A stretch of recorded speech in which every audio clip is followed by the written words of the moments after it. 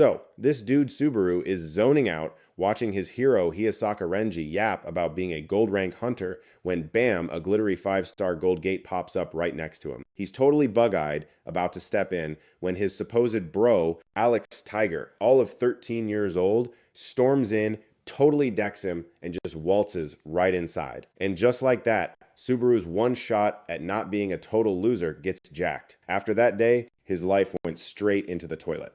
Alex pops out of the gate, and suddenly he's the youngest gold rank hunter in Japan, like, ever. He's blowing up, girls are all over him, and he's basically swimming in cash. Meanwhile, Subaru's living like a cockroach. At school, his snake of a brother and his goon squad bully him so bad he literally wets himself. At home, he's crashing in a shed that's basically a roach motel. It's an oven in the summer and an icebox in the winter. His own parents and his garbage brother make him work like a dog 24/7. And sometimes they treat him like their personal puppy, ordering him around nonstop, like forcing him to go on a soda run in the middle of the night. Subaru's too much of a pushover to fight back. He just has to eat it, grab the cash, they chuck at his head, and bounce. So he's shuffling down the street, totally bummed, and just thinking about his whole pathetic existence. He pictures his brother's smug face and just feels hopeless. Realizing he's still this weak little nothing who has to grovel for cash to run errands, he's just like, ugh, can I just not exist anymore? Subaru's replaying that lame memory.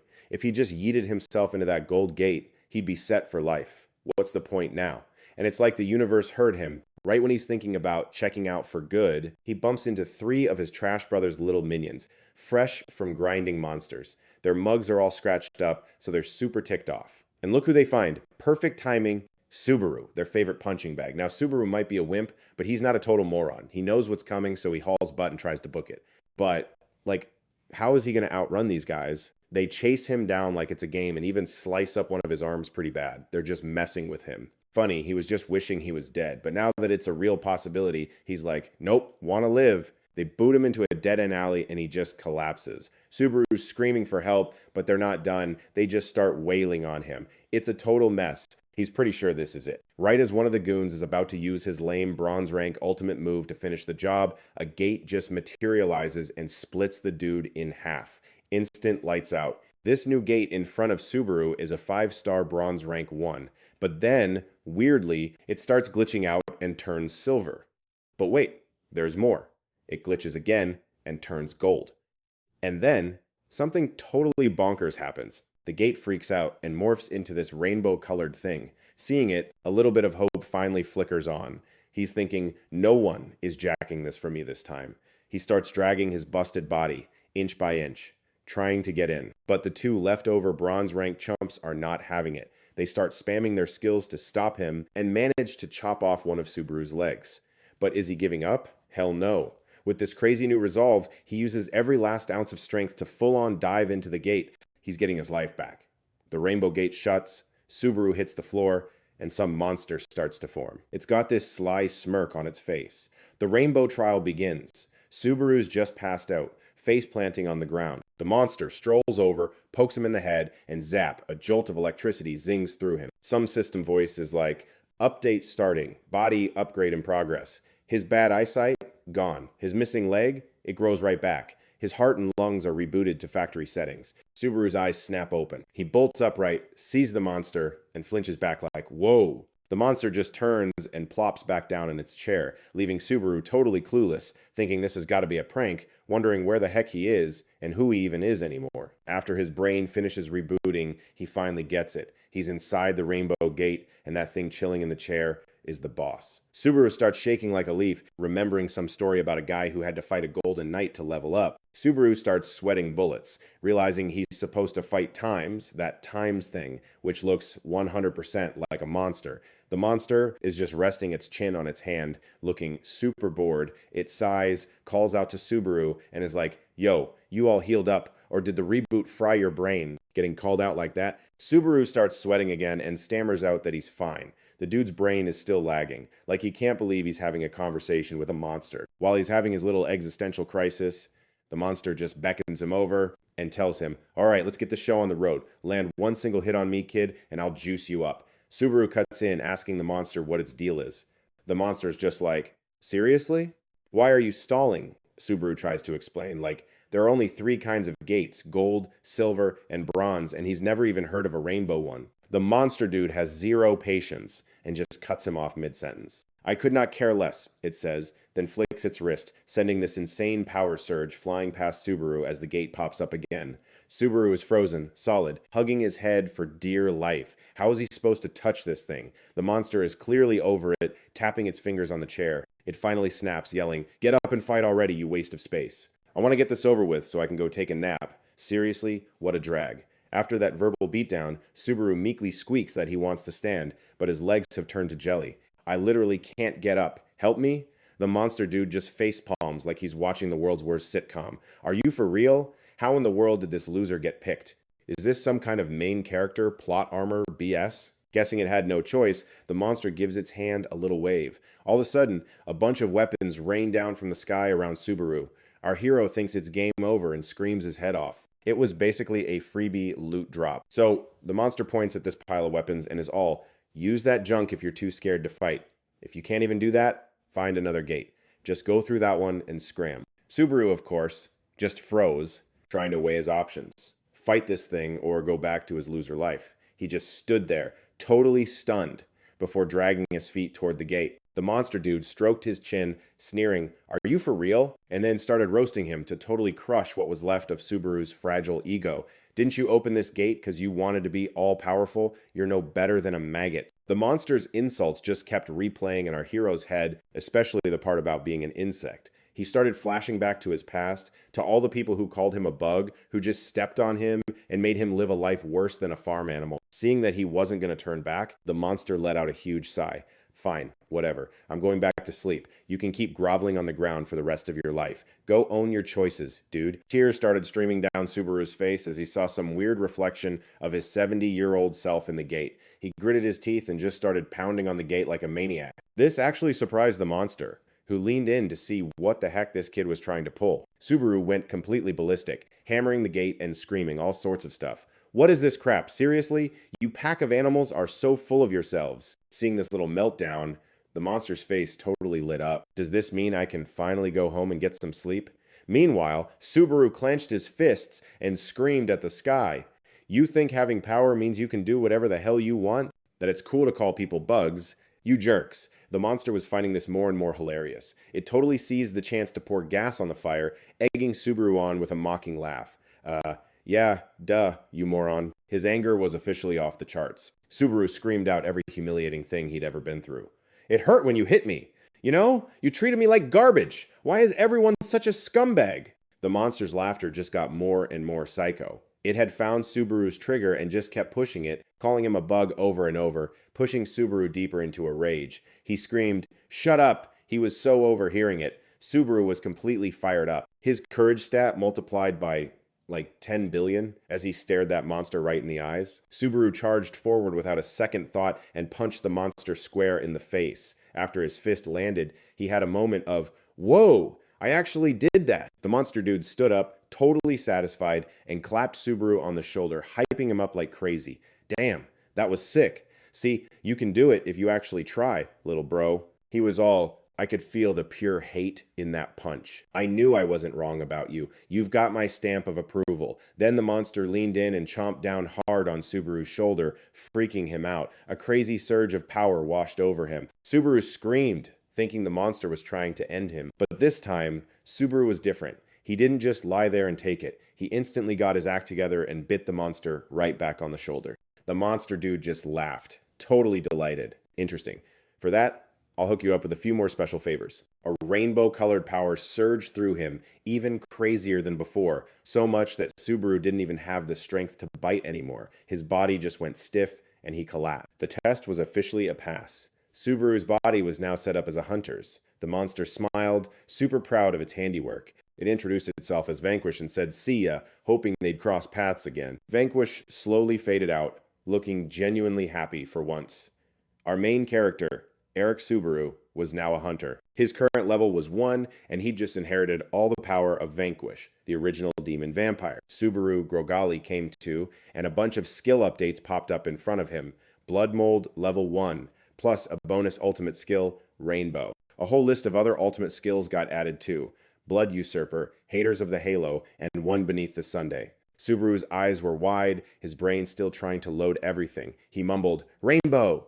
Then the notification window switched to an alert. The trial gate was disappearing. Subaru tensed up when he saw the message, "Must exit the gate within 30 seconds. Yeah, right, he thought.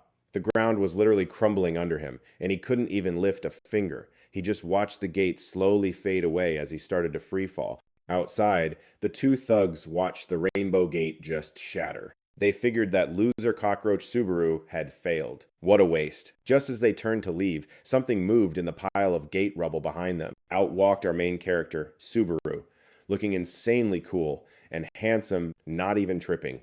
The two thugs were stunned by his new look, grinding their teeth in frustration. That bug actually became a hunter. The two of them started yelling at Subaru, asking if he'd really become a hunter. Subaru was still dazed, not totally back in reality yet. He vaguely remembered getting powers from Vanquish. Before Subaru could say a word, the two thugs swung their swords at him, but he wasn't the same useless bug he used to be. Like he was on autopilot, he dodged the guy's attack with zero effort. He quickly held up a hand, telling them to hold on a sec. The thug, however, was a total jerk, trying to play the victim after starting the fight and demanding to know why Subaru dared to steal his gate. Subaru was confused. That gate was his to begin with. The thug swung his sword again, not letting up. But in Subaru's eyes, his moves were as slow as a crawling snail. Subaru ducked, effortlessly dodging the guy's slash. He could now see every single one of the guy's moves before he even made them. No matter how many times he swung, Subaru dodged every last one. The other thug's jaw hit the floor.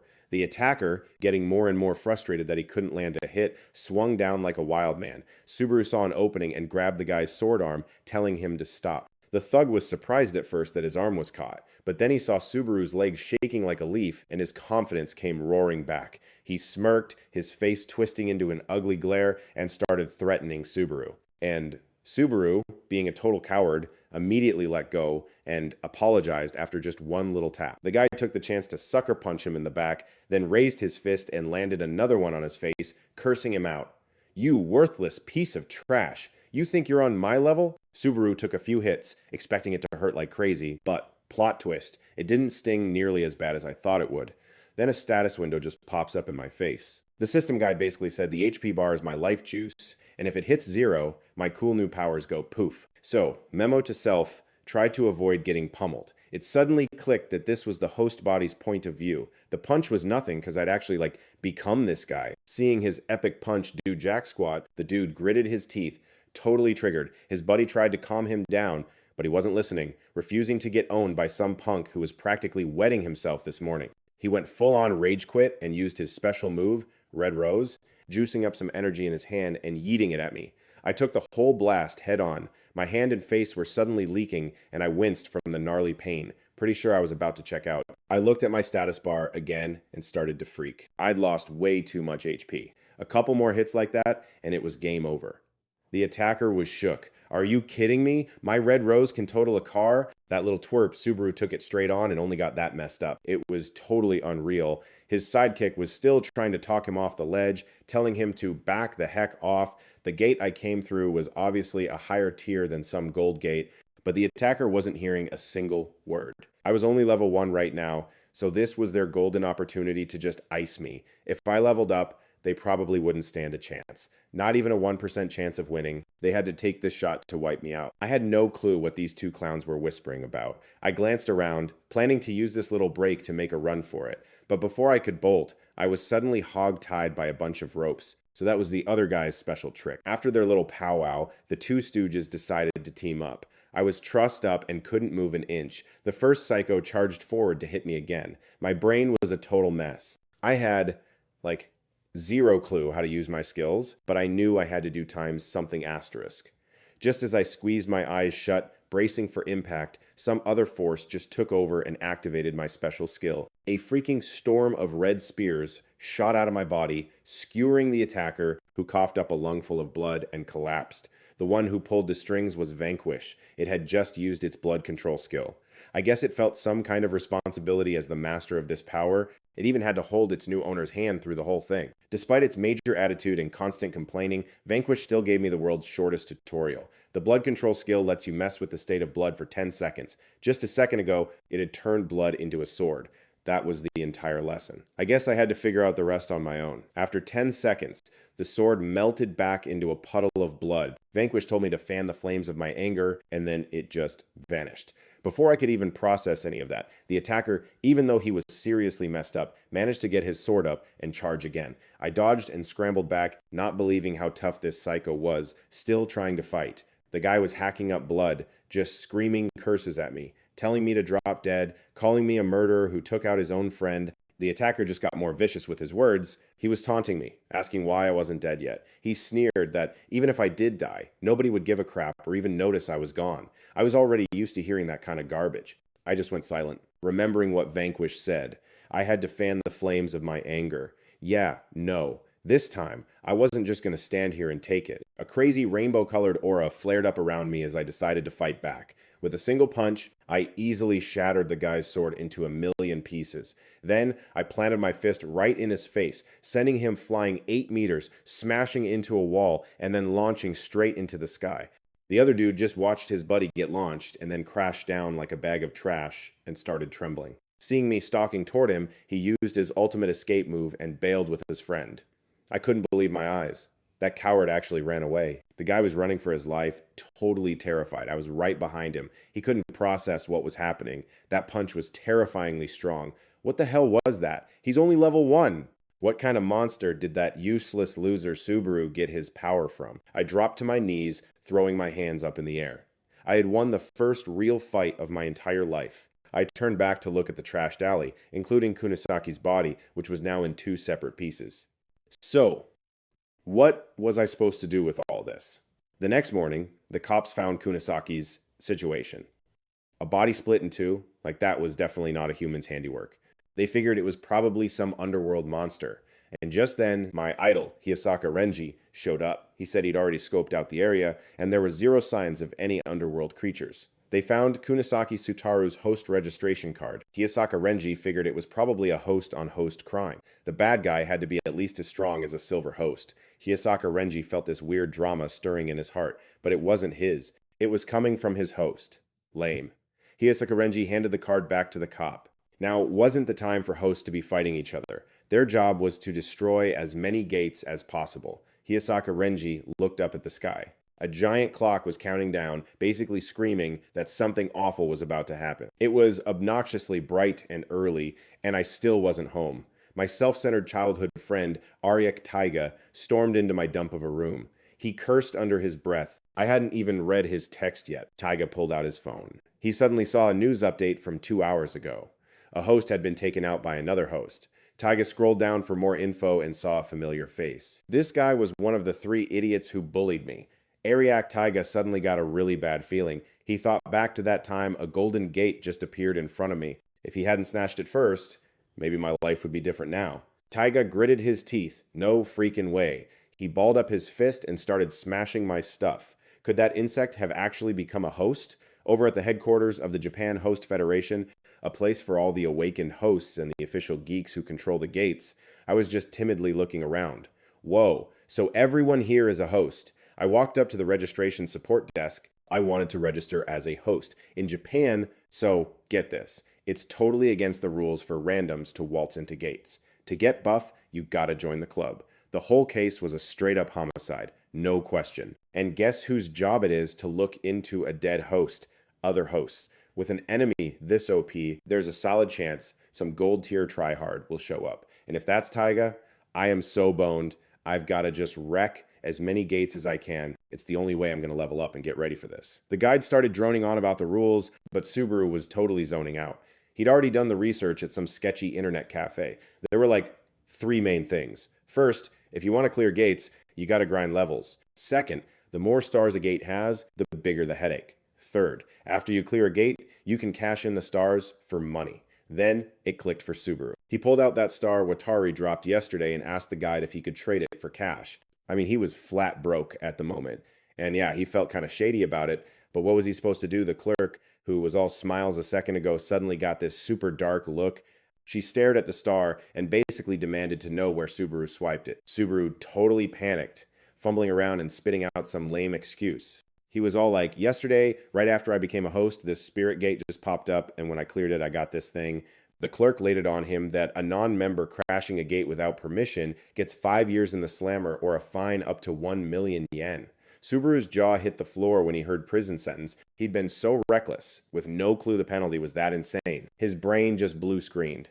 What was he even going to do? Meanwhile, Subaru's absolute jerk of a cousin, Taiga, was swaggering down the street. He was on his way to the police station to ask about the host who got iced yesterday. Back to Subaru, who somehow managed to swap the star for cash. Normally, a non-member clearing a gate is a super serious offense, but this time, the clerk just looked the other way and let it go so he didn't get busted. After he cashed it in, he was floored by the amount he got. He couldn't believe a god host could rake in this much dough. 1 star was worth 1 million yen, but 5 stars? That was over 100 million. To him, this felt totally unreal. Subaru had literally put his life on the line for this.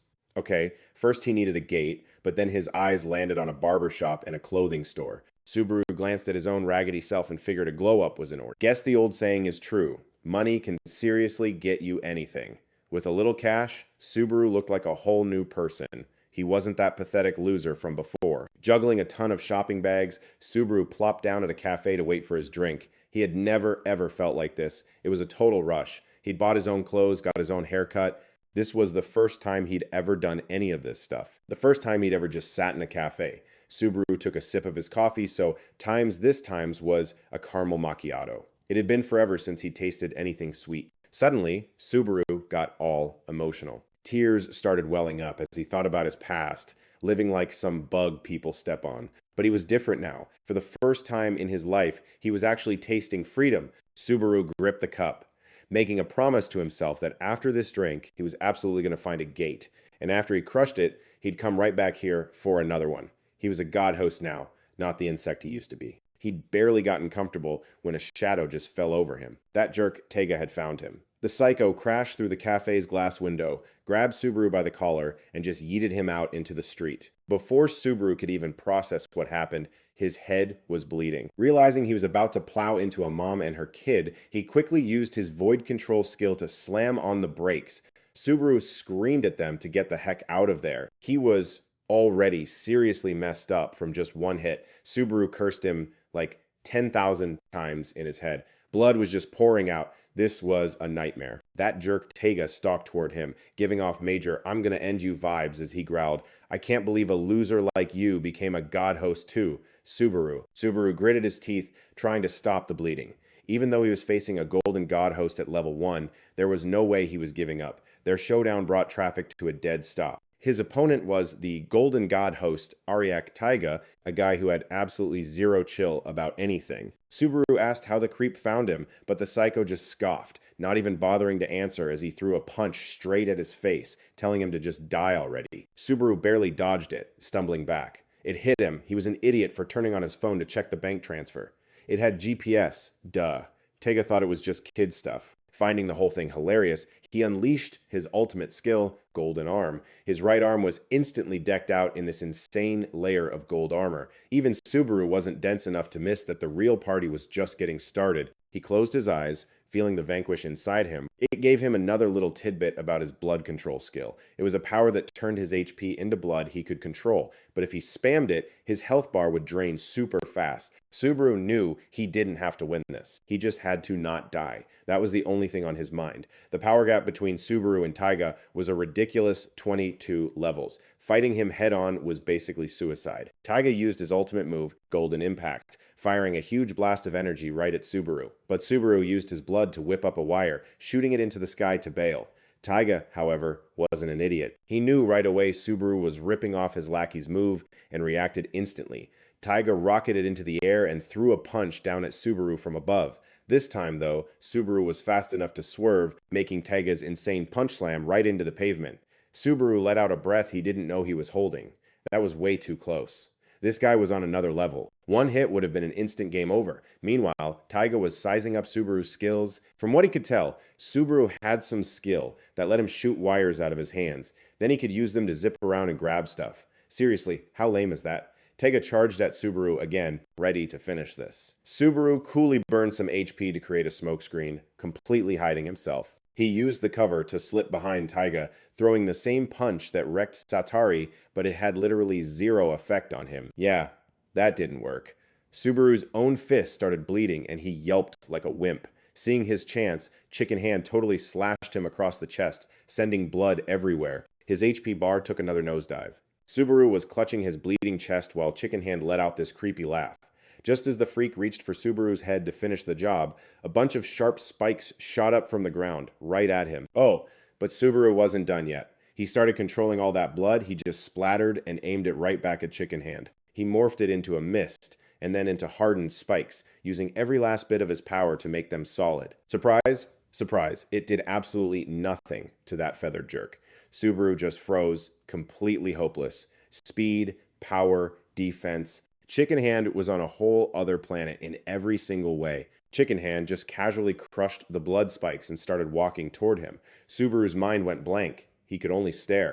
He even popped his core ability on the verge of getting wiped. But no matter how many ults he used, he still couldn't even touch Chicken Hand. Subaru watched as that claw came for his face. It knew it couldn't let Subaru walk away. He'd be a massive pain if he leveled up. It had to take him off the board now. No do-overs. Subaru watched the fist fly at him. Chicken Fist threw a haymaker, sending him flying, but plot twist, Subaru actually blocked it. He burned almost all his HP to create this weird, soft, sticky goo to stop the punch. He basically made a slime airbag to absorb the impact. That gooey stuff latched onto Chicken Fist's hand and started spreading.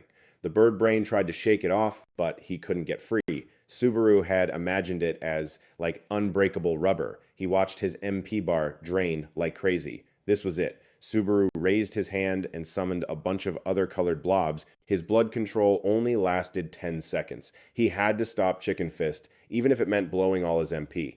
Those colored blobs splatted onto the guy, freezing him in place. He was furious, but there was zip he could do. He just had to stand there looking like a total idiot. While Chicken Fist was left standing there having a meltdown, Subaru booked it. The goal was simple: survive. 10 seconds were up. The blood control wore off, turning back into regular blood. Chicken Fist tried to give chase, but Subaru popped a smokescreen, totally disorienting him. Chicken Fist gritted his teeth, so mad he'd been played by Subaru. Just as he was about to chase him down anyway, he was suddenly blocked. The new arrivals were Hiroshaka Renji, along with Udu and Sakashima. At that point, he realized he'd probably gone a little too far. But give up? No way. He had to go after Subaru. But before he could even finish the thought, chains wrapped around him from behind. Chicken Fist broke out in a cold sweat. No freaking way. Why were all the Golden Clan heads here? Hiroshaka Renji put his sword to Chicken Fist's neck to get him to chill out. He gritted his teeth. The whole tough guy act was over. Meanwhile, after Subaru got away, he ran for his life and finally crashed on some rooftop. He'd actually escaped. Subaru clenched his jaw. He couldn't even put a scratch on that thing. If it found him again, he was totally done for. Subaru looked down at his shredded clothes. He'd just bought them too. All his other outfits were back at the coffee shop. Subaru sat on the rooftop. Well, shopping was fun, he muttered. He made a vow to get his freedom back. He had to fight. No way was he going back to his old miserable life. He was going to get stronger. At some gate, some girl was arguing with a group of dudes. She was pointing at the gate, insisting she called dibs. You're supposed to make a reservation, right? The other group wasn't trying to hear it. They didn't give a crap about reservations. Like, one girl was going to stop them. They figured it was best for her to just scram and hand over the gate. But this girl was no pushover. She looked way too confident as she cracked her knuckles and got into a fighting stance. Turns out she was the Bronze Clan head, Amamiza Suzaka. One minute she was acting all tough, the next she was getting absolutely wrecked by the group. Even they were like, for real? How can someone this weak be so cocky? It was a straight up miracle. She was still conscious. Amamiza Suzaka was only level 8 while the other team was level 13. Of course she couldn't win. Those guys didn't hold back on the trash talk either, telling her she'd need to be way stronger to even have a prayer.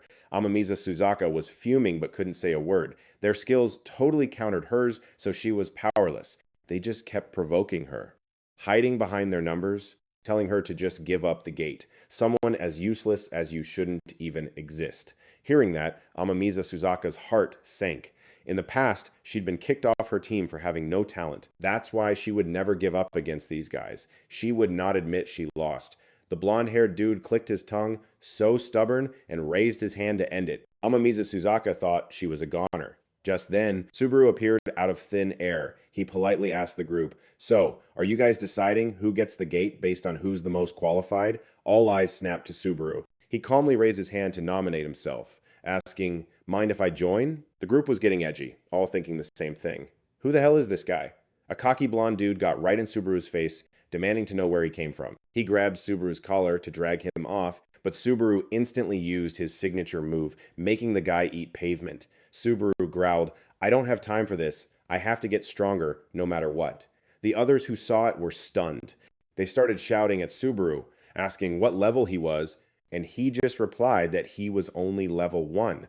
The group didn't believe him for a second.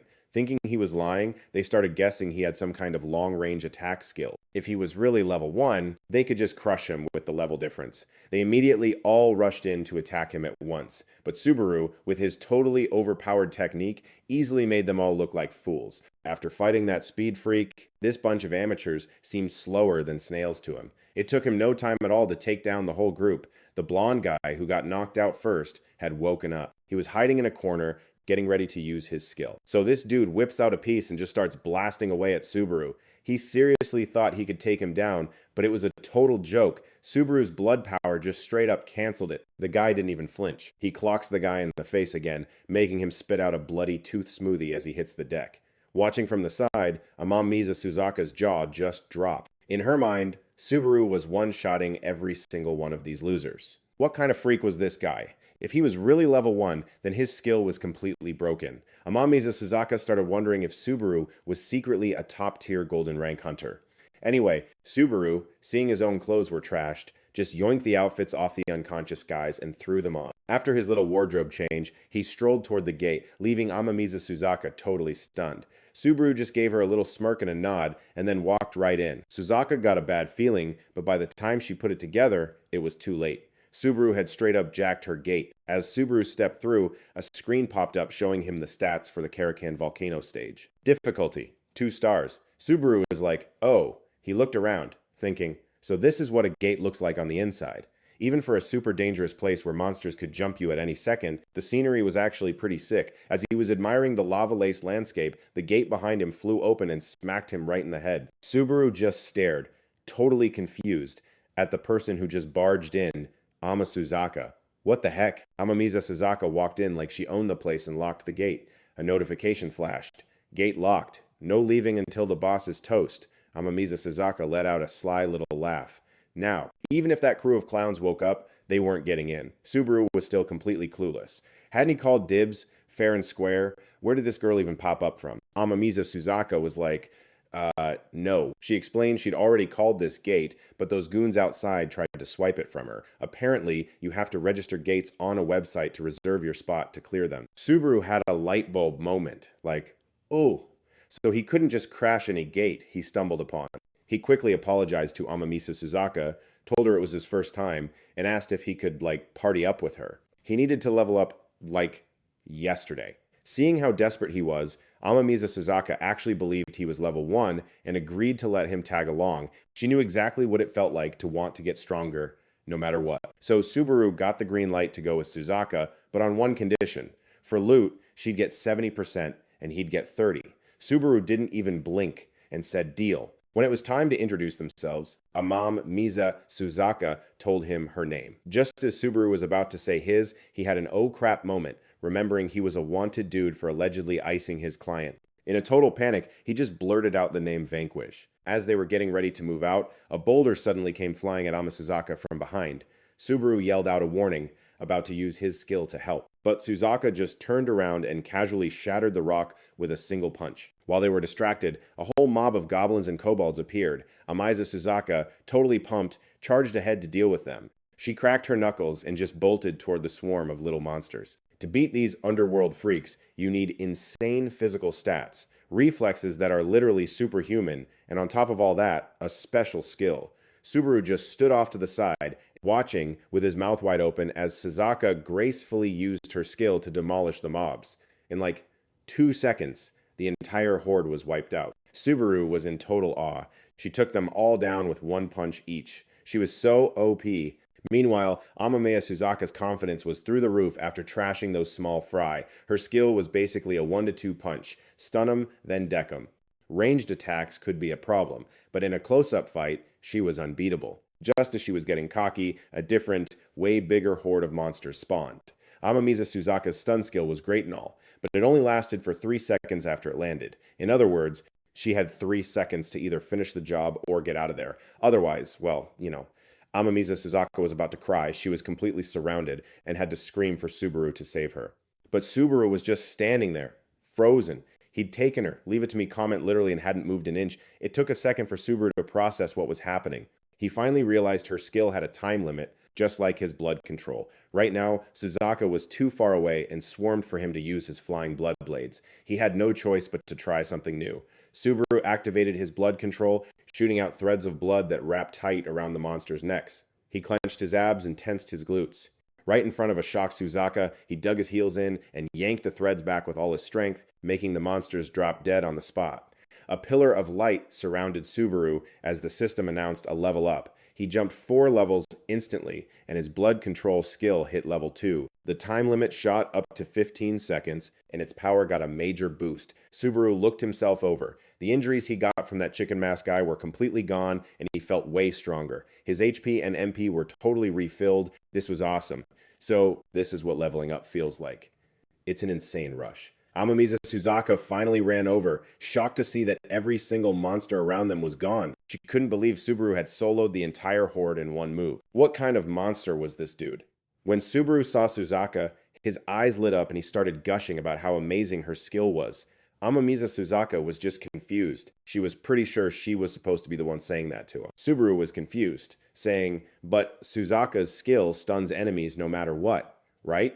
Suzaka had to clarify. "Well, yeah, but it only works on opponents who are at least 3 levels weaker than me. If they're stronger, the stun lasts for less than 3 seconds." Subaru thought about it and said, "If that's the case, in a one-on-one fight, couldn't you just keep using your skill every 3 seconds and be literally invincible?" Amamiza Suzaka froze for a second before the realization hit her, like she just unlocked a cheat code or something. Subaru just pointed at some leftover mobs on the cliff. Suzaka, totally full of herself now, was like, "I got this," and charged the cliff. So Suzaka tries the trick Subaru showed her. Punch for the stun, wait 3 seconds, then bam, another punch. And what do you know? The monster was totally frozen, just like he said. Suzaka just kept spamming that combo and finally smoked the thing. She was totally beaming, eyes all sparkly. Then she got all hyped up, screaming at the other mobs to bring it. Watching from the sidelines, Subaru was pretty stoked too. Looked like Suzaka could handle herself now, so he had other business to deal with. While Amami Suzaka was just vibing and farming monsters, a boss alert popped up out of nowhere. She whipped around to yell for Subaru, but he was already staring down 2 bosses, a level 17 and a level 12. Subaru didn't even flinch. He just told Suzaka to clean up the trash mobs, saying he's got this. Then all heck broke loose, with them battling from the ground up into the sky. The level 12 wolf was swiping like crazy, but Subaru was just batting its claws away. Meanwhile, the other boss, some level 17 goblin, was just chillin' on the wolf's back, waiting for its moment, and then it unleashed its special, a level 2 verdant arrow. A whole storm of green arrows came flying at Subaru from all over. He popped Blood Void real quick, wrapping himself in a defensive bubble. The arrow storm just smashed into the sphere, making it explode with a massive bang. Subaru went into a freefall. Man, these two were no joke. If his Blood Void wasn't at level 2, he'd have been totally wrecked. So times this, times as a boss. Their skills are just insane. Suzaka was just watching from the side, totally freaking out. The fight was way too wild for her to jump in. Her special move was basically useless because the level gap was a joke. She had to take out these little guys first. Meanwhile, Subaru tried his Blood Void skill again, making a bunch of blood javelins and chucking them at the 2 bosses, but it did jack squat. The wolf just shrugged it off and pounced while the goblin kept peppering him with arrows. Subaru had no choice but to block that arrow storm. He tried to fight back while defending, but they weren't even phased. The giant wolf got in close, dodging his moves like it was nothing. And that goblin leader was a total pro with its ranged attacks. He couldn't find a single opening. He couldn't even trap him with his blood tendrils. Before he could even blink, the goblin fired off its special again. This time, it was a level 3 arrow that blasted right through Subaru's shield and ripped a hole in his shoulder. Subaru gritted his teeth. Man, that had to hurt. A times second times special skill, his blood shield couldn't stop it. It played him perfectly. This boss was the real deal. That whole arrow storm was just bait, and he totally fell for it. Subaru grabbed his arm and dropped to one knee. The goblin lined up another shot. Right as the arrow was about to fly, Amami Suzaka came out of nowhere and just decked the wolf in the face, making the goblin totally lose its balance. Subaru's jaw hit the floor when he saw the wolf get stunned. Wait, wasn't that special move only supposed to work on enemies within like a 3-level difference? The wolf just face planted. Subaru looked back and saw the whole path was clear. Amami Suzaka had hit level 9. Her timing was perfect, dropping another punch after 3 seconds to keep the wolf stun locked. The goblin, seeing things were going south, bailed off the wolf and shot into the air. Suzaka saw that and started sweating bullets, but she kept her eyes on him. Subaru got back on his feet, all slow-like. He turned his blood into rubber, wrapping it super tight around the wolf's head. Then he launched himself up, made his blood a rope, and yanked back with everything he had, and boom, wolf down. He hit level 6. Full restore on his body, HP, and MP. Subaru started plotting a massive close-range hit. Then he remembered Tega's ultimate move, that giant golden fist. Subaru was like, yeah, I'm gonna copy that. He made a fist out of his blood, totally obliterated the goblin's level 3 arrow, and took it down too. Just like that, Subaru hit level 9. His blood control skill also dinged to level 3, stretching its duration to 20 seconds. The Karakan Volcano Dungeon, a 2-star pain in the neck, was officially cleared. Eric Subaru jumped to level 9, and his stats got a major boost. Outside, that crew from earlier was just hanging around. The dude whose jacket Subaru swiped was sneezing his head off. He was freezing his butt off, swearing he was going to destroy whoever stole his coat. The blonde guy couldn't care less. He was just obsessed with the gate clear stats. The clear time flashed up on the gate. The rest of the crew started sweating when they saw it. A 2-star gate usually takes like 2 hours to clear, but those two did it in 15 minutes. No freaking way. And right then, Subaru and Suzaka strolled out of the gate. The crew immediately swarmed them, still not believing 2 people could clear the gate that fast. Just then, a notification window popped up, confirming the Karakan volcano was cleared. The remaining time would be added to the clock. Instantly, the time got zapped up to this giant clock in the sky. It was this massive thing you could see from literally anywhere on the planet. Basically, all life gets wiped when the timer hits 0. The only way to stop it is to clear gates and use the leftover time to top it off. Subaru finally got it. This is why the gods were always fighting. The orange-haired dude was just standing there, completely stunned. His jaw was on the floor. Those two actually pulled it off. A 2-star gate is supposed to be for a level 10 god or higher, but they trashed it with just 2 people, a level 1 dude and a level 8 girl. He was totally lost in his head when Subaru walked right up to him, making him jump. Subaru was like, "Hey, sorry I ripped your jacket. I'll pay you back."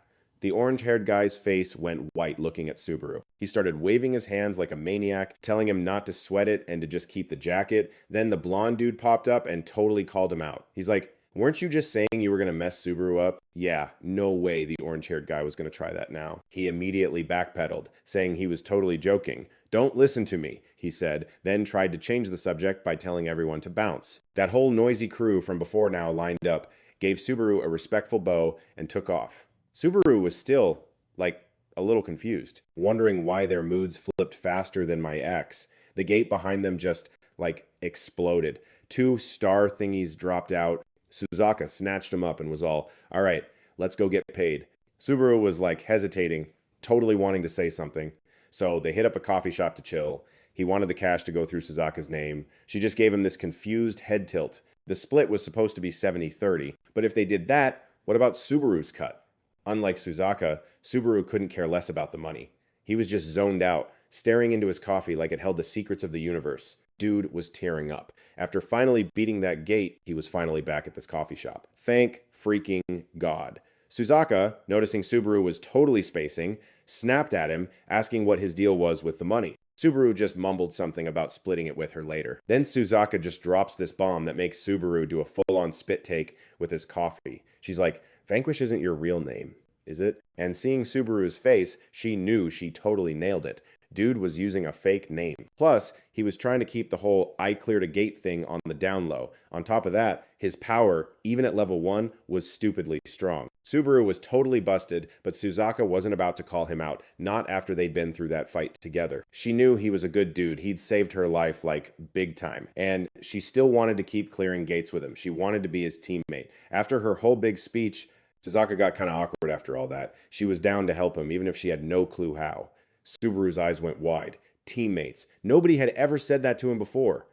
Ever. And then Subaru just felt this insane rush of happiness. It was like this warm, fuzzy feeling took over. He squeezed the water bottle in his hand and seriously thanked Suzaka from the bottom of his heart. She'd helped him out a ton. And if she was for real about being his teammate, he'd be stoked. So Subaru decided to just spill everything. His real name, his backstory, all the crazy crap that went down in the last 2 days. After hearing Subaru's whole life story, Suzaka's mind was completely blown. Who knew his situation was even more of a dumpster fire than she thought? A rainbow gate and then he's framed for an assassination? Suzaka couldn't wrap her head around Subaru being Ariak, Tega's older brother.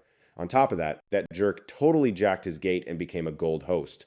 What an absolute tool. Suzaka was getting more and more pissed. She asked if Subaru wanted to get strong enough to wreck that loser Tega. Subaru just kind of scratched his head. His life was on the line, so yeah, getting stronger was the main goal.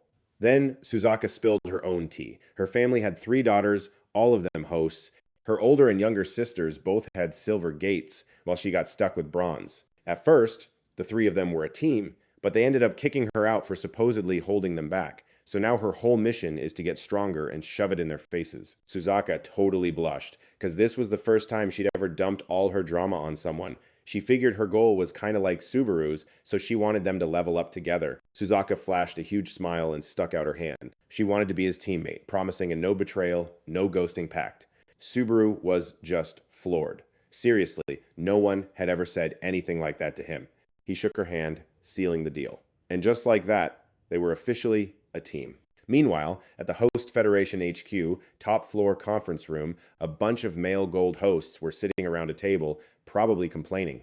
Now that they'd put Ariak Tega on ice, they were the only gold hosts left who could actually do anything. The rest of the hosts didn't seem too worried. 6 of them, totally fine. Without that clown Tega, everything would be chill. Besides, everyone hated that guy's smug attitude anyway. The other hosts were all nodding along. But here's the catch. Besides 4-star gates, only gold hosts can handle the 5-star ones, and they were seriously short-staffed for those nightmare-level gates. This Hiyasaka Renji guy suggested beefing up their numbers until Tega was off his timeout. He also wanted to call in the silver host squads to help with the 5-star missions. This host, Tsukushima Ryu, was totally shocked by the idea. Silver rank? Seriously, dude? Another host, Udo Ryu, was stroking his chin, doing the math. 10 people over level 30 could probably pull it off. Right now, there were 7 5-star gates that needed to be shut down, like yesterday. As for the 4-star gate mission in Miro City, they decided to dump that on Team Julieta with their average level of 31. This crew was led by some drama queen prince, Hijaki Juleta, who was level 38. After clearing their gate, Subaru and Suzaka walked right past Juleta's whole posse. I mean, for the top silver-ranked team, they looked pretty legit with their numbers and power, but whatever. None of that was their problem. Subaru and Suzaka were amped to go take on another 2-star gate in Miro City. It was a gate called the Soldier's Armory. The 2 of them stepped inside, and what greeted them? A super-duper long staircase going straight down.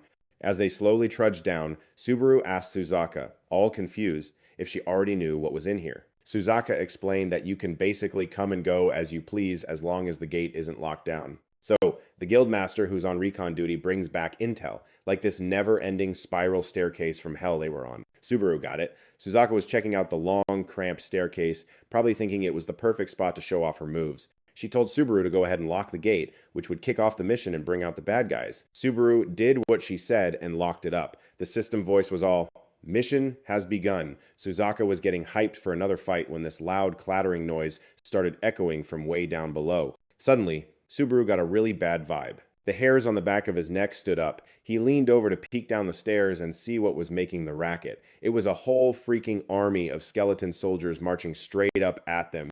Seeing how many there were, even Suzaka got the creeps. Isn't this like way too many? One bony dude took advantage of her being distracted and swung its sword at her.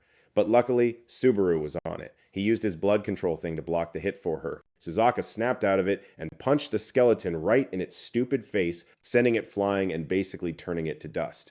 But they couldn't chill just yet. Another wave was charging right at them. These things had to be level 10 or higher, and they had to take out every last one to get out of there. So, they teamed up with Subaru on defense and Suzaka on a full-blown assault. This cramped hallway should have been Suzaka's playground, but damn, there were just way too many of these boneheads. Plus, that super creepy vibe from downstairs was giving him the major heebie-jeebies. It was way more terrifying than that goblin chump from before. The skeletons were dropping like flies, but even Suzaka was running out of steam. She was totally gasping for air. Seeing things were going south, Subaru was like, yo, let's tag team this so you don't pass out. Suzaka just gave him a look like he'd grown a second head.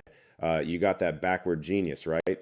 If you level up inside a gate, you get a full-on health and magic refresh. The real strat is to just go nuts until you ding. So Suzaka was basically chilling with a cool 10,000 health points ready for round 2. That totally pumped Subaru up too. Taking Suzaka's go hard or go home advice, he unleashed his blood control, whipping up this gnarly frozen blood wave that trapped all the bony losers. Suzaka was cracking up watching the skeleton squirm in the blood. His signature move was still totally epic. Subaru was totally winded and yelled, "Dude, hurry up, I can't hold this forever." Suzaka's eyes lit up as she went all parkour on their skulls. She went full on blur mode, wrecking as many as she could, and bam, she hit level 15. She even left a few for Subaru. He got the hint and used his own move to shatter the rest of the frozen freaks, sending them packing. He dinged to level 16 too. Suzaka was just like speechless. Subaru was even more of a psycho than she thought. Like, even the devil would be like, whoa, dude, chill. Suddenly, some not-so-dead skeleton tried to jump Suzaka from behind, but that bonehead got instantly sniped by Subaru's blood arrow. Subaru was all, "Hey, don't get cocky." Suzaka just looked super bummed at her screw-up. The two kept going deeper, trashing more and more mobs. But that nasty feeling in Subaru's stomach just wouldn't quit. That pressure from downstairs was getting seriously intense. By the time they hit the bottom of the stairs, Subaru had reached level 19, and Suzaka was level 20. And there it was, the final boss. Some skeleton queen in a busted-up dress and a crown, Queen Judith, level 29. Great. Its eyes snapped open, and it just started swinging this whip like a maniac. One crack of that thing, and the whole cave felt like it was going to come down on them. Subaru threw up a blood shield to save their butts. He figured this boss was all about ranged attacks with a totally unpredictable pattern. Just like Suzaka called it, they were so screwed. Subaru just ground his teeth, totally pissed. He was still trying to figure out if this boss was the source of that nightmare fuel vibe he'd been getting. The boss whipped again, so fast it left like a dozen after images. They both bailed, and Suzaka looked like she was about to have a full-on panic attack. She turned to Subaru like, "Okay, genius, what's the plan now? Because even if we get in close, we're gonna get shredded." Subaru was quiet, just running the numbers in his head. Looked like the boss's whip attack drained its MP. But he was like, "Does it stop when it's out of juice, unlike my blood thing?" If that's the case, this move totally wrecks Suzaka's whole deal. Her teleporty thing is useless if the level difference is this insane. It'd be way better to just use blood control for both offense and defense. But then Suzaka wouldn't get any XP from this fight, which sucks. He remembered Suzaka saying they were friends and would never ditch each other, and it kinda got to him. Subaru yelled at Suzaka, "I'll block the whips while you go to town on it until you feel like stopping." Suzaka had no clue what his deal was, but she was like, "Whatever, let's do it." Subaru cranked his blood control, making it super thick, like 100% viscosity. The monster totally knew he was pulling something sketchy. It swung its arm and cracked its whip right at the blob of blood he just made. The blood blob just split and latched onto the monster, totally gumming up its moves. Subaru turned and was like, "Go now." She didn't hesitate, just rushed in and started wailing on the monster's face. If Suzaka wanted to actually get experience points, her health had to drop by at least 20%. Guess being a divine class tank and healer means you gotta work extra hard to get stronger. Lame. Subaru was watching the clock. He yelled, 5 seconds till my blood thing gives out." Suzaka got it and backed off. Right on cue, the monster broke free and started trying to whip her into next week again. But she was protected by Subaru's blood shield, so she came back totally fine. They were gearing up for another go when this voice just boomed out of the monster. It growled, asking Subaru, "Who gave you that power?" He was totally thrown like, did I just hear that right? The monster talking just proved Subaru wasn't going crazy. The skull started muttering to itself. That person wouldn't give power to some sinner. Subaru put 2 and 2 together real fast. It had to be talking about Vanquish. He piped up, telling the skull, "Yo, if you want to chat, maybe chill out for a sec. What's the fire?" But the skull wasn't listening. It went totally ballistic, ripping itself apart and starting to morph. This was a boss's ultimate move. It was burning all its MP to change forms. The skull started powering up its ultimate. Subaru wrapped them both in a bubble of blood. The skull was just spamming whips while it was changing, and it was making his blood shield sizzle and steam away. If he didn't keep pumping more blood into it, they were going to be toast. He watched his MP bar draining and had no idea what to do. At this rate, he'd be running on empty in no time. And worse, Suzaka was right behind him, counting on him. Subaru just clenched his jaw, turned the blood bubble into a shield, and charged forward. The skull raised its hand to swat him, but it was way too slow. Subaru morphed the shield into a spear and ran the skull right through, popping its head clean off. The skull started to fade out. Even as it died, it looked totally shocked that it lost. Subaru beat the boss and hit level 20, but even with the win, he didn't feel good about it at all. That last boss, it seemed to know about Vanquish, but he had to take it out anyway. No choice. He started wondering if all the gate bosses were some kind of demons from the underworld. When Suzaka saw Subaru win, she was literally jumping up and down. Turns out, she hid behind him at the last second and managed to level up to 21. Subaru was actually pretty stoked that Suzaka leveled up too. He figured, hey, mission accomplished, they were officially stronger. Note to self, next time I see that boss, I'm going to ask it for directions. Suzaka was all like, we totally wrecked that thing. But then, crickets. No gates open message. And yeah, I started to freak out. So, were we like trapped in here forever? Even Suzaka was clueless, which is a first. Then, bam! This psycho rainbow gate pops up behind me. I swear I got whiplash. And Suzaka looked like she'd seen a ghost. Turns out she's never seen a rainbow gate before. She was all hyped like, dude, your second gate. I'm just thinking, isn't this a little much? Gates popping up like zits. But of course she thought it was awesome. She started rambling about how each gate has its own messed up rules, and you can score new skills if you pass their trials. I was just wondering what the catch was. Like, just because I hit level 20, Suzaka was practically vibrating with excitement. Then she drops this bomb that even the top dog, Saka Renji, has only unlocked 7 of these things. My jaw hit the floor. For real? We're, like, crushing it. At this rate, we're gonna be the baddest duo on the planet, no cap. I stared at my hand. I'd gotten this far with just my blood-bending thing. If I could snag another power this OP, I'd be playing in the big leagues with the gold rankers. Suzaka was like, well, go on, Chop Chop. I snapped out of my daydream, and seeing her all starry-eyed, I don't know, it was kind of sweet. So I turned and grabbed the knob. The second the gate creaked open, my left arm was just gone. And Suzaka got this massive slice right across her. I literally watched my own arm hit the floor, then saw the light go out of Suzaka's eyes. She mumbled some apology before she just crumpled. Forget my arm fountain, I scrambled over to Suzaka, but I barely made it 2 steps before my knees gave out. I looked up and saw this psycho with a sword just chilling in the gate, grinning like he'd just won the lottery. He could not have cared less that he just sliced us up. I was totally frozen. Oh great, it was that feeling again, that I'm so screwed vibe from the very beginning. I crawled the rest of the way to Suzaka, freaking out and holding her with my one good arm, just yelling her name over and over. But nothing. She was out. We were both leaking everywhere. The ghoul in the gate gave this lame-o apology, basically saying if a weak little bug can't take one hit, they don't deserve to be breathing. Jerk. Nobody calls my friend a bug. My whole mood went dark. I got back up, this crazy rainbow energy stuff blasting off me, and suddenly the ghoul looked like he'd found his new favorite toy. I was beyond ticked off. My arm might as well have been a mile away. I didn't even feel it, and the ghoul was totally eating it up. He introduces himself as one of Vanquish's flunkies, the Ghoul Emperor, and he's here to test me. Right. Whatever. I stepped through the gate to deal with this Ghoul Emperor, Vanquish's goon.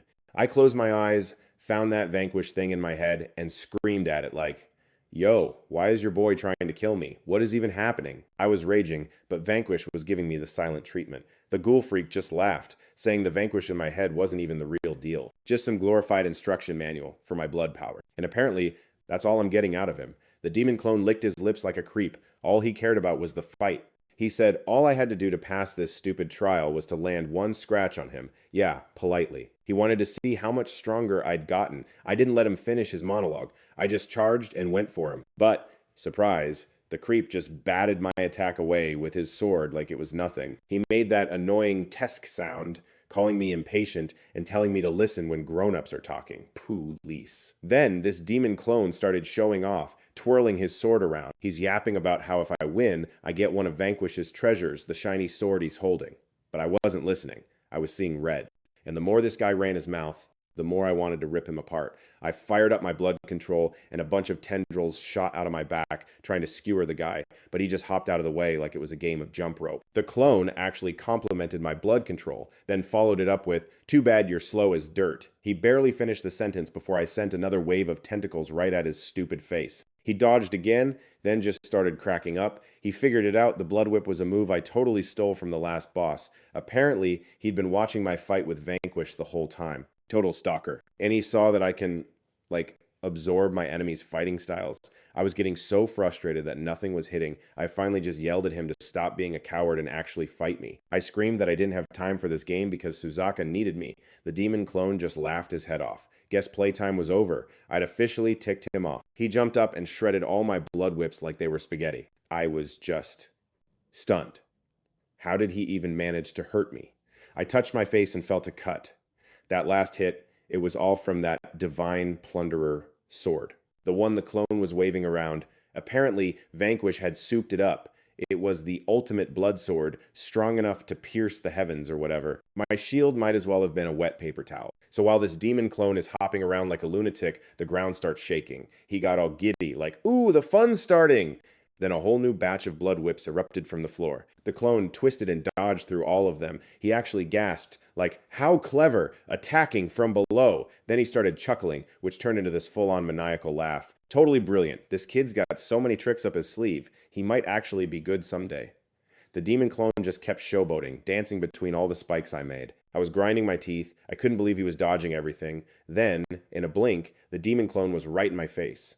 And honestly, he looked just as surprised as I was. He seriously didn't expect this Subaru kid to have any game. Before I could even react, the clone decked me in the stomach so hard I coughed up blood. Then the jerk tosses his sword up and lands another punch that nearly put my lights out. My lookalike clapped his hands, sending me tumbling a good 8 meters. Just then, his divine plunderer sword fell from the sky, and of course, he caught it perfectly. He gave me this smug smirk. "You thought you got a little stronger, so you figured you'd take me on. Huh?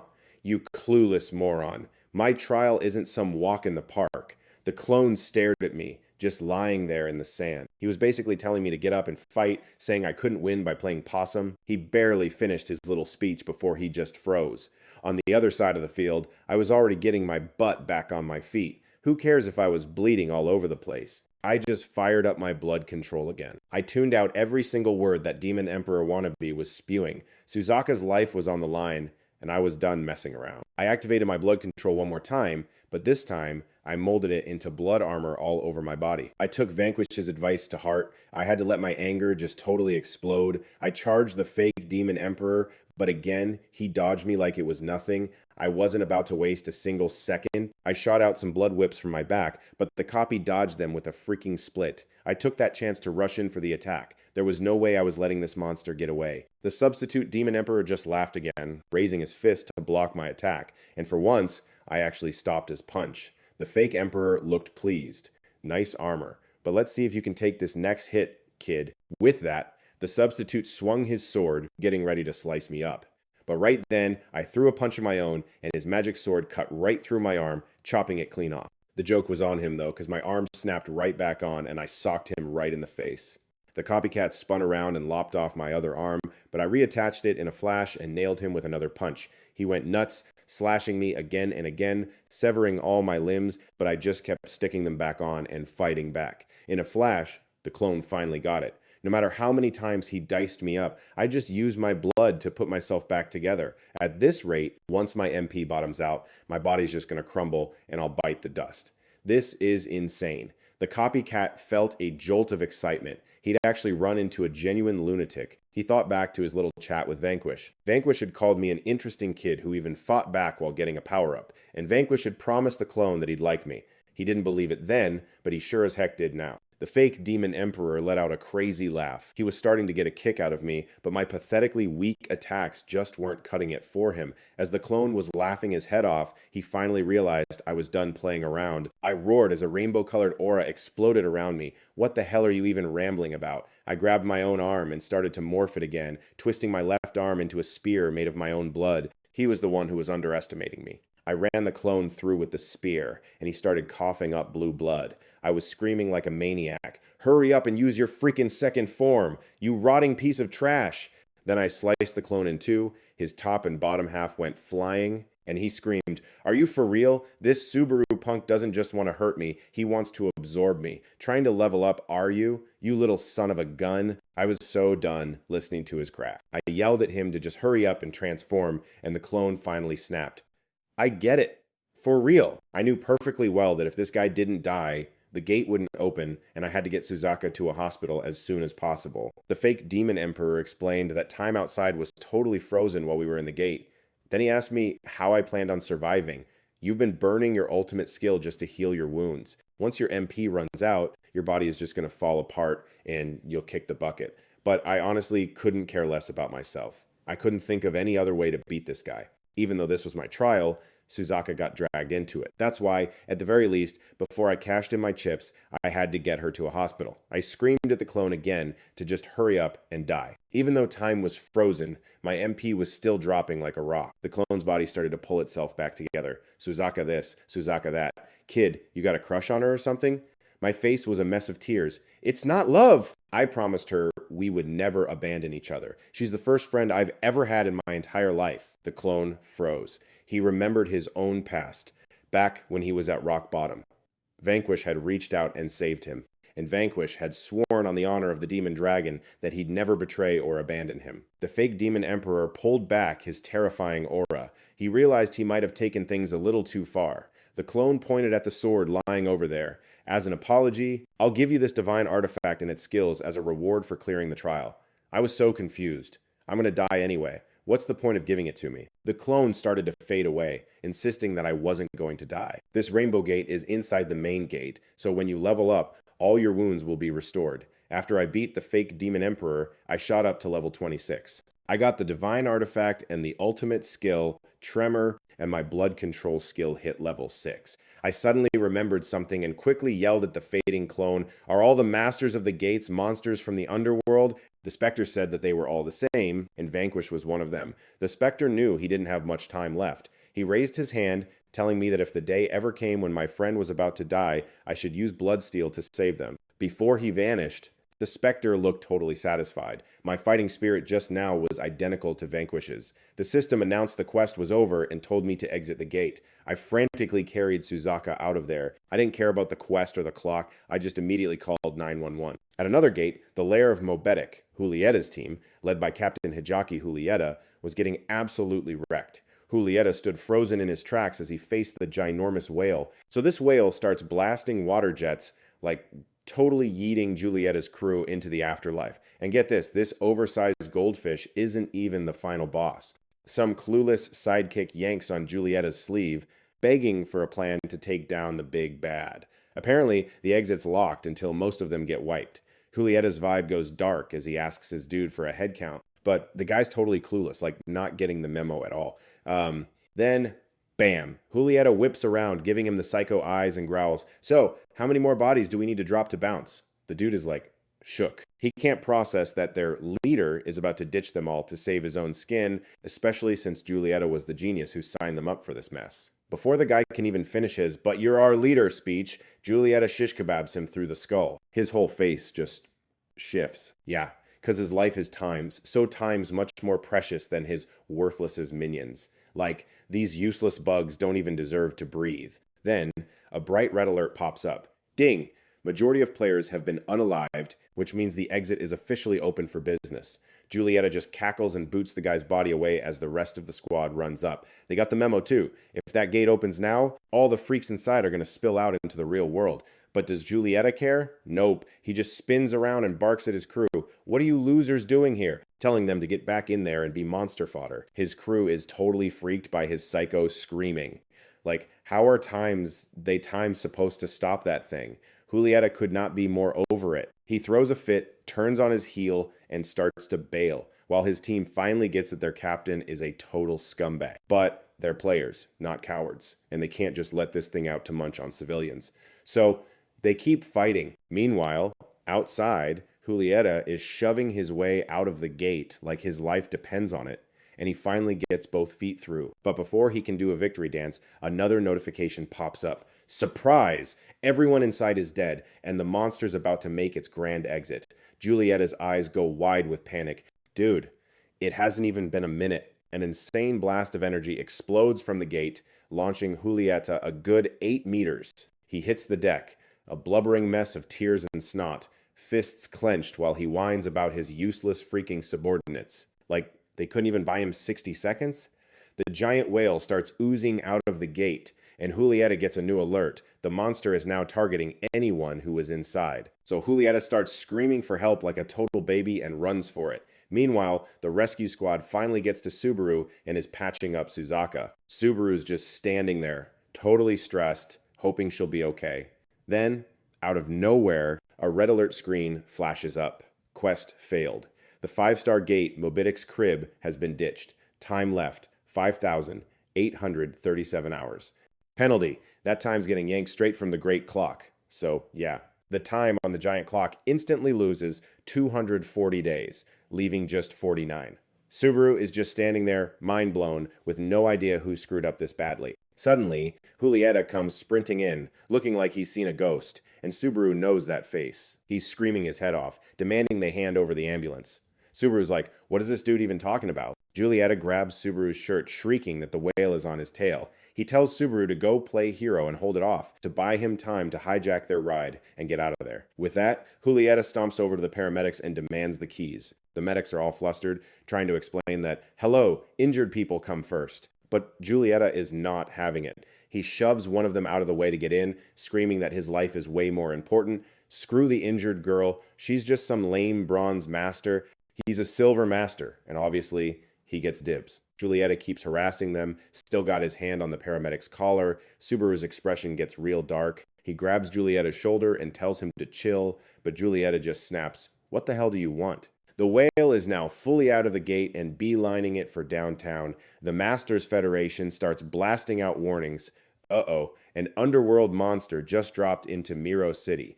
Danger level, a solid 5 stars. An evacuation alert goes out for Meguro City, Setagaya, and Shinagawa City. All residents in these areas are ordered to get to a safe spot like yesterday. Subaru turns to the medical crew and tells them to get going, trusting them to take care of Suzaka. Seeing how intense things were, the paramedics don't argue, quickly getting the patient into the ambulance and peeling out. Julieta, seeing his only ride disappear just like that, starts to totally lose his cool. What the heck do you think you're doing? I'm gonna mess you up. He can't even finish his threat before Subaru activates his ultimate skill, grabbing Julieta's shoulder. You were saying? Bring it on. Yeah, even a total moron could see Julieta was completely owned. A second later, Julieta's all black and blue, hanging upside down from a tree by Subaru. He struggles, but he's not going anywhere. Now Julieta is absolutely terrified of Subaru, and he obediently starts spilling all the details. That whale is targeting him. The monster goes after any master who's been inside the gate. After getting a taste of Subaru's power, Julieta is scared out of his mind. Subaru took him down without even breaking a sweat, and Julieta had never even seen the guy before. Subaru breathes a sigh of relief. This was good. As long as this loser was alive, the whale wouldn't attack anyone else. He also couldn't let it chase after Suzaka. He had to finish this, right here and now. Subaru clenches his fist, making a whip out of blood and smacking Julieta across the face with it. He asks what kind of tricks the whale has. Julieta sings like a canary, saying the whale can regenerate and shoot water jets. He also said it was crazy fast and strong, so they had no choice but to run. The second he finishes talking, the whale spits out a storm of water bubbles. Julieta was so scared he almost wet his pants as giant pillars of water rocketed toward him. Subaru doesn't even flinch. He just works his blood aura, creating a massive Aelia flower that blocks every single water pillar. The columns of water just vaporize in a flash. Julieta's jaw is on the floor. He can't process that Subaru just blocked that attack. A hit like that would tear through any silver rank player's shield. Subaru bends his knees to power up, probably thinking it's a good thing this whale is floating in the air. This was his chance to go all out. Subaru decked himself out in blood armor and shot into the sky, slamming the whale with a blood fist from above. But the hit did, nothing. The whale just got even bigger. Guess it finally noticed the new guy. It opened its massive, nasty maw and let out a world-ending roar, shattering the windows on every single skyscraper nearby. Subaru gritted his teeth. So, this was a 5-star freak show. The power gap was a total joke. His attacks were basically tickles. Subaru figured it was time to break out the new toy. He summoned the Divine Blade. Just then, the whale opened its mouth again, and a whole cluster of creepy eyes popped out from inside. The whale started spamming a barrage of missiles at Subaru. He just gripped the Divine Blade, dumped a third of his MP into it, and sliced through every single missile in one clean shot. Julietta's jaw hit the floor. He actually pushed the whale back. Subaru then did a quick scan of the Divine Blade's user manual. It basically eats your MP to swing. The more juice you pour in, the more swings you get, and the harder it hits. Subaru wondered if he should maybe use less MP. He still had no idea what the sweet spot was.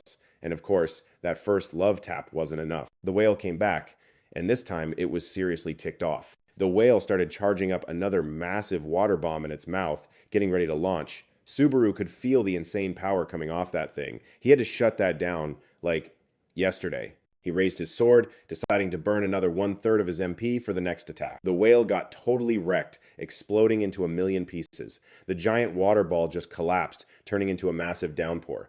After the rain cleared, some cheesy rainbow appeared. The system pinged. Whale defeated. Subaru was soaked to the bone. Julieta, who saw the whole thing, was just frozen stiff. She couldn't wrap her head around how this guy just one-shotted the whale. She was probably thinking, don't tell me he's a new golden ranker. Subaru checked his stats. Just as he figured, taking out a boss outside a gate gave him 0 level ups, but he was glad it didn't cause a ton of damage. Subaru clenched his fists. He had to get to Suzaka right now. Subaru used Blood Flight to make platforms under his feet and just blasted off. He had no clue some old dude with a camera had just recorded the whole epic fight. The guy was freaking out too. He immediately slapped the video on the Bluebird app, promising it was about to blow up on social media.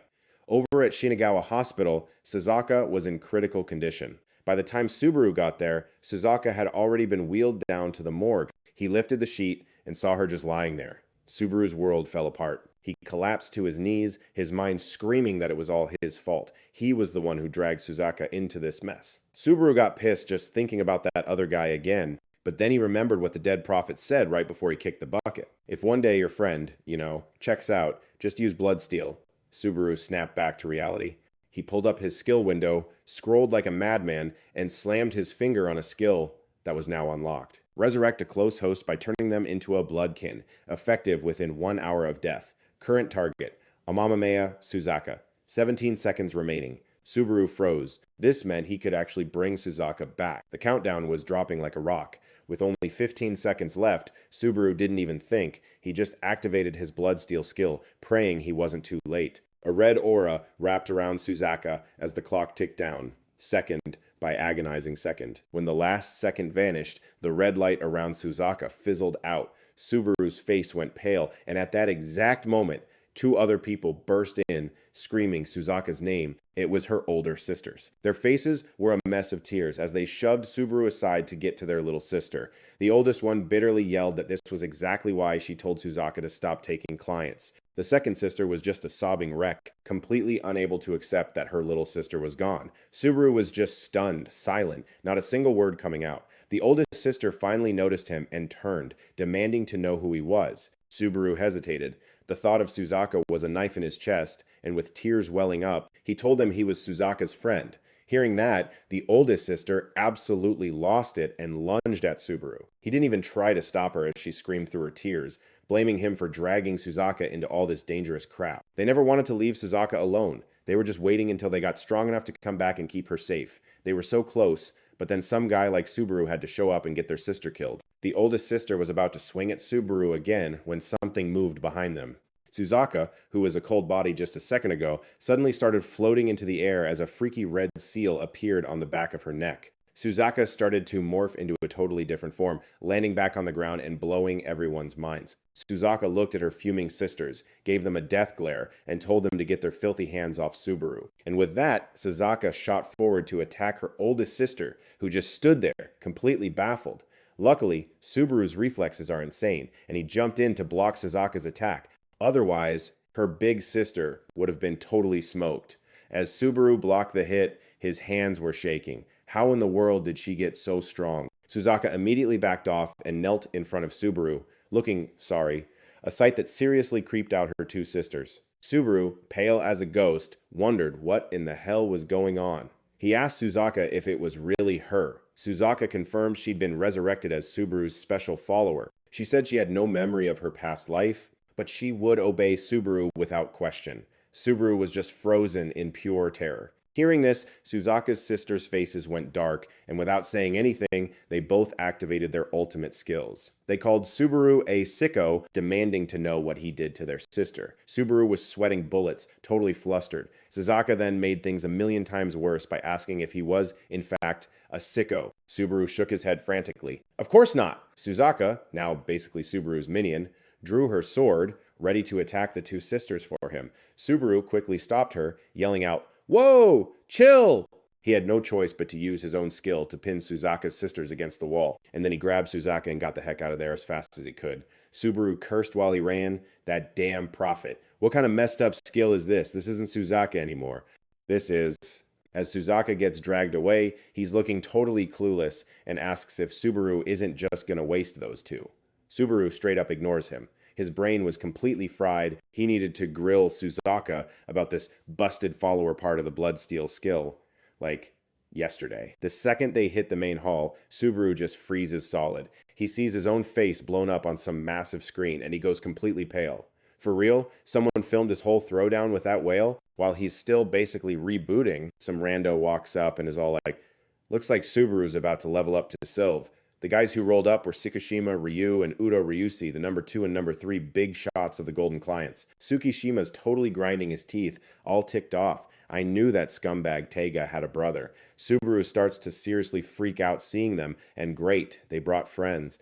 There was one more guy, because the final boss always shows up late to the party, and it was Hiroshaka Renji, a.k.a. the head honcho of the Golden Clients. Hiroshaka Renji, all chill, tells Subaru he's basically a person of interest for trashing a bunch of stores in Shinagawa City and, oh yeah, for offing a client who also happened to be his classmate. They basically invited him to tag along for a little chat. And of course Subaru knew this guy. He was his freaking childhood hero, the top dog client in all of Japan. Never in a million years did he think they'd meet like times this asterisk. Subaru instantly gets on edge, squaring up to shield Suzaka, who's hiding behind him. But Hiroshaka just strolls over, smiling, and explains that all their little issues have been, totally taken care of. So Subaru and Suzaka get ushered into a car with the other 3 dudes, where he spills everything that went down over the last 2 days. He gives them the whole story, every last detail, but he's still stuck on why he's suddenly off the hook. That's when Tsukishima just chucks a tablet at him, asking if he has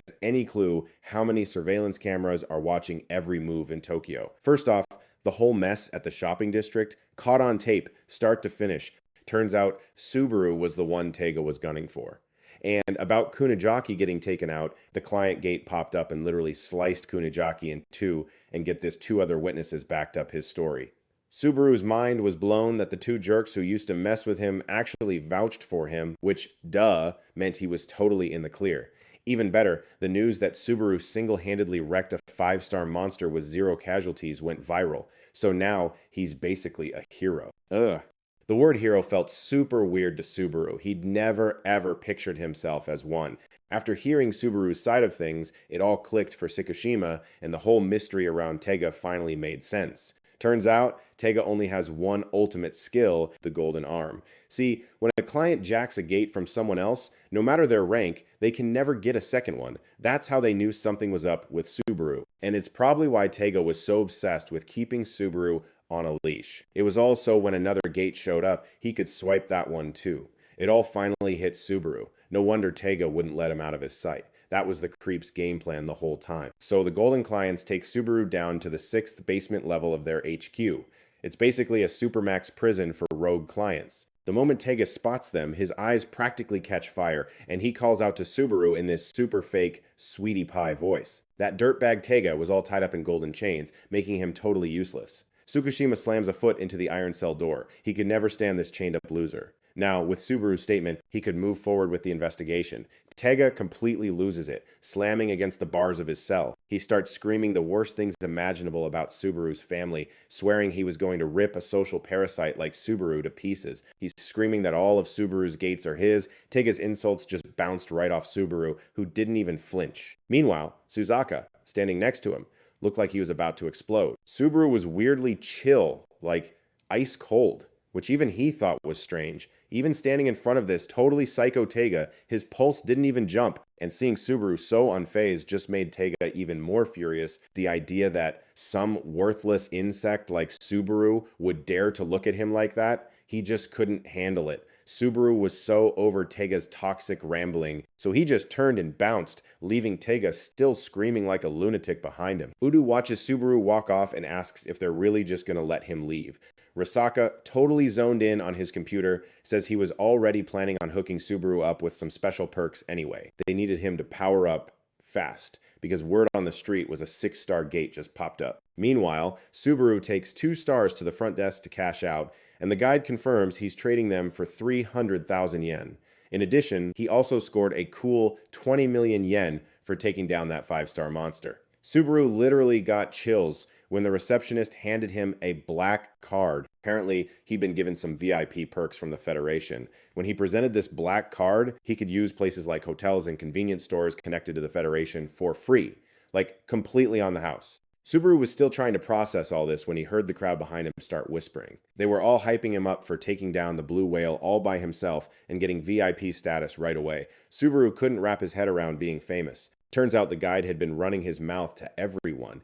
Now Subaru was getting stronger, power, wealth, and fame. The whole world was basically his. The guide then asks what his next move is. Cut 2. Basement level 6, where Taiga is still having a complete meltdown, screaming insults about everyone and their mother. The elevator dings open again and someone new steps out. With a flick of her wrist, golden chains shoot out and wrap Taiga up so tight he just collapses. This new arrival? The 4th Golden Master, Kinoa Sakura, who was, get this, the receptionist from before. Her real identity is top secret, and she only works the desk because she wants to. Taiga's just growling with pure hate. Kinoa just squeezes her fist, the chains tighten, and Taiga can't make a sound. Taiga was finally hit with a harsh reality. That loser Subaru was now ridiculously powerful. He'd already cleared 2 gates. And then there was that attitude, that total lack of giving a crap. He didn't even look at Taiga, which, to Taiga, was the ultimate diss. He just couldn't take it. Taiga grinds his teeth and starts hating on the entire world. He was convinced the universe had screwed him over and wished everyone would just keel over and die. So, Taiga's emo phase got so intense it literally ripped open a gate to the dark dimension. Kinukawa totally freaked, seeing this goth portal appear, and snapped, "Dude, what the hell did you just do?" That's when Taiga finally noticed the spooky door behind him, which was whispering all this nasty stuff, totally getting in his head. It was all like, "This world totally rejected you, loser." Then a creepy hand shot out of the door, yanking Taiga inside with a promise to delete everyone for him. A whole mess of arms burst out, grabbing Taiga and trying to drag him in. Of course, Kinokawa wasn't having any of that. She busted out her golden chains to tie Taiga up, but the dark energy junk from the door just shattered them instantly. The freaky energy zapped Kinokawa, starting to eat away at her arm, and Taiga was totally loving it, watching her get owned so fast. What even is this power? That door was playing Taiga like a fiddle, preying on everything he wanted, dangling all this power in front of him as he got sucked in. Meanwhile, Subaru and Suzaka were just kicking it on some rooftop. Suzaka could tell her so-called master was all angsty and was like, "Yo, what's bugging you?" Subaru just did the dramatic hand on the forehead thing, moping about Kanoa's question. Cash, clout, and fame, he had it all. So, what now? Subaru shot up, looked over at Suzaka, and asked what he was even supposed to call her anymore, saying that Suzaka just felt kind of weird. She was like, "Just call me Zia, whatever." But then Subaru got all serious, asking if she could ever go back to being the old Suzaka. One look at his sad puppy face, and Zia got the picture immediately. Right, the body she was borrowing belonged to a special someone. Zia asked if she could check out the deets on his blood siphon skill. Since their souls are hardwired together, she can just peek at his stats. Zia scanned the stats, pointed to the locked level 35, and guessed the 3rd gate would probably pop up when he snagged a new skill. She figured if there's any shot of getting the real Suzaka back, they gotta ask the dudes on the other side of the gate. And boom, Subaru's brain fog lifted. He had to go find Vanquish, the guy who gave him the skill, and grill him for answers. Subaru pulled himself together and stood up. First things first, he had to grind. He was only at level 26 and needed to farm way more monsters. Subaru used a skill to magic himself a new coat, cause priorities. Now he had to track down the 10-star gate. Meeting Vanquish was top of the to-do list, like as soon as possible. They showed up at this gate on some random street, and the shop owner started totally fangirling over him. Apparently, the gate just randomly appeared in front of his store, and now business was off the charts. Plus, he was freaking out that the great savior Subaru was right there in the flesh. Subaru got all awkward and scratched his head. He opened the gate and turned, like, "Yo, Zia, you coming or what?" She explained that she's his familiar, so she's basically stuck with him until he kicks the bucket. Then Zia pulled up the status screen for him. Subaru was like, "Whoa." He totally didn't expect Zia to have blood control too. Then he noticed his MP was at 0 and was like, why am I out of juice? Zia explained that familiars basically mooch off their master's MP and even use it for their big deal ultimate moves. And then it clicked. Subaru realized Zia was now like twice as strong as Tega and a ridiculous 20 times stronger than Suzaka ever was. The two of them headed into the gate. It was a 3-star joint called the Lesser Underworld. The second they stepped inside, Zia asked if she could borrow some of Subaru's MP, and since he wanted to see what she could do anyway, he was like, "Yeah, go nuts." Zia fired up blood control and juiced up her blood ring. This massive magic circle thing just appeared in the air, and Zia just like flipped a switch. 1 second she's all quiet, the next she's a total savage, just wrecking the entire demon squad. Subaru was impressed. "Not bad, huh?" Zia pulled back the blood ring and was like, this move is trash against tough enemies, so it's just okay. With all the little guys toast, the main boss showed up. This time, Subaru was like, "My turn." He whipped out his divine carver and just sliced and diced the boss. Easy peasy. They finished the whole thing and walked out of the gate in like 10 minutes flat. The old shopkeeper's jaw hit the floor seeing them out so fast. "You're done already?" After clearing that 3-star gate just now, Subaru hit level 28. Just like he figured, a 3-star gate was a total cakewalk. He was about to book a 4-star gate when someone called his name. Subaru turned around and saw Sikushima from the Golden Masters just chillin' like he'd been waiting forever. The guy had his chin in his hand and was like, 10 minutes for a 3-star gate. Not too shabby. Subaru just asked him what he wanted. Sikushima hopped down in front of him and smirked. "Guess you don't read the memos, kiddo." Then he dropped some bad news. The chicken flew the coop. Apparently it happened late last night, so it's not public yet, but one of the Golden Masters got totally wrecked. Subaru was floored. No freaking way. Who got taken out? Sikushima told him it was the 4th anonymous Golden Master, the one who used the gold chains on that chicken. Then Sikushima was nice enough to spill some more tea. Number 4's real name is Kim Okawa Shakura. You've met her. And that's when it hit Subaru, the pink-haired girl from the front desk, was Golden Master number 4, and now she's in a coma or something. All the security cameras and prison data got fried, so they've got 0 proof right now. Since things are so sketchy, the Golden Masters are buddying up in teams of 2 or more for gates. Subaru pointed at himself like, "And me? So, like, am I a Golden Master now, or what?" Sikushima just crossed his legs, all cool. "Your Rainbow Gate is probably stronger than a gold one anyway. Just pick whatever gate you want, and you're stuck with me for a bit." Subaru was like, "Okay, fine." Sikushima had graciously offered to be his partner, telling him not to screw it up because he was pretty sure that Psycho Chicken's #1 target would be Subaru. Just thinking about the guy made him rage, and he crushed the water bottle he was holding. The two of them rolled up to a 4-star gate called Hoku. This Sikushima Ryu dude is a Golden Master, supposedly the 2nd strongest after some guy named Hiyasaka Renji. Even though the monsters get like 10 times tougher for every star, for this guy, it was a total snooze fest. Subaru just laughed nervously. Like, did this dude even need a sidekick? Theoretically, Sikushima has a skill where he shoots invisible bullets from his fingers, except they weren't exactly invisible. The insane attacks from his 50th level ultimate skill, Flowing Form, basically lit up the whole sky like the 4th of July. After they wrecked that gate, they just moved on to the next one. And boom, Sikushima one-shots the monsters. Again, total show-off. I thought these things were supposed to be tough, but whatever. The kill feed notifications were blowing up his screen, and you could tell he was getting super annoyed by it. Apparently, us Golden Masters have this lame rule. Back in the real world, we're totally banned from using any ultimate skill except our first one. Lame excuse is that the others are way too OP. Anyway, after he was done trashing the small fry, Sukashima struts off to take on the boss like he owns the place. See, all the Golden Gate Masters in Japan get this cheesy title, the 7 Knights, once they're discovered. The dude who gave Sukashima his powers was some Lancer class guy. Sukashima tells me to get ready to pick the next gate because he's planning to clear like 3 more before we call it a day. And just like that, poof, the main boss of a 4-star gate is toast. So the three of us pile back into the car and cruise to the next spot. Tsukishima clocked in at 52 minutes, which I guess is okay. I was feeling pretty good about how much stronger I'd gotten, but man, the real Golden God Lords are just playing a different game. Tsukishima just deleted the 4-star boss instantly, which is basically the definition of getting wrecked. Then Tsukishima tells me I'm up next and have to handle it myself. Great. So we roll up to another 4-star gate, this one called the Crystal Waterfall.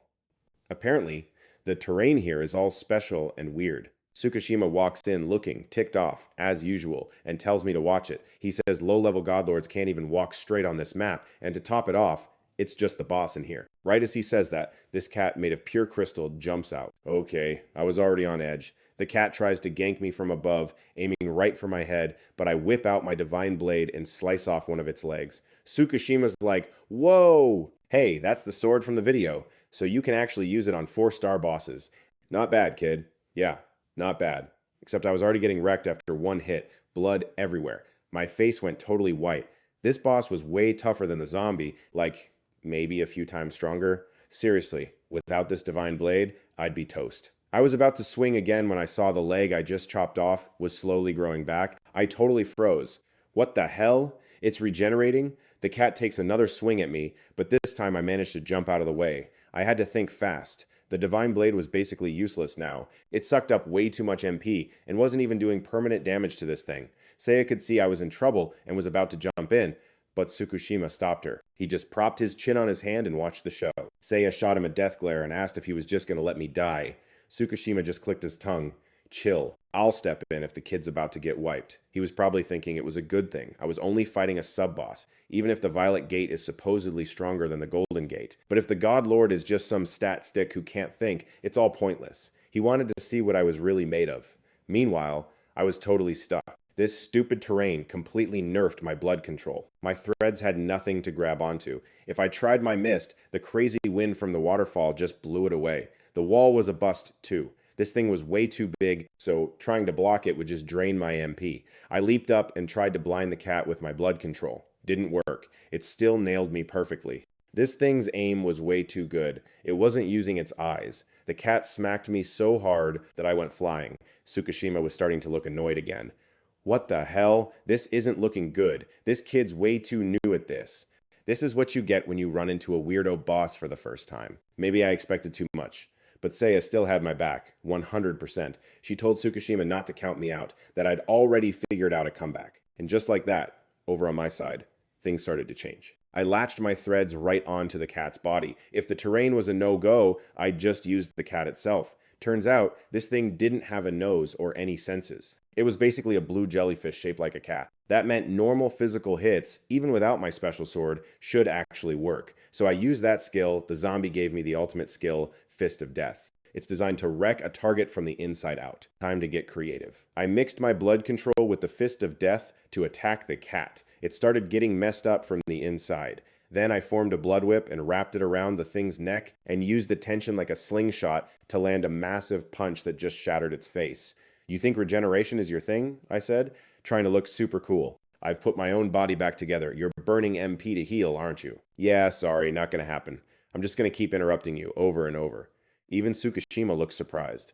This kid figured out its weakness that fast, and he's combining his first and second ultimate skills? I heard he could control blood, but this Eric Subaru kid's fighting style is something else. Tsukishima was basically yelling, "This kid's insane!" Seiya, though, she was looking proud as hell. Me and the Crystal Cat went at it for what felt like hundreds of rounds, and we were both totally gassed. Down below, Tsukishima yells out that he'll buy me sushi if I can finish this thing. Seiya just scoffed, like, does he really think my master can be bought with food? Yeah, he can. The second I heard free meal, I got a second wind and launched myself at the cat like a rocket, and it let out this pained shriek. And just like that, I cleared the 4-star challenge, hit level 31, and my skills got a nice little boost. True to his word, Tsukishima took me out for sushi, though he was already complaining, asking how long I was going to just stare at the food. My eyes were practically sparkling. I couldn't bring myself to eat it yet. I just wanted to look at it for a little longer. I was so emotional, I actually started crying. It was the first time in my entire life I'd ever seen sushi, and I was just so happy. Even Seiya, who was busy wrestling the cat nearby, had to chime in that I must have had a really rough life. Tsukishima looked like he was getting a massive headache and totally snapped when he saw Seiya. He reminded her this was some fancy, high-class place. I guess nobody expected me to actually tame the crystal spirit after I beat it. So, you take down a mini-boss, you score loot like Hiyasaka's earrings or some loser's jacket. That's pretty much how Subaru got his slick red sword. Anyway, Subaru's mid-chow when it hits him, and he glances over at the cat, which is just stretching and yawning like it owns the place, making him wonder what its deal even is. Tsukishima's like, dude, you should name it, pointing out how nuts it is to have an underworld beast for a pet, so Subaru just kind of mumbles to himself for a sec. After a bit, he lands on Suzy, and the cat literally cringes. So much for its epic Crystal Spirit title now, it's just Crystal Suzy. Tsukishima nags him again. Hurry up and eat, man. Sushi gets nasty if you let it sit. But nope, he just keeps staring at his food. The second Subaru is about to take his first bite, the whole world starts rocking, and a super annoyed Tsukishima yells, "Oh, what now?" And yeah, he called it. Something was totally messed up. Some monster busted out of a gate. Subaru's on his feet, ready to throw down, while Tsukishima just straightens his fit and goes, "See, this is exactly why I told you to eat faster." This time, the monster's a freaking giant eagle, and it just snagged some little kid, flying her up into the sky. Just as the overgrown bird is showing off, bam, Tsukishima and Seiya nail both its wings with a golden gun and a blood ring. Then Subaru just flies in out of nowhere, lands on the bird's head, and uses his blood control to stomp a hole straight through its skull. The bird's too wrecked to even care about itself and drops the kid, who's now totally in a freefall. Subaru whips out his blood control to catch her, and the little girl looks up at her hero with these huge, sparkly eyes. He lands and gently asks her, "You okay?" She says she's fine and thanks him like a million times. Right then, some guy Subaru knows runs up. It's Sawatari the jerk who used to lead the crew that picked on him. Subaru's totally shocked to see him, but what happens next is even crazier. Turns out, the little girl he just saved is Sawatari's little sister. She sees they kind of know each other and asks her brother, "You know him?" Tsukishima recognizes Sawatari too and lets out this little cough. It's that kid from the interrogation the other day. He also knows Sawatari was one of the thugs who messed with Subaru. He totally calls Sawatari out, asking why he's not thanking the guy. Sawatari flinches like he just got punched in the gut. He starts to say, "Why should I thank some worthless bug?" but catches himself before he calls Subaru a bug again. Meanwhile, his sister is all smiles, thanking Subaru, which totally sets Sawatari off. He asks his sister, "Why are you thanking a guy like times him asterisk?" And she just snaps back, all frustrated. "He just saved your sister, you idiot! Just say thank you!" What's the big deal? Sawatari's got nothing, so he just turns and glares at Subaru instead. He tries to threaten him, like, "If you even think about getting revenge, I'll post that video of you peeing your pants online." But Subaru doesn't even flinch, just gives him this chill little smile that makes Sawatari totally choke. He grabs Subaru by the collar trying to act tough, but it's kinda weak. Instead of answering, Subaru just goes, "Hey, thanks for testifying, I wasn't the bad guy," and then just walks right past him. Subaru's all cheerful, telling Tsukishima, "Let's go get that sushi." And the three of them just take off. Sawatari's sister sees her brother acting all weird, so she tugs on his sleeve like, "What's wrong with you?" Sawatari just hangs his head, hating himself for being so lame. When the crew gets back to the sushi spot, there's a sign that says it's closed because of the monster attack. Subaru is so bummed, but Tsukishima's like, "Don't worry, I'll bring you back here next time." The next day, in class, Sawatari's just spacing out, looking at the old videos of him messing with Subaru, and then without even thinking, he deletes every last one. His buddy with the cool hair sees it and asks, "Yo, did you just delete the Subaru bullying vids?" Then the friend is like, "Probably a smart move. It'd be terrifying if that guy decided to get payback." Sawatari just mumbles, "That's not why." When his friend asks for the real reason, he just stares out the window. All of a sudden, he sees something insane and yanks his friend over to look. At that exact moment, Subaru's phone rings. It's Tsukishima. He picks up, and it's bad news. That jerk Tega just showed up at his school, and they gotta get there, like now.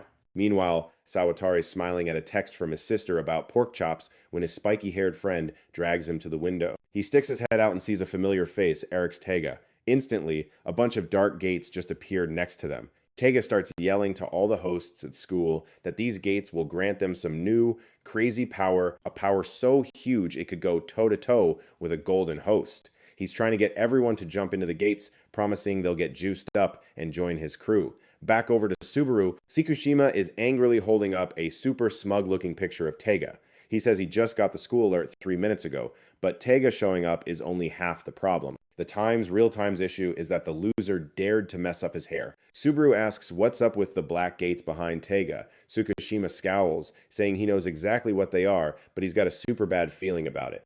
They need to get there like yesterday. Back at the school, Sawatari and his buddy are hesitating, just staring at the dark gates. Even after Tega's whole speech, they're not sold. Like, if they go in, are they really joining his army? Sawatari doesn't say a word. Then, out of nowhere, Tega just pops up right behind him and asks, "What's the holdup?" All the other students freak out. Tega starts his smooth-talking thing again, telling them it's their own fault. They're so weak. He's like, "Don't you think it's totally unfair? There's this huge gap between gate holders, even though you all passed the same tests. Haven't you ever seen those golden gate holders getting all the love and wondered, why not me?" Tega pushes them. "Hurry up, get in the gate, and let's show those golden boys what a real party looks like." Sawatari just freezes, flashing back to his past. As kids, he and his little sister got ditched by their parents in some garbage-filled room, and the two of them only had each other to get by. He couldn't stand seeing his sister cry, so he did whatever it took to find food, taking endless beatings while fighting over scraps at the dump just to bring something home for her. So get this, it's the dead of winter, and Sawatari is trudging through the snow all by his lonesome when he spots this perfect family having a kid's birthday party. The mom sees him, gives him a look like he's trash, and slams the curtains shut. Totally crushed and out of breath, Sawatari just collapses, wondering what would even happen to Kana if he bit the dust. And right then, as he's eating snow, this bronze gate just pops into existence. Sawatari, all confused, asks Taiga what the hell he's doing. Like, isn't he a golden gate holder too? Taiga just shamelessly admits he jacked the gate and that it was supposed to go to Subaru. Apparently, the gates pick people with pure souls, and there's no way his soul is worse than that jerk Subaru's. And that's not even the half of it. That lucky punk even scored the rainbow gate. He's like, no freaking way. Subaru was supposed to spend his whole life looking up to him. That's why he's going to flip this whole world upside down with the gate of darkness that chose him instead. Taiga then asks Sawatari if he doesn't want a piece of Subaru too, telling him to team up so they can beat him to a pulp. Sawatari's just thinking that if he says no, Taiga will totally ice him on the spot. Sawatari thought about his sister's text and knew he couldn't check out yet. He turns to his buddy and says, "Let's do this." Then his pocket buzzes. Sawatari pulls out his phone. It's a reply from his sister. Sawatari just freezes after reading it. His sister thinks he's a good guy. He flashes back to getting the bronze gate, thinking he could finally get his sister some decent food for a change. After that, Sawatari started walking around school with this major swagger, trying to prove he wasn't some nobody. But after hearing Taiga was coming, he knew his little reign as king of the campus was over. At the same time, though, he heard Taiga's older brother was in their grade and he was just a total normie. So Sawatari started picking on Subaru. He denies it now, all angsty. Like, "I'm not a good person. It's because I was weak." He just took everything out on people who were even weaker. Sawatari realized he was seriously pathetic. Kana was such a great kid, stuck with a trash brother like him. Sawatari turns to his friend and asks him to program the LEDs for his sister that night instead of him. Tokusan had no idea what his friend was planning, but he agreed anyway. Then his eyes went wide as Sawatari unleashed his ultimate skill on Taiga, turning to Tokusan to say, "Tell Subaru I'm sorry." Taiga's watching all this like it's the funniest thing he's ever seen, while Sawatari's screaming at Tokusan to get out of there. Sawatari then bolts from the classroom, just repeating "don't die" to himself. Taiga's just leaning on his hand, bored out of his mind, wondering why Sawatari didn't follow him. Just yesterday, Subaru saved Sawatari's sister, but instead of saying thanks, Sawatari just hated how lame it made him feel. He figured that no matter how messed up the world gets, as long as Subaru's around, it'll probably be fine. Taiga just scratches his head and hops off the windowsill, not getting it at all. How humiliating. Sawatari actually wanted to be friends with the guy he used to bully, but Sawatari didn't care how pathetic it made him look. He was pretty sure Subaru was cool enough to not even care. Sawatari just smirks to himself. "Hey, Taiga, you're the one who's truly pathetic." And like clockwork, after hearing that, Taiga snaps and grabs Sawatari by the head. In his last moments, Sawatari thought about his sister, He was proud, he made her smile. It was the only good thing he'd ever done. Subaru comes crashing through the classroom window to get at Taiga. He freezes when he sees Sawatari lying in a pool of his own blood. Subaru absolutely loses it, decking Taiga so hard he flies through the wall. Taiga throws up his golden arm to block the hit and just sneers. His big showdown with Subaru came a little sooner than expected. Subaru watches Taiga fall, growling as he asks why he had to kill Sawatari. All he could think about was little Kana. He didn't even really like Sawatari that much, but no matter what kind of guy he was, someone was still waiting for him to come home. Taiga, on the other hand, is totally stoked. He's yelling for Subaru to bring his A-game, promising he'll personally erase him from existence. Taiga raises his golden arm to block Subaru's attack, and Subaru's armor just shatters from the force. Taiga's golden arm didn't get off easy either. As cracks started spiderwebbing across it, Taiga starts moving in, slow and menacing. He was planning to use another technique. It was a little early, but he wanted to finish Subaru off, like, right now. Just as he's about to make his move, a bullet from Tsukishima zips right past his face, forcing him to stop. Tsukishima and two other members of the Golden Divine Lords had arrived. Tsukishima was absolutely seething, daring Taiga to try something. Taiga just smirked, remembering something. This was the second time these golden-clad clowns had jumped him. He just bursts out laughing, looking at the furious faces of the Divine Lords. Taiga cackled, guessing that taking out their number 4 female member must have really shattered their fragile little hearts. Tsukishima got even more pissed, and the other two were right there with him. Hiyasaka moved like a lightning strike, slicing off Taiga's golden arm in an instant. Before the smirk could even fade from his face, Taiga was screaming as blood sprayed everywhere. But he couldn't care less. He turns to taunt Hiyasaka, saying this was the first time he'd ever seen such a messed up look on his face. Hiyasaka's expression darkens as he thinks about Okawa. He looked so mad it seemed to surprise even him. Hiyasaka's aura flared up, and Subaru couldn't even see him move. He was just a flash of light. This was the real power of the number 1 Golden Divine Lord in Japan. Hiyasaka turned to ask Subaru if he was hurt, but Subaru just said he was fine. Taiga noticed Hiyasaka was completely ignoring him, and his massive dragon pride was wounded. He gathered his dark power, formed a giant arm from the stump, and attacked Hiyasaka. His sword shattered into a million pieces. At the same time, the third golden deity, Udu, triggered his second ultimate skill, Golden Wall, trapping Taiga inside. The golden deities are totally forbidden from using any ultimate skill besides their first one outside the gate. Udu knew this, and he was ready to face the music. Tsukishima raised his gun, yelling for Subaru to get away from Taiga. So he and Seiya dropped their ults at the same time, like Golden Gun and Blood Ring, and blasted Taiga. But LOL, the bullets just poofed, and the Blood Ring got insta-smashed. And that Golden Wall Udu just whipped up? Yeah, that turned to dust as Taiga strolled out like he owned the place. Plot twist. Not even a 5-star beastie is supposed to wreck Udu's Golden Wall that fast. So this times, is the thing that took out the 4th golden deity, Kin Okawa. Great. Hiyasaka touched down next to Udu, figuring out Taiga's whole blood and smoke thing wasn't just for show. Its powers got some weird side effect, and if they don't crack the code, they're totally screwed. Udu looked grim, and asked Hiyasaka if he could, go all out with his other ultimate skills, arguing things were just going to get uglier if they kept playing nice. But Hiyasaka threw up a hand, hold up. If he gave the green light, a bajillion innocent people could get hurt, which was totally what Taiga was hoping for. Tsukishima was getting a major headache from all this drama. He was ready to bend the rules if he had to, but first, they needed to figure out that freaky special effect. His bullets literally vanished, like they got torched, and Seiya's and Udu's ults just got pancaked. The Langbi crew said Kinukawa's limbs also exploded in a split second. Then, it clicked for Tsukishima. His eyes bugged out. Meanwhile, Taiga was going absolutely feral, spewing out clouds of black smoke. It was monologuing about being the biggest boogeyman in history. Its grand plan? To hang all the golden deities up like decorations for the whole world, and then turn them into a million little pieces. And then, while everyone was still frozen, Subaru just charged straight in. He'd figured out Taiga's ultimate skill. The thing was a time bender. Anything it touched basically got fast-forwarded to its doom. Tsukishima was screaming at him not to go into the smoke, but Subaru just ignored him and went for it. Taiga looked thrilled, ready to throw down. It was positive the second Subaru hit the smoke, he'd be toast. A little bug like him was about to get squashed. They collided in this huge explosion. Tsukishima was totally panicking. But then Subaru walked out without a scratch and landed a punch that basically caved Taiga's face in. See, For blood control, you gotta turn your MP into blood to mess with. But Subaru was pumping fresh blood through his system non-stop, which made Tega's whole time warp power completely useless against him. Tega just froze, holding its face where its nose used to be.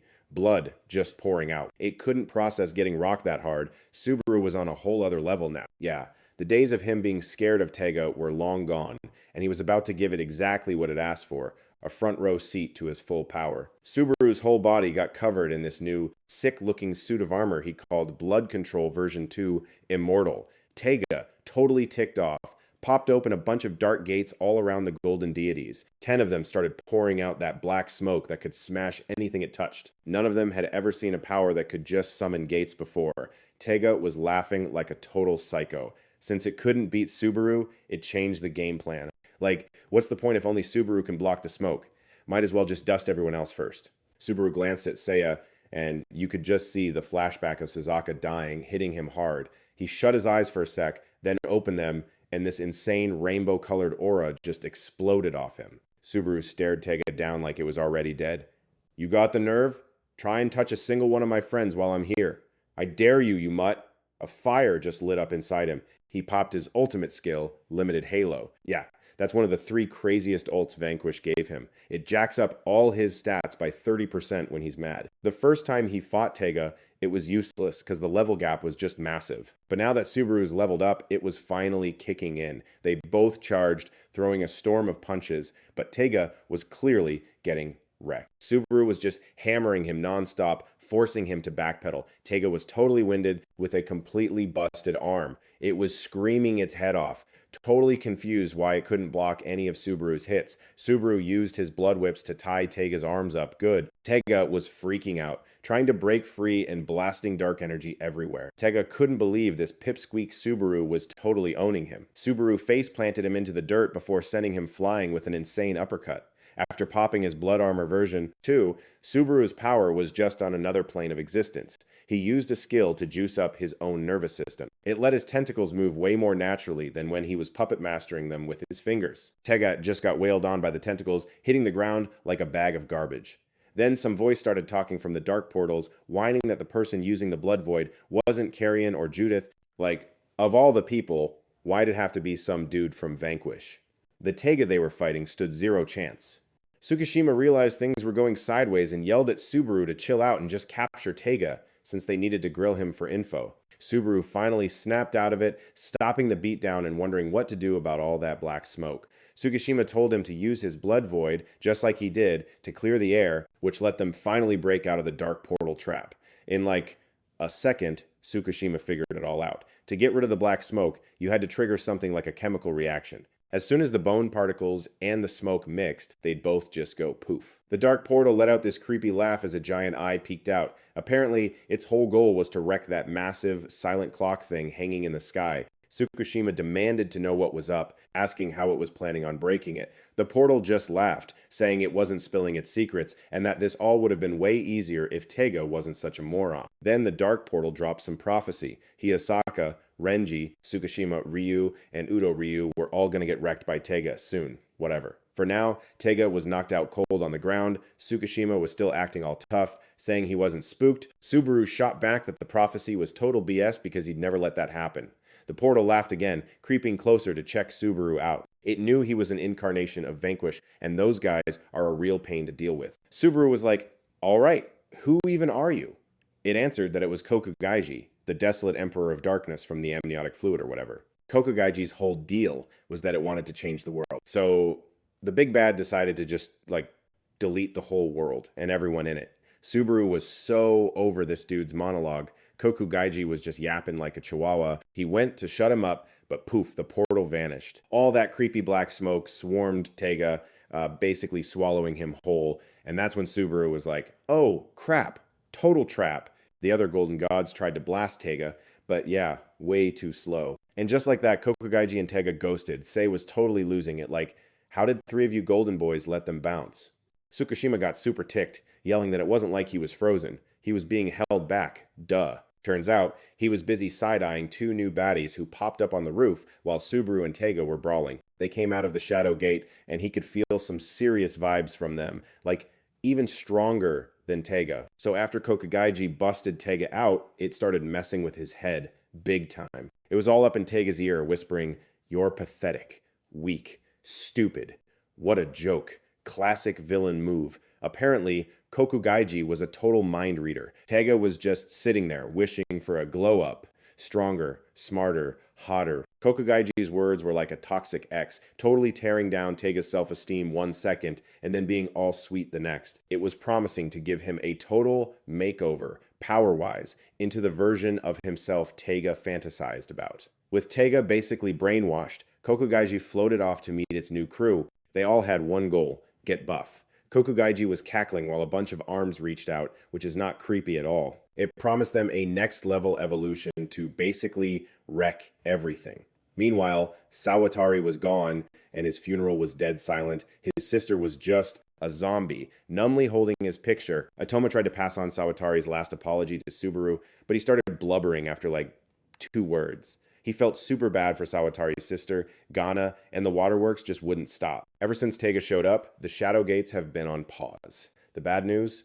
We're down to just 5 Divine Masters at school, and a bunch of people in the city have gone MIA. The rumor is they've joined the dark side. So Subaru's game plan is basically get swole, ask about Suzaka on the next mission, and get back to clearing gates. Then Tsukushima, sipping her water all casual, brings up how Subaru made that big, dramatic speech the other day about getting stronger to protect everyone. Subaru turned beet red, totally embarrassed, and Tsukushima gave him this soft look. She told him he was going into a gate with Hiyasaka tomorrow. So, the next day in Asakusa, Taito City, Tokyo, a ridiculously sparkly Hiyasaka was already waiting for him. See, Tsukushima's and Subaru's fighting styles are totally different, so she couldn't really teach him anything. From what she'd seen, Subaru wasn't a total klutz in a close-up fight, but his sword skills were a hot mess. So she asked Hiyasaka to train him. Subaru was totally stoked. I mean, clearing a gate with Japan's top dog, he was going to learn so much. He even tried to suck up to him, telling Hiyasaka his hair looked great,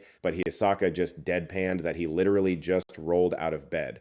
Awkward. Subaru felt like a total idiot. Anyway, they walked for a bit and ran into another crew at the gate. This other group was some platinum-ranked team from the Happy Yamada Club, lame name, and they were like, we called dibs on this gate. Hiyasaka checked his phone, smiled like a doofus, and announced he'd gone to the wrong one. The one he actually booked was in Naraka City. Subaru just stood there like, are you kidding me?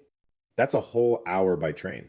So an hour and a half later, they were finally in Narama City, ready to tackle the 4-star gate, the Hidden Forest. Hiyasaka smiled and dropped some deep advice, telling Subaru not to get cocky because the star rating is just like a suggestion, which would have been great advice if Hiyasaka wasn't actively sinking into a swamp while saying it. Subaru freaked out. Like, do I help him? Can he get out? Then Hiyasaka went completely under, and there was nothing but bubbles. Subaru remembered Tsukishima telling him a million times to babysit Hiyasaka. The guy looks all smart and capable, like he's got it all figured out. But take away his powers, and he's a total disaster. Subaru is having an existential crisis. How is his childhood hero this much of a dork? Just as Subaru was about to use his blood control to fish him out, a giant iron ant showed up, and Hiyasaka exploded out of the mud. He busted out his ultimate move, Giant Blade, and one-shotted the ant. He let out a huge sigh of relief, admitting he seriously thought he was a goner. This is Hiyasaka Renji, Japan's #1 hunter, famous for being hot and nice. But anyone who's known him for 5 minutes would agree with Subaru. It's a good thing he became a hunter, because he'd fail at everything else.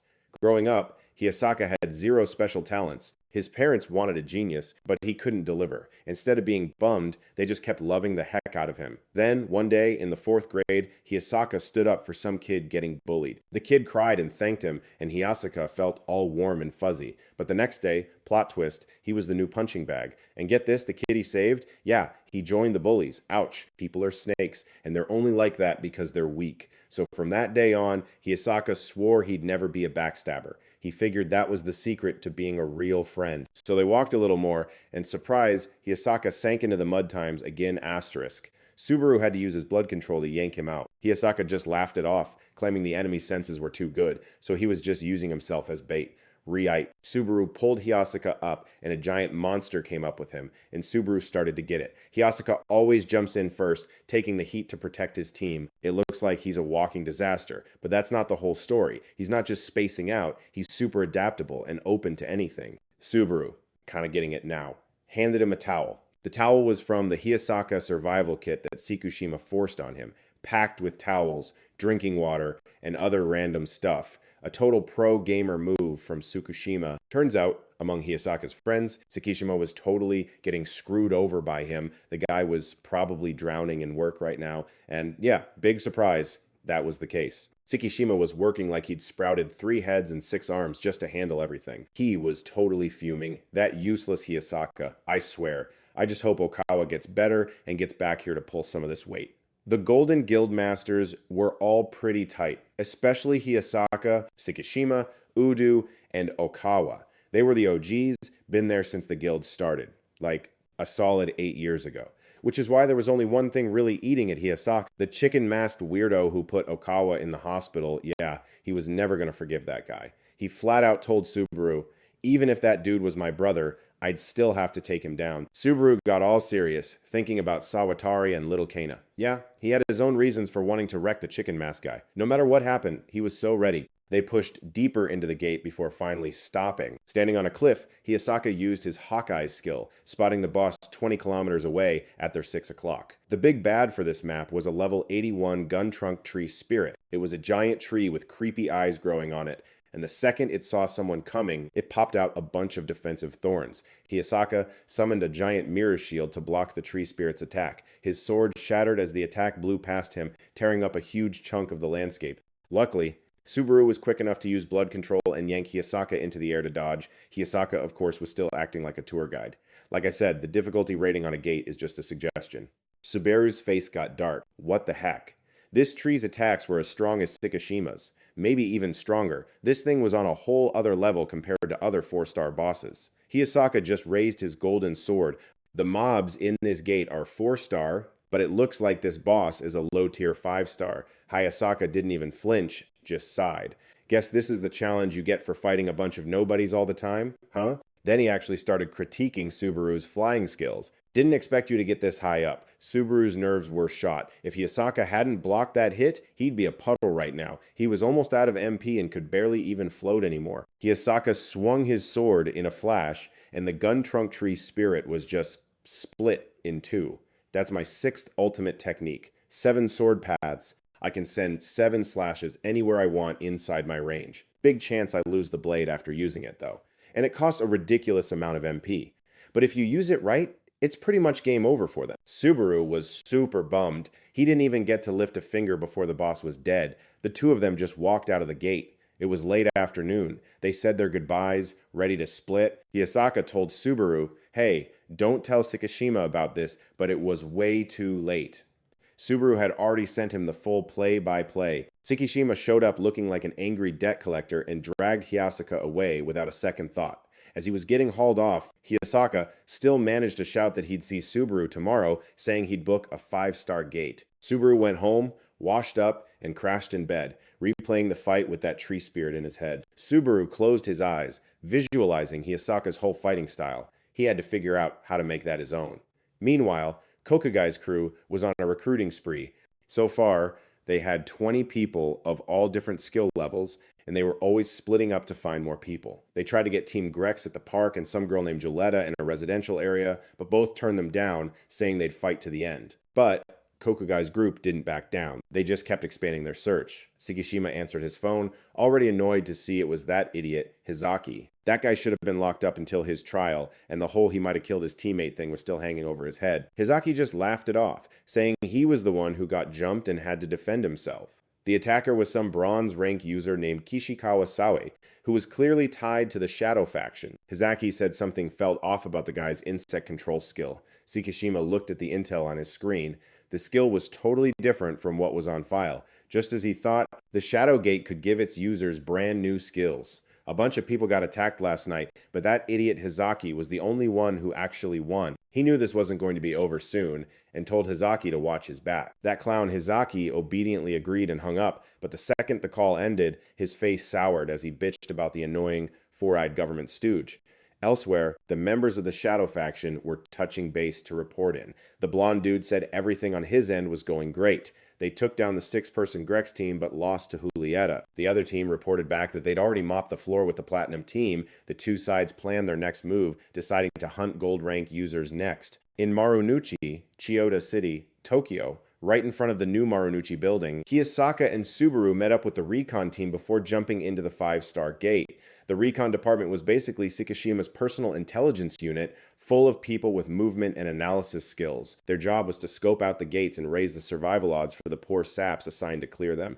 The head of the recon department was Katsaka Masago, a married woman. It's why she quit the front lines to join the intel unit. Her son lived in Mayo City, where Subaru took down the whale, so she was a huge fan. Katsaka held out a tablet to show everyone the data. This gate was called the Thunderclap Gate. The place is tiny, just two areas, a garden and a palace.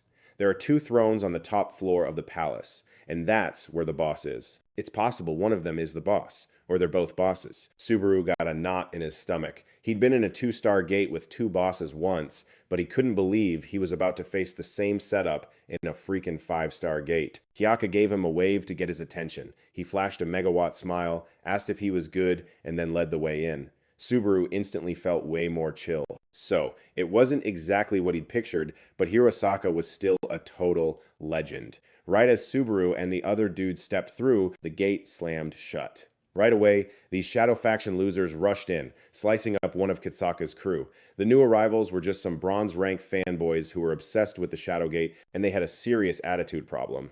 Katsaka recognized the chumps from a list Tsukishima gave her. She wasn't about to let them run the show, so Katsuka threw down, but yeah, she was totally outmatched. In, a second, she was taken out by one of the Shadow Goons. He pulled out his phone to text an update. Hyasaka and Subaru were inside the 5-star gate. They were supposed to start opening the Shadow Gate in 10 minutes. The guy who got the text was Tega, and man, talk about a glow-up. His buzz cut was now this long, flowing hair, and his face was way more handsome and, actually human. Inside the Thunderclap Gate, the whole scene was super chill and peaceful, with a palace, a lake, and these ancient-looking trees. It'd be an epic vacation spot, way better than being stuck at home grinding out a project for a lame boss. Hiyasaka was on high alert, though. He smirked and was like, "Lock it down." Once the gate was sealed, the real party started. The wind went crazy. Dark clouds rolled in, and lightning started zapping all over the place. The palace in front of them started to glow. This gate locks you in faster than your ex can block you. The enemies pop out the second it's sealed. Both of them could feel the boss's icon on the minimap, but the vibe they were getting was way more intense than they expected. They figured out real quick that the two bosses they were up against were legit top-tier monsters. They were Storm Dental, level 89, and Thunder Killum, level 93. The two bosses felt Subaru and Hiyasaka show up too. They sensed something familiar. One was some big shot Golden Knight, and the other was an enemy they never, ever wanted to see again. Smelling like that gross necromancer, they hated. Kaleem and Dental shot each other a look and snickered, both thinking the same evil thought. This necromancer was still a total weakling. They wondered how long he'd even last. A second later, a whole squad of knights appeared in front of Hiyasaka and Subaru. Even though they were just minions, every single one of them was stronger than that whale, with an average level of 60. Subaru yelled out, telling her not to cheap out on his MP. He could totally handle the drain. Whatever it took. She needed to protect herself, first and foremost. Sei fired up the blood control, shifting into her Annihilation Force form. Seeing the mob of minions charging at them, Subaru immediately flipped his serious switch. If he didn't go all out from the get-go, he was going to get wrecked. Instantly, Subaru morphed his blood control into the immortal blood armor form. Hiyasaka just flicked 2 fingers, and a giant sword slammed down right in the middle of the minion pack. However, more than half of them were still standing. Their defense stats were way higher than he thought. One of the minions tried to jump Hiyasaka, but got intercepted by Subaru. He kicked the thing in the side of its head, but this minion wasn't messing around. It grabbed Subaru's leg, slammed him on the ground, and then landed a punch that made Subaru spit blood.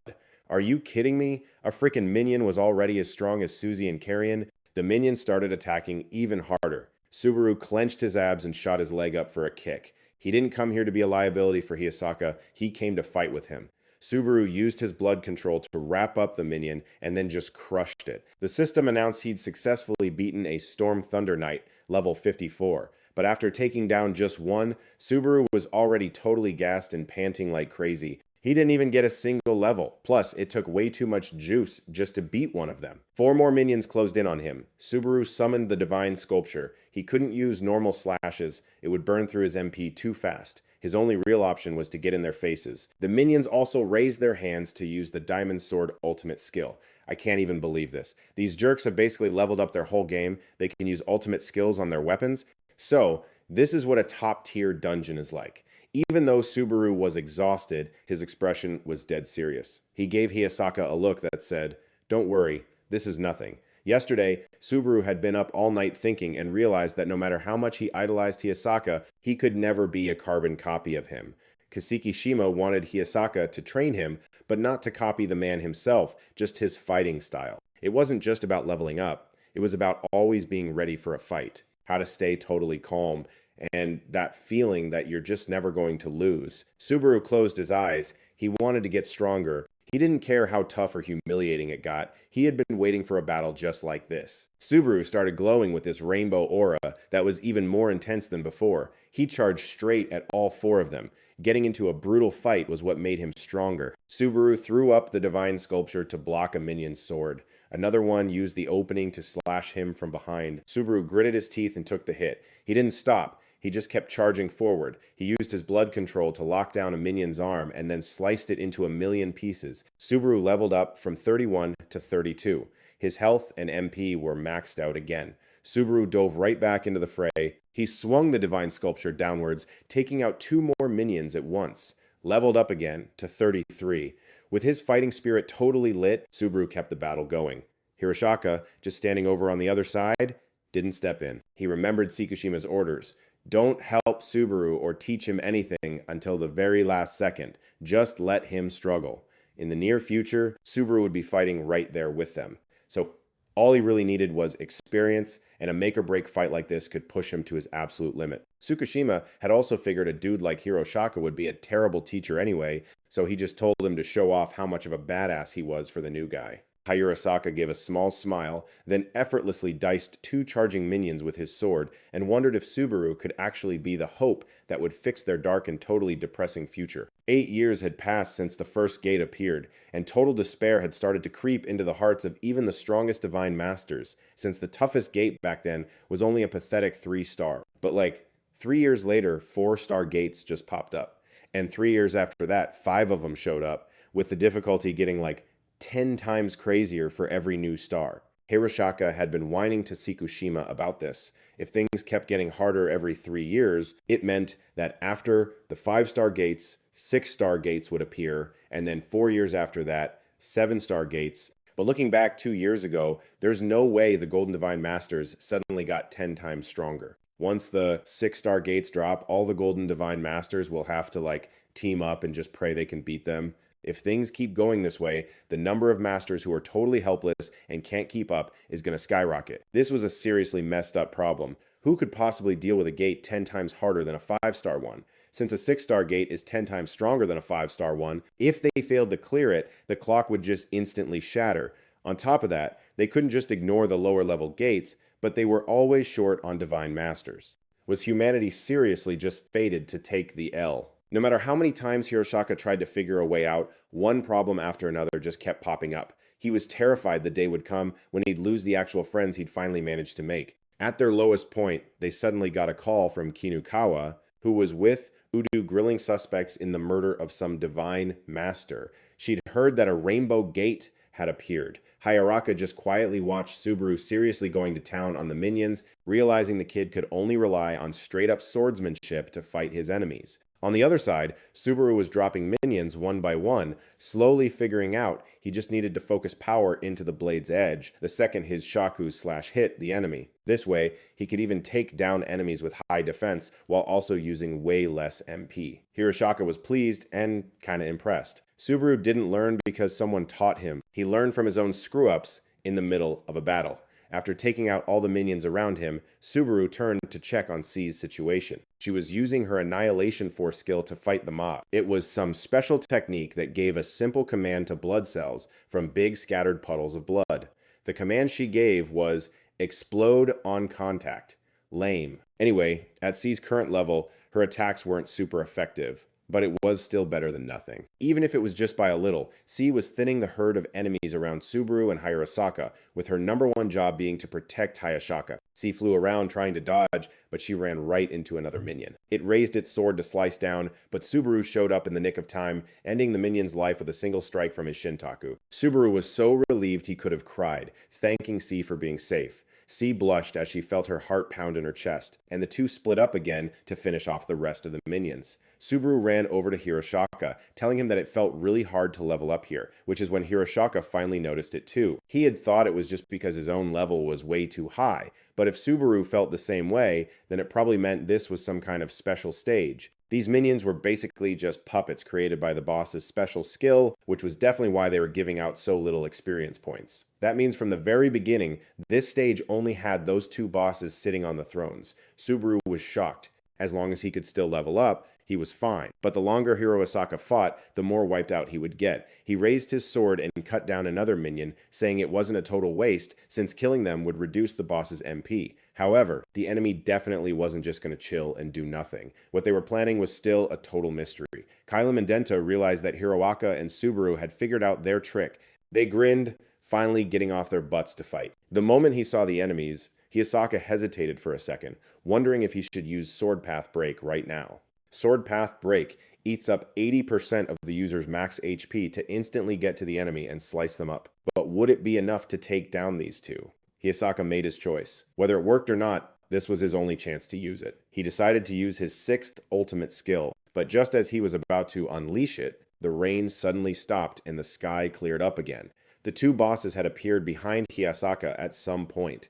They warned him not to try any tricks, saying it was boring and they just wanted to fight. The two bosses introduced themselves. The blonde one was Denta the Leopard and the green-haired one was Kylum the Thunder. They wanted a fair fight. These two bosses could talk, just like the boss at the gate of the undead soldiers that Subaru had cleared. Most bosses were mindless, like wild animals, killing anything that invaded their space. But these two could clearly control the weather and even react to their strategy, which made this a tough fight. Hiyasaka tried talking to the two bosses, and they were surprisingly polite enough to listen.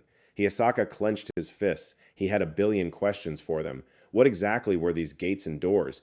Why did monsters like them come to this world? Denta and Kylum asked Hiyasaka if that little guy Lugwit hadn't told him yet. Hiyasaka was startled. Lugwit was the master of the golden gate he had. These two bosses knew about Lugwit. Don't tell me they're the ones closest to the central core. These two bosses were easier to talk to than he thought. After all, they had been locked up in here for a super long time. They said they would tell him everything they knew.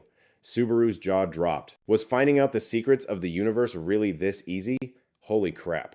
Hiyasaka quickly pulled out his phone and asked for permission to record, not trusting his own memory.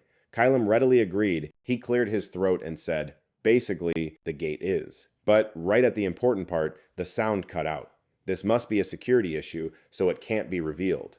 Hiyasaka didn't give up. He took out a pen and paper for the two bosses, begging them to write it down. If he went back empty-handed, Tsukishima would totally flip out on him. This time, Kylum refused. He said that was enough and told them that if they could defeat them, they would get closer to the answers they were looking for. Kylum and Denta got into their fighting stances. They were itching for a fight. Just when you thought they were about to use some ultimate move, they played rock, paper, scissors. After a few rounds, Denta was the winner. She got to choose her opponent, and without hesitation, she picked Hiyasaka. The second his name was out, Denta just launched himself at the guy. It was a total light show of crazy moves back and forth. Denta was totally geeking out, like she'd hit the jackpot with someone who could actually fight. Hiyasaka had to get his game face on, for real. This Denta chick was on a whole other level, stronger than anyone he'd ever thrown down with. Meanwhile, Subaru could barely stay on his feet from the sheer force of their epic clash. And then, out of nowhere, this emo-looking dude, Kylum, just materializes next to him. Subaru practically jumped out of his skin. Kylum was all mopey, but trying to play it cool, like, why do I have to fight the meat puppet for this stupid lich? Subaru, being a goody two-shoes, actually apologized, and Kylum just chuckled, saying it wasn't on him. For some weird reason, Subaru was like totally chill. The fact he could just chat with this Kaleem guy without freaking out meant he wasn't getting that I'm about to get wrecked vibe, even though they were supposed to be enemies. Plum was like he'd mess around with him, just to see how many times he'd have to snap Subaru in half before he finally croaked. Then he just boots Subaru, sending him flying from one side of the palace to the other. Subaru probably thought it's like when someone steps on a bug, they don't even put any muscle into it, because it's just that pathetic. Klum looked so bored. He'd only kicked once, and Subaru couldn't even dodge. He had no clue whose vessel Subaru was, but man, was he a total weakling. Subaru was basically... Meanwhile, Killam snatched up Subaru's fancy pants weapon to check it out. The sword didn't even have a scratch from his lightning. This had to be why he sensed something was off with Subaru's power level during the first half of the fight. Klim felt how ridiculously heavy this sword was. A little light bulb went off in his head. Could this loser be the vessel for the unkillable god? Big yikes. Then Zia shows up behind Klim, full-on waterworks. Klim just gives her this casual wave, telling Zia not to do anything stupid. Crashing his one-on-one party was a one-way ticket to getting deleted. Zia was grinding her teeth, screaming Subaru's name and begging him to get up. Klim just stood there, arms crossed, looking unimpressed. He said it was a shame, but the guy's limbs were basically confetti. How was he supposed to get up on hopes and dreams alone? Well, speak of the devil. The pile of charcoal, formerly known as Subaru, started to get up. He was using his blood-bending powers to literally pull himself together. Subaru told Zia to back off and stay out of it. Turns out, he'd pulled the same defensive move he used to dodge Tega's nasty black smoke. He basically made a giant, semi-hardened blood cocoon around himself. So yeah, he lost his arms and legs, but he had somehow survived. His HP and MP bars were deep in the red. Klum was, without a doubt, the most OP boss he'd ever faced. The power gap between them was, like, ridiculously huge. But hey, if he could just survive this, he was going to get so much XP. Klum clicked his tongue, realizing Subaru had used blood to regrow his limbs. And he was not a fan. He thought it was totally gross, like some nasty roach you just can't squish. Over in the other fight, Denta was just wailing on the guy, laughing like a total maniac. He was having the time of his life. Even with one eye, Hirosaka was still in the game. In fact, his one good eye seemed even more dialed in than before. Hirosaka went for a slice and dice on one of Denta's arms, but Denta was like, nope. He just laughed and booted Hayasaka backward. Hayasaka clutched his sword. He actually had to give Denta some props. Nobody's born a badass, especially back when he was a total noob.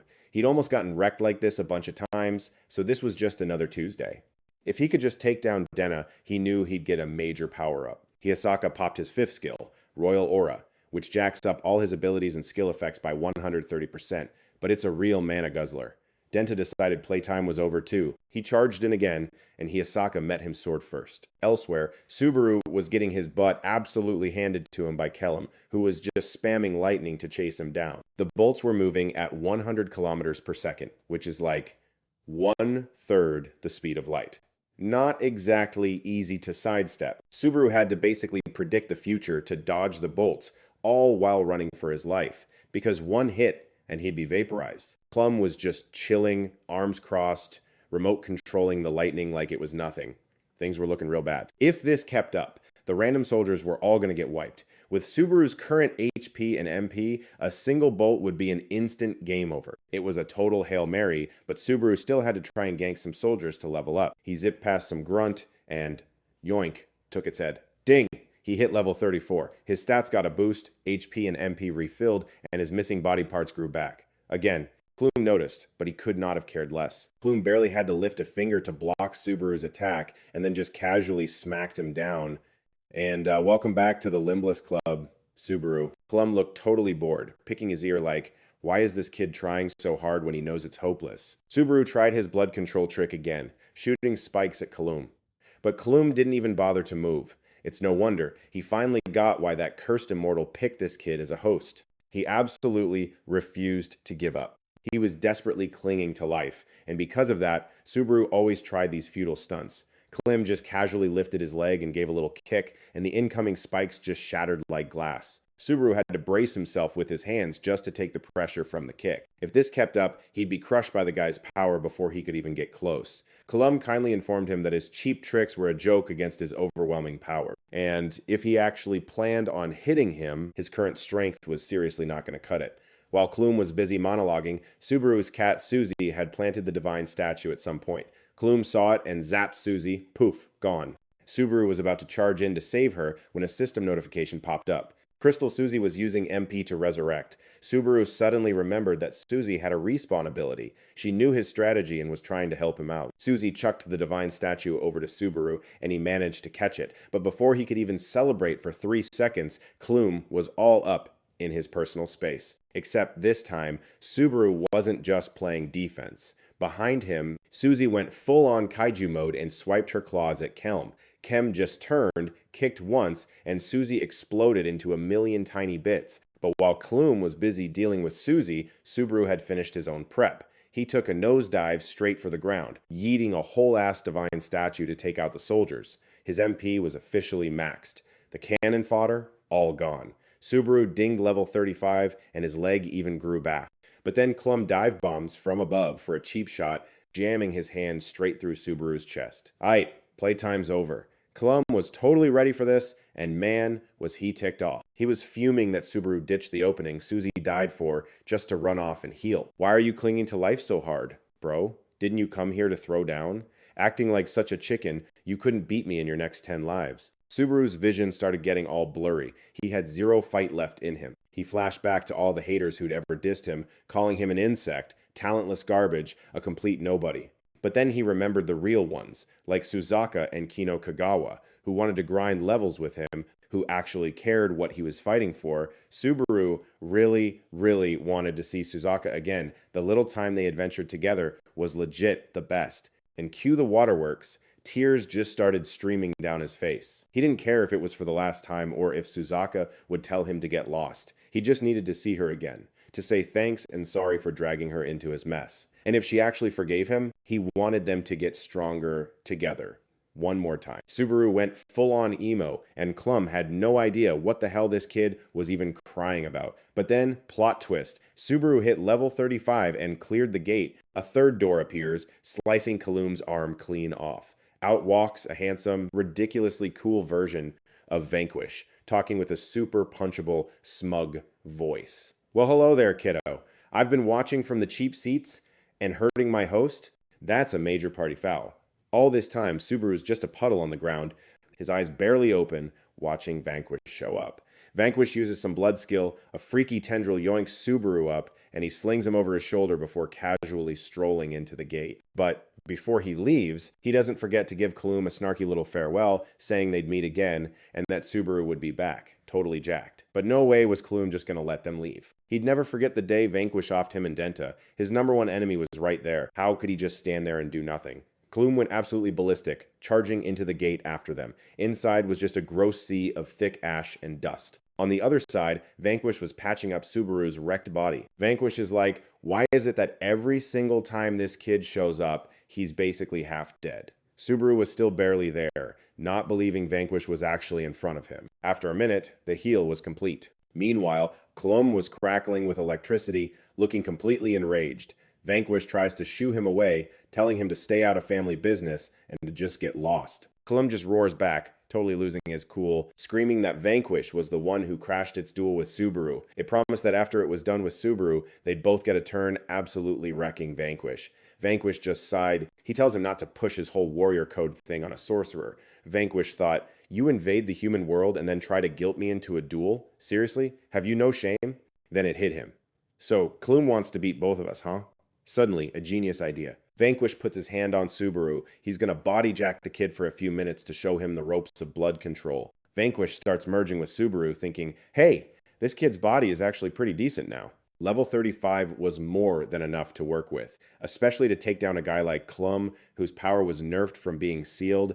This was gonna be a cakewalk. Klum was seeing red, absolutely furious at being clowned on like this. If only he could get back to the underworld, he wouldn't be in this pathetic state. He couldn't even finish his whining before Vanquish, wearing Subaru like a meat suit, slapped his head clean off. There's no such thing as a bad look. Only people who don't know how to rock it.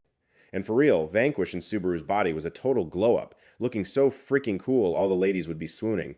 Klum reattaches his head, but Vanquish just powers up his hand and blasts him in the chest, sending him flying 8 meters. Klum gritted his teeth, definitely feeling that. Vanquish locks eyes with him and uses the skill Blood Curse Unification. Kalam's body twists up violently, contorting and getting crushed into a ball of... Nope, Kalam still tried to fight, lashing out with a kick, but Vanquish just did a slick little head tilt and dodged it. Kalam breaks free from the human pretzel. Vanquish slaps his thigh with a crack, actually giving him props for the move. They go at it again. Vanquish blocks every single one of Kalam's attacks and even manages to punch a hole straight through his torso. Subaru's just watching the whole fight from the inside. He can't believe Vanquish is this OP, and Vanquish chimes in, duh.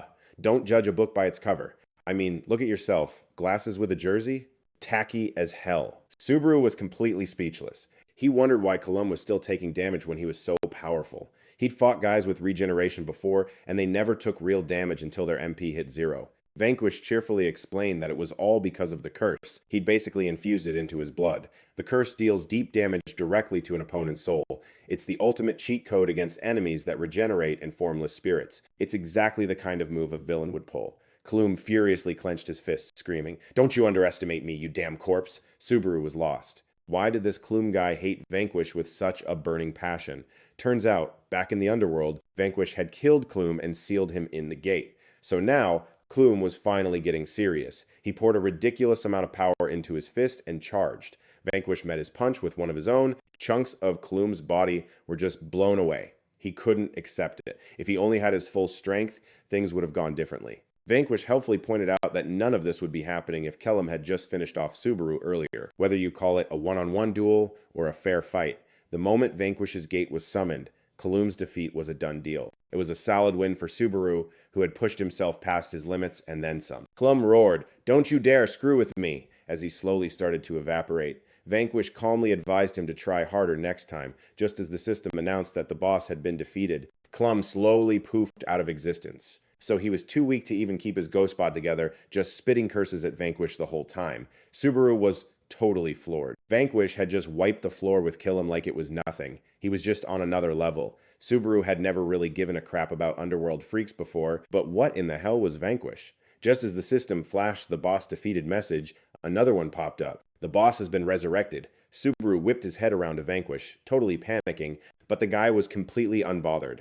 He explained it was just an echo, since Kalam got a do-over from some ultimate skill, Storm Perusia. It can bring the user back with 500% of their max health from before they bit the dust, but it's a one-shot deal every 240 seconds.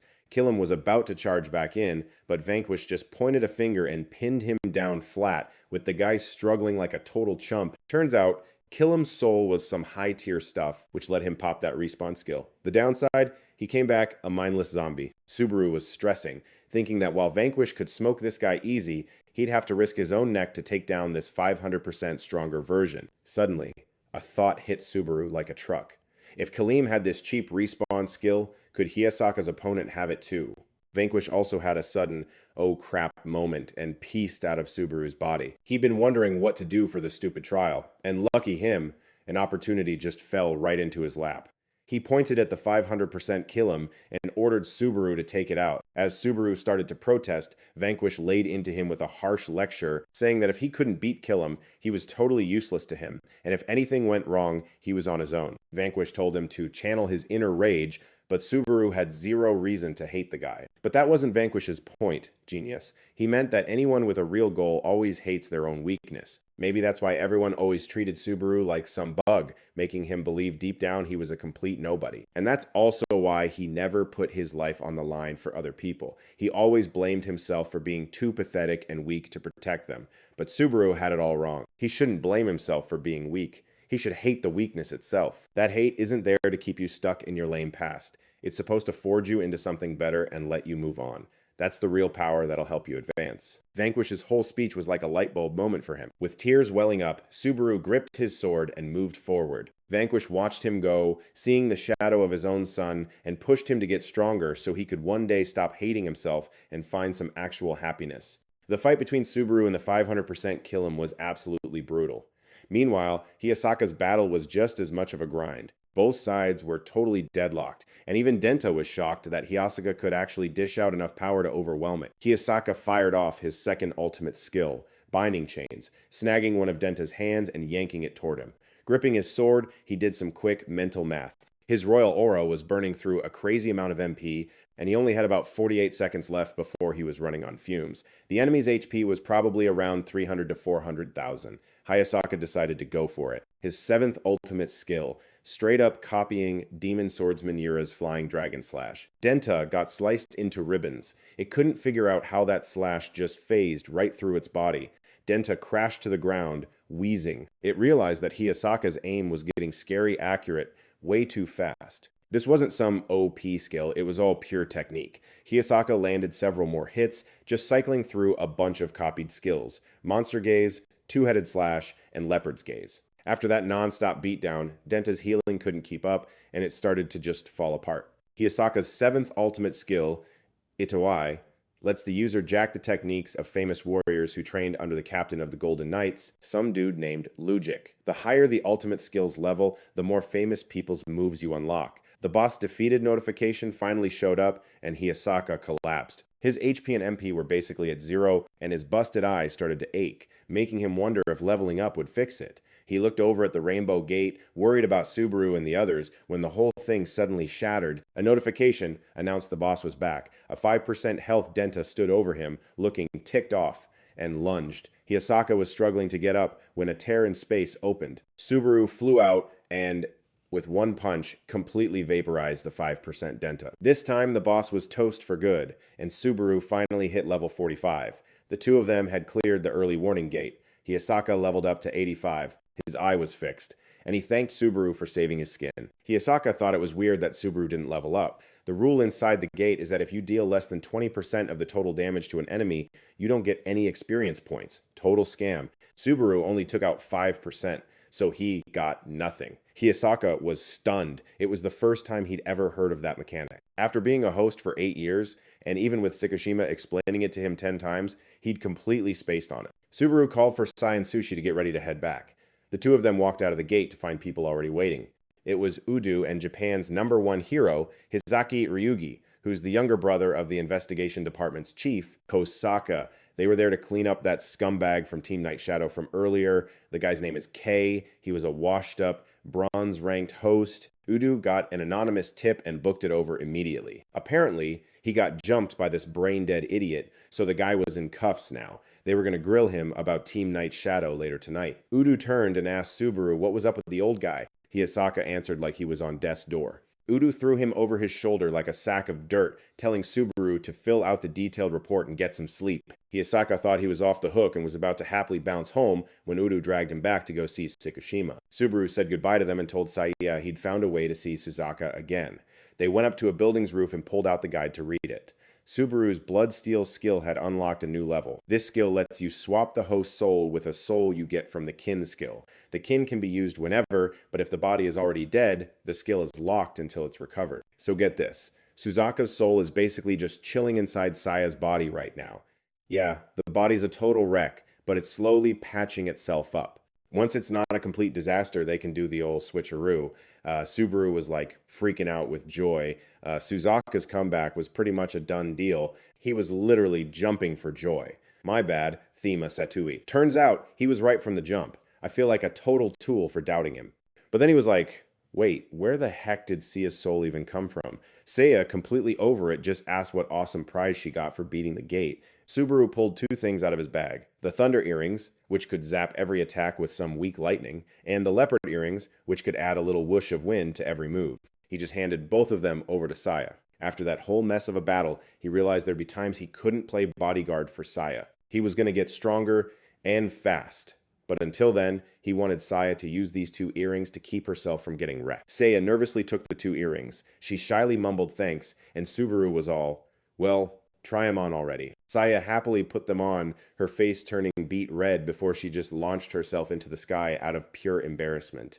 Subaru was just standing there, totally baffled. He had, zero clue why Seiya just blasted off like that. Suki let out a quiet sigh, slapped Subaru clean across the face, and then looked like she wanted to jump off something. Back at Subaru and Tega's place, Subaru's real dad and Tega's stepdad, Eric's Ryoa, was casually sipping a glass of wine. He was wondering where on earth his idiot son Subaru had disappeared to this time. His wife, Eric's Tega's actual mom, told him to stop being a creep at the window before the neighbors started talking. She was completely zoned in on her iPad, ordering a couple of necklaces, number 4 and number 51. Subaru's dad was about to pour another glass, having no idea his son was out there being some kind of hero and a paying client. At that, he got all full of himself, thinking his family's bloodline was just that awesome. At this rate, his life was about to get way more comfortable. He figured he should probably sink more money into the house. But before he could even finish that thought, the front door flew open and in walked this super hot version of Tega. Looking like that, his dad didn't recognize him at all. He asked who he was and how he got a key. Tega didn't even give him a look, just reached out and crushed the guy's throat. From inside, Tega's mom yelled for her husband to bring her more champagne, complaining that the manager had already left. Before she could finish, Tega slid a glass of wine onto the table for her. She squinted for a second, then realized it was her son, gave a quick welcome back, and went right back to her phone. Tega smirked, kinda impressed his own mom could recognize him through the glow-up. Tega's mother's eyes were still glued to the phone screen. "Of course, I recognize you. I popped you out, didn't I?" She then casually complimented the makeup on Tega's face, saying it looked great. Tega tried to explain, but his mom just totally shut him down, pointing to a necklace on her screen. She bragged that she finally got the necklace she really wanted. Only $20 million for 5 of them. What a total steal. Tega sneered, a dark vibe rolling off him. That was his mother, all right? Her son could go through a massive change, and she couldn't care less. He was glad he came. He should have never even been born. As a creepy darkness slowly swallowed Tega's mom, she turned to stone and crumbled into dust. Tega dropped the champagne glass he was holding. This world and he were equally worthless. So, they might as well get buried together. The next morning, the news was all about a building collapse in Shinagawa City around 7 p.m. the night before. Right now, 2 deaths have been confirmed. They're believed to be Ariak Ryo and Ariak Ko, the married couple who lived in the building that got flattened.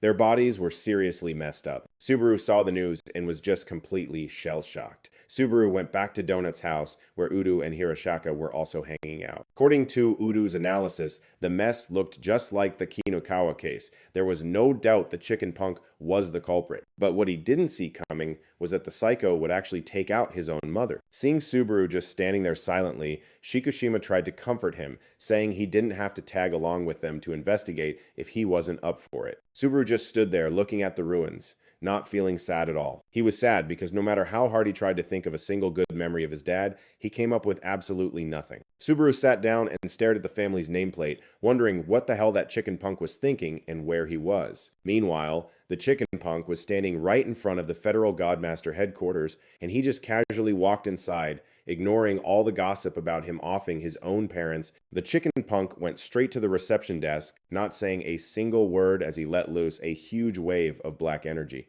In a split second, the federal headquarters shattered and collapsed, and the dark energy pouring from it got even crazier. Power, intelligence, good looks. The ugly, dumb, and weak chicken punk from before had always wanted all that stuff. But now that he had it all, he felt totally empty inside, wondering what his whole point was from now on. Somewhere else, Hirashaka's crew was absolutely furious after getting the news that the federal headquarters had been demolished. Shikushima was screaming into the phone, yelling that he hadn't gotten any info, so how was he supposed to know if everyone was safe? He told the person on the phone to send out the Tachikawa branch, the one all the way to the east, for the rescue mission. Like, now. The other branches were told to act like everything was normal and not let the clock break. From now on, they'd use their car as a mobile command center to gather intel, since staying in one spot was way too dangerous.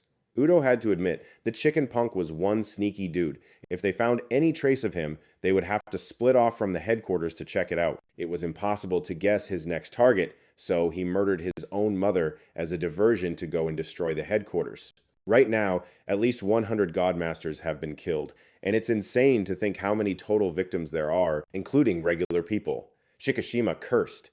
Damn it. Who would have believed he'd cause a disaster this huge? They never should have taken Subaru home. Just as he was about to call Subaru, he got another call. Shikushima answered the phone. A random call out of the blue like this was 10 billion% from the Shadow faction. The caller was the demon, I say, who mockingly asked if they liked the little declaration of war his group had whipped up. I say announced that from this point on, 6 locations were going to be attacked just like the Allied headquarters was, and that the chicken punk X was hiding out at one of them. Hiroshaka, who had been totally quiet this whole time, totally went Super Saiyan with this insane golden glow, slung his sword over his shoulder without a word, bounced onto the roof of the car, and just pieced out. Udo was like, hey, wait up, but got totally ghosted. Shikushima just said, nah, let him go. Look, if we don't want more people to bite the dust, Hiroshaka's our best bet. Shikushima was all. So, were you creeping on us at school? You want a piece of this, you better watch your six. Next time we throw down, I guarantee I'm going to turn you into Swiss cheese. Asai was just like, can't wait, and hung up. Savage. Shikushima already had the Shadow Faction's game plan figured out. Kokuji's crew wants to wreck the clock. Tega's got this busted time speed up move that can basically insta-squish anyone. In other words, he's planning to use the gate's timer to fast forward the big clock to 0. Lame. They're basically throwing a tantrum because we couldn't clear all the gates. So their best bet is hitting a 5-star gate with a ton of time left. Right now, the clock's sitting at 870 days. If they manage to trash 3 5-star gates, then it's pretty much game over for us. Shikushima told the lords to scramble to every 5-star gate in Tokyo, and the second anyone spots an enemy, they've got to snitch to the bigwigs so they can handle it. Especially if you run into Tega, you better hit up the Golden Lords, like yesterday. Guess the war is officially on. Meanwhile, over on the Night Faction side, Himozo is literally checking out his manicure while on a call. Isn't this nuts? We could have jump-started this party in 6 places at once. What's with the whole I declare war drama? Ariako from the Night Faction, all hyped up, shot back. We gotta go head-to-head with the Golden Lords. Fair and square. A sneak attack?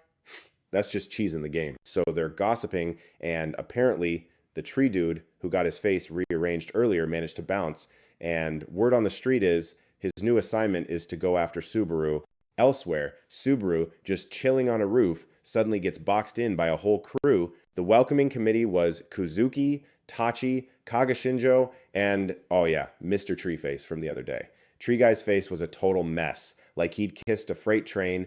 Apparently, he was told if he wants a shot at Hiyasaka, he's got to go through Subaru first. He's all, no hard feelings, dude, but I still got to off you. But hey, he's a good sport, wants a one-on-one. Subaru gets up, looks at all 3 of them, and is like, bring it. Shikushima gave me the rundown, so yeah, none of you 3 are walking away from this. I don't have a beef with you guys either, but I'm going to wreck you all, and you're going to tell me where Tega is. Shingo was not vibing with Subaru's confidence. He popped his ultimate skill, Blackface Stone Protection, which basically turned his body into a rock monster. He was super triggered by Subaru's trash talk. Shingo charged in, but one little tap from Subaru sent him flying 8 meters and spitting up blood. His rock armor totally shattered. He was like, no way, I just got one-shotted. His armor just poofed into nothing. What even was that? Turns out, Subaru slipped some of his blood into the cracks of the armor and blew it up from the inside. Sneaky. The tree guy just smirked, all fired up and leaking black smoke, and came in swinging like a maniac. Subaru dodged it all, breaking down the tree guy's moves. The ground was literally decaying, like time was eating it away. So, Tree Dude was funneling that smoky crap into his sword for his attacks. Yeah, getting hit by that would be, like, super bad. Meanwhile, the third wheel, Kazuki, was just chillin', not even trying to jump in. He was just watching the show, and Tree Guy clearly thought he didn't need the backup. He was way too full of himself. Subaru was like, dude, what's your deal with these one-on-one fights? But Tree Guy just ignored him and charged again, swinging his sword at Subaru, but got totally stonewalled by his blood shield. Then the dude starts monologuing about how the 3 of them were childhood besties. Tree Guy was the leader, Shingo was his number 2, and Kazuki was the quiet one watching from the sidelines. To him, this whole beatdown scene was just another Tuesday for them. Subaru was just frozen for a sec. Like, what is this clown even talking about? Aren't you guys the Night Faction? Here to wreck the clock and, end the world? Tree Guy's response was super blunt. Not my problem.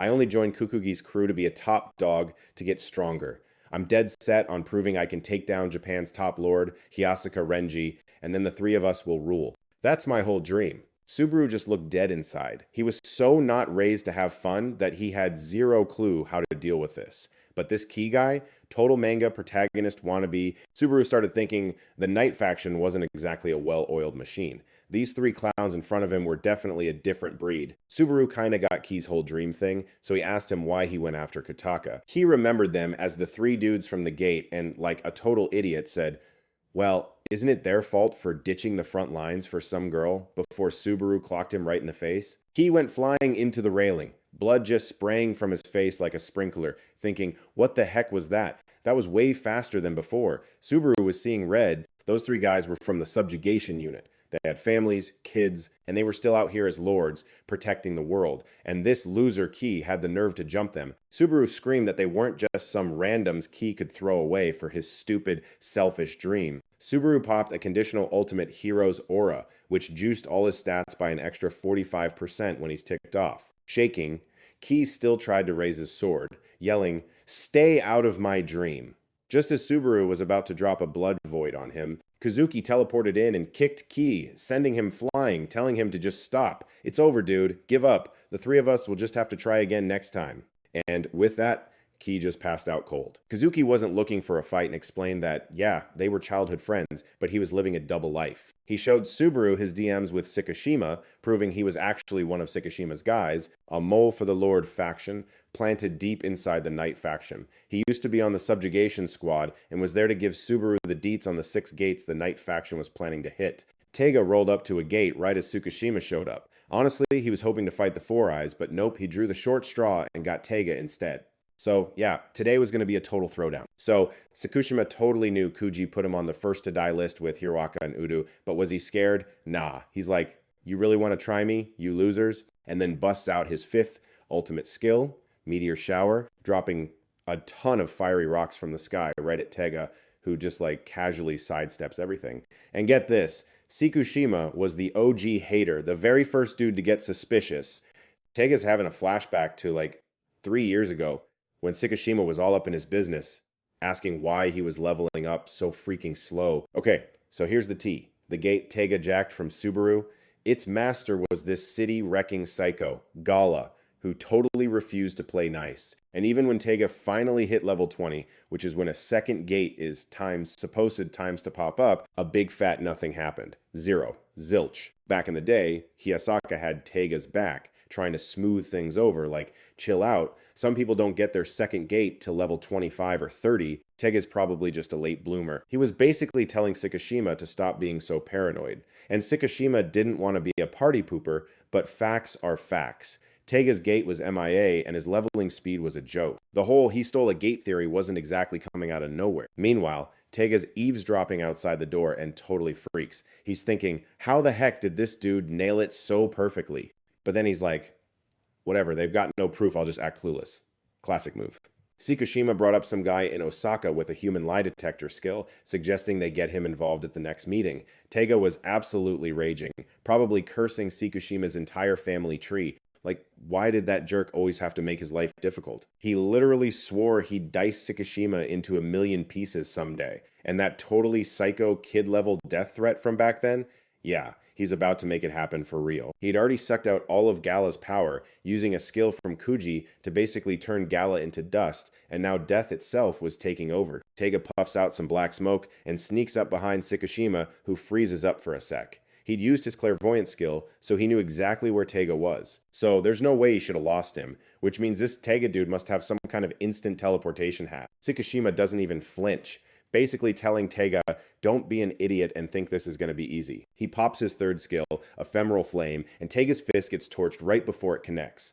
In like a split second, Sekishima figures out Taiga can only teleport inside his little smoke cloud, and apparently he's a pretty good escape artist. Sekishima sized him up, figuring Taiga's power was around a level 50 gold level god. But sorry, not sorry, Taiga's not even in his league. Now that he's level 82, this guy is toast. Blood's pouring out of Taiga's wounds, and just when Sekishima's about to finish him, a huge explosion goes off. See, Taiga knew the gods would send their A-team to the South Star Gate, so he'd stalled the 4-star gate, dragging it out till the last possible second. Just then, like 200 monsters get unleashed, and since the gods totally didn't see Taiga's crew making a move, they got wrecked and lost a bunch of their own people. Sekishima's staring at this massive fire in the distance, thinking, is this even Taiga anymore? How did he get so sneaky? Taiga glances at his brand new arm, Even though the soul and consciousness are sharing the space, the old Eric's Tega is long gone. Everything he used to want is now totally meaningless. The only thing left is the original Tega's tiny little wish to get payback on a world that never gave him the time of day. Therefore, the dude currently joyriding in Tega's body is going to make that wish come true. Tsukushima goes quiet. He used to get all these vibes from Tega: fear, being an idiot, jealousy, pride, and this desperate need for attention. But now, he's getting nothing from this new and unimproved Tega, which basically means Tega's probably hiding some secret weapon that could wipe out the gold level gods. Tsukushima thought it was kinda hilarious. This Tega dude hated himself so much, he literally wanted to be a different person. Tsukushima actually got where this new Tega was coming from, but he wasn't about to let him go on a rampage. Tsukushima unleashes his sixth skill, Lord of Conflagration. He was dead set on taking Tega out and saving the city. Tega got serious too, and they both rushed each other and started throwing down, trading major hits. Icy of Darkness is watching from the sidelines. He sees Tsukushima get to Tega, but he's got his own problems to deal with. His opponent is Hiyasaka, and Hiyasaka is pissed. He gives Issei a heads up, drop the weapon and give up before he goes totally postal. But stubborn old Issei isn't having it. He's got his reasons. Just 1 hour ago, Issei was saying bye to his wife and kid, getting ready to head out, promising he'd be home for dinner before he stepped into the dark gate. To put it mildly, Issei's wife and kid were just two puppets controlled by Kokugai.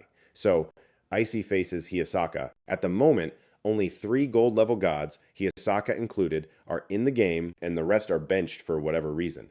He figures this is the perfect chance to see what Hiyasaka's made of. Hiyasaka doesn't even let him finish his villain monologue. He just charges, sword swinging. But Issei isn't even a little bit scared. He's feeling lucky today. Issei swings his weapon and sends Hiyasaka flying right at him. Hiyasaka was basically the easiest target on the board. Issei's weapon is the Boundary Breaker Spear. It can slice through, any space and works in a 150-meter radius, and trying to block it physically is a total waste of time. Hiyasaka gets thrown back, realizing this dude is seriously strong. He couldn't quite figure out Issei's ultimate skill because it was super complicated, but the short version is it can bounce attacks back. It was kind of like his own sword deflecting skill, which meant he just had to be faster with his slashes than Issei was with his hammer swings. So Hiyasaka charges in again, but halfway there, his body just freezes up, and Issei sends him tumbling with another whack of his hammer.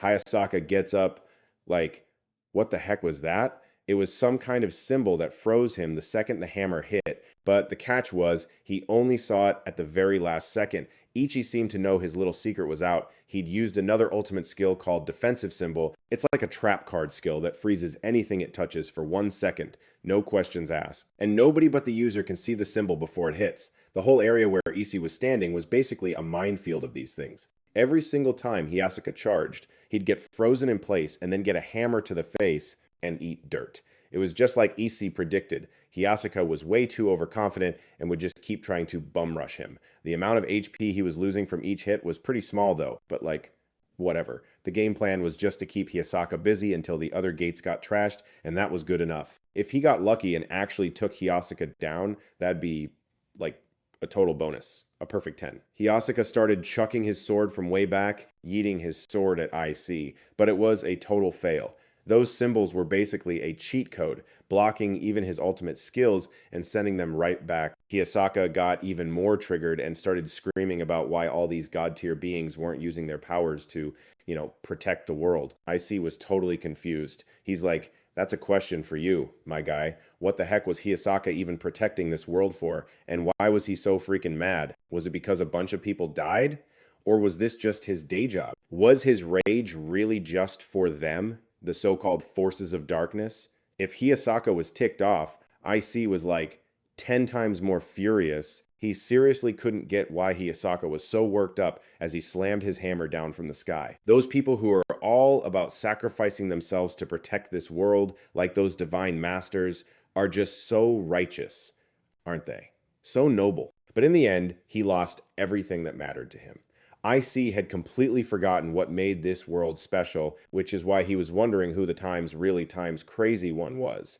IC screamed like a maniac, swinging his hammer at Hiyasaka again, but this time Hiyasaka didn't even flinch. He just put up a hand and caught the thing. IC unleashed a storm of hits, but Hiyasaka didn't budge an inch. Then IC had a flashback to his tragic backstory. He'd lost his wife and his kid. The jerk who did it was some minor league divine master, which made getting any kind of payback pretty much impossible. IC was totally shattered after his wife and kid died.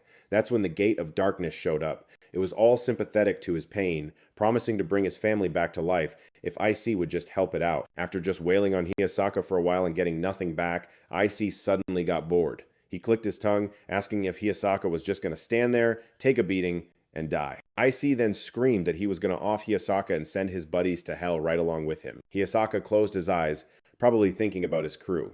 Then he swung his sword. He dropped his 6th ultimate skill, Path's Shattering Sword, and just slashed right across IC's body. Blood went flying as IC coughed his guts out and dropped his weapon. He managed a wry smile. Hiyasaka's 6th ultimate skill was totally legendary. For real. It drains 80% of the user's MP. He'd finally tricked Hiyasaka into using it. IC's mission was a success. He drained both Hiyasaka's health and mana. His job was done. As IC crumpled to the ground, his tired eyes looked up at Hiyasaka, wondering why the guy was crying. Hiyasaka walked over to IC. Maybe it was because his senses weren't as dialed in as they are in a fight. He could feel his opponent's emotions bleeding into him piece by piece, and now he was crying because every single time IC landed a hit, he felt this bottomless pit of sorrow. Hiyasaka gave IC a wry smile. It was just like he said, he wasn't fighting for the world. He wanted to protect the world so he could protect his friends because he wanted to be with them for as long as he could. So IC wasn't crazy at all.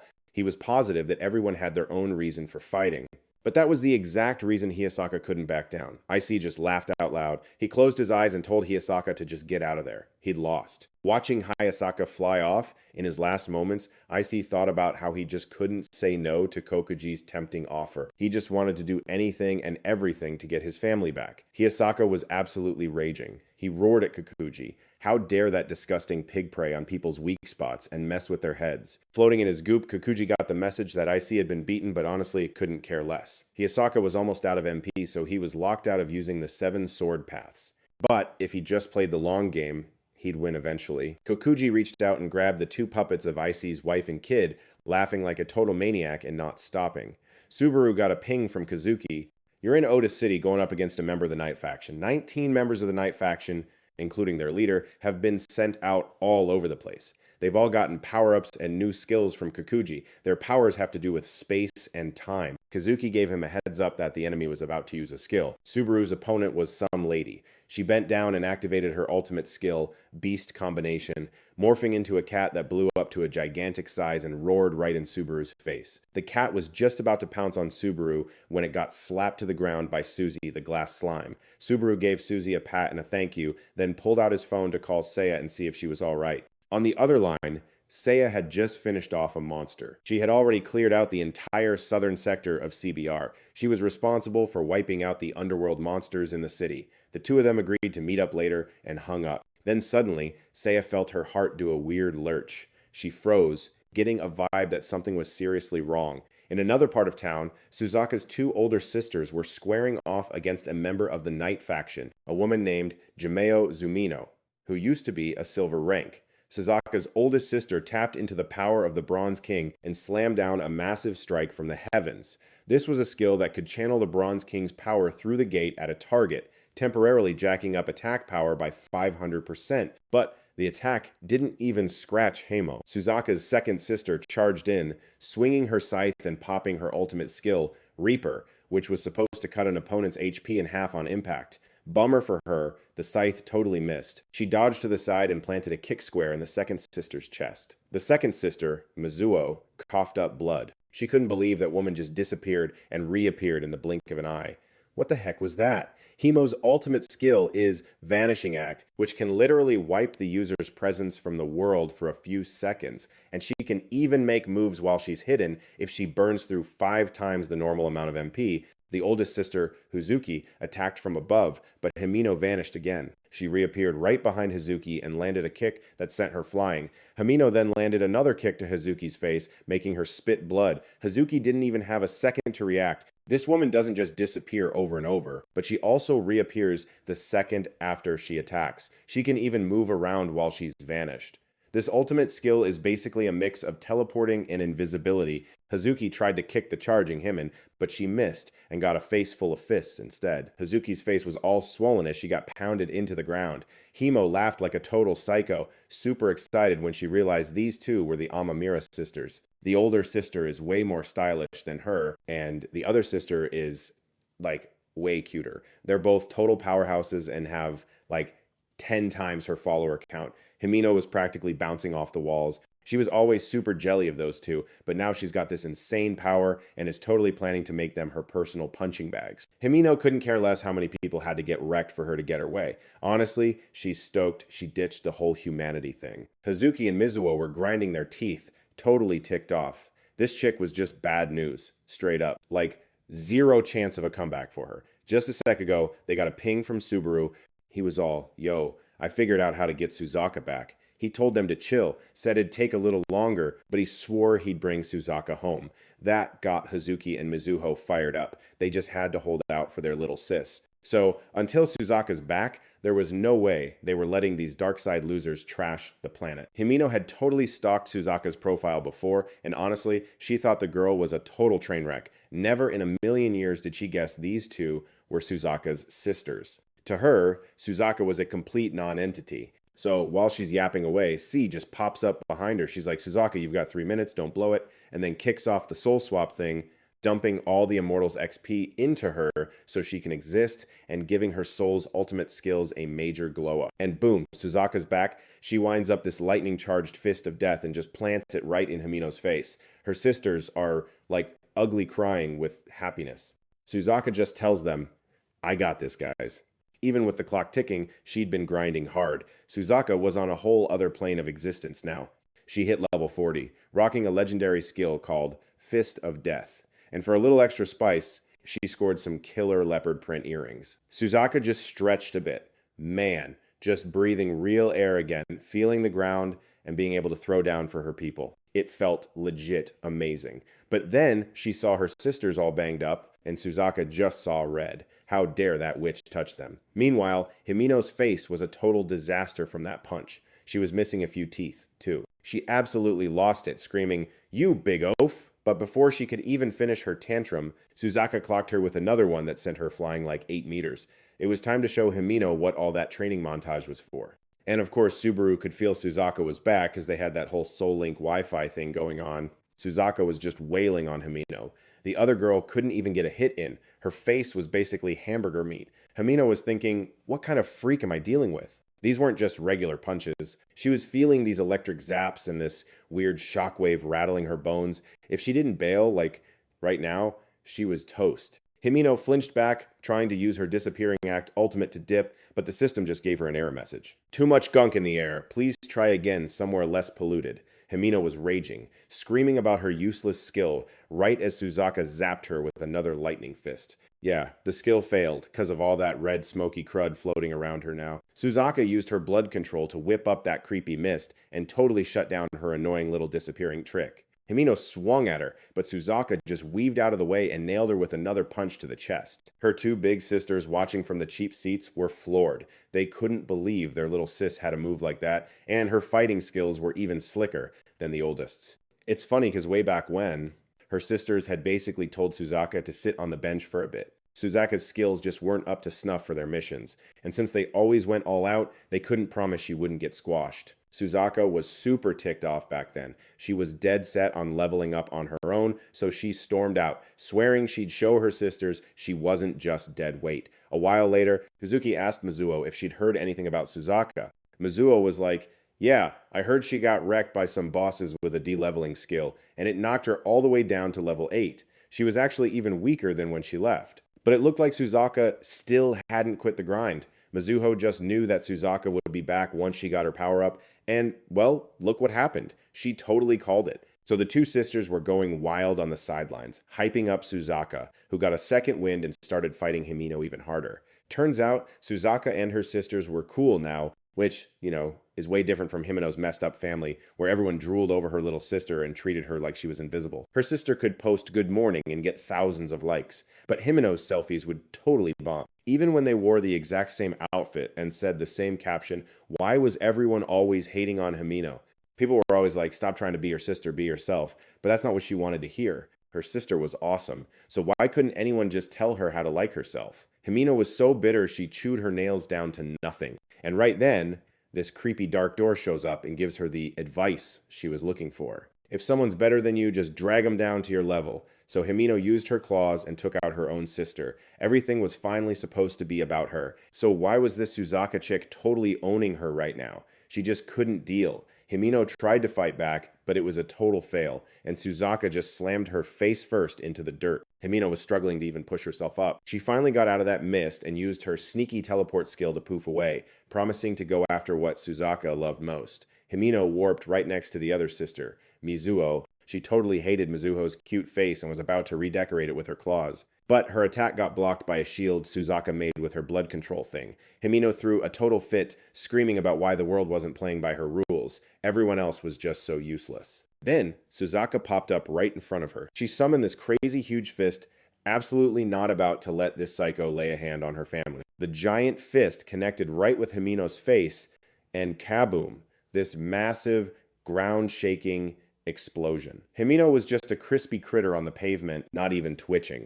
Suzaka's sisters, safe behind her blood shield, didn't have a scratch. Hazuki and Mizuho were so freaking proud of their little sis. She'd finally grown up, even if she was like, seriously OP now. Suzaka gave her sisters a cheerful wave, all proud of her win, but her victory lap got cut short when she suddenly started hacking up blood. Welp, time was up. She and Sia had to do the old switcheroo right away so Sia could get back to patching her up. So, Suzaka got the memo. She was like, peace out, sisters, gotta catch some Z's. She swore she'd be back to get the band back together. Her sisters were totally cool with it, ready to just chill until she got back. Then, right on cue, Subaru shows up. Suzaka could feel his desperation from a mile away, and cue the waterworks. She was thinking, dude, I should be the one thanking you. He was always her knight in shining whatever, and how'd she repay him? By totally dying on him. Awkward. Suzaka clenched her fist as her body started to glitch out, giving a mental shout out to Seiya for keeping her bod in mint condition. But it was time to bounce before her soul completely shattered. Suzaka told Sia to pass a message to Subaru, and poof, she was gone.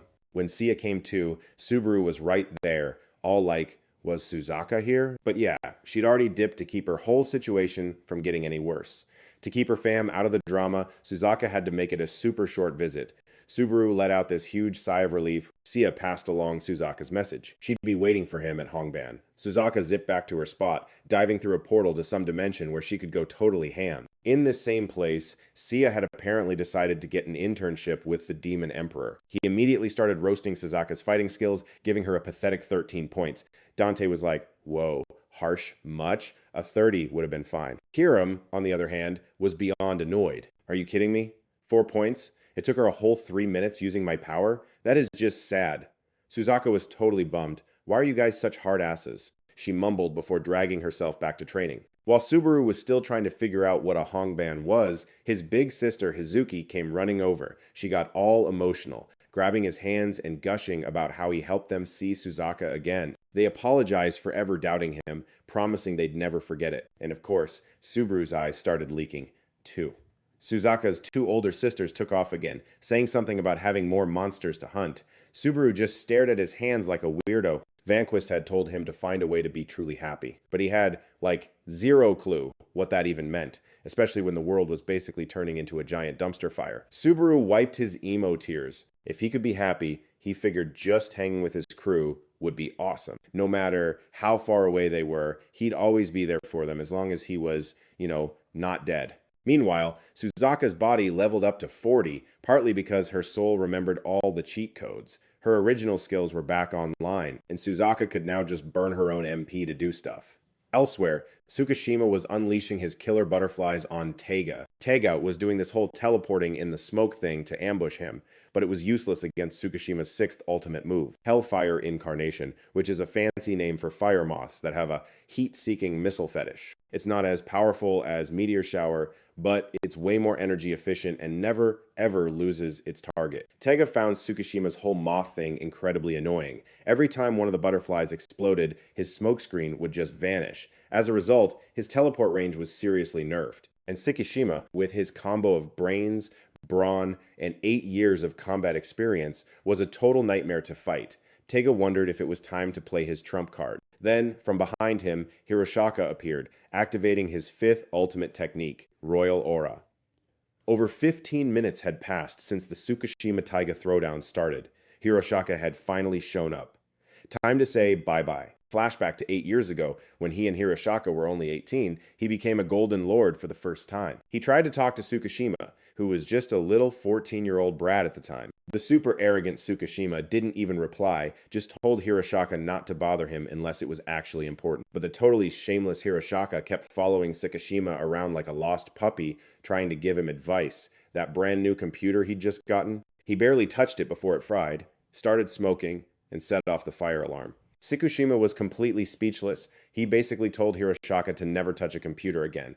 Back in the present, Tega was taking on the two strongest Golden Lords in Japan all by himself. Getting double teamed like that should have been the worst case scenario. But Tega was still acting all confident he'd win. A dark portal popped up behind Tsukishima, and thinking it was some kind of gas attack, he jumped into the air. But then a ton of hands shot out of the portal, grabbing Tsukishima and trying to drag him in. He tried to use his third ultimate skill, Ephemeral Flame, to get away, but it was no good. His skills were totally disabled. This was a seriously bad situation. Tega had figured out the Golden Lord's one big weakness. They all have so much crazy power that when they get too close, their abilities mess with each other. And since they have total faith that their buddies can handle themselves, they hesitate to jump in and help.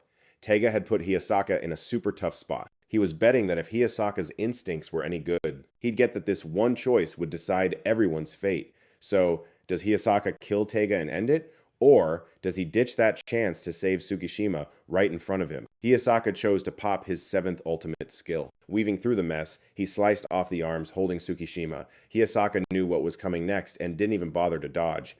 Tega took full advantage of the moment. Hiyasaka was busy playing hero. He used his whip to slash Hiyasaka right across the torso, but Hiyasaka had zero regrets. He actually smiled as he fell, just glad he could save Tsukishima.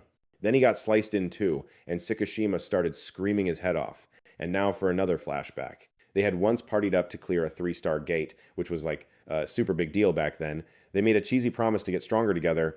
Later, Tsukishima and Kinukawa talked about starting a department just for scouting out gates. That way, they could at least stop so many lords from dying by walking into obvious traps. He decided he'd protect everyone, because letting them die in a fight was just a total waste. And when the day finally comes that all the gates are gone, he wants everyone to throw a huge party together and then, finally, go their separate ways. Tsukishima was desperately hugging Hiyasaka's body, just screaming his name over and over, but got crickets. And hey, speaking of someone willing to bite the dust for what they love, Tega gave Tsukishima a sarcastic, slow clap for being Hiyasaka's true friend. Tsukishima's eyes were practically on fire as he ground his teeth, glaring at Tega, swearing he was so gonna wreck him. He tried to get up and fight, but he couldn't just bail on Hiyasaka's body. Tsukishima was a total mess, bawling his eyes out and asking why Hiyasaka would die for a loser like him when his whole reason for fighting was to hang with everyone. Tega creeped up behind Tsukishima, raising his weapon to finish him when bam, a giant pillar of light zapped down from the sky. And who shows up? Subaru. He told Tsukishima to chill out, swearing he wouldn't let Hiyasaka kick the bucket. He activated his ultimate skill, Bloodsteel, and the pieces of Hiyasaka's body started floating. Tsukishima instantly knew it was Subaru's signature move. He remembered the first time he met Subaru, back when that trippy rainbow-colored gate first appeared. Subaru had used that skill to bring Suzaka back from the dead. Bloodsteel is an ultimate skill that basically hijacks a target's soul, turning anyone with a connection to the user into one of their own. Subaru had just hit level 35, and the conversion skill was unlocked, letting him add a second member to his crew. Subaru told Tsukishima he couldn't reboot Hiyasaka right then and there, but he'd keep his body perfectly preserved until he got back. Tsukishima wiped his tears, thanking Subaru like a broken record. Hiyasaka's body slowly started to reassemble and morph. And then it let out this totally psycho laugh. It rocketed into the sky, the thing that was now joyriding in Hiyasaka's body, super stoked to see the human world for the first time. Subaru knew that vibe and was like, "What the heck is he doing here?" It was one of Vanquish's servants, an old acquaintance of Subaru's, Thema, the Emperor. And as of today, he was officially on Team Subaru. Thema the Emperor was one of the 6 immortal emperors of the Vanquished realm. After making Subaru's life a living hell during the last trial, he'd managed to get some of his original power back thanks to Subaru leveling up. But right now, he's a total lightweight compared to how he was during the trial. Chickenhead summoned more of those dark gates and ordered them to take out all obstacles. A swarm of creepy hands shot out from the gate. But Emperor Thema wasn't even sweating it, asking for a round of applause to welcome him. Emperor Thema recognized the hands belonged to some old hag who was just Kokugi's nanny. Emperor Thema used blood control, emerald blood severance, and a green ring of blood appeared in the sky, starting a massive downpour. He bragged it would take locking those 3 hands up for 1,000,000 years for them to even touch him. Emperor Thema then turned the falling rain into some kind of earthquake god. All the other hands got totally wrecked, forcing them to scramble back into the gate in agony. But Emperor Thema wasn't done. He grabbed a pair of scissors and yeeted them straight into the gate, slicing the nasty master of those hands in half. Emperor Thema flawlessly owned Kokugeki's nanny, laughing as he threw an arm over Subaru's shoulder as Chickenhead stomped over. He looked at Emperor Thema like he was his next target, but Emperor Thema just scoffed, as if he'd ever bother to fight. He wouldn't even budge when Subaru told him to move. Chickenhead clenched his fist, vowing to waste Tsukishima, but this was Emperor Thema, not Hiyasaka, and he couldn't give a crap about some punk. What is with this guy? Your real opponent is standing right here. Genius. It's weird. Why have you been dodging a fight with Subaru this whole time? Emperor Thema told Chickenhead to get on with it, saying his master had a packed schedule. Chickenhead froze. Was he dodging a fight with Subaru? No, that wasn't it. He just didn't want anyone messing up his plans for Subaru. He remembered their first meeting, how Subaru had been all friendly, talking about how they should just coexist peacefully. From that moment, a fear had started growing inside Chickenhead, a feeling he remembered even after being reborn. He gritted his teeth. All right, bring it on. Chickenhead summoned a gate, and Tsukishima, realizing he was trying to bait Subaru inside, tried to stop him. Emperor Thema whispered in Subaru's ear, I got this. Go fight your battle. Subaru called Suzy to come with him and told Tsukishima to hang tight for a sec, said he'd be back in a flash, and then jumped into the gate. As Subaru fell, he decided today was the day he would finally end this weird thing between them so he could move on. Kugaji gave Chickenhead props for taking out Hiyasaka Renji and dragging Vanquish's host here, calling it a total victory for the dark side. The 2 of them stood in a dark void, and Chickenhead told Kugaji to stay out of it. Not that Kugaji planned on it, anyway. The contract Chickenhead signed specifically stated that Subaru had to be killed by his own hands. The gate's contract was unbreakable, so there was no need to worry about anyone else crashing the party. Kugaji was scheming. No matter how it went down, he'd come out on top, whether Chickenhead killed Subaru or he killed Subaru after Chickenhead was toast. He hadn't expected Hiyasaka to get possessed by Emperor Thema, but if he killed Subaru, his own kin would show up. It was all too perfect. Just as he thought, it had to be him. Not the gold guys, not the silver, not the copper 2 bits. This world belonged to him, the king of the dark realm. Outside, Tsukishima was totally freaking out, telling the fake Hiyasaka, Emperor Thema, to let him go. It was way too dangerous for Subaru to roll into the enemy's base alone. They had to follow him. Emperor Thema got annoyed. He'll be fine. Damn it, it's all part of the strategy. Suddenly, a red notification popped up. Gate countdown. Second phase. Upstream timer has hit 0. The main clock will now drop at the same rate as the gate's timer. With a sudden drop of 8,000 hours, a crack appeared on the clock. A warning flashed that with under 100 hours left on the clock, there could be a serious problem keeping the system running. Tsukishima was tense. This had never happened before. It wasn't just the 5-star gate. The total time on the over 200 gates Tega controlled had to be an insane amount. If another gate fell, it was game over. What was he supposed to do now? The Emperor's Phantom tapped Tsukishima on the head, telling him to chill out and not be so wound up. If Hiyasaka was that important to you, then you should be protecting the things he held dear. Tsukishima closed his eyes and slapped himself to get his head straight. He told the Emperor's Phantom to shut the hell up. Getting a lecture from someone with Hiyasaka's face was seriously ticking him off. He basically told the Phantom to book it to the hospital as soon as possible. So they dipped to find Kim Okagawa, but surprise, she wasn't there. Tsukishima was totally livid. That frickin' brat. Elsewhere, Udu was in the middle of a throwdown with some Night Shadow named Area Kohi. And let's be real, this Kohi dude was getting absolutely wrecked. He was internally screaming, like, what the heck is this guy's deal? So Kohi charged in for another round of pain, but Udu just used his golden wall to send him flying, coughing up blood. He could not wrap his head around how a shield-wielding dude like Udu could be so ridiculously strong. The guy defended like a freaking turtle in its shell. It was infuriating as all get out. Udu had explained his whole power set before. If he uses his beefiest shield to attack, it becomes his most epic attack. So, like, his offense is totally not a problem. Then Udu gets a call from Sekishima. He answers, and Sekishima spills the tea, like, super fast. The gist of it was, Kimokawa was Mia. Tsukishima asked Udu if he had any clue where she'd gone. And literally at that moment, way up in the sky, Kimokawa was rocking her golden armor and blasting a monster with a cannon. Udu tells Tsukishima she's literally fighting right there. Tsukishima freaks out, yelling, "What in the world is she doing there when she's that messed up?" Kimokawa lands and is all like, "As if I could just chill when the clock is this jacked up." Kimokawa snatches the phone and shouts, "All right, what's the move?" Tsukishima made up his mind. It was time to go all in.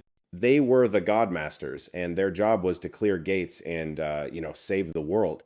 Tsukushima basically announced to all the Godmasters that he didn't care how many stars the gate had. They had to get that lost time back by hitting every single gate in sight. Kimokawa was totally hyped and ready to throw down. It was finally time for her to break out of her long, boring hibernation. Tsukishima turns to the Emperor's Phantom just to double check that they could stop stressing about Subaru. The Emperor's Phantom just kind of chuckled. Look, if Subaru can't handle it, then nobody can. Meanwhile, inside the Shadow Gate, Kakuji was totally bugging. Why the heck is Vanquish here? Vanquish just cackled, saying he heard some little punk with a seriously rotten attitude was around, so he just had to pop in and see for himself. Taiga totally recognized Vanquish as the master of the Rainbow Gate, the guy who gave Subaru his powers. But his beef right now wasn't with Vanquish, it was with Subaru. It was about to be a showdown to see what was stronger, Tiger's smoke or Subaru's blood. This was going to be the first and last battle between the Ariak brothers. Kokuji was still freaking out. How could Vanquish just show up in this world? Vanquish called down, giving Subaru props for leading him to the exact spot. Kokuji absolutely flew off the handle, glaring and screaming for Subaru to look at him, but Subaru wasn't giving him the time of day.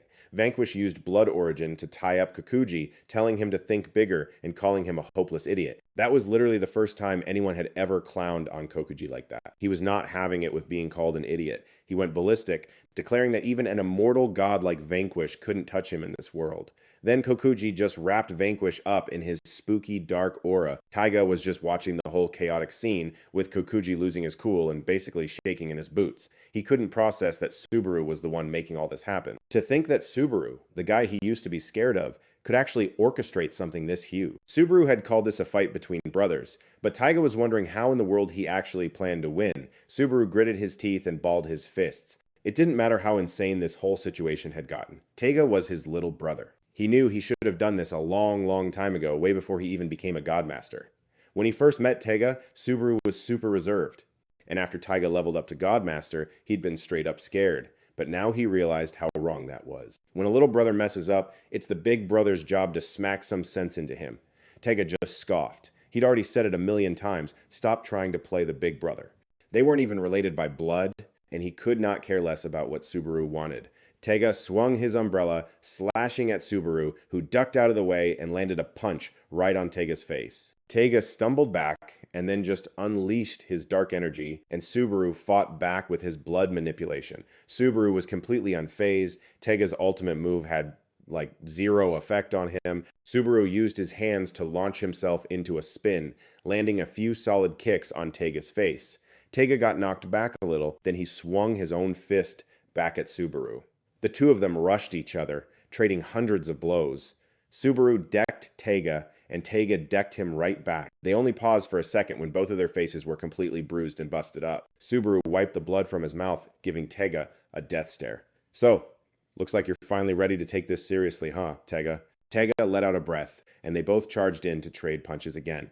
One pummeling the other, beating each other until their faces were swollen and blood was flying all over the place. Neither of them was about to back down. Meanwhile, the fight between Kokugaiji and Vanquish was just as nuts. Kokugai's special move was Death Reign Supreme, which basically fast-forwards time for anyone or anything that touches his gross black goo, no exceptions. But Vanquish was the real OG That little fetus's pathetic tricks had absolutely no effect on him. Kokugaiji couldn't believe it. It was such a cheat code. Vanquish should have aged like 10,000 years in a split second from that attack. Kokugaiji went totally berserk and decided to go all in. He activated his strongest ultimate skill, something called Moment of Destruction, trying to basically swallow Vanquish whole with billions of years of life. Vanquish just smirked and used his freeze power to stop Kokugaiji dead in his tracks. The ultimate move he was about to pull off just fizzled out. Vanquish was just messing with Kokugai like he was a little kid. Time couldn't take him out, which is kind of the whole point of being immortal. And yet, Kokugaiji still couldn't seem to get that through his thick skull. How pathetic. Kokugaiji probably could have come up with a way better plan to win if he had, like, any brain cells. From the very beginning, he didn't get that. The more gates he used, the bigger a trail he left behind. Vanquish found Kokugai's location instantly because he kept opening gates all willy-nilly like an idiot. On top of that, it was super lucky that Subaru chose Thema as his kin. Thema used to be one of Vanquish's crew, which means they were connected on a soul level until Thema switched over to Subaru's side. Vanquish was laughing like a total lunatic. The second Thema became a Hayasaka. They clued Subaru in on the master plan. Vanquish had cooked up a plan to totally demolish Kokugaiji in one hit. Thanks to Subaru, he found this place no problem and got to smash that fetus's face in. Kokugaiji was totally bugging out, like, why was he still kicking it in this weird goo-filled place? The deal he made with Tega was crystal clear. Tega had to be the one to off Subaru. No take-backsies.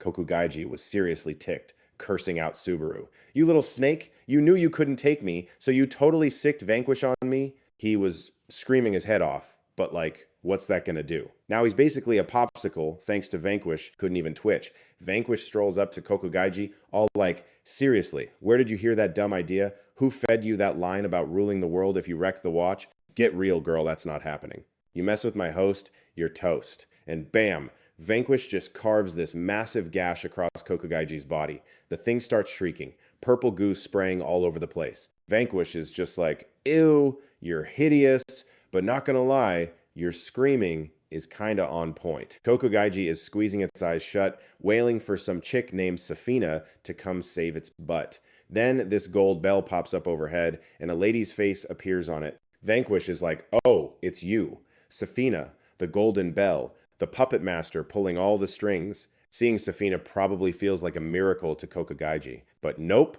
before it can even get excited, Safina just smacks it down. You are so completely useless. The nerve of you to ask me for help? Then she rips open a portal, calling it her weakest one. Real casual-like, and gets ready to yeet it right in. Kokugaiji is having a total meltdown, begging not to go through that gate. Like it was in Time's Emperor Asterisk. Losing its memories and voice, it'd be nothing more than a wild animal. But it could beg all it wanted. Safina was not having it. She just lets go, and whoosh, it slides right into the one-star gate. Then Safina turns to Vanquish like nothing happened. He just laughs, flicks his wrist, and shatters her golden bell. The two say their goodbyes, promising to throw down one-on-one some other time. And just like that, Vanquish's work here is done.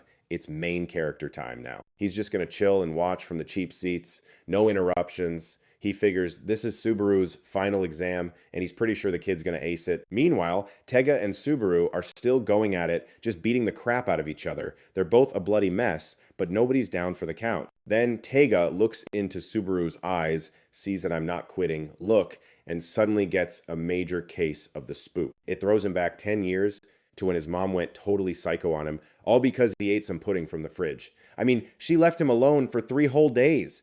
By the time child services showed up, Tega was out cold from starvation, with just that one pudding in his stomach. His mom tried to play it off like it was just discipline, no big deal. Then she slammed the door in their faces, totally ghosting them. Tega's mom muttered under her breath, basically wishing he'd never been born. Yep, his mom was a total piece of work, and he was her kid, just some nasty bug in her eyes. The new dude she brought home was just as scummy, basically her live-in leech. And that loser, his quote-unquote stepdad, had a son who was now supposed to be his brother. Tega just figured, great, another bug, probably just like him. But the first time he saw Subaru, something was different. Like, how the heck could Subaru have eyes like times that asterisk? Why was he so freaking cheerful, asking all these questions? Wasn't Subaru supposed to be from the same dumpster fire family? What was there to smile about? And right then, Tega's blood ran cold and a shiver went right down his spine. It was straight up fear. He realized the second he met Subaru that, oh crap, happy people are actually real. And the worst part, it wasn't him, which made him so unbelievably salty. For real, Tega and Subaru were in the exact same boat. They should times have been the same. But how was Subaru not a mopey, whiny mess? And how did he just never quit? Suddenly, Tega felt like a total chump. Was it possible he was just rotten inside? Was he the only actual bug in the room? Tega knew his soul was a dumpster fire, but he couldn't admit it. He was terrified of Subaru actually finding happiness. So, the moment that gate popped up in front of Subaru, he just lunged, tackling Subaru and wailing on him. If Subaru got even a taste of happiness, they'd be on totally different levels forever. So yeah, he had to keep Subaru down in the dirt with him. Subaru took a punch to the face, and with every hit they traded, it was like he was downloading Tega's memories and feelings. So, he was getting the full backstory on why Tega was so paranoid and twisted. Tega brought his foot down for a major stomp, but Subaru was too quick, dodging and launching a counterattack from the air. Tega went down hard, hacking up blood. Subaru wasn't letting up, just unloading on him until Tega couldn't even lift a finger. Finally, a totally gassed Tega was just lying there, seeing this rainbow light as he got a highlight reel of Subaru's memories. Turns out, when he was a kid, Subaru's mom bailed on him, and his dad, and he'd always be clinging to his dad asking about her, but his dad would just cruelly push him off. When Subaru found out he was getting a little brother, he was stoked. He was always jumping in to stop Tega's mom from smacking the kid around, which just meant he got beat up instead. But even after all that, he'd still try to cheer Tega up, telling him to keep his head up. And those were the exact moments Tega thought he was gross and would push him away. All Subaru could do was watch him walk off, swearing to himself he'd never give up on him. Then Tega saw the memory of him jacking the golden gate from Subaru.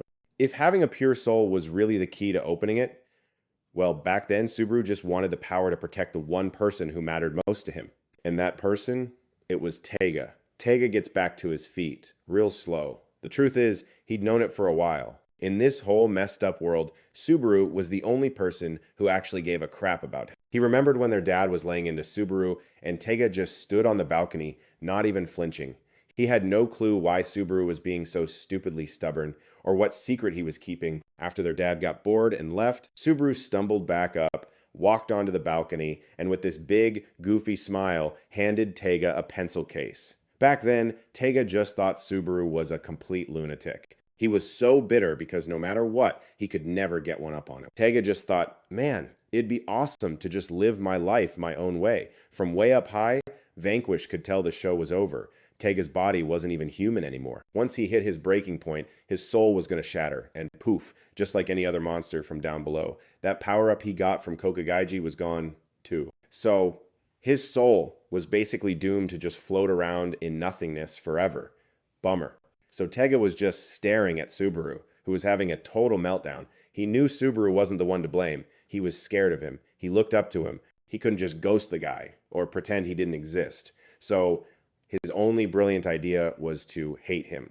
Once that little detail came out, Tega finally got it. He'd been a total jerk to Subaru just because he was petty, and he'd done it over and over. He knew he was about to check out for good. Tega closed his eyes, and in that last second, Subaru got a flashback of a younger Tega. The little kid said, "Someday, I want to eat pudding. I want to eat it with you. I super regret not being able to say thanks to you back then. But for real, I was actually happy." Subaru couldn't stop the waterworks because Tega just poofed away with a smile on his face. The kid had thanked him. After all those years, the one moment he finally felt happy was the moment he vanished. Talk about timing. Subaru tried to grab at Tega's leftover spirit dust, but it was a no-go, and he just collapsed, screaming his head off, a total mess. He started trashing himself, thinking, what kind of freaking savior am I? I couldn't even save my own little brother. Subaru was sobbing his guts out when Vanquish strolled up and asked if he could even stand. Subaru didn't answer, just kept his face buried in the ground. So Vanquish went on. Tega's biggest screw-up was knowing that everything he did was wrong, but he did zilch to stop it. And with every messed up thing he did, he hated himself more. And the more he did, the more his soul just rotted out. This was always going to happen. From the day Tega jacked your gate, Subaru dug his fists into the icy ground, asking if this was seriously the only way it could have gone down. Was this the only option? Vanquish told him he'd have to spend the rest of his life figuring that out, that he had to carry that question around and think about it until he kicked the bucket and never, ever forget. Vanquish told Subaru to just cry, to let it all out without being a baby about it, and that he'd wait right there until he could get back on his feet. The system announced that the sub-boss, Ariaka, had been defeated. Subaru leveled up to level 48 and got the title Sanji Hunter. Extra loot included the igniting black katana, the subskill golden arm, and Gallia's slate, all just waiting for him to click accept. 3 hours had passed since the crack showed up on the clock. All the hosts had smashed the gates, and the grand total of destroyed gates was 195. The time left on the clock jumped up to 10,000 hours. The operating system was stable again, and emergency mode was back on. The clock went back to normal, and Tsukishima called to tell everyone the world-ending crisis was over. And now, they just had to chill and wait for Subaru to finish his little drama with Taiga. Saja's crew and the Phantom Emperor were just hanging out outside the Shadow Gate. All of a sudden, this gut-wrenching scream echoes from inside, and Vanquish just goes, "Oh, you have got to be kidding me." He did say he'd wait as long as it took for Subaru to stop crying, but how the hell did he cry himself to sleep? Is he a freaking toddler? Vanquish was furious. He went through all this trouble to come and help, and this is the thanks he gets. Done waiting, he told his glass pet thing to just haul Subaru out of there. Saja and the Phantom Emperor were totally stoked to see he was okay, but Vanquish was still fuming. Subaru was sleeping like a rock, dreaming about the good old days with Taiga. The system announced a program update, adding Gate version 2, and the 6X Gate was now officially a thing. There was a super low chance that the three-legged freak could come back. After another long, boring history lesson from the system, it started its update, beginning at 0%. The Shadow Lords, who'd been mooching power off Koko Gajaji, found out that after it ascended, the skills it gave them had also disappeared. Even though they knew this, they just sat around casually chatting like it was nothing, a move that would for sure get the three monarchs to do something. But there was no reason to rush or freak out. The clock was updating. So for now, they were just going to wait and see how this whole mess played out. Everyone went back to headquarters while Shiaki came over personally to patch up Tsukishima. He used his Azure Resurrection skill and, in a flash, the cracks on Tsukishima's face were gone. Tsukishima was fine, but Subaru was still passed out and hadn't woken up yet. The Phantom Emperor promised them he was all right, though. He's just trying to, heal his soul or whatever. The Phantom Emperor asked everyone how many days they were knocked out the first time they went into a gate. Tsukishima said he was out cold for 5 days, while Shiaki wasn't much better when he popped out in Saka after going in. He could still move right away, but he was stuck in bed for the next 3 days. The Phantom Emperor said that the bigger the pact, the more time your soul needs to get used to it. If a normal person made a deal with Vanquish, their soul would either die or they'd be in a coma for decades. But Subaru managed to stay on his feet for a whole month, which means his soul is on a completely different level. Of course, he's still got limits, but he's supposed to wake up soon. Deep inside his coma, Subaru found himself in a place that looked like a galaxy screensaver. Some figure showed up and said this was the realm of the universal unconscious, where all souls are made and eventually get deleted. He could only meet him now because his soul was asleep, and this would be the first and probably last time. Subaru had no clue who this guy was, but even though he'd never met him, he got this weird, nostalgic vibe. The man told him to get ready for the fight that was coming, explaining that the whole game had changed. Some emperor from another world, a total weakling, is going to invade and punch a hole into the human world. And worst of all, Vanquish's host has gotten super famous. The gold, silver, and bronze empires, along with every other nation, are now going to get serious about invading the human world. The man warned him that a storm was on its way, a storm of destruction that would make the fight with the Shadow faction look like a walk in the park. A nasty, cruel wind is coming, one that doesn't care about human lives or feelings. Everything will be wiped out, and nobody can stop it. The guy said the only one who could stop it is Subaru, since this is a storm that not even Vanquish can handle. Subaru asked what he was supposed to prepare for. The man just started talking in weird, random phrases. Hip table, half dusk, apostle of the east, and that he had to become an emperor. Subaru was still completely lost. So the man continued, saying that he had failed, and now all he did was exist to go back to the sea of unconsciousness. But he was glad he got to meet Subaru one last time. Subaru asked who he was, and the man just smiled, saying that he was Aryak Subaru, the Emperor of the East. He was Subaru himself, the strongest human of all time, the one who couldn't protect the world and got totally owned by the future. He said he couldn't tell him everything about what's coming, but he could drop a few major spoilers. So, future me, Aryak Subaru basically DMs me from a totally wrecked timeline, begging me not to tank the world, our friends, or anyone who actually matters. Then future me just closes his eyes, one tear rolls down, super dramatic, and he gives me this bracelet. It's called the Twilight of the Midnight Sun Edgy, right? It lets you see the memories of some dead emperor from the east and get a jump on total disasters.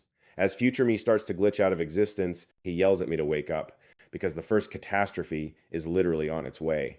I bolt upright in bed, and standing there are three huge doors. The guardian gates of gold, silver, and bronze. The bracelet on my wrist starts pulsing with light, and the three gatekeepers step out to greet me. They were Safina, the Golden Emperor, Ruins, the Silver Emperor, and Van, the Red Copper Emperor. All three of them are giving me the whole welcome, next-gen Emperor speech, calling me the savior of the divine blood. Out of 8 total disasters, the first one was these 3 gates. It hit me that, yeah, this was not a dream. I literally just talked to the Emperor of the East, who was my future self.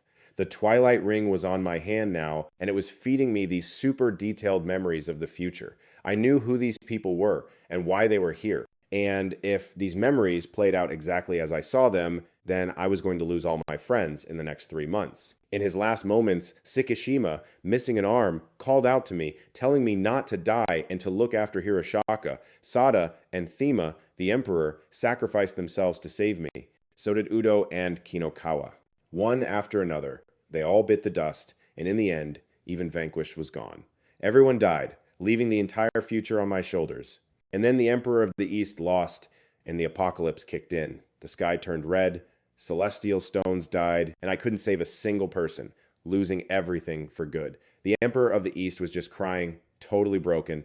Everyone had put their faith in him, and he blew it. If only he hadn't messed up way back when. If only he could just rewind to that day. The Emperor of the East used the last of his power from the endless galaxy of the universal unconsciousness just to find me in the present. I bowed my head like, thanks man, determined not to let his sacrifice be for nothing. I was going to protect everyone, no matter what. These 3 characters in front of me were the 3 emperors, the top dogs who ruled the biggest territories in what humans call the underworld. You had the strongest goddess of the underworld and boss of the unbeatable Golden Legion, Empress Safina, and the beast god of the Beastmen Legion who runs all the monsters, the Platinum Ninetails, Ruins, and the guy who controls nature, spirits, and the demi-human tribes of the earth, the Anarchan. They decided I was a good candidate to be the next emperor since I'd brilliantly kicked the forces of darkness to the curb. Safina invited me to come hang out in her golden nation. Ruins, not wanting to be left out, tried to get me to ditch my contract with Vanquish and sign a new one with one of them. To put it bluntly,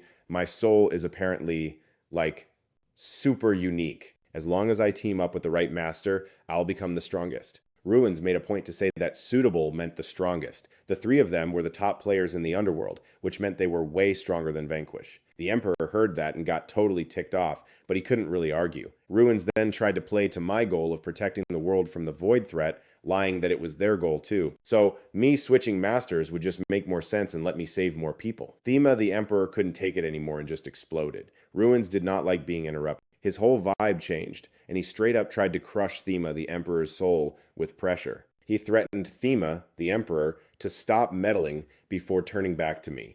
They didn't just show up to tell me to switch teams. Nah, they came to create the ultimate setup for an ultimate person like me. Safina said if I became her host, she'd give me a spear that can pierce anything and control of the Golden Legion. Ruins said if I became his host, he'd hook me up with a bow of endless light and 100 high-ranking dragons. Vodin chimed in, saying if I'm his host, he'll give me the Axe of Annihilation and 20 forests full of magical spirits. All 3 of them were dangling these insane, next-level offers to try and get me on their team. But before I could even open my mouth, Thema the Emperor cut in, telling me not to say a word. He's like, they're saying you should choose them because they're stronger than Vanquish. Are you kidding me? That's hilarious. It's more like they're scared you're going to level up and reclaim your power. And when that goes down, who knows who's going to be the one getting their butt kicked. I saw Ruins was about to lose his cool and attack, so I had to step in, immediately. I'm telling the proxy demon lord to read the room and shut his trap. But my guy just doesn't get the memo and keeps on yapping, leaving me totally speechless. Man, you don't worry about a strong enemy, you worry about a teammate with 0 brain cells. Seriously, why doesn't the proxy demon lord just use his brain and get on my wavelength? I would never team up with anyone but Vanquish. That's how the Dawn Lord dodged this messed up fate and how they fought back. In other words, that choice still wasn't enough to save everyone. The Silver Lord, Ruins, tries to take a breath and get it together, telling the Proxy Demon Lord to let me make my own call. But this guy has way more nerve than brains and keeps arguing, even straight up calling Ruins a brain-dead moron. Yeah, who's gonna stay chill after hearing that? I jumped in, saying I'd be willing to switch sides for a fair trade and some sweet perks. The Proxy Demon Lord went ballistic and called me a sellout. I just told the three big shots that if they were serious, then they needed to sell me on it. They probably thought I wanted some big power flex, but that's not what I was going for. What I wanted wasn't for them to prove how tough they are. If my soul is really so different from everyone else's, it means a ton of other lords are going to want me too. I wanted to meet all the other big bosses. Maybe one of them would offer a better deal. The three lords were clearly ticked off when they heard this, but I played it cool. Turns out, a meeting of all the underworld lords was coming up. I demanded that they let me crash the party.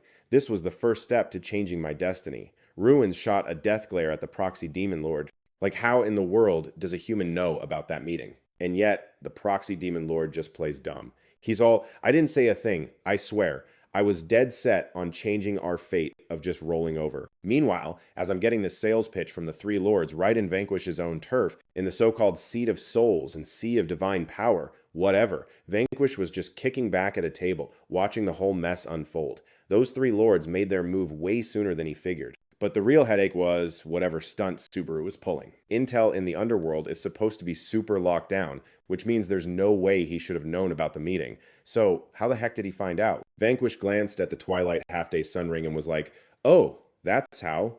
Just then, Suzaka and Hiroshaka popped up out of nowhere, totally creeping over his shoulder to see the screen.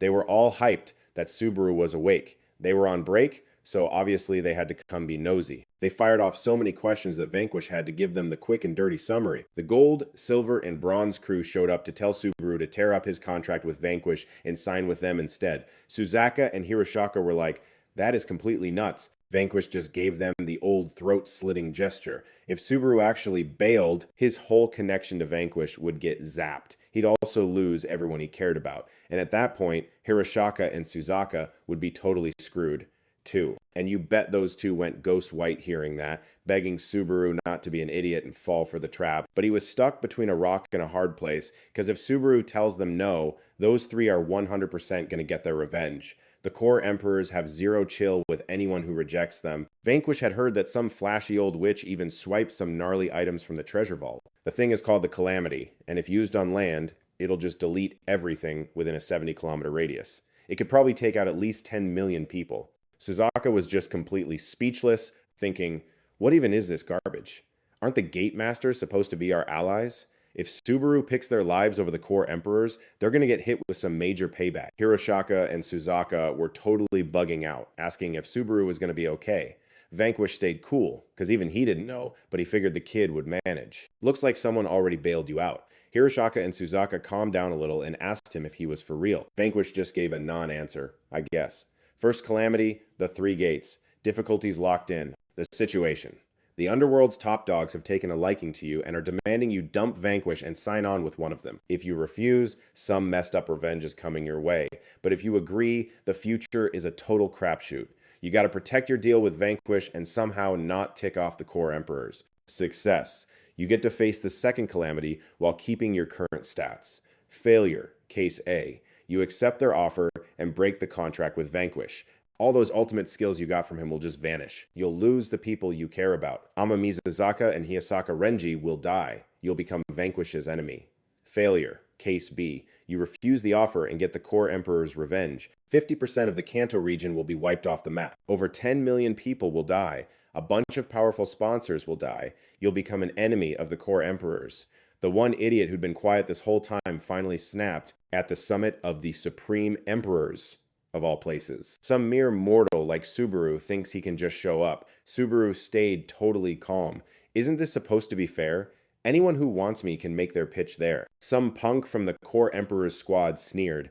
Is stalling for time your brilliant strategy, Subaru? So he wasn't going to give them an answer straight up. Instead, he was going to buy more time until the big meeting of the emperors. The guys he was up against were the three strongest people in the underworld. You can't beat them, and you can't talk them down. Plus, the second calamity was scheduled to drop the exact moment he made his choice. So this was literally the only way to dodge the first disaster and face the second one without getting wrecked. The problem was, even if he stalled, he could still manage to piss off the Heart Emperor. Dude completely lost his cool, unable to watch a human with such an insane soul act so cocky. He spun around and yelled, "Safina, use that thing!" His eyes all lit up, like he was about to watch the best train wreck ever. Safina quietly pulled out this jewel. It was the victim. It was one of those super rare things from the Golden Nation's treasury that could cause a boom with a destructive power that matched how much soul energy its owner fed it. The Dawn Emperor memory on Subaru's arm started sending out major warning vibes. If the victim got juiced up with more power from the Heart Emperor and exploded, that awful future was just going to happen all over again. Safina held the jewel up to him, actually praising him for not being dumb enough to turn them down. If he had, she would have used it on the spot. But he wasn't that clueless and had the guts to try and negotiate with them. So Safina said she'd consider letting him come to the meeting. Seeing Safina cave, Ruins and Voden backed off too. Safina then asked Subaru if he really thought he could handle the next trial without the power, weapons, or army they were offering him. The clock outside finished updating as the number 99 flipped to 100, and a bolt of red lightning tore across the sky. The system announced a penalty for having less than 100 hours remaining would hit before the update. Even though it was the same vision the bracelet had shown Subaru, he never figured it would show up at the exact same time as the three emperors. The second calamity, the 6-star gate, Palace of Carnal Trade. Seriously? Time remaining is about 7 days. Max time you can stay in is 3 days. Max party size is 10 people. Special rule: the gate can't be locked. A warning started blaring across the whole city. After 6 p.m. today, the biggest gate in history just popped up at the Itabashi intersection in Tokyo and is now causing total chaos. The director of the Japanese Guild Federation, Hizaki, announced that this is the first level 6 gate to ever show up in Japan. The director also said he's getting his top-ranked people together to go clear the gate as fast as possible. The deadline to clear it is 1 week from now. Subaru told Sta and the Thema Emperor to just read his mind. After they took a peek, everyone was absolutely floored.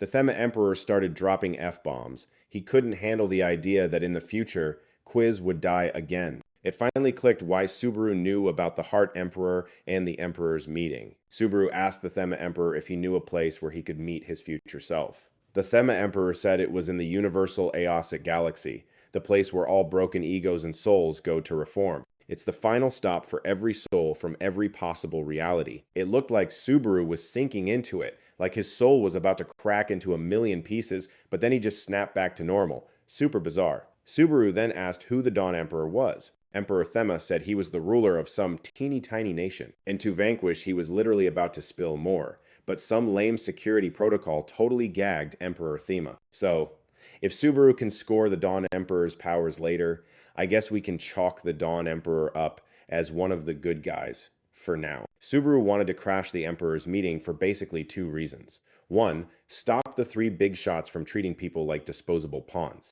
And 2, meet the Dawn Emperor and, make him an ally. Subaru was a total wreck. He apologized to Thema, the Emperor, and Suzaka for making them watch that nightmare future. He couldn't save the newbie and was questioning if he made the right call. But Vanquish basically told him to spend the rest of his life figuring it out, and he was pretty sure he was right. So this time, he's not making the wrong move. He's not letting anyone else bite the dust. That's why he needed Suzaka and Thema's power. Emperor Thema was literally about to say, "All right, bet." But then Suzaka got all dramatic and knelt, swearing she'd throw her whole soul and power into backing him up to the ends of the freaking earth. This time, he was going to smash his so-called inescapable fate. First up, this second disaster, they were going to clear the 6-star gate without a single person getting offed.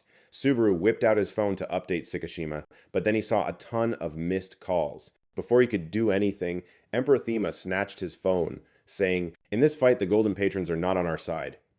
Emperor Thema explained that the Golden Knights, the ones who have deals with Tsukishima and his crew, are basically just lackeys for the Golden Emperor, Safina. So basically, if they tell anyone what's up, the Golden Emperor and her crew will know their whole game plan. And it's the same deal for the Silver and Bronze patrons. In other words, Subaru can't tell the other patrons anything, and he sure as heck can't ask them to help out. So for now, the whole Future Vision thing is a secret between the 3 of them.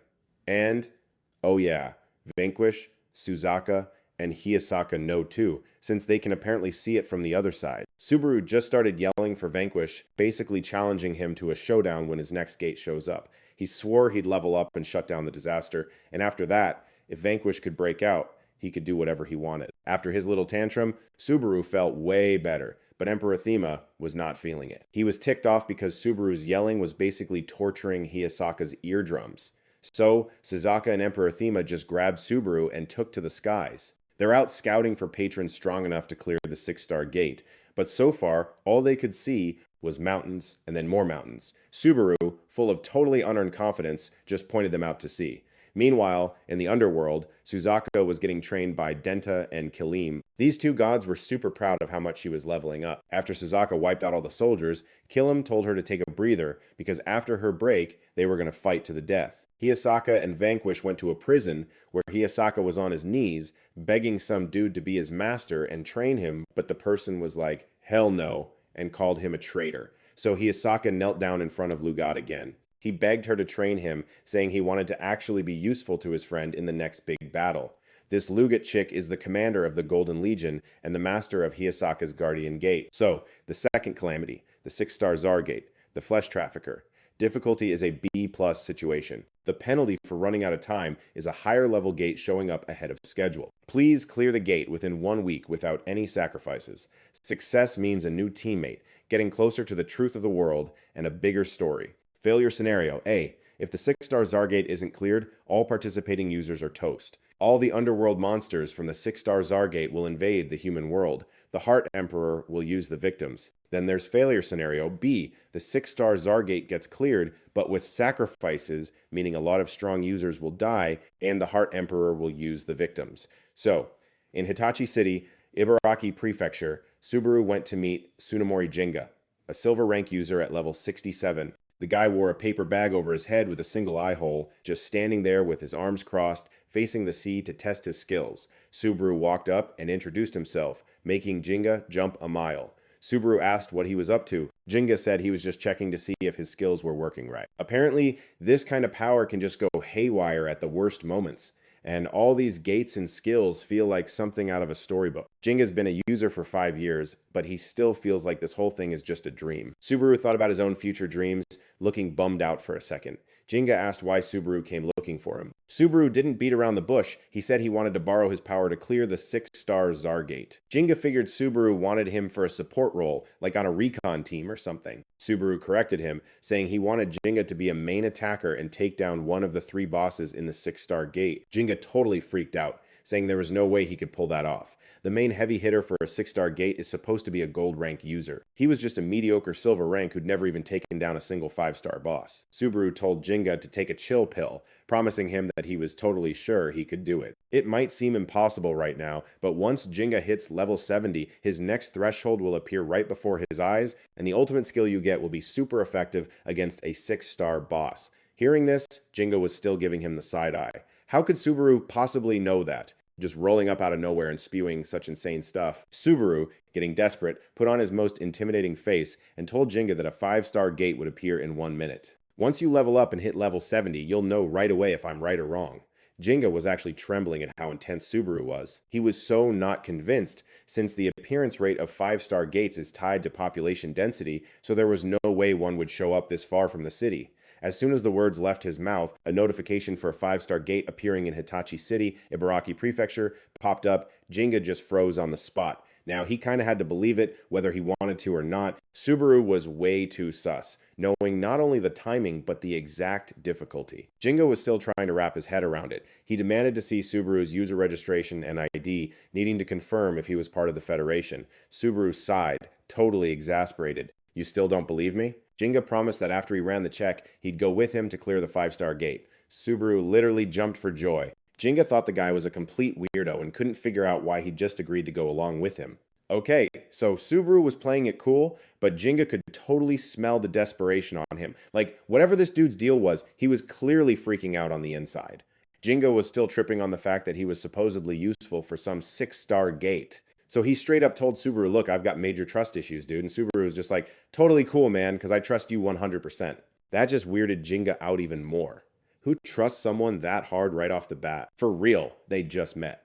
So why was Subaru acting like they were old bros? Subaru started sweating bullets, realizing he'd gone full on buddy buddy, because, whoops, spoiler alert, Jinga was his future endgame teammate. So here's the deal on Tsunori Jinga. 19 years old, hangs out mostly in the Ibaraki prefecture. In the future timeline, everyone called him the late bloomer. Basically, he's set to have this epic power-up at level 70 and become the king of all things ice. Anyway, the crew rolls into the city and hits up an amusement park, supposedly the spot with the sickest flowers. When the autumn roses were popping off, the whole park would basically glow at night and made the whole place look extra pretty. Jinga was yapping on and on as they walked into the 5-star gate. Inside, more roses, but these were the man-eating, thorny kind. Jinga busted out his first skill, Glacier Spear, followed by his second skill, Hoarfrost, to flash freeze the killer plants. A gust of wind knocked the paper bag off Jinga's head, and suddenly it was game on. He busted out his third skill, Crystal Sword, and shattered the frozen flowers. Boom, level 68. Just 2 more to go. Subaru's own gate was going to pop up when he hit level 50, so he figured he might as well jump in. He grabbed the divine statue in one hand and his black katana in the other, lighting them both up for a fight. Even the Demon Emperor and Suzaka shut up for a second. They were actually impressed by Jinga's moves. The dude was efficient, no wasted energy. Totally different from the Golden Host murder everything now approach. Nah, this was the style of a former silver host with 5 years in the game. Subaru decided to get in on the action too. He started swinging his katana in the statue, and every rose he touched just shriveled up and poofed out of existence. The sword Subaru was rocking, that was Tega's soul-reflecting sword, aka the Ignis sword. It's this black blade that channels Koku Gijaji's power through Aryak Tega's soul. It's got 2 modes, Niger Ignis, which basically incinerates anything the black flame touches, and Fuang Go, which is a short-range teleport. You can spam it, but the MP cost doubles every single time. Saja wanted to help Subaru out too, because after that whole soul swap thing with Sasuke during the nightmare fight, she'd gotten a serious power boost. Saja fired up her unique skill, Precious Blood, with something called Lamprey Concerto. This precious blood thing is like hardwired into her soul. It basically summons these creatures using some kind of blood magic that Saja controls. If she levels up the skill, she can mash them all together into one big monster. She sicked her new pets on everything in sight, telling them to eat it all except for Subaru, of course. But the Emperor, he wasn't about to be shown up. He was in a seriously foul mood and needed to blow off some steam. And these flower monsters just happened to be in the wrong place at the wrong time. He used his Fist of Death and basically nuked the entire area with one punch. Jinga just stood there watching Subaru and the other 2 go to town, realizing they were all ridiculously strong, especially the Emperor, who was just straight up broken. The more Jinga thought about it, the more confused he got. If Subaru had a crew this stacked, why the heck did he bother hunting him down? Out of nowhere, this knight shows up in front of Jinga and brings its sword down. He jumped back to dodge, but his gut was screaming that this new guy was way out of his league. It was a level 77 Black Rose Knight. Jinga morphed his frost spear into a javelin and lunged at it. The knight's shield got a nice frosty coating, and Jinga went for the iced over spot, but yeah, that did absolutely nothing. That shield was no joke. The frost couldn't even touch it.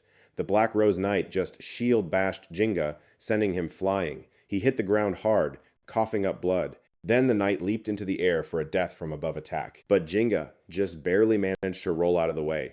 Way too close. The knight then used its skill, Dark Wind, firing black energy blasts at him. Jinga threw up his Hoarfrost skill to block and came out without a scratch. Then the knight pointed its sword right at Jinga, and he got the message loud and clear, a one-on-one duel, all knight-like. It was acting like it respected Jinga as an opponent, but he was like, yeah, right.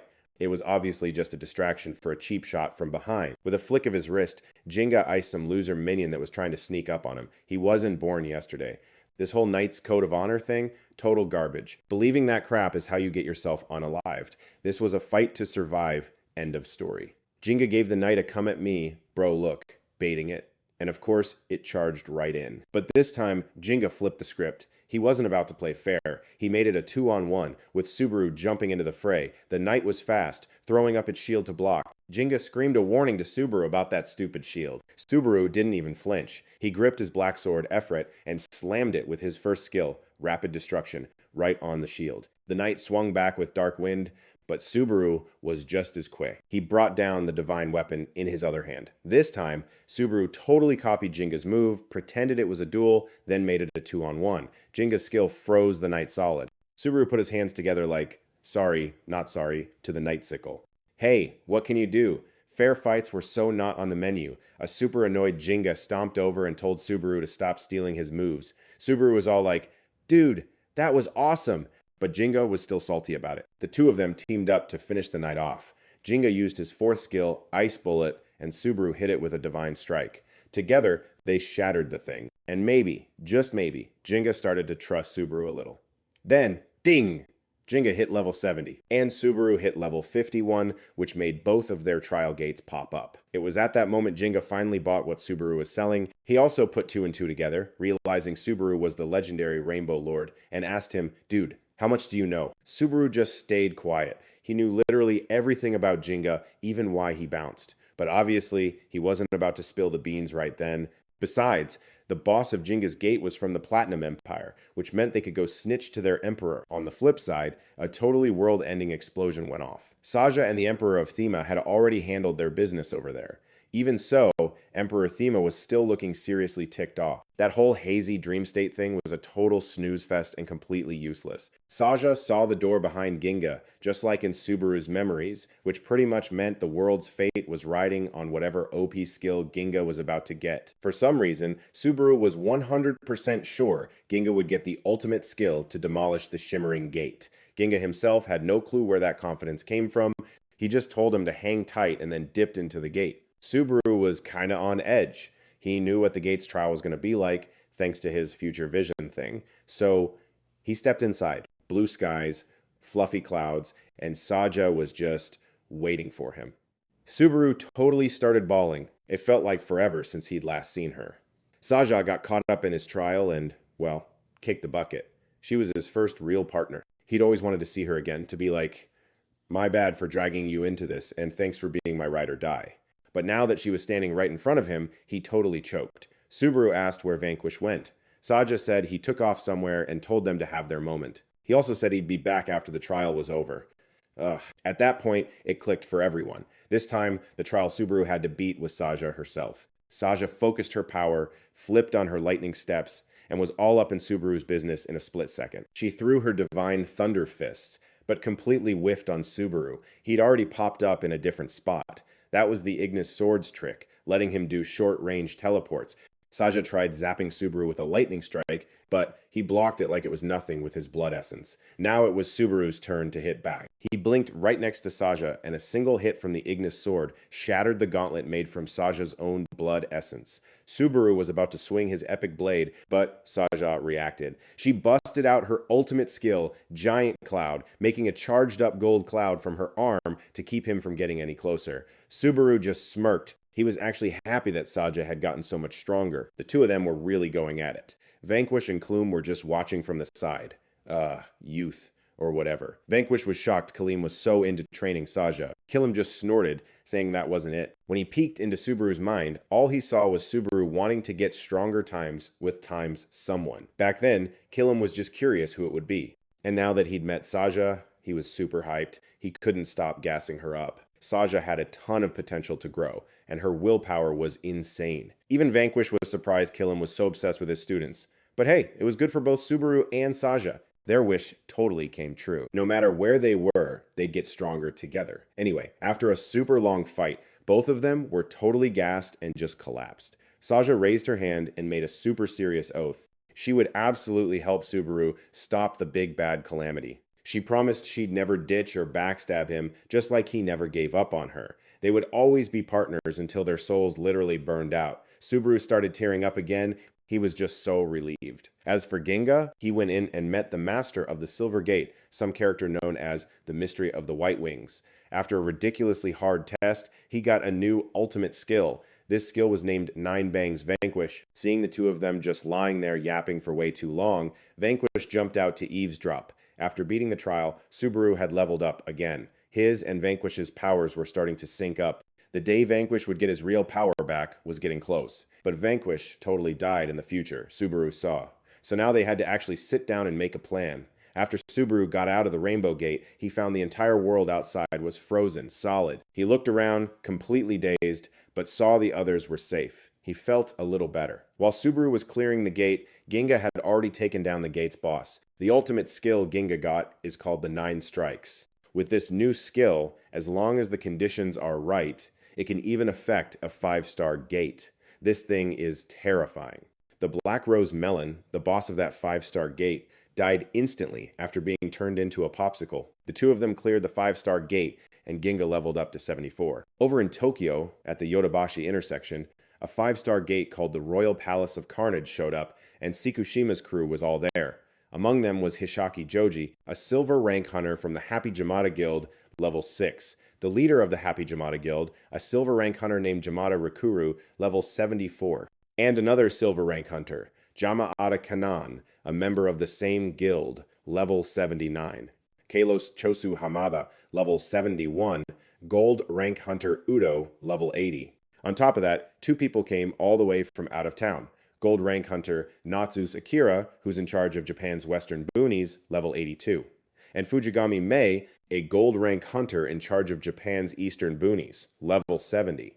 Honestly, Natsus did not even want to be there. He was a huge Hiyasaka fanboy, and what was the point of coming to Tokyo if Hiyasaka wasn't even there? Tsukishima walked up to this fanboy and started giving him the short version. This gate can't be locked because of some special rule, so people can just come and go. But unlike a normal gate, enemies were already crawling all over the inside before they even got there. They would be going in with zero info. Natsus could not care less. He just wanted to clear the gate fast and get it over with. But this gate wasn't that simple. It was 10 times harder than a 5 or 6-star gate. Natsus just kept on rambling, saying the gate had a 1-week time limit, so the slower they were, the more time they'd waste. Or did they want to just wait until the timer ran out? Of course not. Fighting a single opponent would be easier, he complained. But if the gate is a special dungeon and the boss escapes when time's up, the city will get totally wrecked. We are not ready for that. The evacuation zone would have to be expanded by a lot, which would mess up the economy even more. Does the Federation even know about this? The board of investors who lost billions of dollars because of the Phantom Sphere's destruction will totally flip out. Natsus kept relentlessly grilling Tsukishima, talking so much that Kinukawa straight up punched him in the head. She had just gotten her limbs back thanks to a restoration skill Mei brought back from America. Kinukawa told Natsus to shut up for a second. So get this. Kinukawa stuck some other gold rank hunter outside, basically on babysitting duty, in case the 6-person attack squad got wrecked. It was this healer, Mayhurst, level 73 from the States, and dude, she looked like she was about to die of boredom. I mean, who in their right mind would want to come to Japan when it's a total dumpster fire? She was probably thinking about the stats. A 6-star gate just had to pop up in Japan, of all places. Back in America, the gold rank hunters, including her, went all out, and literally half of them ended up getting wasted. She was probably taking bets on how many would even survive here. Just then, Subaru's crew finally rolls up, and Tsukishima, seeing him, gets all bent out of shape, asking where he'd been and why he was ghosting his calls. Subaru does this whole dramatic bow, laying on the apologies thick. This was the first time Mei and Natsu had ever met him, but they'd totally heard the rumors about him being the Rainbow Godmaster. Tsukishima just sighs, completely over it, and asks if he's even planning to show up for this campaign. Subaru puts on this totally clueless face, stalling for a second. He didn't want to answer, knowing that whatever came out of his mouth would probably earn him a 5-finger face slap. Tsukishima was like, spit it out. And after a moment, Subaru said that he wanted only him and his crew to clear the gate, because, let's be real, everyone else probably couldn't handle it. Hearing that, some of the Godmasters were shook, some were ticked off, and others thought it was hilarious. The Demon Emperor was cackling like a total psycho, while Jenga was sweating bullets. I mean, who has the nerve to talk to Japan's top-tier Godmasters like that?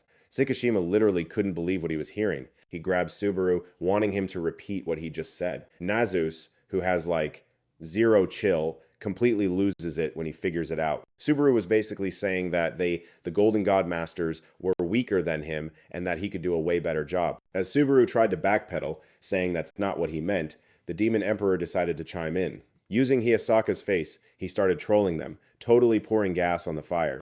Listen up, you low-level peasants. You'll just get in Subaru's way. Natsusi, a total Hiyasaka superfan, just couldn't deal. He blew a gasket, screaming about wanting to end someone. The Demon Emperor was completely unfazed, basically daring Natsu. You got the guts? Then bring it on. Natsusi summons his golden weapon, swearing he's going to take out that fake Hiyasaka and his buddies. Tsukishima couldn't stop him, and right as Natsusi was about to swing, Subaru just decks him square in the face, sending blood flying from his nose and mouth. He wasn't going to let Nadzus join because he'd be one of the first to bite the dust in this whole mess, and losing him would just throw them into an even bigger jam. It wasn't exactly a fun thought, but Subaru admitted he never once thought he could do a better job without Nazusi, but he couldn't afford to lose a single person, so instead, he was going to be the one to step into the gate. Nazusi was out cold, totally dazed and confused. Dinga's face went ghost white as he broke out in a cold sweat watching the whole thing. What the actual heck? The second he decked Nazusi, the other Godmasters pulled their weapons and aimed right at him. Sarah was about to charge in, but the Demon Emperor stopped her. Tsukishima asked him what he thought he was playing at. Subaru just calmly explained that Nazusi was about to pop his ultimate skill in the middle of the city, so he had to shut him down. The guy's super powerful, and since he was beyond furious, he wasn't going to listen to reason. So he figured he'd just knock him out with one hit. Mei was totally stoked, saying she was going to do the exact same thing if he hadn't moved within 5 seconds. From that quick excuse, Tsukishima started to put the pieces together. Even though it was their first time meeting, Subaru seemed to have Nazusi all figured out. He asked him if this was the answer he had cooked up from the start, and he also knew the guy Subaru brought with him was Dinga, a silver rank hunter who's a total nerd for guilds. He could pretty much guess that bringing Dinga meant Subaru had already built a squad with some serious synergy. Tsukishima was 100% sure that Subaru knew something about this gate, and at that point, Subaru knew he couldn't play dumb anymore, so he could only say yes. Tsukishima was thinking to himself that there was no way Subaru would ever betray them. He asked him straight up if there was something he couldn't tell them. Subaru was touched, his heart getting all warm and fuzzy. He couldn't believe Tsukishima figured out so much from that tiny bit of info. He didn't even hesitate to say yes, which just went to show how much Tsukishima trusted him. After hearing Subaru confirm it, everything clicked for Tsukishima.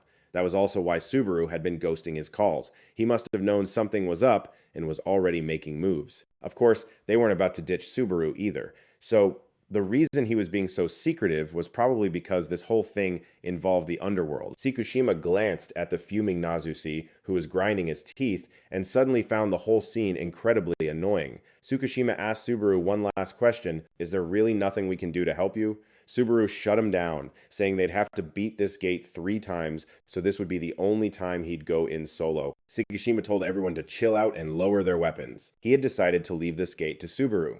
Once Tsukishima makes a call, the other Divine Masters trust him, no questions asked, and had zero problems with it. Subaru was ecstatic, and the other Divine Masters were totally relaxed. But Nazusi was the one exception. He had been knocked out cold by a single punch, but was now awake and absolutely furious. He started screaming, asking if everyone had gone completely insane. How could they trust some kid so easily? Tsukishima had total faith in Subaru. He had always risked his own life to save his friends and always came out on top. Tsukishima told Nazusi to back off, warning him that he was going to be in big trouble for trying to use an ultimate skill in the city. Nazusi was so not cool with it, but he still had to grit his teeth and step back. Subaru's crew opened the gate and walked inside. The second it opened, a wave of hot air blasted them in the face. Just as the gate was about to snap shut, Nazusi still managed to scream after them that he would never, ever acknowledge Subaru. Subaru just yelled back that they'd talk when he got back and also apologized for punching him. The Divine Master from America saw them walk into a 6-star gate with just 4 people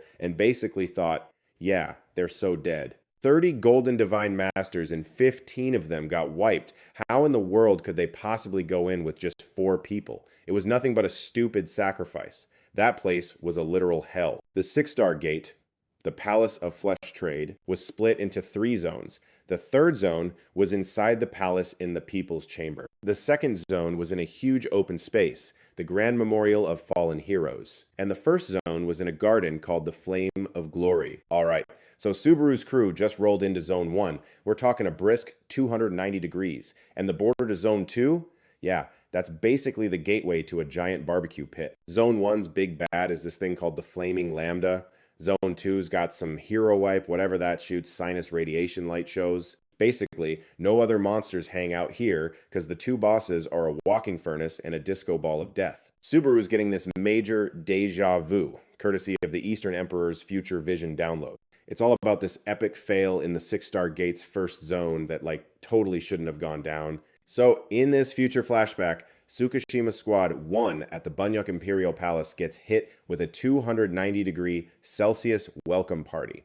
The air is literally hotter than melting lead, which is just gross. It's melting their eyeballs and crisping their lungs in under 1 minute. Total no wimp zone. Back then, Subaru pulled a slick move with his blood bending to make a dome so everyone could, not die from breathing. His ultimate turned MP Rain into blood, which held off the insane heat for a bit, but the second he cast it, the blood started to peace out. If he just chilled and didn't fight, it'd last for like an hour. The plan was to use the downtime to heal up with Hishaki's ultimate. But then Subaru's blood bubble gave out. The blood superheated and just kaboom.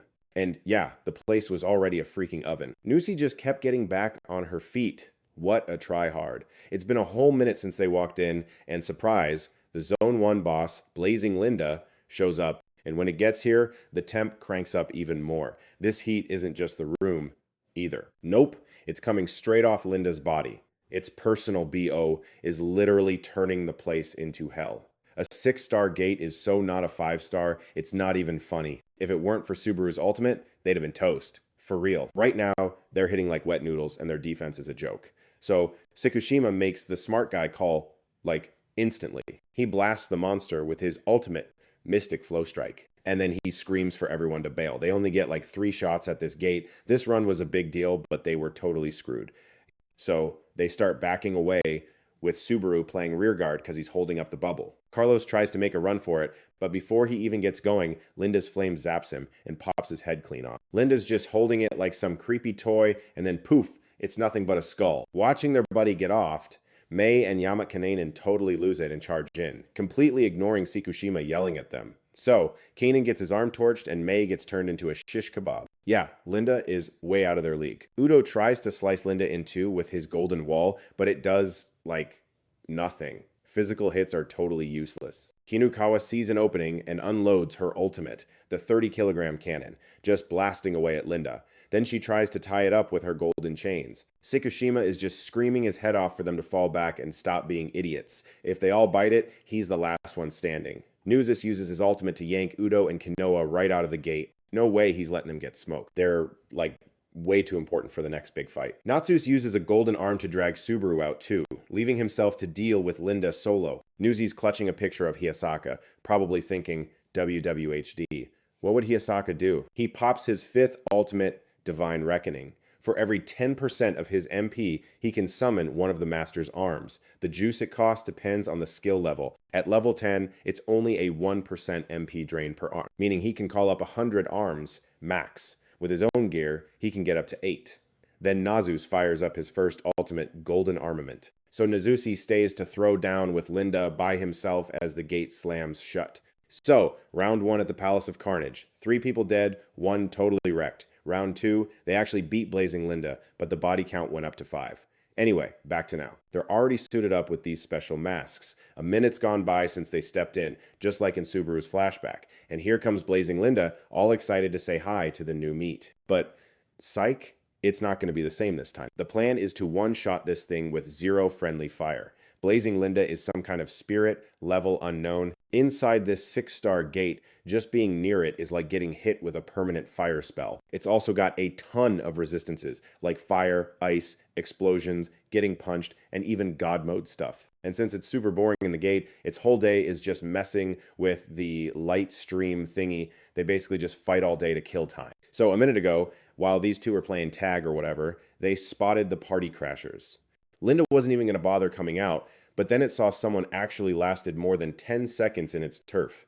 Surprise! So they called a timeout, and Linda went to go play with the visitors. The other creature was all like, dude, I hope you lose, because it wants a turn too. Then Linda asked the dragon why it doesn't just go fight the dude in the palace. And the Casinus Radiation Dragon's like, I'm not fighting that battle-obsessed freak. What's the point when you already know who's going to get wrecked? So, the boss of Zone 3, the civilian containment chamber, is the old boss of the Golden Knights, the demon-slaying swords. Meanwhile, outside Zone 1, Subaru's team is just waiting, decked out in masks and blood armor that's super heat-proof. This heat-resistant getup, all Subaru's idea based on how badly they got owned last time. It's got fresh blood pumping through it constantly to cool it down and deal with the heat, keeping you from boiling alive and making the air breathable. Subaru basically ripped off a spacesuit design for this armor, and yeah, it works, but it chugs MP like crazy. If they don't beat the boss in 10 minutes, the suits just go poof and they all get fried. Dingo was shook, but the Ghost Emperor was like, dude, we won't even need 10 minutes. If they can't last for 3, it's already game over. This thing they're fighting is on a whole other level of OP. They get one shot, and this whole thing will be over faster than you can blink.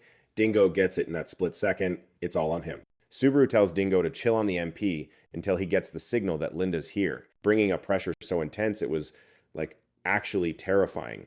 And yeah, Subaru tried to warn them, but seeing it for real was a whole other level of, oh crap. The second he saw this thing, the Ghost Emperor was like, yeah, no way, I'm beating Linda in this borrowed meat suit. But, plot twist, they had a plan. Linda totally knew they were up to something, but literally could not care less. Just as Linda was about to throw down, the Ghost Emperor and Subaru hit the deck, full on waterworks, begging him not to fight. Linda was just standing there, completely clueless. Meanwhile, these two drama kings were still deep in their act, pretending to be the biggest fans of Lenda of the Fire Wings. Seriously, these two fakers were so obviously from the underworld, even if they were slumming it with humans. Then Subaru and the Ghost Emperor started a full-on brown-nosing competition. They dropped that they had some juicy info for Linda about his brothers, specifically Kyum and Denta, and hearing that, Linda, like a total sucker, took the bait.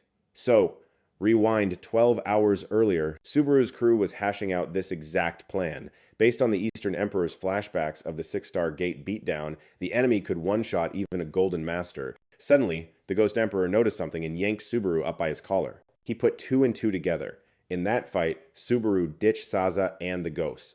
It was because he was scared Sasaka and Hiyasaka's bodies would get wrecked. The Ghost Emperor was so ticked off he almost decked Subaru right there. But he managed to chill out. He gave Subaru this whole lecture about how you can't just bubble wrap the people you care about and that he needed to trust his friends more. Subaru mumbled an apology and swore he'd never do it again. Only then did the Ghost Emperor finally let go of his shirt. He said he'd scrapped with Linda in the underworld before and was going to take him down no matter what. And just like they planned, the second his brothers were mentioned, Linda was all ears and leaned in to ask. The Ghost Emperor knew this would happen. They always get sloppy when you bring up family. He kept the act going, with him and Subaru crying about how their bodies were going to melt from Linda's insane power. Linda finally glanced around, saw they weren't kidding, and dialed down the heat. As the temperature dropped, the air cleared up, making it way easier to breathe, and Subaru started crying for real, calling Linda a truly generous soul.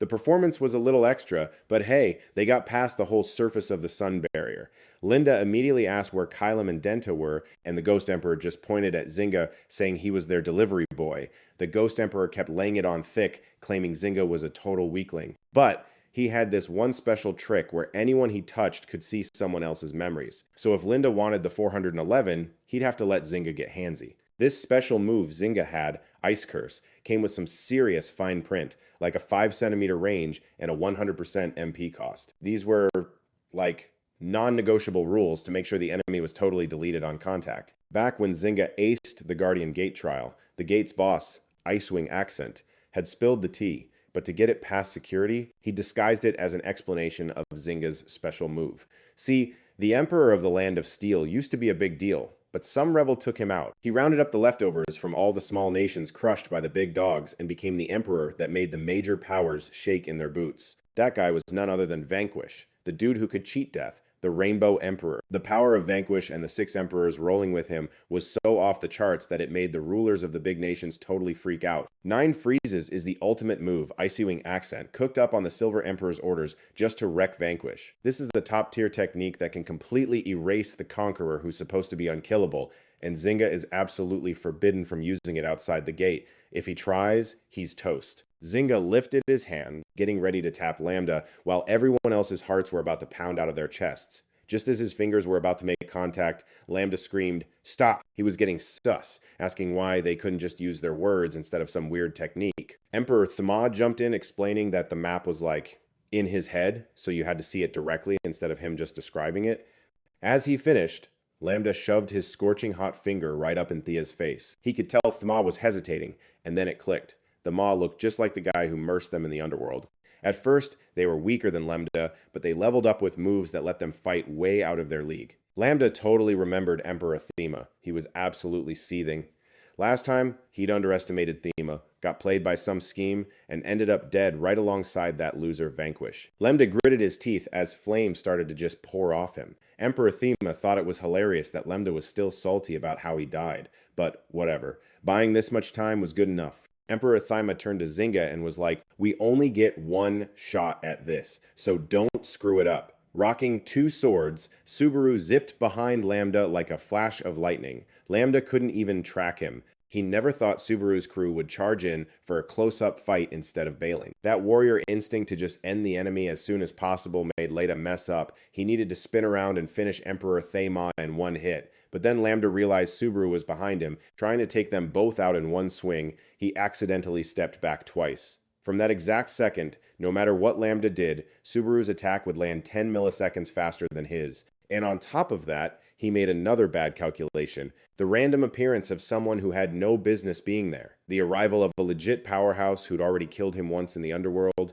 the old school warrior, Emperor Thema. Thema and Subaru dropped Blood Curse and the Fist of Death at the same time, hitting Lambda with their ultimate moves from both sides. The two ults combined and morphed into the technique of Transcendent Warriors. After taking the hit, Lambda had a painful aha moment. Subaru and Thema weren't from the underworld at all, but from that stupid Rainbow Nation. They landed a solid hit to freeze Lambda for a second. Nice try. But with that weak sauce attack power, thinking they could actually beat him was a joke. Alright, so it was Lambda's turn to throw down. But before he could even flex, Zynga pulls a tag. You're it. This was literally the one-shot Emperor Thema and Subaru bet the whole farm on, and Zynga was not about to choke. He hits Lambda with 9 freezes. Lambda's just like, "Seriously? This ice thing is your big play?" He totally scoffed. Dude's got absolute ice immunity, so he's thinking, how the heck are these clowns going to freeze me? So while Lambda's busy feeling sorry for these losers, it hits him, why the heck am I still turning into a popsicle and it's not stopping? Guess being cocky is a one-way ticket to failure. Pro tip, 9 freezes isn't just some basic ice spell. Lambda tried to torch his way out, but the ice just shrugged and kept on freezing him solid. He couldn't believe some lame freezing skill was actually working on him. This was insane. And bam, to his own shock, Lambda was a total ice sculpture. Zynga also got roasted by Lambda's flames and was pretty messed up, while someone tried to use Blood Origin to patch him up. See, ice creation isn't about making ice cube. It's about times making you times the ice cube. It's like this ultimate skill, petrification, that can be triggered in a bunch of ways, like a staring contest or just a simple tap, and just like that, poof, you're a statue. So yeah, ice creation isn't some external blizzard attack. It's basically a super-powered version of petrification. It's a transformation ultimate that straight up turns its target into solid ice, and once it starts, there's no hitting the brakes. You can try to melt it, but all you'll get is a puddle of water that used to be a person. And Lambda was getting a front row seat to this horror show. He's literally melting into a puddle and freaking out because he's never seen an ultimate this busted. It made 0 sense and was totally unstoppable. He couldn't even summon his fire anymore. Sarah swooped in, grabbed Zynga, and they flew up. Then she yelled down at Lambda that the ice was going to creep into every single cell until he was completely deleted from existence. 9 ice doesn't let anyone ghost it. This ultimate is unbreakable, fam. And just like that, Lambda was a block of ice. Apparently, this dude Axon got locked up in the gate just for inventing this 9 ice ultimate. It was so OP that Axon got grounded from the mortal world, like forever. He was super bummed that his masterpiece, his baby, was just tossed aside. So Axon asked Zynga, his favorite client, to show the world what this ultimate 9 ice skill could really do for him. And now, Zynga totally delivered. Axon's probably losing his mind with joy, but just when they were about to celebrate, Lambda shatters the ice and blasts Zynga, punching a freaking hole through his stomach. Dude starts coughing up blood. Lambda had officially gone full-on rage mode. He was not about to accept being turned into a popsicle. As long as one piece of him was left, coming back was no big deal. Lambda lunged, but the 9 ice was still on him like glue, slicing his body in two. Even though he was seriously wrecked, Zynga was still talking trash to Lambda, telling him not to sleep on 9 ice. This ultimate was made by a dude who's just as cynical and hard-headed as me. You're not getting away from it. The more Zynga yapped, the more he coughed like he was dying, so Sarah had to use her blood arts to stop him from bleeding out. Subaru and Emperor Thema charged in to stop Lambda's random blasting spree since he was way weaker from that endless 9 ice beatdown. They had to finish Lambda before Zynga kicked the bucket. Lambda was stuck fighting off a whole crew by himself. He hurled fire at the two of them, but Emperor Thma busted out his ultimate, the Deadly Crab Punch, and just canceled out Lambda's attack. Subaru used Divine Carving to slice and dice Lambda's body, leaving him zero room to breathe. The two of them just went ham, landing a ton of hits, big and small, all over Lambda. But Lambda was still in denial, screaming curses at their whole family tree while trying to fight back. Then Subaru and Emperor Thma comboed up Blood Mold plus Deadly Crab Punch, making this new move called the Deadly Spring, which just completely steamrolled Lambda. In his last seconds, he was filled with regret, realizing he got played again by the guy who used his little brother as bait. Subaru hit Lambda with some final words, telling him he actually knew where Kylum and Denta were. Once Lambda was freed from the gate, he'd get sent to a place called the Sea of Miracles, where he'd see Kylum and Denta again. Lambda started to fade out, which was awesome, but honestly, nobody knew if they could believe a word Subaru said anymore. So, the squad took down Lambda, but the Ghost Emperor was like, don't get cocky, he's still got that respawn skill. But psych! Not this time. Lambda's Resurrection ultimate got totally cancelled by a side effect from the ice. The Ghost Emperor read the system message and went white as a sheet. What a messed up ultimate. It's basically a permadeath button, a skill with 0 escape routes. They'd beaten the first area's boss, and their health bars were full again. Meanwhile, Casinus, the radiation boss in Area 2, was watching the whole thing on spectator mode, completely shook that the legendary Lambda got wrecked. Goes to show, even a giant can get taken out by a tiny bug's venom if it gets too arrogant. Was it going to end up just like Lambda? Nah. Casinus, the radiation stream, decided it would just chill there until the crew showed up for a fight. The second they stepped into its turf, it was going to nuke them with the biggest radiation wave they'd ever seen. Back outside the gate, Tsukishima's crew was just waiting. Like a whole line of them. Nobody was leaving. They were dead set on camping there until Subaru's group came out. Tsukishima had no idea what to do with these weirdos. It had only been 5 minutes. Like, why was everyone so extra? Tsukishima tried to tell them all to chill out, since who knew when Subaru's squad would pop out. But before he could even finish his sentence, the gate swung open and Subaru's team walked out. The 6-star gate, Palace of Humiliation, first area, Flames of Glory has been cleared. Total time, 5 minutes and 17 seconds. Subaru rocketed from level 51 to level 63, and Zynga jumped from level 74 to 79. Tsukishima just yelled, like, "Why are you out already? What even happened?" Meanwhile, Zynga was all pale and scrambling around for a paper bag to hide his face. He's frantically asking Mia for a bag, and she just gave him her hat. He was like, "I can't live without a mask." If people saw his face, he'd be a total social reject. Tsukishima checked him out and saw that nobody was even hurt. The Ghost Emperor got all ticked off and pointed at the dwarf's arm he was possessing. "Are you blind or something? This rental body couldn't level up until he gave it back to its owner." Then Nazusi stomped over, ready to chew out Subaru for all the time they lost because of that whole regression mess. But Subaru, totally blew him off, grabbing Nuzi's hand and being all, "I did it." He flashed back to that future where Nuzi bites it and the waterworks just started. Not this time. He actually pulled it off. He didn't let Nuzi get zeroed. Subaru dropped to his knees, clinging to Nuzi's hand and just bawling his eyes out. Nuzi had no clue what was going on, which totally shut him up. When the hell did I die? And what's this noble sacrifice crap? The Ghost Emperor clocked Subaru on the head, telling him to zip it around someone with, amnesia. That finally snapped Subaru out of it. Nuzi was just staring, completely weirded out. He leaned over to Jinga and was like, "Yo, is this Subaru guy unhinged?" Subaru wiped his face and announced he just wrecked a boss in the 6-star gate. Everyone else just froze. Nuzi wasn't buying it, flat out calling BS. He totally lost it, yelling, "That boss is 10 times stronger than a 5-star one? How the hell did you smoke it that fast?" But right as he was ranting, a system alert popped up for everyone. One boss from the Meat Trading Palace has been eliminated, 2 bosses remain. Reading that totally blew everyone's minds. Over on the other side, the Demon King's number 2 just got taken out. The Jamata Club bosses were stoked. Jamat Rukulu was like, "How did you guys trash a 6-star boss in just 5 minutes?" I mean, everyone knows how beefy a 5-star boss is. Even with 6 Golden Guild Masters, beating a 6-star in 5 minutes should be impossible. Subaru just said it was all thanks to Zingar's ultimate skill. A one-touch KO kind of skill. Rulu just cracked up. "Dude, that's sick. If you have a skill that OP, we can build a team around Zingar and go wreck the last 2 bosses together. Sweet dream. but that's a hard no. The second boss spams something called Casinus radiation. It shoots freaking death rays from everywhere, so we'd get zapped into dust before we even got close.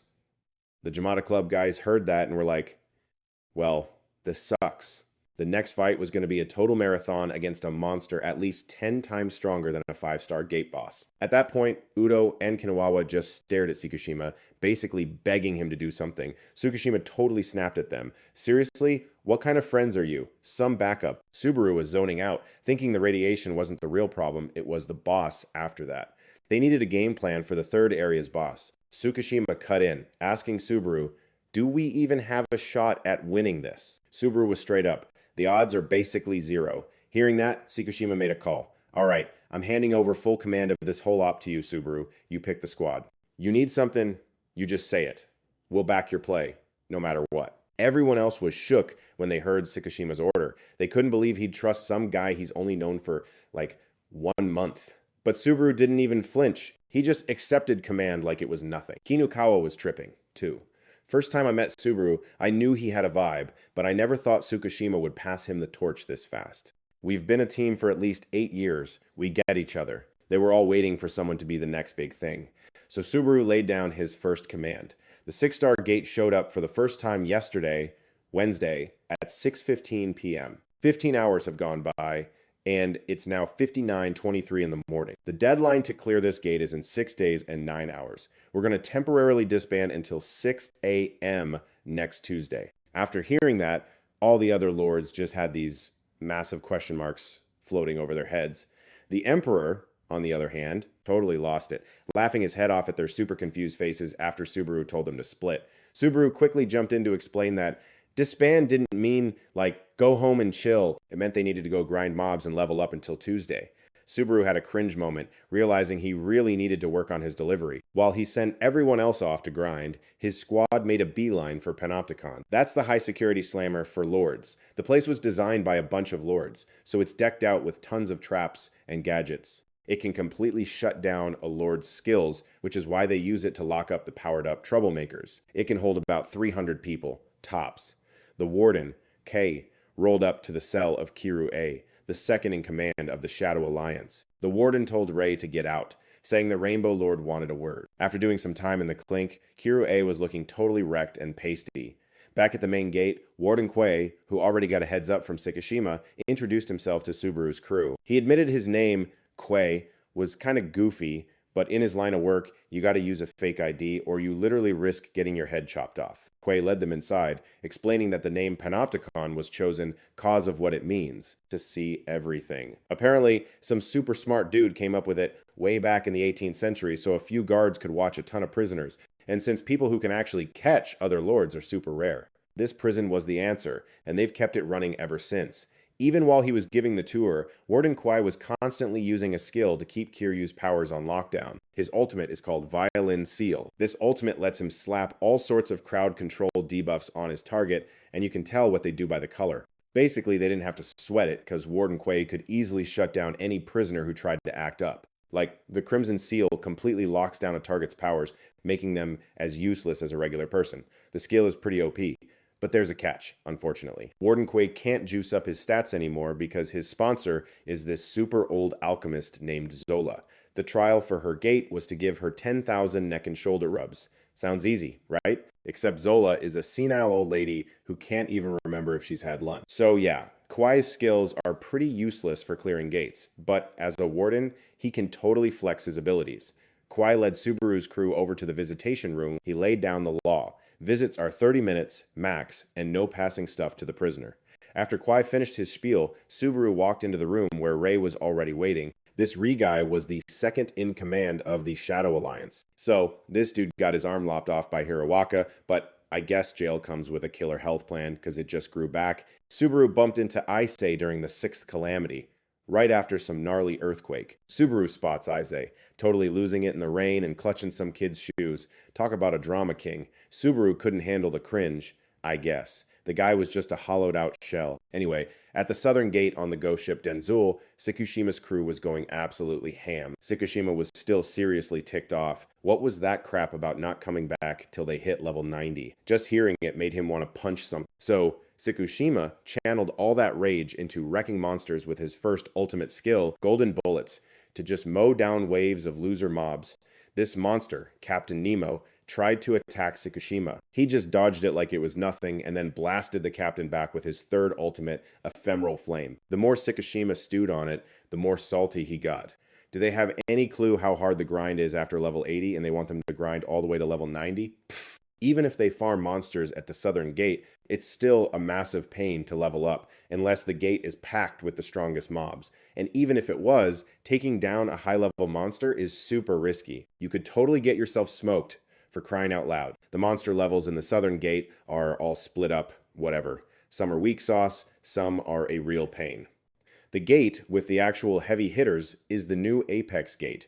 That place is all bosses all the time, and its difficulty is like 10 to 15 times a 4-star gate, and there are hardly any of those gates around. A little weaker is the new high-tier gate, which is still a crazy 10 times stronger than a 4-star gate. Then you've got the new mid-tier gate, 5 times stronger than a 4-star. And finally, the new low-tier gate for the noobs, which is only about 2 or 3 times stronger than a 4-star. Udu and Kinokawa were also stuck helping farm and level up. Not like they had a choice, since Tsukushima was the one who put Subaru in charge. So now they were stuck taking his, but who knew he'd stay totally stone-faced, like nothing even happened. Trying to sway a guy with zero interest in revenge was turning out to be a real headache. The car took the group from Nagata Prefecture and the Ichigo plane down to Tokyo. They stopped at some grassy field around twilight. In front of them, a bunch of kids were super into a soccer game. It was Akazaka FC, the team Issei's son used to play for.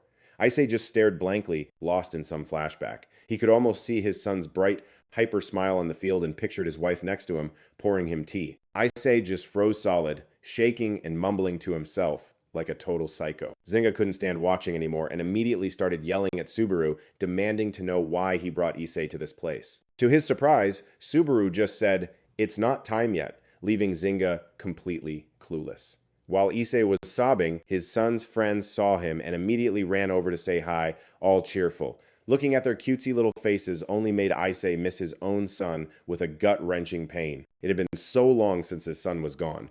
In the crowd, some little kid holds up a picture of Issa's son, all gutsy, saying he's still on the team with them, and boom, Issa just loses it. Hearing that, Issa's face turned into a freaking waterfall. He just crumpled, totally wrecked, thinking about his kid. Like, how could he ever forget that grin when his son told him he'd made the team? Can't rewind time? Duh. All Issei could do was wail, his face a mess in the quiet sunset. And just like that, the future script got another rewrite, Subaru thought. During the 6th disaster, right after the big one hit, Subaru had run into Issei, who'd just crawled his way back from Tokyo after the prison break. He looked like he'd been through a blender, soaked to the bone and clutching a pair of shoes. He spilled the gut-wrenching news that all the kids from the soccer field were gone. He was crying silently, blaming himself for everything, and it totally shredded Subaru's heart. But today's tears were different, and both Subaru and Zingar were actually happy for Issei. Yo, we need your muscle. Join us and help protect this world, Subaru pleaded, not even being dramatic. For the kids, I want to build a world where they can just kick a ball around. Subaru, you're such a sweet talker. You know exactly which buttons to push, Issei said. It's low-key manipulative, but fine.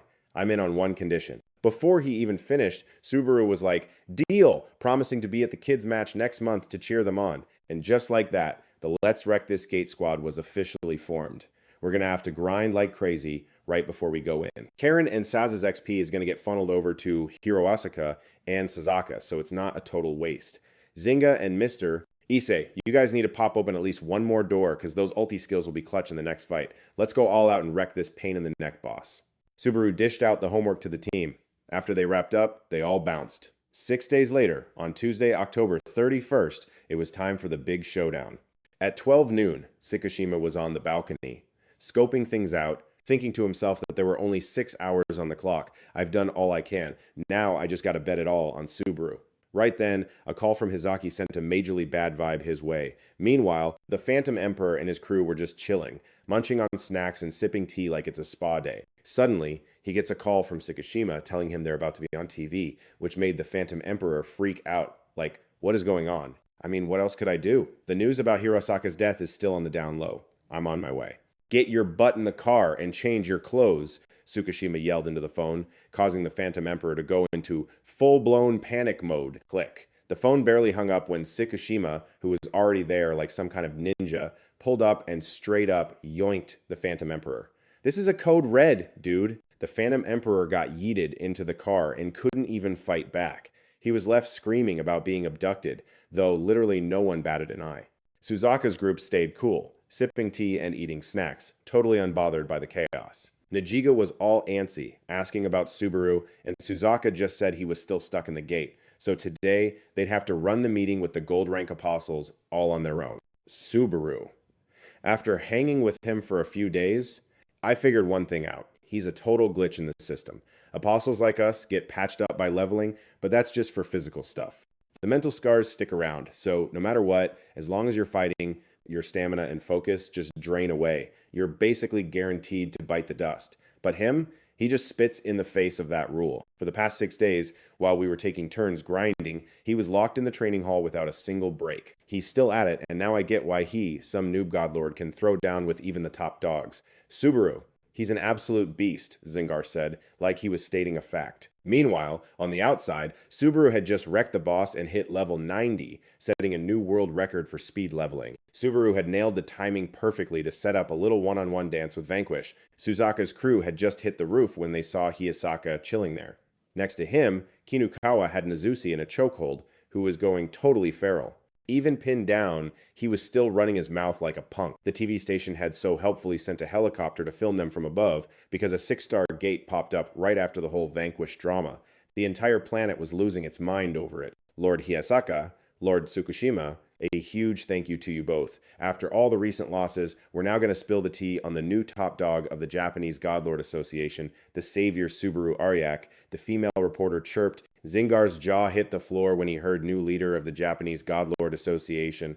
Turns out, after he beat that 6-star boss, Subaru's fame had totally blown up. News, getting squashed on the other side, was silently bugging out about why it had been 18 hours and Subaru still wasn't out. Before anyone could say anything, they heard the blood-curdling screams of people because some freak from the underworld just appeared. Everyone immediately freaked out, getting ready to scramble and deal with it, but Hiyasaka stopped them. Hiyasaka, cool as a cucumber, just waved his hand and told them to chill out because Subaru's got this. And what do you know? Subaru swooped in like a total legend from under the monster's claws, glowing with this insane 7-color rainbow aura. He made a decisive move to save everyone when the situation was about to go south big time. Noticing the boss was just a 4-star, Subaru casually dropped 7 sword slashes, shredding the monster into confetti in the blink of an eye. As everyone was losing their minds, they all started clapping and cheering for their hero. Subaru, Suzaka, and the others walked over to hype him up for that last move. Now that the whole squad was here, it was the perfect time for them to dive into the 6-star gate. The news chopper was hot on their tail, trying to get the money shot, while also kinda hoping the team made it back alive. The second they step through the gate, this gnarly dragon just pops up in a blinding flash of light. So this place is a total boss zone, which means you can't just stroll on through without a throwdown. The monster spots Subaru trying to crash its party and goes full rage mode, but then bam, gets smacked in the face by a magic blast from another big bad. Shout out to Isaiah for the clutch save, cause Subaru didn't get a single scratch. Yo, don't even sweat it. If this chump's a swordsman, I got him. Isaiah told Subaru, all cocky. The suspension field can literally freeze anything it touches for 1 second.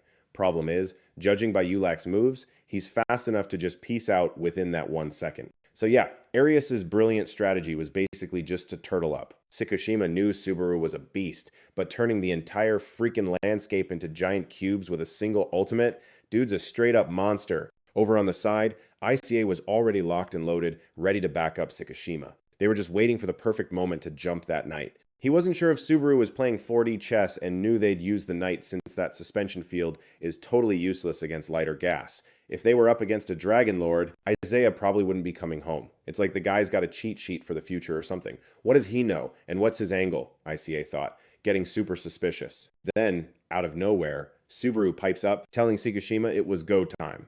And just like that, the final attack, aka the full-on melee mosh pit, was officially on. Everyone hopped into the gooey body of Susie, Subaru's slime pal. Susie just booked it straight for the night, full throttle. then pulled a sick invisibility trick, which totally wigged out the knight in his psycho mode.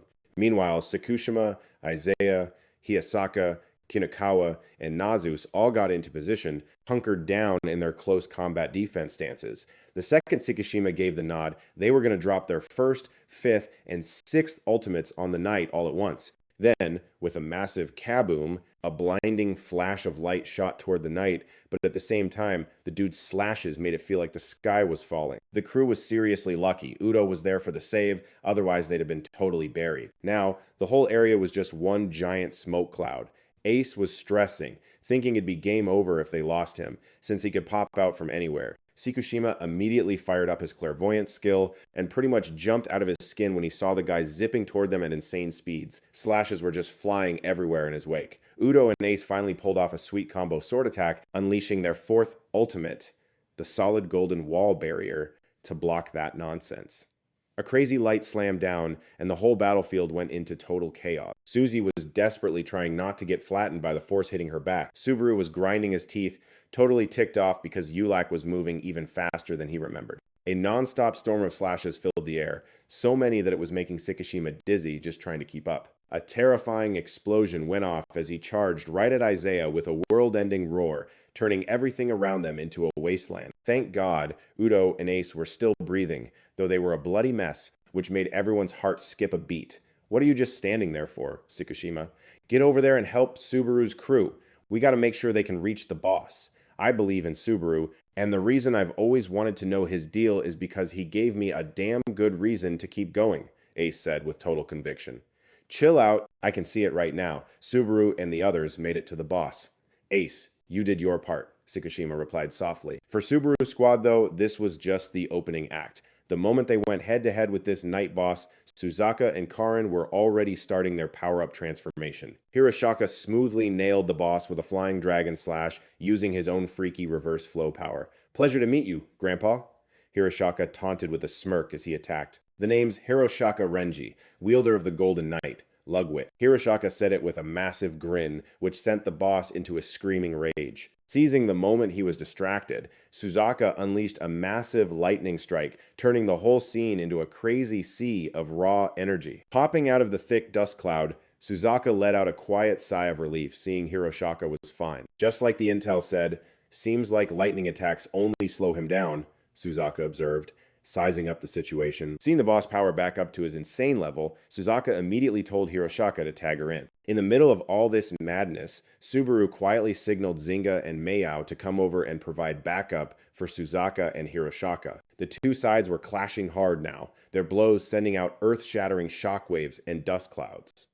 Yeah, that's what I'd expect from a former Knight Commander. His sword moves are as massive as a whale. Even with my transformation and royal aura cranked to the max, it's not enough. If I were alone, this would be an impossible fight. But I don't care what you've got. I'm still going to take you down. Hiroshaka's aura flared as he silently made that promise to the boss. Flashback to 6 days ago. In the underworld, on the Twilight Shore, where all the souls hang out, Subaru had to tell the group that he'd failed the Shiasha Gate mission in the Aurora King's world. We took too many L's fighting Linda, so we had to waste a ton of time healing and grinding. Because of that, the timer ran out, and Ulak, the plague of casinos, got sprung. His sword attacks tore through Tokyo, taking out tons of people. In my memory, to protect the city, Udo and Kinukawa, As soon as Subaru said that, Hiroshaka just gritted his teeth and turned away. Hiroshaka declared that he was going to ask Lugwit to guide him one more time. The second he said it, Lugwit, who was walking up beside Sasa, stepped forward to help Hiroshaka take the guy out. Even though it meant going up against her own country, back in the present, Hiroshaka knew he couldn't beat Ulak on his own. That's why he was counting on his crew to cover for him. Hiroshaka unleashed his third ultimate technique, comboed with his Stone Crusher, shattering everything in a blinding flash of light and leaving the boss completely dazed. At the exact same moment, Zinga dropped his fifth ultimate with some seriously savage power, mashing it up with Hiroshaka's double slash move. The Fists of Death and all those holy sigils created a force so gnarly, it basically wrecked everything in sight. While the boss was getting totally swarmed, Hiroshaka saw his chance and slammed down from above with his Sword of Light. It was a savage hit, backed by thousands of keyline, that knocked the boss stupid in a cloud of smoke and dust. Zingar and Mei were watching the whole disaster movie from a distance, totally sweating and clueless if they'd actually won. You think it's that easy? He's going to be back on his feet any second now. He's 100% trying to bait us into another attack wave. But I guess this is our shot, Subaru. I'm going in first, too. All right, nerds, my turn to shine, Suzaka announced, straight up summoning 8 rainbow-colored thunder gods out of thin air. Nazusi's eyes went wide, and she just froze, staring at the insane light show. Seeing her about to have a meltdown, the Tsukishima crew was like, yo, you gotta come with us to meet the leader, like now. Hiyasaka's brain was suddenly replaying Ludwig's earlier advice on how to beat the Golden Knight commander. First rule, you gotta wreck his armor. Our armor doesn't just slice incoming damage in half, it literally regenerates HP just by being on. It's basically a super rare, priceless cheat code. On top of that, this monster has the most HP of any commander ever, making him a total tank in any drawn-out fight. So obviously, this is going to be a short, crazy intense beatdown. Long story short, you got to smash his armor first, and then Renji, you're going to have to use that ridiculously powerful technique I gave you. Mix the 7 sword paths with the royal aura to unleash one massive attack. Just like, watch your remaining MP, Luig warned. So, after we go all out, we either have to land the final blow at the same time or get ready for round 2, right? I'll play support, but if I get a shot, I'm helping to smash that armor. I'm pretty sick at landing those kinds of kill shots. Suzaka said it with total confidence because, as the Thunder God student, nobody could touch her speed. After Suzaka's ultimate move summoned the 8 Thunder Gods, she just let loose a 7-colored lightning storm with insane power for nearly 10 seconds. All that force just rained down on the boss while she was wailing on him, leaving everyone just standing there with their jaws on the floor. Suzaka was really living up to her rep as Subaru's first teammate, taking on a level 60 boss all by herself. She used to be the Thunder God, Killam's favorite, so even now in the Milky Way Sea underworld, Killam was probably watching her on some cosmic TV screen. And honestly, Suzaka's glow-up was so epic, it probably had Killam shook. But her enemy was from the Golden Nation, the dude with the official title of the strongest, which means this was not going to be easy. If I hadn't used this ultimate, I'd be so dead right now. Even with 60% damage reduction, his hit is still insane. This guy is seriously OP, Suzaka thought, gritting her teeth and just trying to survive. According to Lord Van's don't screw this up plan, Subaru's trump card had to be saved for the next fight, so she was on her own. Meanwhile, Hiyasaka could only brace herself and put all her faith in Suzaka. She kept spamming lightning strikes, throwing everything she had at the boss. After 10 seconds and a zillion lightning bolts, Suzaka finally cracked a piece of the boss's mask, causing some gross green goo to leak out of its eye. Suzaka was totally gassed, and now it was all up to Hiyasaka. Hiyasaka then dropped a wicked 7-hit sword combo. The insane force completely shattered the rest of the boss's mask as green goo rained down its face. After Suzaka's armor-shredding attack and Hiyasaka's biggest move, everyone there, plus the audience in the underworld, figured it was game over. But Yolak, the commander of the Golden Knights, was absolutely raging after getting played by Subaru. On top of getting shut down by another knight, he kept whining that he was just following orders. These are unavoidable orders, Commander. Your whole warmonger vibe is not normal, dude. If you keep this up, you're going to totally annihilate the entire Silver Kingdom, and our king just wants peace. Luitz replied ice cold. Yolak, however, was still being a stubborn jerk, insisting he was going to wipe the Silver Kingdom off the map. Since he wouldn't listen to reason, Luitz decided it was time to take out the trash. You've taken way too many lives, brother. And not just enemies, but our own allies who tried to stop your massacre. Luitz slowly raised the sword in her hand. She couldn't deal with her best friend being just another body in the pile. Yolak called his trophy, only for him to blow it off like it was nothing. I don't even recognize you as my brother anymore. Die, you monster. Luitz screamed, then brought her sword down hard, instantly taking Yolak's head clean off his neck. At that moment, back in the real world, he finally went down. Hiyasaka tried to use the opening to rush Ulak and finish him off, but surprise, his demonic power just flared back up, shocking everyone. A nasty crimson aura just flooded the whole place. Ulak, covered in blood with this creepy smirk, just staggered forward. So, I got betrayed by my own country and thrown in the gate. Hey, you're Litz's host, right? So, that was the big plan, huh? The master totally called this. But wait, for real, I never thought you'd send your own host. Ha ha, my poor little sister. Your plan completely bombed. Ulak pointed at Hiyasaka, taunting him and laughing at Luitz, making everyone's blood boil. Oh, and by the way, you trash down there. Did you know us people sealed in the gate have a way to get back to the underworld? The first way is to get destroyed by the host. As Ulak said this, he suddenly lunged and stabbed Suzaka right through the stomach. She didn't have time to react and just collapsed, bleeding everywhere. The second way is to stab a host who's at a certain power level. Ulak then attacked Hiyasaka again, who was flying over to Suzaka. Under Ulak's insane power, Hiyasaka went flying dozens of meters away from a single kick. With the combo of the royal aura and his new blood-soaked robe, Ulak's attack power had jumped by 360%.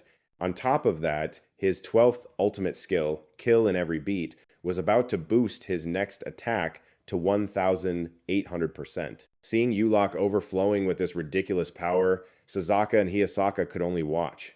Totally screwed. Subaru crept up, hissing at his crew to bail, because if that next attack landed, they'd get totally shredded. He seriously didn't expect Ulak to just wake up like that. Total fail. We gotta bounce. Now! Subaru's voice was kinda shaky, leaving Zynga totally confused about his game plan. You have my thanks, humans. Because of you losers, I get a power-up and a ticket back to the underworld where I can finally ice my sister, the one who turned me into confetti. So as a little thank you, you get to be deleted by my ultimate technique. Ulak's eyes went crazy as he whipped out this gnarly, dark magic-infused, dragon-slaying sword. The second Ulak started powering up, a mental group chat kicked off between Subaru, Suzaka, and Hiyasaka. Subaru was like, nah, I got this, dude. That sent Suzaka and Hiyasaka into a full-blown panic. If we use our ace in the hole here, are we even going to be able to handle the Silver King during the third calamity? Hiyasaka fretted, don't know. But it's way better than letting my friends get wiped. Subaru's eyes were dead serious as he shot back, which only stressed Suzaka and Hiyasaka out more because they knew he was in full-on martyr mode. Then, in the dark, a tiny flicker of light just appeared. It made Suzaka jump. She yelled that they had one more play before having to use their trump card. Outside, Ulak was just going berserk with his sword, blasting chaotic energy everywhere. Then he suddenly realized both of his hands were totally frozen. Rie strolled in from the distance looking like a rock god, drenched in blood but still looking stupidly handsome with the Renjing Duan in his hand. Hayasaka was psyched to see A and Suzy show up, and in his excitement, he accidentally face-planted right into the skill Rie had set up. Pleasure to meet you, Mr. Slayer of the Transcendent. You can't see a thing, but you're completely boxed in by my skill. Sorry, not sorry. But I've got to take you down now, EA said grimly to Ulak. Ah, so you're the one who crashed my party, Ulak sneered, giving EA the side-eye. The reality was, Rei's MP was on empty, and his bluff was about to fold. So, Subaru's group had to do something like yesterday. Shikishima was over it and screamed at Subaru to tell them the plan. He remembered Suzaka saying something about another option besides that spear. Subaru's mind was racing. He was desperately trying to cook up a way to beat Ulak while keeping their trump card on ice for the Silver King. Shikishima, Natsui, I have a proposal for you guys. Become my kin. Right here, right now, Subaru suddenly blurted out. His body was already buzzing with some insane energy, making Shikishima and Natsuzi agree on the spot even though they had no idea what was going on. Rakasunana, the blood plunder skill Subaru got after hitting level 50. This skill can basically turn living things into his fam. Unlike Paravara, which is all about a soul connection, this one only works if the other person is actually cool with it. After hearing Subaru's offer, Natsus was a little hesitant, not really wanting to be Subaru's kin times and times his lackey. But in the end, since it was to save Hayasaka, he figured he'd give up anything and gave the nod. Meanwhile, Ulak was still trapped in the crew's invisible cage. They haven't attacked this whole time, he mused. Guess these brats are out of tricks. Or maybe they're waiting for someone to save them. How lame, Ulak thought, and then just unleashed a massive burst of power, forcing his Binga skill to activate. Rei couldn't believe Ulak had figured out how his skill worked so fast. A flicker of panic hit him. With a glare that could literally kill, Ulak dropped 7 sword strikes with 7 explosive seals, instantly slicing off one of EA's feet in a gush of blood. His crazy attack even made the Ranging Duan tremble and crack. That little skill of yours only lasts for about 1 second, right? Meanwhile, my 7 seals are going to keep going off for a full 20 seconds. Ulak smirked and then mercilessly shot a beam of light to just erase EA and Susi. Seeing this, Hiyasaka immediately charged from behind to sneak attack Ulak, but, big surprise, he was spotted. Don't even try it. I noticed you're running on fumes, so just die and make it easy on yourself. Yulak scoffed, then unleashed his 7 sword strikes, but got totally blindsided by Shikishima sniping him from way back. Thanks to the golden field mixed with the origin chain, Shikishima started to actually wear down Yulak's soul. Just then, Natsui hopped into Hyasaka's head to help him unleash his ultimate skill. The perk of becoming kin is adding more origin chain to your ultimate moves. Basically, the weapons in Natsui's golden armory could now do direct soul damage. Subaru had really turned the whole crew into his kin. For Subaru, though, the decision to turn them into his kin was a super tough one. Once they were kin, both Shikushima and Natsui couldn't be revived with Parara anymore. The fact that they could permanently die was messing with Subaru's head big time. It made him question everything. Don't worry about it, Subaru. A fight's no fun without some stakes. You made the right call. Besides, now you can share those future memories with us. We're sorry for being a drag on you this whole time. We'll take it from here, Shikushima and the others reassured him. They moved like one unit, attacking in perfect sync without needing to say a word. It left Yulak stumbling and barely able to defend himself. Becoming kin has a ton of benefits for everyone, but in this fight, the biggest one was their perfect coordination through their new soul link. Shikishima was sniping his heart out, shutting down Yulak's attacks and making him absolutely furious. Our thoughts are pretty much synced up now. Stopping an enemy's attack is way better than just blocking it, so don't even dream. I'm gonna let you run wild. Shikishima laughed right in Yulak's face. Just then, A appeared right in front of Yulak, leaving him completely floored. He clearly remembered taking the guy out himself. It turned out that right before the enemy's ultimate hit, Ray had instantly made himself huge, which let him just tank the attack. Sorry, but I can't die here. I've still got plans I can't afford to miss. So then, Suzaka and Hyasaka totally tag-teamed this Yulak dude and wiped the floor with him in like 1 minute and 30 seconds. Just as Yulak was doing his whole I'll be back villain monologue, Hyasaka was like, yeah, no, and just yeeted a dagger straight into Yulak's gut, making him poof out of existence. Total pro-gamer move, all thanks to some advice from Lewis, who told him to use that dagger for the finishing touch. The thing's called amnesia. Usually, a soul that gets wrecked at the gate just respawns in the underworld, but this thing totally breaks the system and just torches them in the world of unconsciousness, which is basically like the final destination for a soul. Oh, and it's also where Subaru ran into the king of Aurora. No big deal. Hyasaka thought it was a little overkill, but Lewis practically begged him, all for dignity, and to make her friends and the 100,000 other souls Yulax took out feel better. So, cause Lewis asked, Hyasaka literally shattered Yulax's soul into 100 pieces before it turned to dust. Guess that's one way to chill out all the angry ghosts he made. Lewis just watched Yulax's avatar fade out, probably having a flashback to some family drama. She was trying super hard not to cry while saying her last goodbye. And just like that, it was finally over. Then Hyasaka gave Nazis props for his massive assist. Nazis was just zoned out, thinking about Dioken's advice to find his own star or whatever, and then he just starts bawling. I guess he leveled up his star-finding skills today or something. Shikishima and Hyasaka finally met up after that whole near-death experience, and they acted so chill, it was insane. Nazis was just staring, totally floored by their god-tier level of cool. Anyway, just as they were about to bounce, Subaru gets this private DM from the system, basically saying, "We saw your relative messing with the game. The boss's soul is gone, so no XP for you." This kind of meddling isn't exactly encouraged. It went on like, this whole thing was a huge headache for us. Divine Master, please try to play by the rules we made. Subaru just skimmed it, hit agree, like he was accepting cookies on a website, and thought, yep, right on schedule. That future he was worried about? Yeah, it was coming in hot. Mission accomplished, so the squad dipped out of the underworld through the gate right before it vanished, and that night, at exactly 6:15, Team Subaru officially cleared the 6-star gate. Over at the Itabazi intersection, a whole mob of people showed up to watch the gate collapse, causing a total traffic nightmare. Subaru and his crew stepped out like rock stars, getting mobbed by a sea of people and camera flashes bright enough to blind you. Subaru was like, I was just doing my job as the main commander. This win belongs to everyone here. From now on, we, the Divine Masters, will keep protecting you from all the underworld creeps, even if it kills us. Subaru dropped that line, and the crowd went absolutely wild. Then, out of nowhere, Hyasaka just starts talking, saying he had to dip back to the radiant shore. And get this, the second he said it, he was gone. Just poof. Vanished into thin air, leaving Shikishima standing there with her jaw on the floor. Shizuka also said she'd be back after a quick trip to see her folks. While they were catching up, the group suddenly realized someone was missing. Right on cue, Jenga strolls out of the gate like a total boss and walks right up to EA, still rocking that box on his head. Subaru's goal of clearing the 6-star gate is done, so my job here is finished, he said. I didn't really do much, but I think I pulled my weight for a silver rank. Mister. Yay, thanks for your hard work. I'm sure Subaru will keep his promise to you, Jenga said, then gave Ray a full-on formal bow. Ray was like, so you trust Subaru too, huh? But Jenga just played it off like it was no big deal. Later that evening, in Hitachi City, in Ibaraki Prefecture, Jenga flipped on the TV and caught the news interview with the whole crew from yesterday.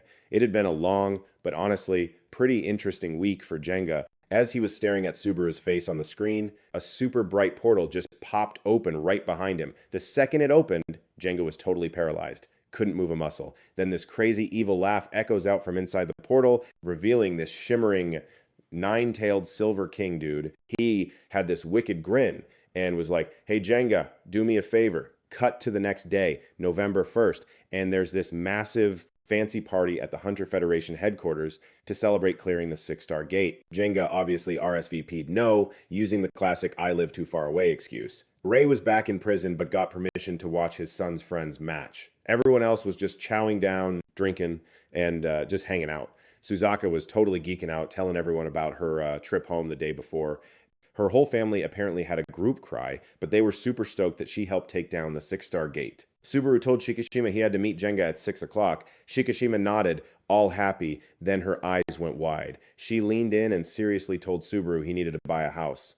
Like, right now. After all, you're a celebrity now. The hotel lobby is a total zoo packed with people, plus your room rate just shot up to VIP prices. I don't care if it's a house or a condo, just buy something and move in immediately. Living somewhere nice because you're famous isn't about flexing or trying to look cool. It's a legit necessity. If you keep crashing at some regular place, you're just going to be a massive pain for everyone around you. Shikishima said, dead serious. So, while Subaru was house hunting, Shikishima dragged him over to crash at Hiyasaka's ridiculously swanky apartment. The second Subaru walked in, his mind was blown by how huge and bougie it was. Shikishima explained he'd be staying there until he found his own place and that Hiyasaka had already okayed it through her spirit. Subaru just sighed, wondering if this was cool, mostly because he was worried Nazusi would flip out on him. And through the spirit, Nazusi totally did get salty with Subaru, but then immediately demanded a full photo tour of Hiyasaka's place. After handing Subaru the key, Shikishima dragged him out onto the balcony so he could get a good look at the city he was protecting. It was all so calm and peaceful. A total 180 from the disaster that's supposed to happen in King Aurora's future. Subaru was shook, telling himself he had to stop it, no matter what. So Subaru rolls up to the train station and surprise, surprise, Zynga's already there, probably tapping his foot. Without even a what's up, Subaru just drops, yo, want to take a trip to the underworld with me next week? The underworld? Seriously? You mean like where the enemies of humanity hang out? Zynga asks, totally not buying it. Enemies? Oh right, knew you'd get hung up on that. Look, stuff went down, and I've got to crash a meeting of the kings. Subaru's chill reply just about made Zynga's brain short circuit. The kings? A meeting? And times you? Times were there? Dude, do you have any idea what you just said? That's like world-shattering news. Nobody knows jack about the underworld. Are you even listening to yourself? Duh. That's the point. No witnesses. And now you're saying Zynga was so freaked he couldn't even form words. Yeah, that's exactly why we should totally go together. Subaru shot back with this smug grin, which just made Zynga's jaw drop even lower. He was getting major you're trying to get me killed vibes from this whole thing. I'm done. I can't even with you right now. And for real, how are you planning on waltzing into that underworld anyway? And why me? I'm just a silver rank scrub. You've got to have, like, a dozen stronger people on speed dial, right? Zynga totally lost his cool. Oh, for sure. It's not going to be just us. Don't have a meltdown. But trust me, there's going to be a time when we absolutely need your skills, Zynga. That's why. So, you in? Want to be on my crew? I'm putting a team together after this little underworld field trip, and I want you on it. It's not like official or anything, and we don't even have a name, but the one rule is we don't ditch our friends, ever. So, what do you say? Subaru laid it all out, and you could see Zynga actually thinking about it. Look, from the jump, I thought it was crazy you'd pick me to clear the Shia Shah gate, but you were 100% right, and your plan actually worked. We totally own that gate. You gotta have some insane secret power or something. I'm still not sold on myself, but I'm sold on you, because you believed in me first. Zynga said it like he meant it, then grabbed Subaru's hand in a death grip, and just like that, total bromance moment, shining bright enough to see from space. Meanwhile, on some bougie boat, Ruin is just sipping tea, acting all chill, but in his head, he's totally planning Subaru's funeral. Oh, my dear Subaru, you've gotten way too big for your britches. Wrecking the fire tyrant in a few minutes, throwing hands with a transcendent being and winning? Yeah, that's a problem. Those golden, bronze, and red clowns just send strongly worded letters. Not me. If I let this slide, that golden-haired punk will be back. Nope, gotta squash this problem now, Ruin muttered to himself. But the second their hands clasped, Subaru felt it a piece of Ruin's soul. His ultimate skill, chilling inside Zynga. It had a 1% chance to puppet its target. Called it, Subaru thought, and Zynga's the unlucky target. Ruin's just trying to get to the closest silver ranker. Then, out of nowhere, he's like, is the Silver King around?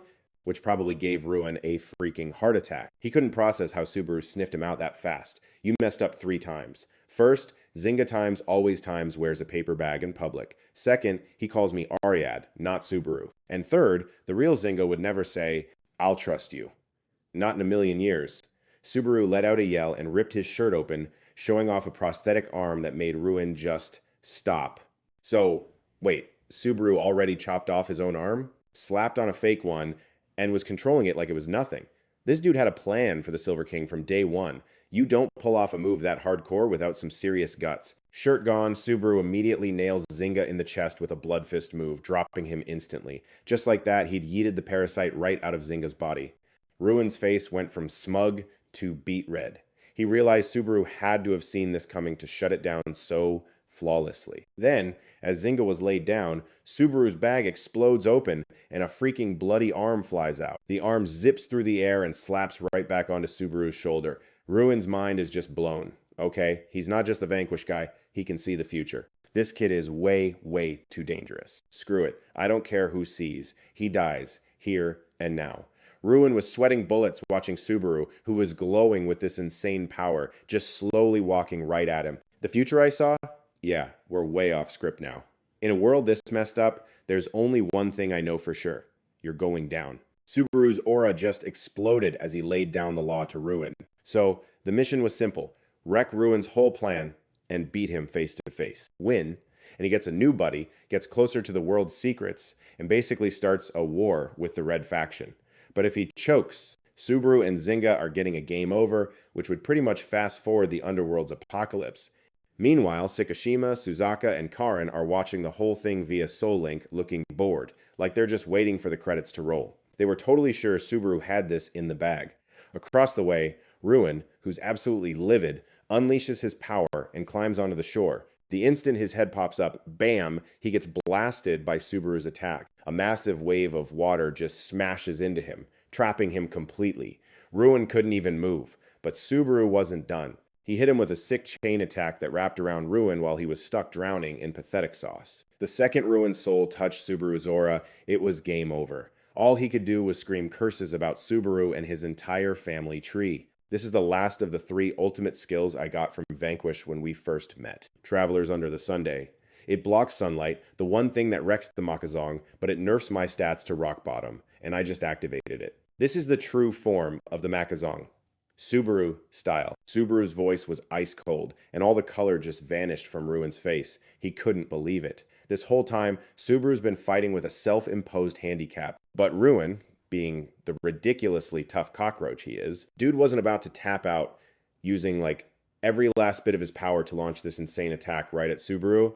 Seeing him go totally berserk with his whole demon thing, Subaru, not one to be shown up, just raised his hand and was like, bam, crimson dagger.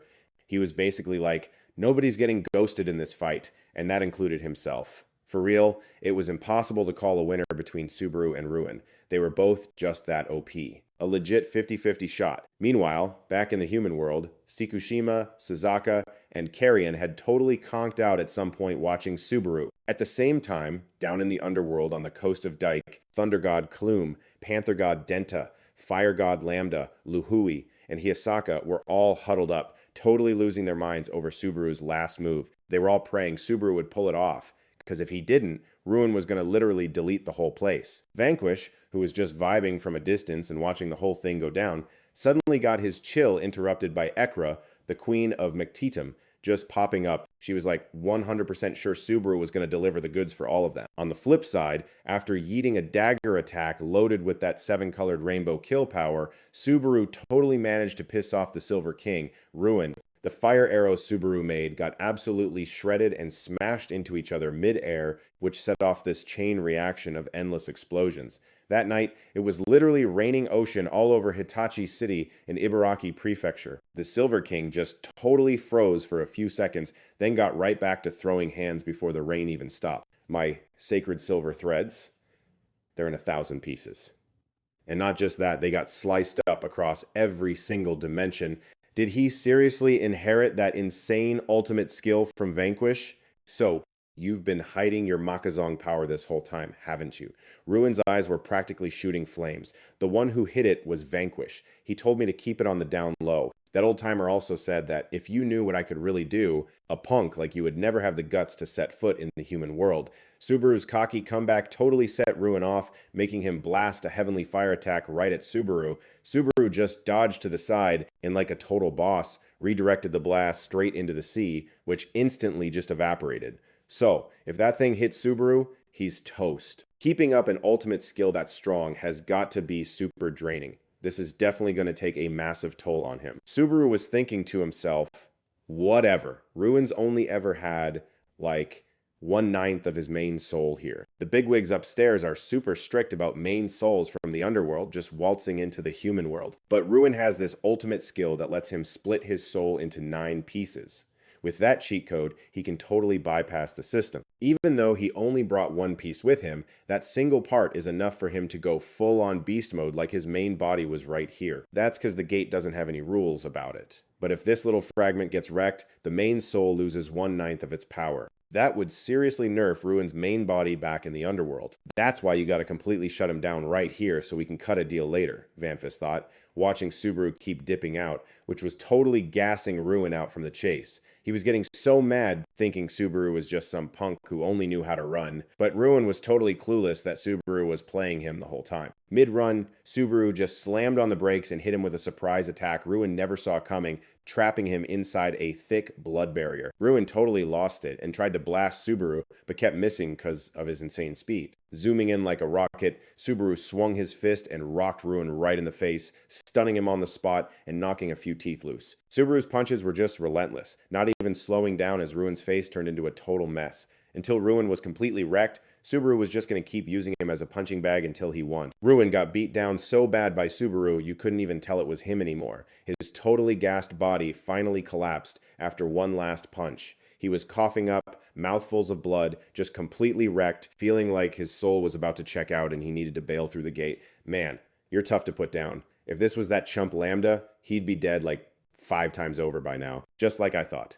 You're legit strong, Subaru said. Then he quickly zapped Ruin in the chest with a blood point strike, making him twitch out in a daze before just dropping on the spot. Everyone in the virtual world watching this was completely shook, never thinking in a million years that Ruin would actually lose to Subaru. Sada and Hiyasaka were grinning like crazy, super proud of what Subaru pulled off.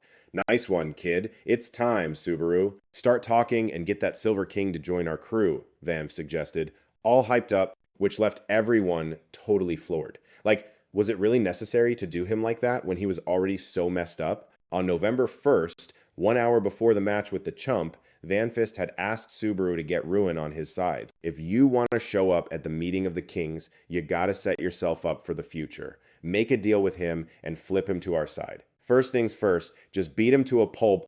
You gotta show him who's boss. It's the only way to get powerful guys to fall in line. Besides, Ruin is one of the easiest to deal with once he's given up. That kid is super cautious and sneaky, but at the end of the day, he's just a coward, Vanfist explained to Subaru, taking his time. In a daze, Ruin remembered the first time he met Vanfist when he was just a kid. Back then, Ruin was still tagging along with the 9-tailed fox spirit, who was also his ancestor. Vanfist had slyly come up to Ruin and told him the reason he always ran was because being scared and sad was a way bigger deal to him than the rush of winning. If you were human, whatever. But with a king's responsibilities, you can't just be afraid all the time.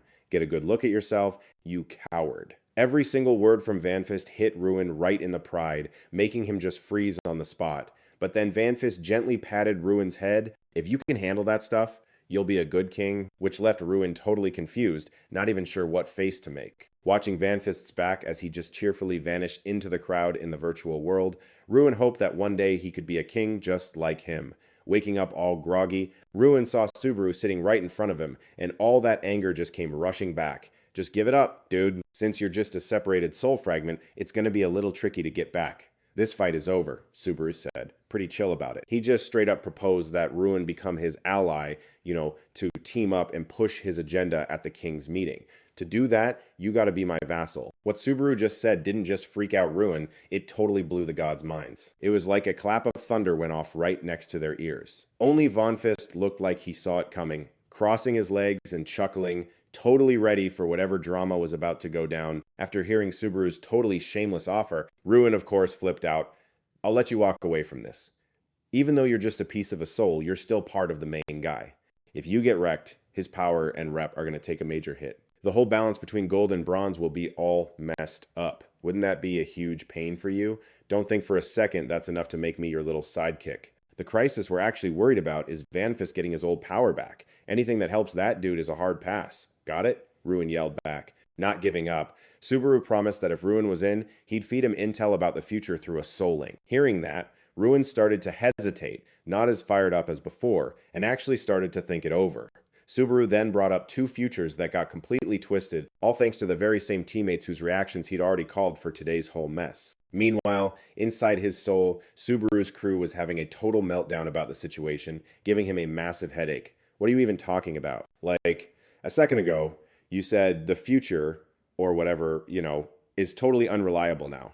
So doesn't that make being your ally kind of pointless? Ruin asked, totally skeptical. The memories I have now are about the 8 disasters that are going to hit the human world, and the one behind the 8th one is the administrator from Dong Wang, Subaru explained quietly, and Ruin was so shocked he almost fell over, unable to process that Subaru's enemy was that top-tier being, the administrator. As the ocean waves got crazier, Subaru figured the administrator he just mentioned had shown up.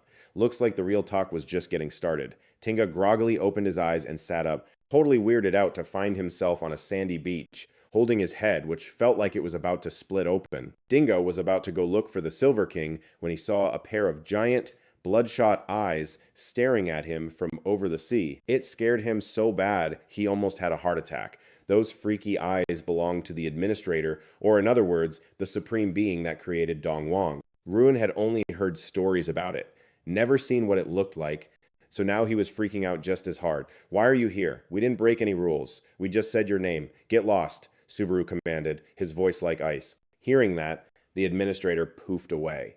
But Subaru knew it wasn't gone for good. It was still out there, watching everything. Subaru admitted that he'd fought it before and lost. But next time, I'm going to be the one to win. And to do that, I need you, Subaru proposed. Is this guy for real about making me his ally? He knows everything that's going to happen, and the only way to get in on it is through this soul communication thing. I'll for sure end up on the administrator's hit list. The risk is insane. But if I pass this up, I'll never get a shot at all that information again.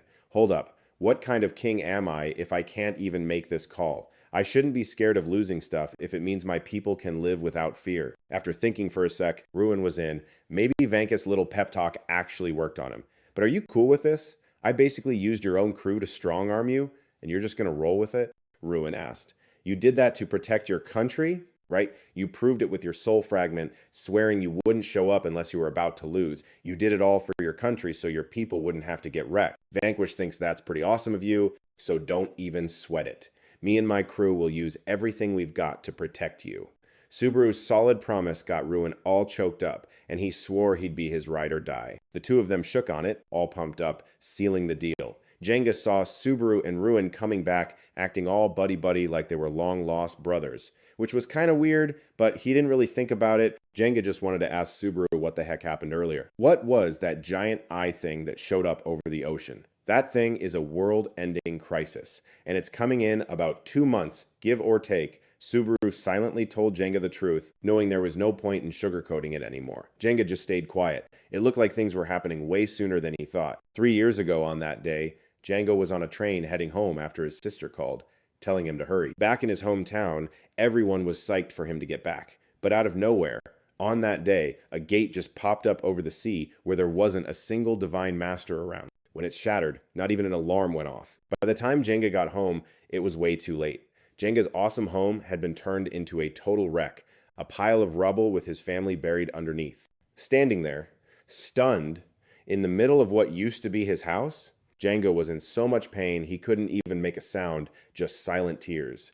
This time, Jenga was seriously too late. Jenga looked up at the sky and just lost it, bawling his eyes out. His heart was filled with pure hatred for the monster that snatched his family away. Later, when the house was rebuilt exactly like it was, Django would just stare at the family pictures and couldn't stop beating himself up for not being there in time. He'd become a divine master, gotten stronger. And still, he wasn't there to protect his family when it counted. Tears just poured down his face as Jenga fell to his knees, crying and saying sorry over and over, looking completely shattered. Dealing with the neighbors' gossip, Jenga decided to just wear a hood and become a total hermit.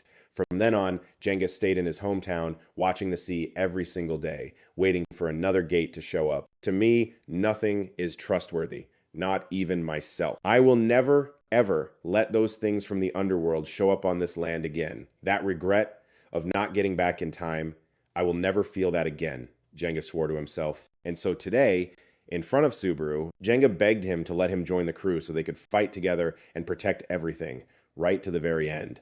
Jenga's intense determination really hit Subaru hard. January 2024, a memory from the future. The seventh calamity, Damnio Memory, had caused every human on Earth, pretty much everyone except the god-tier masters, got totally wrecked. So Jenga wanders up to Subaru, who's sulking on the beach like he just got grounded. Yo, I threw down with my nemesis here, and I smoked him. But, he still managed to pop his ultimate... I was like a second too late, Subaru mumbled, all emo. Couldn't clutch it either, huh? Story of my life, Jenga sighed back. So there they were, two sad boys staring at the trashed coastline in front of them, both of them just stewing in their own weird feels. It's still November 2023, by the way, and Subaru's doing his whole magic thing to make Jenga his sidekick. Jenga's just soaking in this power wave from Subaru, and it feels like his whole system is getting a major reboot. And boom, just like that, Jenga is officially on Team Subaru. Then, like a whole chorus of voices from the Soul Mist dimension says, "What's up at once?" Totally blowing out his eardrums. It's the Soul Link group chat, Tsukishima explained. Basically, a no-filter zone for familiars. You can spill the tea here, so whatever you hear is like 100% legit. Anyway, after they were done with Jenga's whole initiation, it was Ruin's turn. Subaru gets a power-up every time he collects a new familiar, but he was not ready for the insane level up he got just by touching Ruin. Okay, I get it now. Subaru, now that I'm your familiar, my actual body back in the real world got a serious glow-up, so this is that 45% boost. And you, the boss, you get a 10% kickback from us, right? Ruin said, kinda low-key. Subaru finally realized this power-up wasn't from some random soul piece of Ruin, but from his actual time's body. Seriously, this whole turning people into familiars thing is Vanquish's ultimate move, and it's totally next level. It's the only skill out there that juices up both the familiar times and times the master. That's basically the cheat code the Rainbow Kingdom used to get so OP.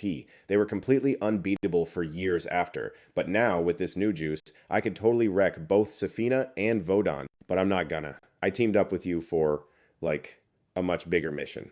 After that little speech, Ruin told Subaru and Zingar to hop on the Silver Star so he could fly them out to meet Vanquish. They zipped off and, in like a nanosecond, landed at Hiyasaka's apartment where the whole crew was already hanging out. Subaru whipped out the blood key, popped open the portal to the iridescent shore, and the squad rolled in. The second he was through, Ruin's eyes went wide, like, oh snap. This place was a hub for souls, built with some crazy advanced ultimate skill that carves out a pocket dimension in the underworld. No wonder he could never track Vanquish down after all this time. The big boss can't spy on us here. Right before I got clapped by the administrator, I used the last of my juice to make this spot, and I've been crashing here ever since. Even though I lost my powers and my rep, I'm still kicking, and I've already got 30% of my strength back. Vanquish strolled up, looking like a final boss with this insane power aura. Ruin looked kinda shook and was hesitating, but Tsukishima was all confidence and just walked right up to shake his hand. The vibe was super serious, but of course, The rest of the gang was being loud and obnoxious. Tsukishima and Vanquish had to step in and tell everyone to chill out. Thanks to Subaru's blood cushions, everyone finally sat down in neat little rows, ready for the big meeting of the kings. Vanquish just laughed and announced that it wasn't just Subaru and his crew showing up, but the Rainbow Kingdom was crashing the party too. Ruin was clearly not vibing with those Rainbow Kingdom brats, but he had to suck it up. Vanquish gave Subaru the nod, so he stood up to explain why everyone had to be there. Alright, here's the deal. I demand we shut down all the gates to the underworld. Permanently, Subaru announced, dead serious. You could hear a pin drop. Everyone was totally stunned, like he'd just set off a bomb. They couldn't believe Subaru had the guts to demand that right in front of all the big shot kings. Zynga was the most freaked out. He shot up, yelling about whether that was even, possible. Considering the underworld is basically trying to take over Earth 24/7, my request is totally reasonable. We'll hash out the deets with Ruin and the others soon. But first, let me explain one more time how we're going to handle the apocalypses that are coming. Subaru shot back, no hesitation.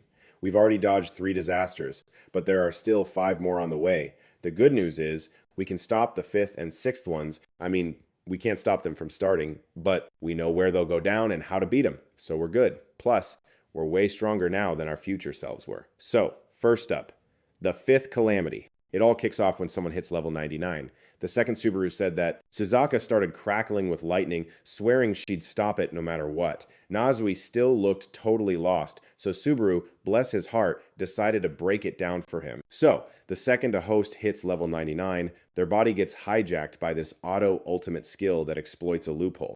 It's basically a mind control ultimate, kind of like the one Ruin has. It lets the Gate Master just waltz into the human world, ignoring all the gate rules. This thing is supposedly 1,000 times stronger than some level 60-something boss and Ruin's soul fragment combined. And the one whose body gets taken over is Amamiza Huzuki, Suzaka's older sister. The whole room was shook by what Subaru said, and Suzaka was already radiating some serious "I will end you" vibes. See, after her younger sister died and she got messed up, Hizuki didn't even wait to heal. She just went on a crazy grind to level up. The second she hit level 99, that Royal Auto Ultimate skill kicked in and started sucking up her soul and XP to summon the Dragon King, Guayo. And just like that, poor Huzuki was turned into a monster. Her Gate Master is the ruler of the Silver Kingdom, Gao, but Ruin's pretty sure Gao won't just listen to him and call it off. Now, for the times, real times problem, we absolutely cannot let the 6th disaster happen. That one, the super earthquake.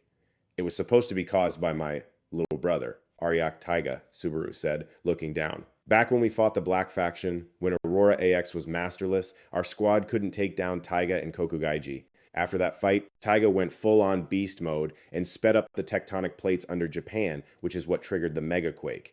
And even though Taiga dies in the timeline where that 6th disaster goes down, so the one thing Subaru couldn't figure out was how in the world his crew managed to take down Taiga and Kokugaiji this time. Tsukishima's hot take was that the future basically split into 3, like a messed up choose-your-own-adventure book. The timeline fractured right after Subaru downloaded those masterless Aurora memories, but Taiga was already out of the picture before that. Translation, the timeline got jacked up before Subaru even showed up. Basically, some mystery person changed the future before he did. But whether they're on our side or not is a total crapshoot. So, Subaru's thinking this mystery factor is probably already way too close for comfort. Alright, my brain is fried for today. After tagging in Saza, Seiko and the crew bailed through the door from before. Vanquish quietly pulled Subaru aside for a quick check-in, saying, "Man, this team is something else. The first time I met you, kid, I never thought we'd end up with a huge, chaotic family like this."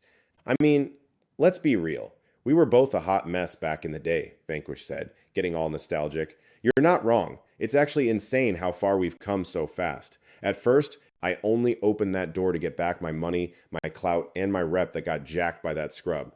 But after you gave me that whole love yourself and be happy speech, something clicked. Now I'm all about my friends, my crew, and I actually like who I am when I'm with them. I want us to keep rolling down this path together, always. This whole whacked out adventure started with that rainbow door. Just a little longer. "I'm not ready for this trip to be over," Subaru said with a grin. Vanquish happily threw in that he bets one day Subaru will pull off all the things he never could. This super weird vibe from Vanquish left Subaru a little baffled. With that, Vanquish bounced, telling Subaru catch ya in the underworld. Meanwhile, down in the underworld's super bougie Golden Kingdom, Safina, the Queen of Twilight, aka the boss lady of the Golden Kingdom, was chilling in some fancy bath. She was getting pretty interested in Subaru, mostly because his power level is off the charts. Safina quietly told her maid to shoot Subaru an invite in 1 week to crash the meeting of the kings as a special guest. On November 1st, at 11:35 p.m., Subaru was out cold in his bed when a crazy bright flash of light right in his face jolted him awake. After the light died down, it left behind an invitation for Subaru to the king's little get-together. 3 days later, in the courtyard behind Hiroshika's apartment building, the whole gang was there. They were rocking these winter outfits that looked so ridiculously hot you'd break a sweat just looking at them. Subaru had a feeling this was a major fashion faux pas, because King Aurora's memories had 0 files on this meeting. Other than the gate and that one seating area, Subaru was a total underworld newbie. Karen and Saza were just as clueless about this place. As the group stood there looking completely lost, a massive golden gate suddenly popped into existence, which pretty much answered all their questions. Stepping out of it like a supermodel was this totally hot knight in golden armor. Subaru, I'm here to collect you. I'm Isis, captain of the Guardian Squad, reporting directly to Queen Safina. It's a pleasure to be your ride, Isis introduced herself. Seeing she was way younger than Safina and Ludwig, Karen guessed she was probably part of the new generation. After Subaru said, "What's up?" Isis rushed them to get through the flashy gate, saying one step would drop them right into the underworld. And just like that, the underworld was right there in their faces, huge and epic and completely blanketed in pure white snow. Unlike your world, here all the land masses point toward the world's core. They're scattered all over, kind of like a broken eggshell, and they're all different kingdoms. It gets warmer the closer you are to the sun's core, and colder the farther you get. And when a kingdom near the sun gets shadowed by another one, it blocks the sunlight, and boom, it's nighttime there, Isis explained, fielding the group's dumb questions. Tsukushima noticed it was freezing and figured they were a long way from the center. This place is called the Outer Rim, and just like the name says, it's the absolute farthest region. It stretches on forever, and after that is the final territory, Isis stated. So this Times isn't Times the Golden Kingdom? Nazui asked. Haha, are you serious? Of course not. The Golden Kingdom is the biggest continent, the one floating way up there. The underworld has over 200 kingdoms stretched around its core. However, bummer for the third king, but all the other kings are totally against you showing up to this meeting, Subaru. You possessors are basically just sacrifices to bring their souls back. Some even say you're lower than a slave. Isis, who had been all friendly and chatty, suddenly did a complete 180-degree turn. She curled her lip at them with this arrogant look, like they were trash, which made their blood boil. She flat out said she couldn't stand the idea of letting Subaru's crew show their faces at the meeting. With that, she blasted them with a golden energy wave that sent them all plummeting out of control toward the ground. Isis's ridiculously powerful 14th ultimate skill cracked the ice and snow wide open, sending Subaru's group falling from tens of meters high. Since you're my master's honored guests, I won't kill you. But you have to prove to me you're even worthy of an invite. The meeting's at the Palace of the Golden Kingdom. Be there on time. You have 72 hours. We'll meet again, so try not to die, Isis said as her last words before her power zapped Subaru's group 1,000 kilometers away. Subaru, totally unfazed, just smirked and promised he'd be seeing her again, which, you could tell, annoyed her because of his nerve. And even though Subaru talked a big game about seeing Isis soon, he definitely didn't expect to get ditched and separated from everyone. This place was way too far to even send a soul text. As he stood there totally dumbfounded, looking at this place that felt creepily familiar, a monster suddenly dive-bombed him from the sky. He casually flicked his sword up to block its attack, and the two clashed so hard the ground and rocks just exploded. Even though the monster kept attacking Subaru, he wasn't getting any murderous vibes from it at all, which was the weirdest part. Just as Subaru wound up for a nasty kick, the monster suddenly burst out laughing and started praising him, leaving Subaru completely stunned and thinking, "Who the heck is this? Come on, you already forgot me? Even after you were the one who broke me out in such a messed up way?" The monster said, totally cracking up. Right now, Subaru was totally blanking on who this thing was or what he'd even done to it. Can't really blame the guy for his Dory-level memory though, since the monster had a complete makeover. But whatever. Since he forgot, it was more than happy to do a re-intro. Sup, I'm the Great Cobalt from the Valley of the Ages. Guama, the Azure Wind. That name finally jogged Subaru's memory, and he was shook. It was the boss from that janky 2-star gate he'd cleared. I mean, with a glow-up that epic, how the heck was he even supposed to know? The Cobalt, seeing the light bulb go on, just grinned. Then it started spilling the tea while giving him a piggyback ride across the cliffs of the Valley of the Ages. So, the gate, aka the Prison of Souls, is basically where underworld rejects get dumped. Inside, you can get your old bottom powers back, but only on your old stomping grounds from before you kick the bucket. And the fewer stars your gate has, the less likely you are to respawn. Cobalt was pouring its heart out, and Subaru was paying zero attention, totally zoned out checking the view. Seriously, Cobalt looked like it wanted to deck him. We got banished to a 2-star gate and basically lost our minds and our voices, it explained. And just like that, it all clicked for Subaru. He was like, oh, so respawning is based on star rating, like phone storage. My future self's memories gave me zip on this. Guess because I'm in the underworld, all the safety features are turned off. So Subaru's wondering where this creature is hauling him, and it says it's taking him to meet the person who ratted him out. The only reason the creature was being so chill with Subaru was because he helped it take out the strongest user, which let it get its original form back. So it felt like it owed him one. The creature also dropped that their leader, Gopin, bit the dust and got exiled back to the gate too. Had also bit the dust and got exiled back to the gate. But that whole punishment sounded super sketch. Like, why go through all the trouble of dragging soul soldiers into the gate? Subaru asked, totally confused. Is it because in the underworld you can trade soul soldiers for energy or something? If you think about it, the underworld is all about ultimate skills. So every decent ultimate skill is basically a power-up, and the whole point of having a soul soldier. For example, top-tier soul soldiers don't just bounce back to their own world. They stick around to hook their user up with even more perks, right?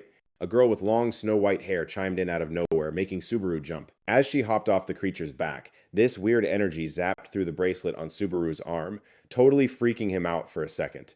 When he got a better look at her, Subaru kind of realized she was the OG owner of the bracelet, the one who juiced him up in that messed up timeline, the Queen of Aurora, Cebu. Isis's ultimate skill was basically a luck-based teleporter, dropping people in random spots. And it looks like Saza's luck totally sucked because she got yeeted into this volcanic lava pit. And right in front of her was some long-necked fire beast, also known as the Dragon King, the dude behind the 5th calamity, and it was now fiercely roaring a challenge. I will make you erase that damn ultimate skill of yours from your user, Amamiya Huzuki-sama, Saza said with a smirk. The monster was a bit surprised that Saza knew its name and its user's name, so it yelled, asking who she was.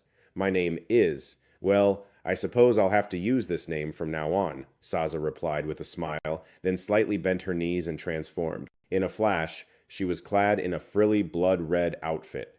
I am one of the 6 Rainbow Kings, the Porcelain Queen, Judith, Saza announced. Meanwhile, Tsukishima was sent into a bizarre tree hollow. Inside, there was a green-haired kid and a cold-looking guy with a buzz cut named Tobiot who looked equally strange. This was the first time Tsukishima had seen an entity from the underworld with a human form, so he was a bit shy and politely bowed his head in greeting. The kid noticed that Tsukishima had eyebrows like his and quietly whispered to Tobiot that perhaps Tsukishima wasn't a bad person. Surprised that Tsukishima didn't know who he was, the kid proudly introduced himself as one of the 6 Rainbow Kings, Esther Mavor. The guy with the buzz cut was the King of Reverence, Tobiot. Hearing they were part of the 6 Kings, Tsukishima was floored, thinking it sounded a lot like Carrion's crew.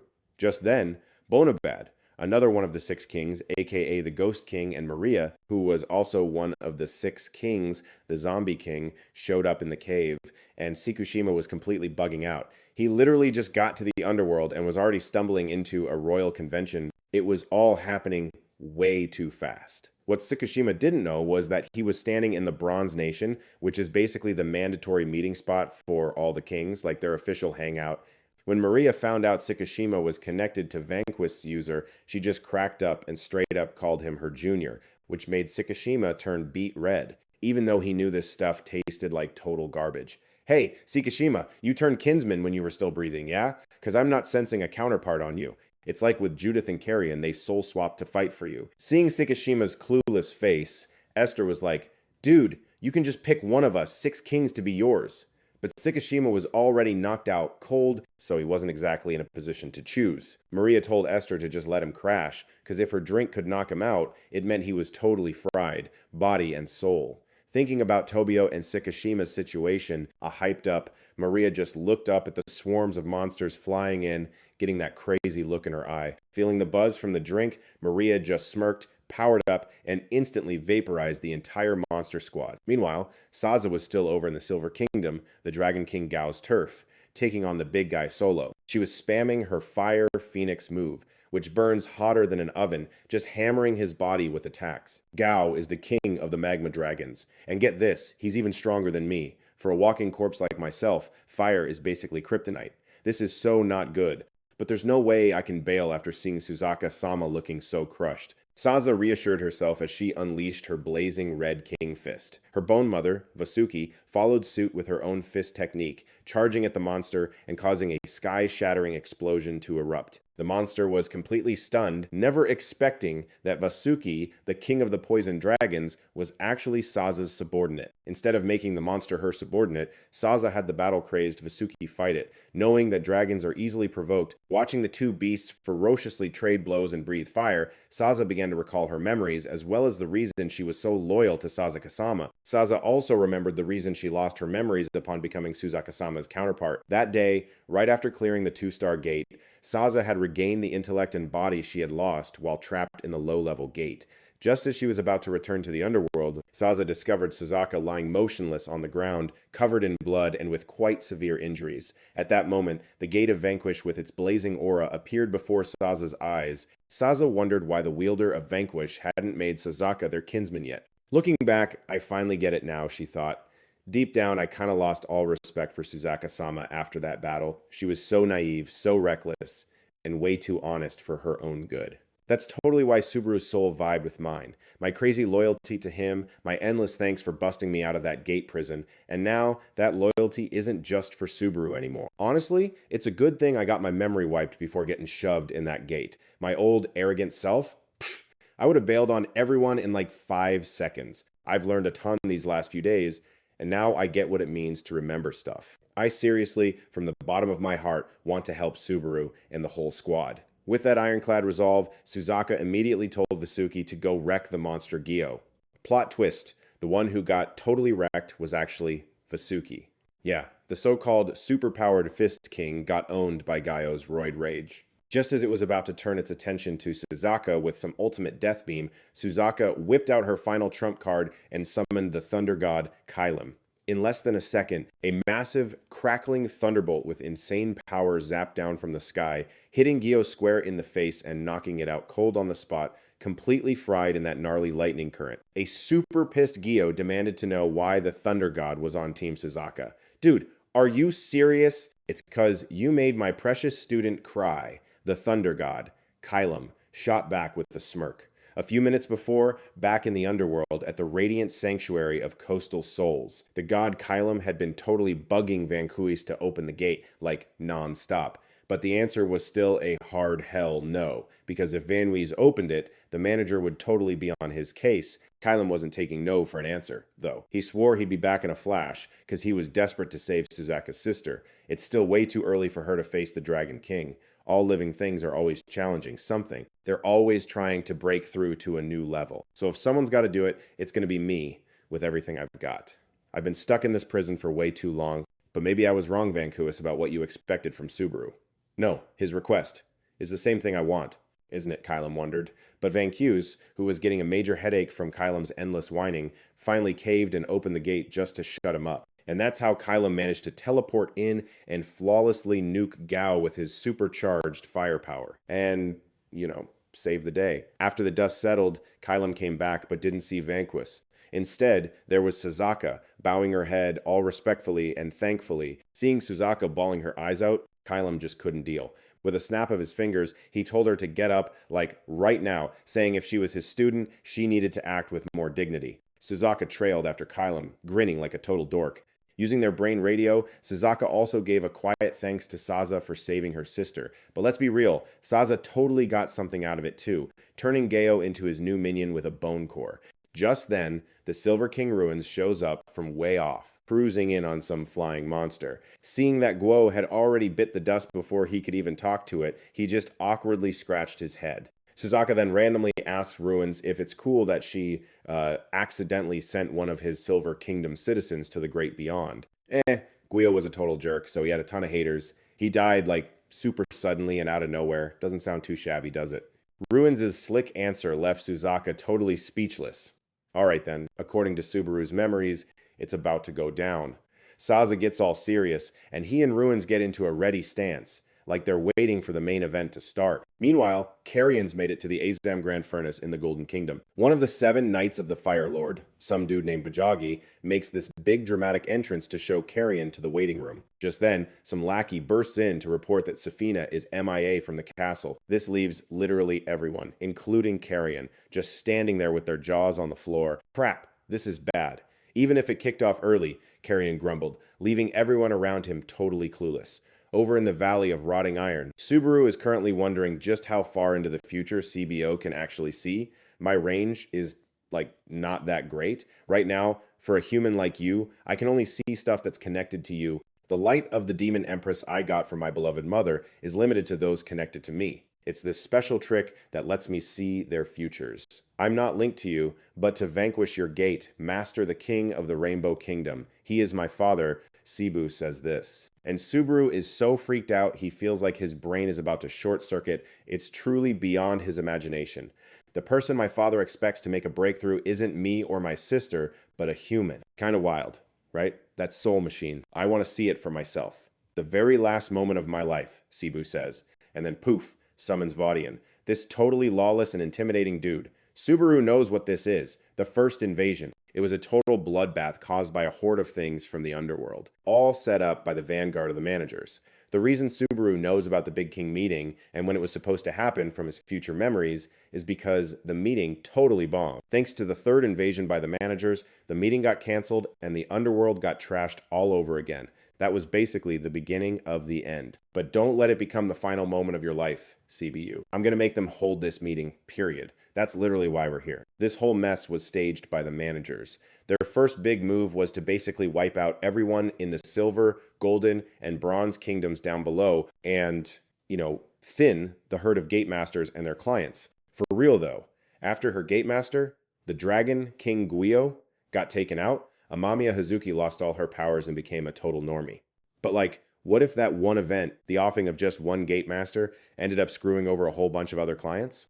Humans would lose their only way to fight back against the gates, and the only thing left for them would be a total wipeout. Game over. The manager's strategy was basically a 2-for-1 special. They sent 30,000 troops to the golden, silver, and bronze kingdoms, which is like half the people here. The king of the Red Earth Kingdom, Vodon, is supposed to handle it. His ultimate is supposedly OP on defense. Anyway, have fun with that, Subaru. I have 0 combat skills, so it's a hard pass for me. After dropping that line, Shibu just bounced, leaving Subaru standing there all charged up on main character energy and his promise to protect her. Then, totally out of nowhere, Miss B went full-on beast mode and just charged the Army Legion in front of her. She started throwing down like crazy, yelling that there was no way they were invading her home turf. The second Miss Bose unleashed her secret wind move, it got instantly shut down by the Legion's ultimate skill, which knocked her flat and made her cough up some gross stuff. Since she couldn't stand, Subaru had to drag the reckless girl back and finally step up to take her place, taking on the entire Legion by himself. Subaru was just spamming these insane, fiery skills relentlessly, lighting up a massive part of the sky. Meanwhile, over at the great fortress of Azam, now known as the Golden Kingdom, Carrion was also going off in his crazy powerful Bear King mode, straight up soloing the other Legion. He was just vibing with the dark power in his fists and feeling himself. Carrion kept dropping these thunderous blows with all his might, making the whole freaking world shake. Granny Gay, standing nearby, kinda cringed, seeing Carrion's attacks also wrecking parts of the kingdom. But seeing him so hyped for a fight, she had no choice but to bust out her 7th ultimate skill. Watching the soldiers get squashed like bugs, a totally amped up Carrion launched a few more terrifying, earth-shattering attacks, which really started to tick the enemy off. Meanwhile, over in the Silver Kingdom, at the Dragon King Gao's crib, Zara was also busy with their Legion, blasting them with fire attacks with Gao's help. Ruin popped up too, adding her insane power to the fight alongside Han's super aggressive Imperial army. Watching the absolute chaos from a distance, Ru Yen smirked, totally digging her new power up as she gave Subaru a silent shout out. Back in the royal garden of the Red Earth Kingdom, Subaru arrived right on cue to back up Vodern with his explosive Joe Fogthon during the up-close and personal brawl, leaving Vodden's jaw on the floor. Seeing the enemy troops get totally decimated by Subaru's power, Cebu finally believed he'd actually gotten 10% of the Silver King's power. The scene of total destruction in front of him, full of sacred flames and dust, made Cebu feel like he was staring at a scene straight out of hell. I'll cover the rest of the area for you, but their leader is going to be here any second. Let's do this together, Subaru said to Vodern, the king of the Red Earth. And speak of the devil, at that exact moment, their leader, Hudo Kotesu, literally showed up. Talk about perfect timing. Well, look who it is, Subaru said, which kind of surprised Katsu, who figured the kid had no idea who he was. Duh. Subaru knew him. He's the guy Subaru is destined to take out in the future, thanks to a spoiler from the King of Aurora. Before Katsu could even say anything, the always impulsive Vaden charged him with a fire attack, even though Subaru was trying to tell him to chill. He's the one who wrecked our country! As king, I'm gonna serve him some justice! Vaden screamed, beating his chest. Pushing out some serious killer energy, he finally unleashed his ultimate skill, Mistletoe. He shot a super-powered arrow right at Kotesu. Kotesu just whipped out some D-rank item, a pathetic-looking paper doll, which completely tanked the full force of Vodern's nasty arrow for him. After using that cheap item to take the hit, Kotesu busted out his own ultimate, God's Advent, summoning a ferocious war god mask to attack Vodern head-on. Even though Vaden was seriously messed up, he was still talking trash and being his usual hot-tempered self. So, it looked like this wasn't going to be an easy win for Kotesu. Determined, Kotesu used another item, the A4 rank than Vin, muttered some spell, and drew a rune that lit Vodun up in flames so hot he felt like he was going to combust. When Ikuhana jumped in to help, he got caught in the fire fest too, thanks to Kotesu's Fire God King's seal. Seeing Ikuhana in deep trouble, Vaden immediately rushed over, but he also got snagged by Kotsu's dimensional chains. In a super bad spot like this, Vaden could only weakly ask Subaru for help. After getting Vaden to agree to a team-up, Subaru casually flicked his HK katana Ignesia. A single, clean slice lopped off Kotesu's giant hand before anyone could even blink. Seeing his giant hand get wrecked for the first time ever, Katsu was kind of shook. The two of them, neither one willing to back down, kept clashing hard, but the fight was basically a draw. Faced with Subaru's insane moves that literally used blood to create slashes, Kotesu asked for his name and then immediately looked him up on the system panel to see who this OP kid actually was. In this event, the admin has designated you as an add-on character, the Blood Saint of Salvation. Huh, kinda rare to run into an enemy who's Japanese. Not that I really care. All that matters is how I'm gonna take you down. According to the book, when facing an enemy with no attack data, I can just try a bunch of different methods to find your weakness. There are still 5 minutes before this thing ends. I'm gonna take real good care of you, Subaru, Katsu said with a glare. But the moment he finished his sentence, Kotsu got blasted by Subaru's Fujiton and ate a devastating punch from him that made him spit blood. You said there were still 5 minutes, right? If that were true, maybe you'd have a shot. But in this timeline, don't even dream about beating me that fast, Subaru said, totally deadpan. The future of Aurora was an absolute disaster. The entire Kanto region got wiped out in the first and second calamities. The number of divine masters was also cut in half. In the third calamity, some rogue soul fragment from ruins took out both Saza and Sazaka at the exact same time. When the fourth calamity hit, both Tsukishima and Kurin were goner. So then Apocalypse number 5 showed up, and nobody could touch Gyo after he got his wish. Then came disaster number 6, a straight-up hit on Japan that basically bricked the whole country. The 7th disaster wiped out all of humanity, except for the God-tier masters. And then Vanquish finally bit the dust. Subaru's link to the Gate Master just, poof, disconnected, and his divine powers ghosted him for no reason. A stupidly bright door just materialized in front of Subaru. Out of it, Cebu drops the news, all bummed out that Vanquish was gone, leaving Subaru so shell-shocked he thought it was a prank. Looks like the admins are trying to delete our world. They're the clowns who stuck that creepy clock in the sky to, farm souls from a gazillion worlds. They're basically cheaters who broke the game's physics. It's only a matter of time before they start griefing the underworld. As for me, I'm fighting till I drop. You in? Or what, Subaru? Cebu asked. And just like that, Subaru was all in, deciding to team up with Cebu and rock the King Aurora gig until the sky ripped open and some executioner showed up with his Gladius army. The leftover god hosts teamed up for one last stand. During the insane beatdown, Dinga took one for the team to save Subaru. Now totally alone in the mess, Subaru was freaking out with zero clue what to do, because now even Cebu had bounced to go hang with Dinga. Seeing Subaru having a full-on meltdown on the ground, Kotetsu just strolled up. So, you're the final boss of this world, huh? There's no getting out of this. You're just wasting everyone's time. Kotetsu, who even are you? What the hell are you supposed to be? Where'd you crawl out from? Why are you messing with this world? Subaru screamed until he was hoarse. But Kotetsu was so over the chit-chat and just wanted to end it. No way! I'm fighting till the very end, until my soul is literally deleted, Subaru roared, going full power. Flash forward to now, Subaru and Kotetsu are staring each other down, totally ready to wreck each other. Kotetsu's volcano god thing and Subaru's blood gunk mashed together, making this gnarly sea of fire. Kotetsu tried to gank Subaru from behind with his god tier skill, Curious Rain, but Subaru just blocked it with his blood shield. Lame. A speed boost ultimate? I never saw that coming. Subaru thought, sizing up Kotetsu's move. Turns out Kotetsu's main ultimate is this crazy ability to summon, knockoff versions of Greek and Roman gods. The skill is super flexible since he can use basically any attack type, but the real kicker is his sub-skill. The whole reason my future self got owned by Kotetsu was because he totally nerfed my flames with his blood. So if I can just keep up with Curious Rain's speed, I might be able to hit his weak spot. But this time, Kotetsu's sub-skill, Osisha, isn't going to touch me. With Kotetsu's genius level strats and Subaru's own sub-skill, Kotetsu could pretty much counter and copy any move. The only way for Subaru to win was to hit him with something totally new, something not in his playbook. And true to his word, Subaru instantly summoned the war god Masa to drop a mondo-huge attack with him. Kotetsu actually looked a little shook, getting swallowed by Subaru's insane energy. After dropping the dragon's razor-sharp strike, Subaru also juiced up with Hiyasaka's power to fight alongside him. This made the quality of his ultimate skill go through the roof. Didn't think you had any more tricks. You're actually pretty tough, Kotetsu admitted. Meanwhile, in the lair of the 1,000-year-old ancient tree in the Bronze Kingdom, Maria was giving Shikishima the lowdown on an attack from another world's players. So, other worlds found the human world. Once they find one, they're going to find a second, and then a third. You'd figure there have to be others like you out there. Basically, when it comes to how close worlds are, yours is the most likely to connect with theirs, but that's just going to attract a ton of creeps. It's super likely the admins and their whole crew are just chilling in one world, pulling all the strings like it's some giant MMO. Maybe there's some corporation making and selling these kinds of games. What they're doing. It's just business, dude. No matter who this attacker is, they're definitely playing by rules a lot like the ones in your world.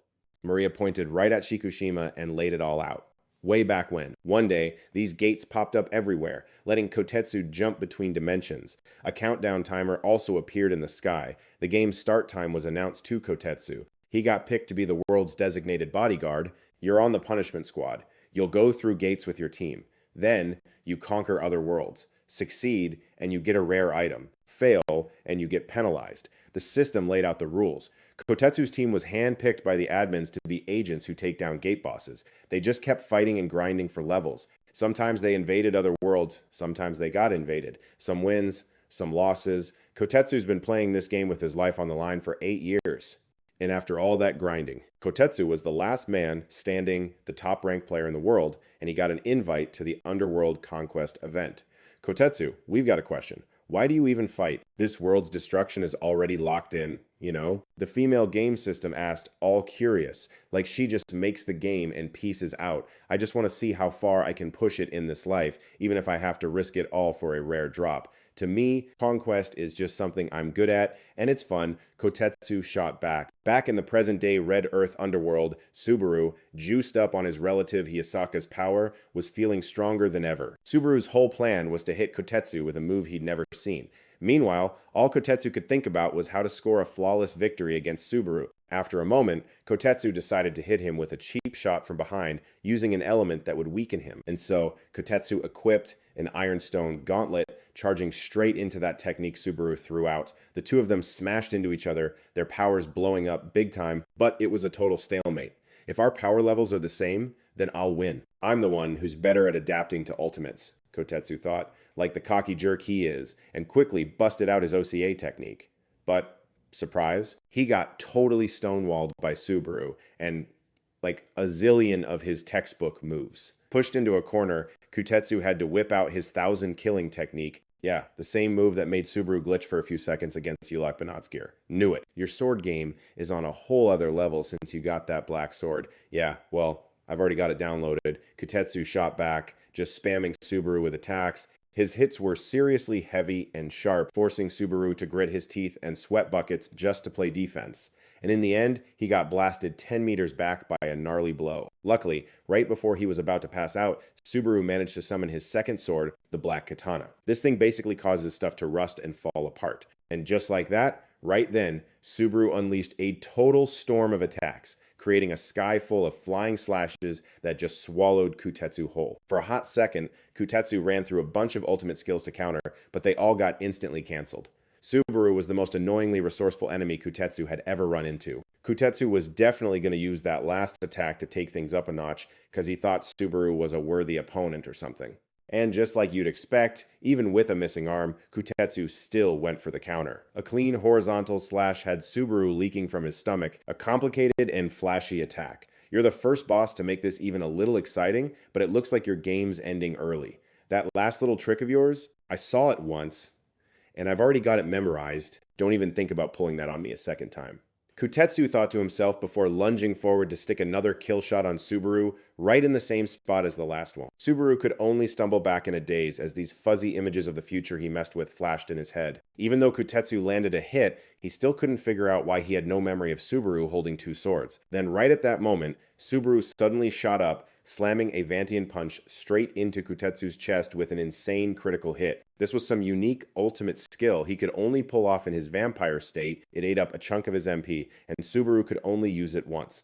Vantian was an ultimate move. Vanquish taught Subaru to counter Kutetsu, and it was also Subaru's strongest trick at the moment. Totally caught off guard by the sneak attack, Kutetsu couldn't even react, his face just frozen in total shock and disbelief. As the Vantian technique went off, tons of lightning bolts streaked across the sky, exploding with a deafening roar as bright as 4th of July fireworks. It ripped through the fabric of space and just deleted Kutetsu, body and soul, on the spot. Watching Kutetsu get blown to smithereens, Subaru felt like he was finally the main character. Before he poofed, all Kutetsu had time to say was magnificent before getting carried off by the wind. As he logged out of this world, Vodnen Ikwana, who saw the whole crazy scene, couldn't help but gawk at Subaru's insane power. It looked like Kutetsu's soldiers had already rage quit with him a while ago.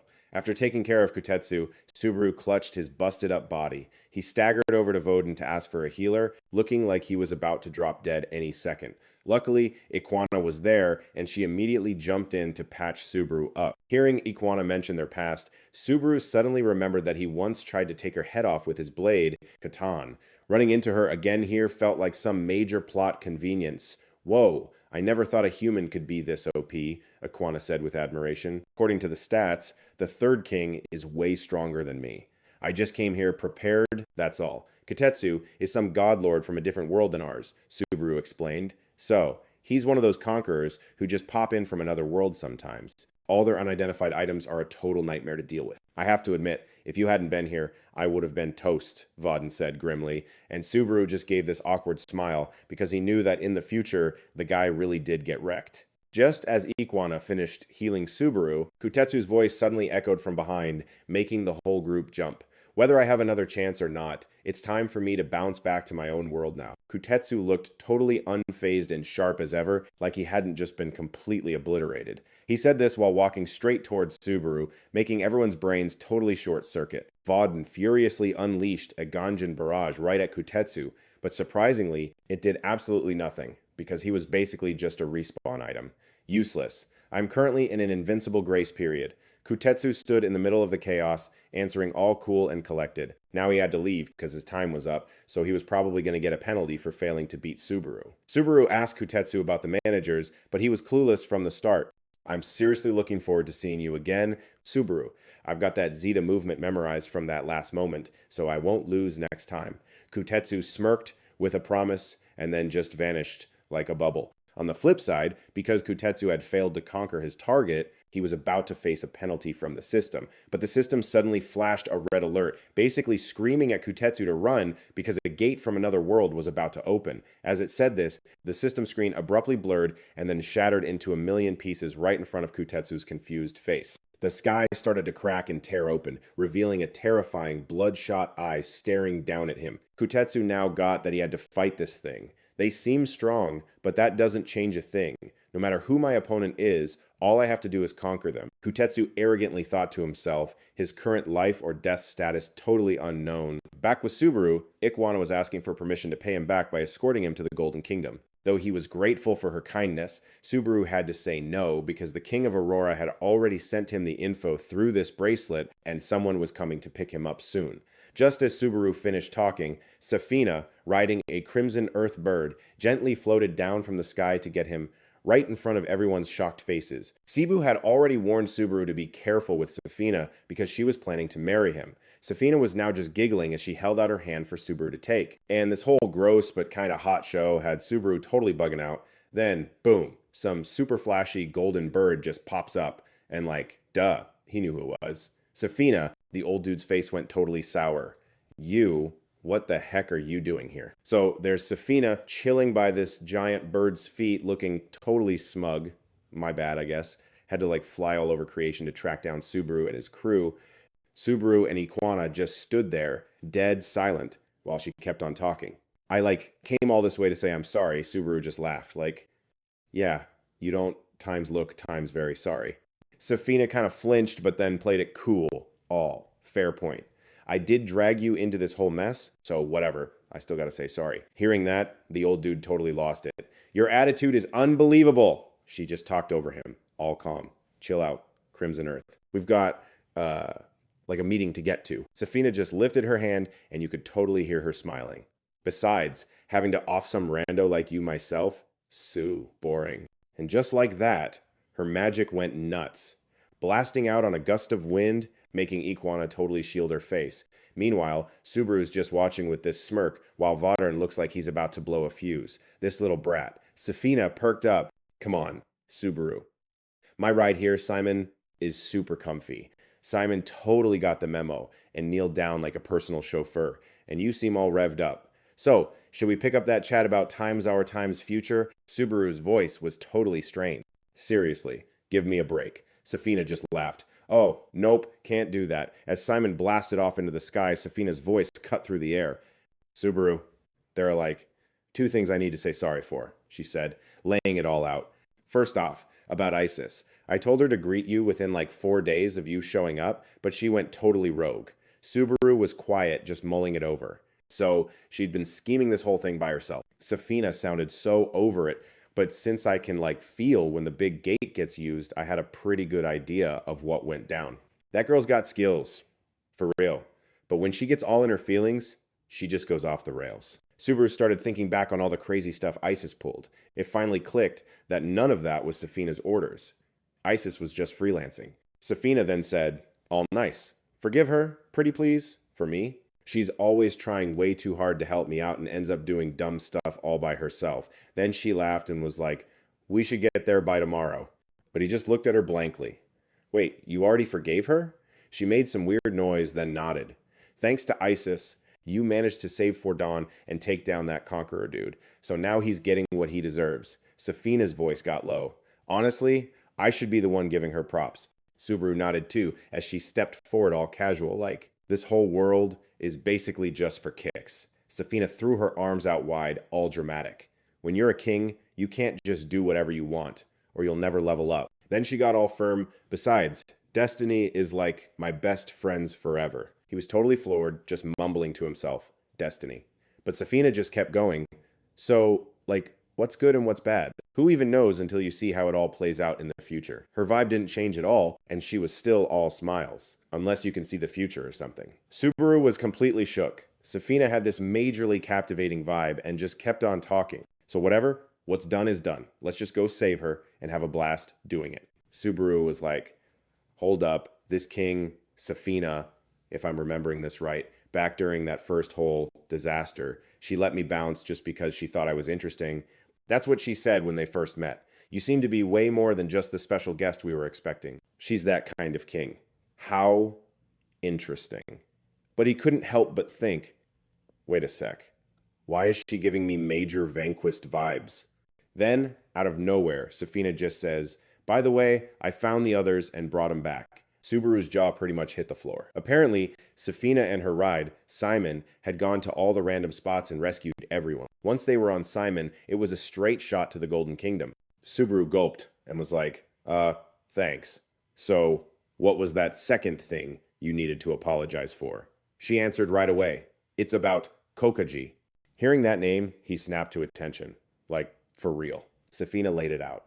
Okay, so you already know this. We're the ones with the power to mess with the gates to the human world. The Golden, Silver, and Bronze Kingdoms all have their own special way of using them. So, in other words, even though Kokagaji was supposed to be gathering intel under the whole treaty excuse, it looks like someone was totally pulling his strings. Subaru's face got serious. Who on earth could it be?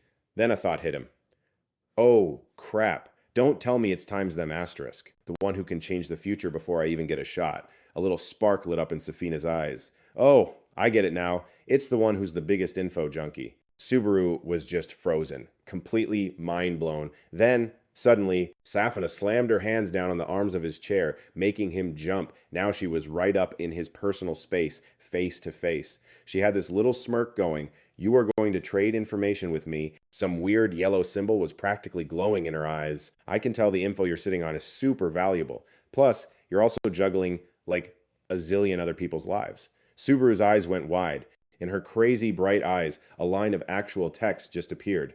Is that like a spoiler alert for King Aurora's future? He stared right at her, his brain totally short-circuiting. This chick, how does she know so much? Nah, she's seeing right through me. It's got to be some mind-reading thing. Right then, the corner of Safina's mouth twitched up.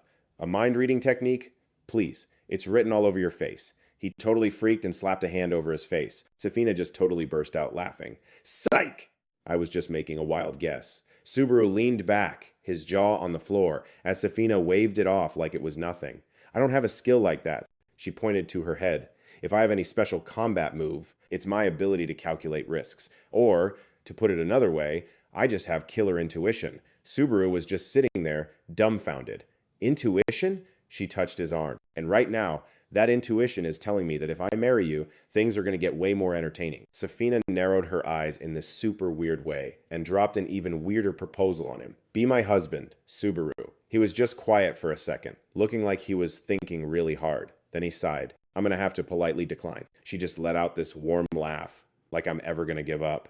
Over at the Seat of Souls, Zaya and the dude next to her both snapped their heads in one direction, totally shocked. It was Vans, who was having a complete meltdown. Seeing this, they were like, Vans, what is your deal? Vans just buried her face in her hands and bawled. Zia, how are you not freaking out about your childhood friend marrying your master? Zaya just looked confused. As long as they love each other, who cares? Vans wailed even harder. Ugh, love.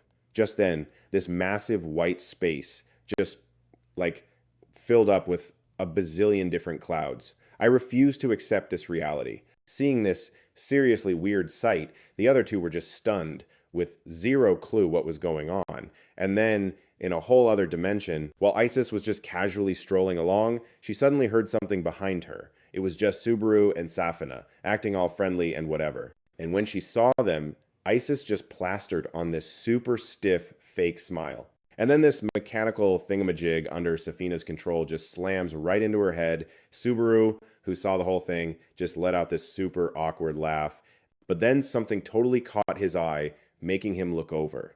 A ginormous pair of wings was just cruising across the sky, slowly making its way down to them. There were people standing on top of each of the giant birds. The whole squad, who'd been split up, had finally reunited in the Golden Kingdom. Along with Aryak Subaru, they'd all made it to the Meeting of Kings, with no one ditching. So this Meeting of Kings was this huge event with, over 200 different kingdoms. It was basically a giant, boring conference to hash out all the underworld's drama, like politics, the economy, society, and culture. With school and a bunch of other snooze-worthy topics on the list, the three top kings would take turns deciding where to hold the thing, and it was scheduled to last for a whole 10 days. Hearing this, one of the girls was like, isn't 10 days a little excessive?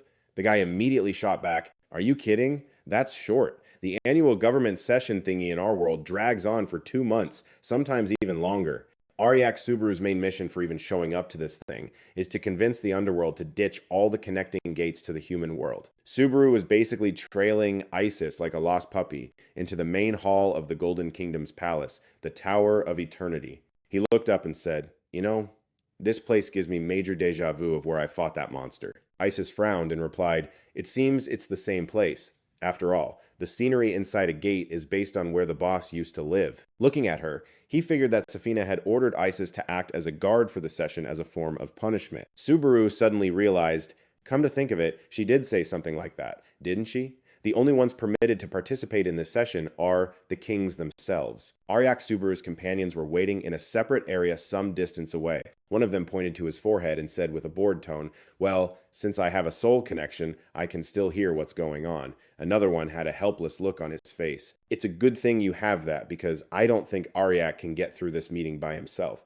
Subaru was like, "Why couldn't I?" A guy with dark circles under his eyes added, "That's right." Subaru, a bit disappointed, said, "Hey now," a woman chuckled, "because you're not very good at dealing with people, my lord." Subaru was left speechless. Just then, the guy with the pink half mask spoke up. According to the prediction from Subaru's upgraded future site, the floor will be open for discussion on the 10th day, which also happens to be the last day. His speech, obviously, will be about closing the connecting gates from the underworld to the human world for good. One king is going to accept the proposal, another one's going to reject it, while Safina will just play neutral. Because of that, the gates will be sealed until they make up their minds, he went on, holding up 2 fingers. There are 2 problems here.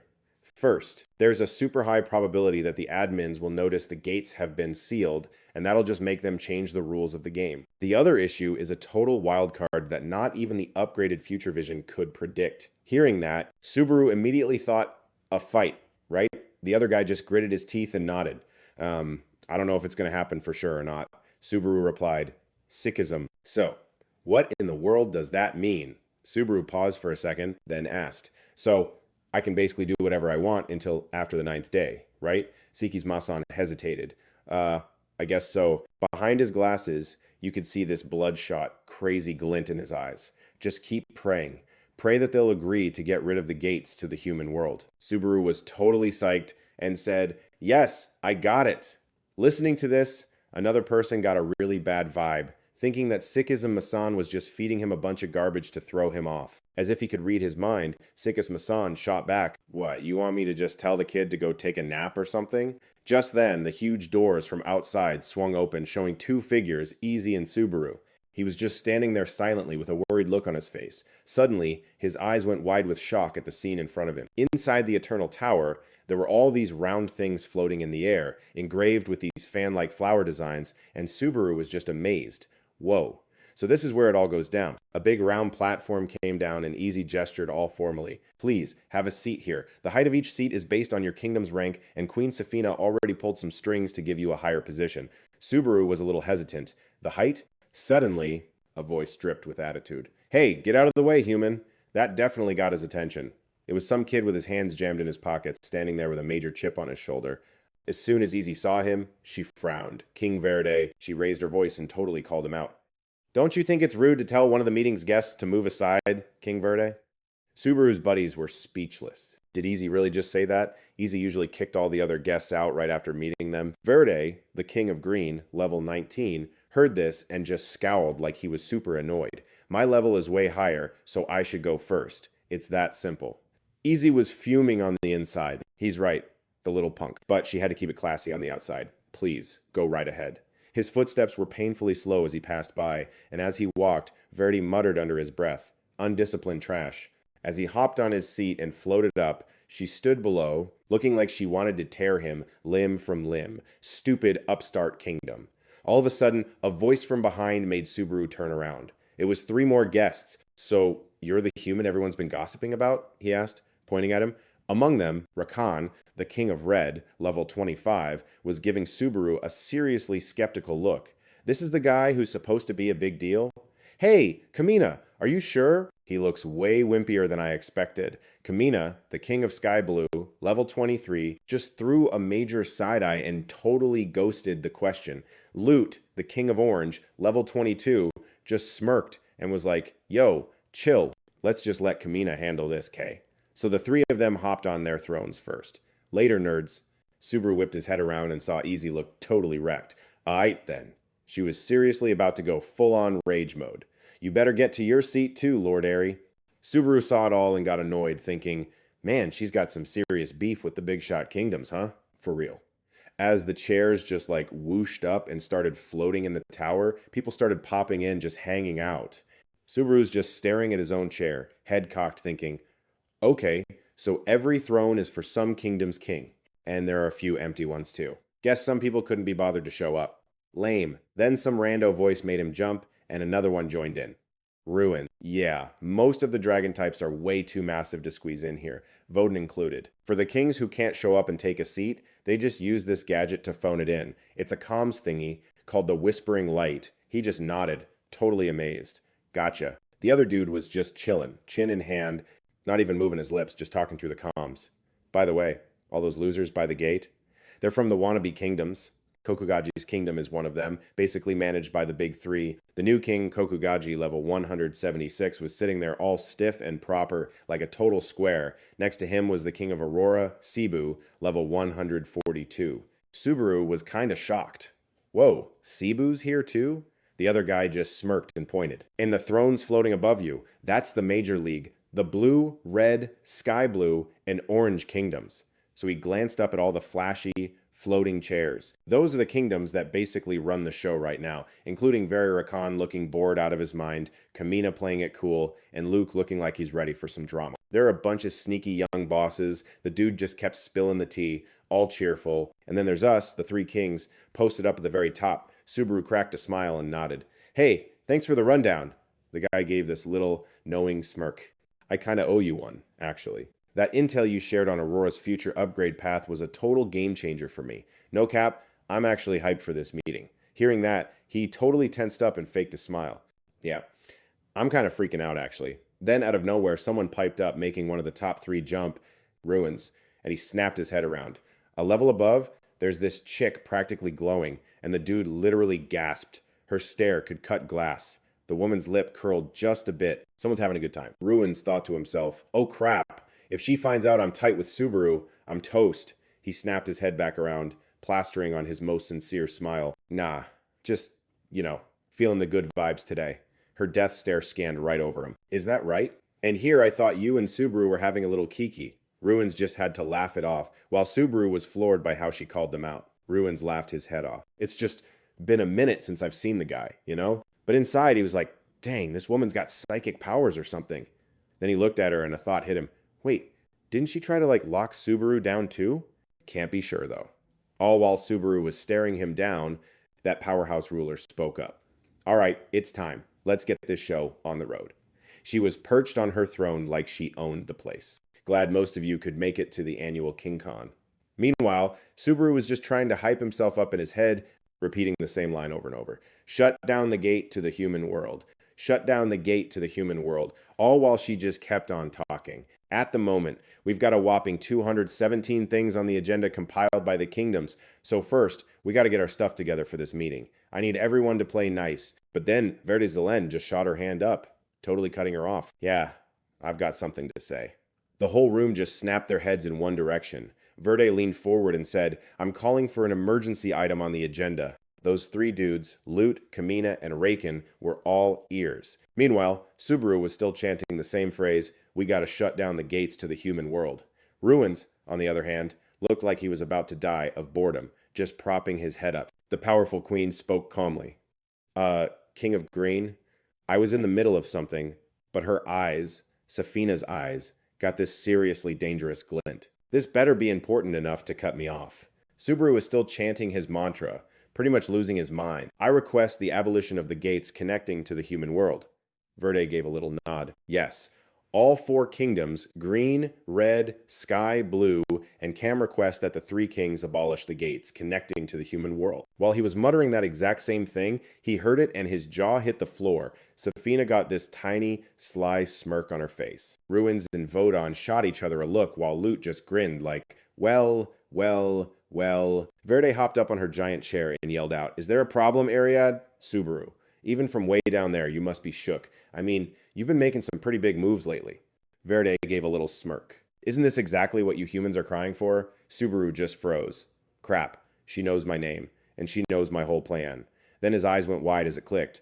Wait, is she like a big deal? Hey, Kamina, you sure about this? Rakan's words echoed faintly in his ear, and Kamina's reaction followed by Lut's voice. Dude, just let Kamina cook. Subaru was just mind blown. Couldn't believe what was happening. Back in the room where all of Subaru's crew were linked up through their familiars, yo, Ariad, one of them was grabbing their head. Why is this so not the future we saw? Another one was totally lost. Why would some demon lord want to shut down the gates? Someone else just closed their eyes, trying to process. Tsukishima suddenly piped up, "Hey, Subaru, you picking up what I'm putting down?" Subaru looked up, totally confused. Yeah, this is basically a showdown. It's a face-off between two people who can both see the future. He glanced over at Kamina, one of the group. No, one of those four has to have future sight. My money's on the King of Sky Blue, Tsukishima said, dead serious. It's good you're catching on. These kingdoms don't actually want to shut down the gates. They're just hijacking our cause to get more power for themselves. The whole crew's eyes narrowed. Tsukishima's face got super dark. Do you dare to look down on us humans? Lut looked hesitant. This is getting interesting. A smile flashed across Tsukishima's face. I've been itching to test my special skill. From this moment on, we will face off against this king of the emerging kingdoms in a battle of logic and prediction. At that moment, the other guy turned to ask Tsukishima. A battle of logic and prediction? The boy with the dark circled eyes was suddenly startled. Tsukishima glanced over at the other kings. If the king of Sky Blue has requested to abolish the gates, then we must cooperate with them. Right?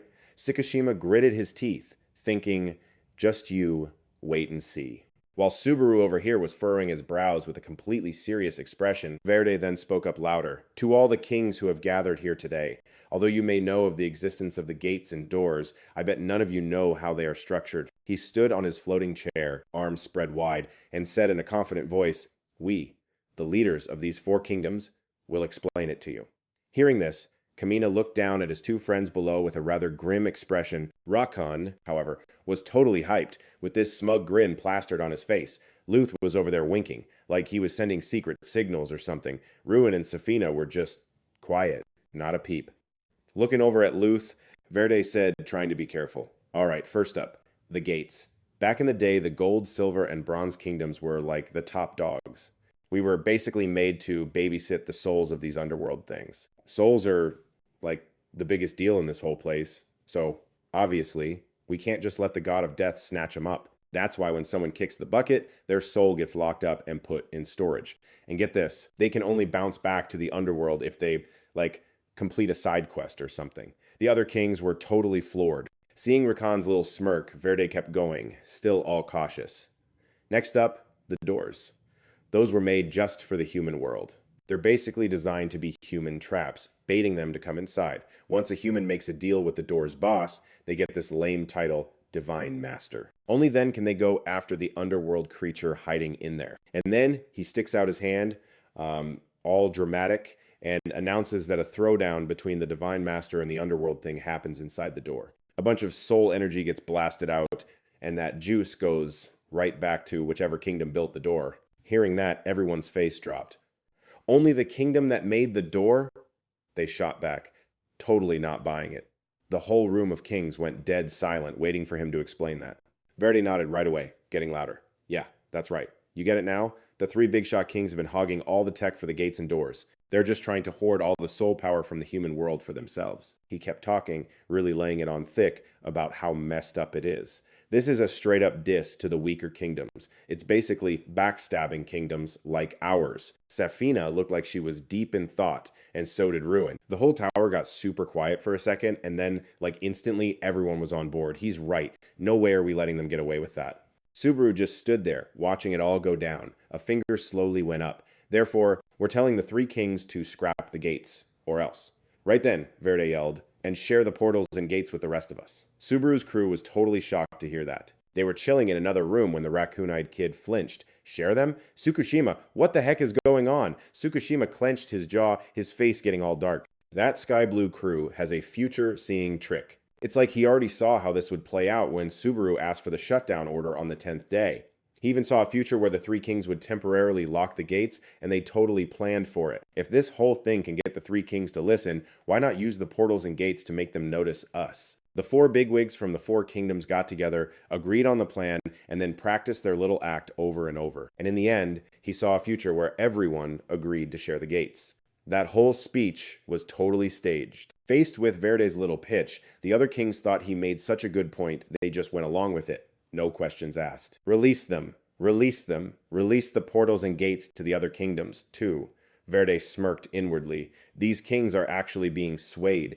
Even if the gates are released for us, you, low-ranking trash, shouldn't even dream of getting access. The souls of the human world will be ours. Tsukishima frowned. If the gates are released, then in the worst-case scenario, if all 200 kingdoms of the underworld were to open gates to the human world, to put it simply, the number of gates would increase 60-fold from what it is now. Hearing this explanation, Subaru's frown was grim, as an indescribable unease settled in his heart. The guy with the dark circles under his eyes was aghast. 60. However, he froze due to a different kind of pressure. The man standing next to him exploded with anger, his magic flaring with his rage. Are you kidding me? Something like that absolutely cannot be allowed to happen. He gritted his teeth fiercely as rage seemed to consume his reason entirely. Tsukishima, however, hesitated, thinking, it still depends on the three kings. Suddenly, Bodan spoke, startling the other kings into silence. Zip it, you clueless morons. Bodan's eyes were totally bloodshot. The portals and gates are the only things keeping us safe from the admins and protecting the underworld.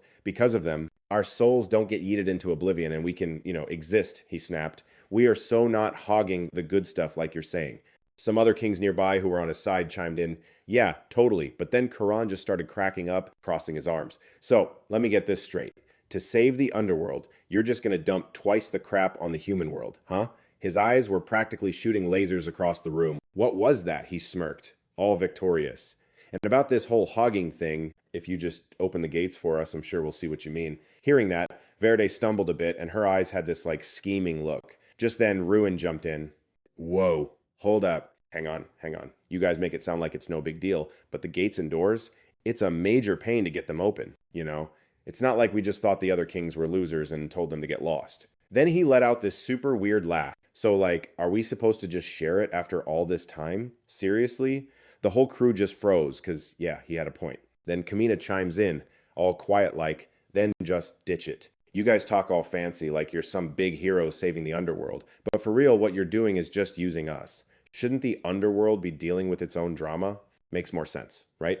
Ruin was way too upbeat about it. I, for one, think it's way better than just a bunch of pretty words, he went on.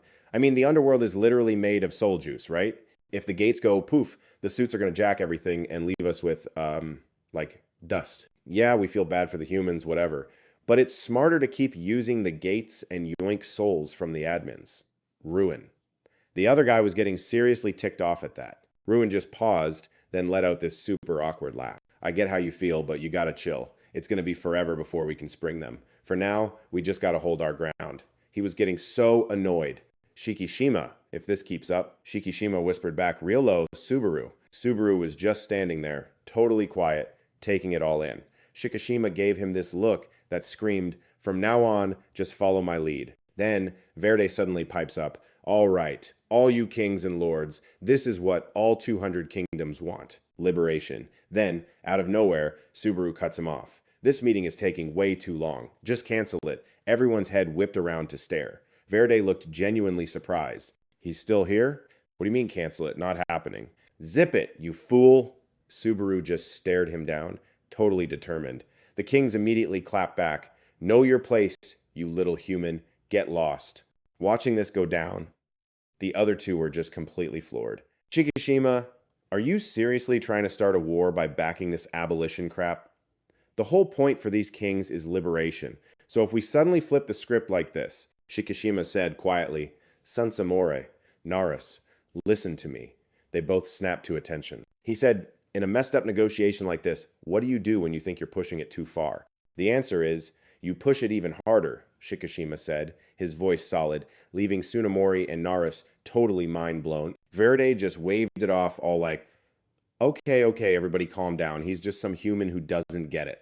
Verde looked down at Subaru and said, real careful. Hey, Aryak, we're having a discussion here. So either shut your trap or else. But Subaru cut him right off. If you're going to pull that card, then you better pay up for everyone you've screwed over in the underworld. Give them what they want. Return all of that soul energy to them. Subaru recited, following Shikishima's lead. Verde totally froze, like he couldn't even process what he just heard. Karan, on the other hand, let out this super creepy laugh. For real, it was bizarre. The other kings couldn't believe it either. A human. That freaking human. They just started hurling insults at Subaru. Wipe that smirk off your face.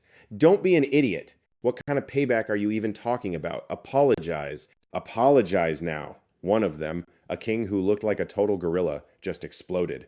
I'll end you, you clueless punk. Shikishima wasn't even surprised. They took the bait. Do it, Subaru. Suddenly, this insane, multicolored light flashed above that king's head. It was pure energy, pouring off of Subaru. The words spoken at this meeting shouldn't be taken so lightly. Who was it just now that said they wanted to get rid of me? I'll be your opponent. The whole tower was just flooded with this blinding, unreal light. Verde's eyes were practically bugging out. What is with this kid? I'm sensing a power from him that's on our level, or maybe even stronger than our own. Ruin, watching with his chin in his hand, thought, okay, now this is getting interesting. Subaru has a piece of the Silver Kingdom's power flowing through him. It's like the kingdom itself is stepping in. He looked down, looking extremely satisfied. If you want to surpass me in the underworld, first you got to show me you're not a total poser. Karan's expression got dead serious. So, him acting all weak from the start was all part of the plan. Loot got serious too. If he's really using some other power source to intimidate us, it's definitely working. The lower ranked kings are already starting to look scared. Verde spoke up. I was supposed to be the one playing them to get what I want. Hey Kamina, did your little predictions mention anything about this plot twist? Kamina slowly replied, no. He looked terrified. Why? Why is my prediction so wrong? Seeing the dead silence in the room, Subaru continued, if there are no objections, we are not backing down from our demand. Kamina was so startled he jolted in his floating chair. Subaru's power flared up like crazy as he spoke. We humans completely reject you exploiting our souls. So if you still want to open the gate, with a totally calm expression, he continued, you'd better prepare yourselves. Even though he said it gently, it was a straight-up threat that freaked everyone out. Karan said in a panic, this is bad, Kamina. The lesser kings are useless now. They're too scared to break this stalemate. Kamina understood. I know. In his vision, he could already see his buddies in a tight spot. So he immediately used a secret technique called the poetic realm. Creating these paths of dazzling sunlight, he tried to map out the best possible future. Meanwhile, Cebu also made her move. Smoke curled from her lips. Bring it to me now. You've done well, Subaru. She quickly started getting her strength back. And now, the enemy is probably watching and trying to sketch out their own happy ending. I'll deal with them with my ultimate skill, foresight. However, Kamina felt that something was seriously wrong. Why isn't the song that's supposed to get me out of this curse here? Where is it? Why does it feel like it's being shattered? A direct conflict with the ultimate skill. Foresight. Cebu is using her power to control the enemy. It's going to force the most beneficial future and just wreck all of the opponent's predictions. What a brilliant light. Kamina's jaw dropped like he'd just taken a massive hit. Cebu, with her totally soulless eyes, said, you useless bum, get out of Subaru's future. A little while before the king's meeting, the four kings of the four colors were sitting around a round table. At that moment, Verde spoke up. You're saying we should level up our ability to use the gate's entrance? Verde, with a calm look, asked, is that what your new prediction says? Kamina lightly lifted his teacup and nodded. Then he raised his voice. We will stop the gold, silver, and bronze kingdom's monopoly on harvesting energy from human souls. So, the more juice a kingdom has, the more OP it gets. If we can pull this off, we'll basically be trending guaranteed. Rakan, not missing a beat, jumped in. And once we go viral, our dream of being the top dogs of this whole underworld scene is, right there. Yeah? Kamina plunked his teacup down on the table. This whole meeting is just a glorified debate club. He gave everyone the side eye and kept going. But if our enemies try to get slick, there's a chance my whole prediction thing could go sideways. If that happens, whatever, I'll just drop a new spoiler for you, losers. Rakan glanced at the person next to him. We either get a massive W and all the loot, or we totally bomb and become public enemy number 1 to 3 whole kingdoms. What's the move, Valet? Valet shut his eyes for a sec, then snapped them open. All serious. Let's send it. I'm dumping this on you, Kamina. Your little magic 8-ball hasn't failed us yet. Kamina cracked this weird, creepy smile. Anyway, back to the present. Up in the tower, Valet was standing over everyone. Your prediction? He trailed off, like he forgot his line. Which one was it, Kamina? The rest of the crew standing around looked just as lost. Kamina. Even Rakan couldn't stop yelling his name. But Kamina was just clutching his head, totally bugging out. What the heck is happening? Why? Why can't I see a single future where we don't get wrecked? Meanwhile, Cebu was slowly expanding her little magic circle. You leaned way too hard on your one-party trick, she thought. That sky blue king. No. All 4 of those kings gave up on leveling up from the very start. And Kamina was so shook that when his spoilers got cancelled, they were all completely useless. Subaru was just watching, dead, silent. Sekishima, chilling with his legs crossed, heard this and just nodded. Looks like it's game over. He gave his glasses a little push. They've got nothing left, not even a lame comeback down there. So then, Safina, who'd been quiet this whole time, finally decided to speak. If you two are done with your little slap fight, I guess it's time to call it. Hearing that, Verde totally lost it, she yelled. That's a complete foul! This made Verde freeze up. Even Zubaru got tense. A foul? Safina's glare was intense, sweeping over every single one of the kings with Subaru. You and all of you are breaking the rules. Then, this long, freaky sound came out of Safina, stunning everyone. In a flash, a single eye popped open. But this eye was seriously messed up. It looked like a mouth with razor-sharp teeth that split open to show a freaky eyeball inside. Sunny flinched. What? Sekishima gritted his teeth. What is that thing? Suddenly, someone screamed, Run! Subaru! Run! Which made Siki, Sima, San, and Tsunemori freeze on the spot. It was one of Subaru's own crew, warning him.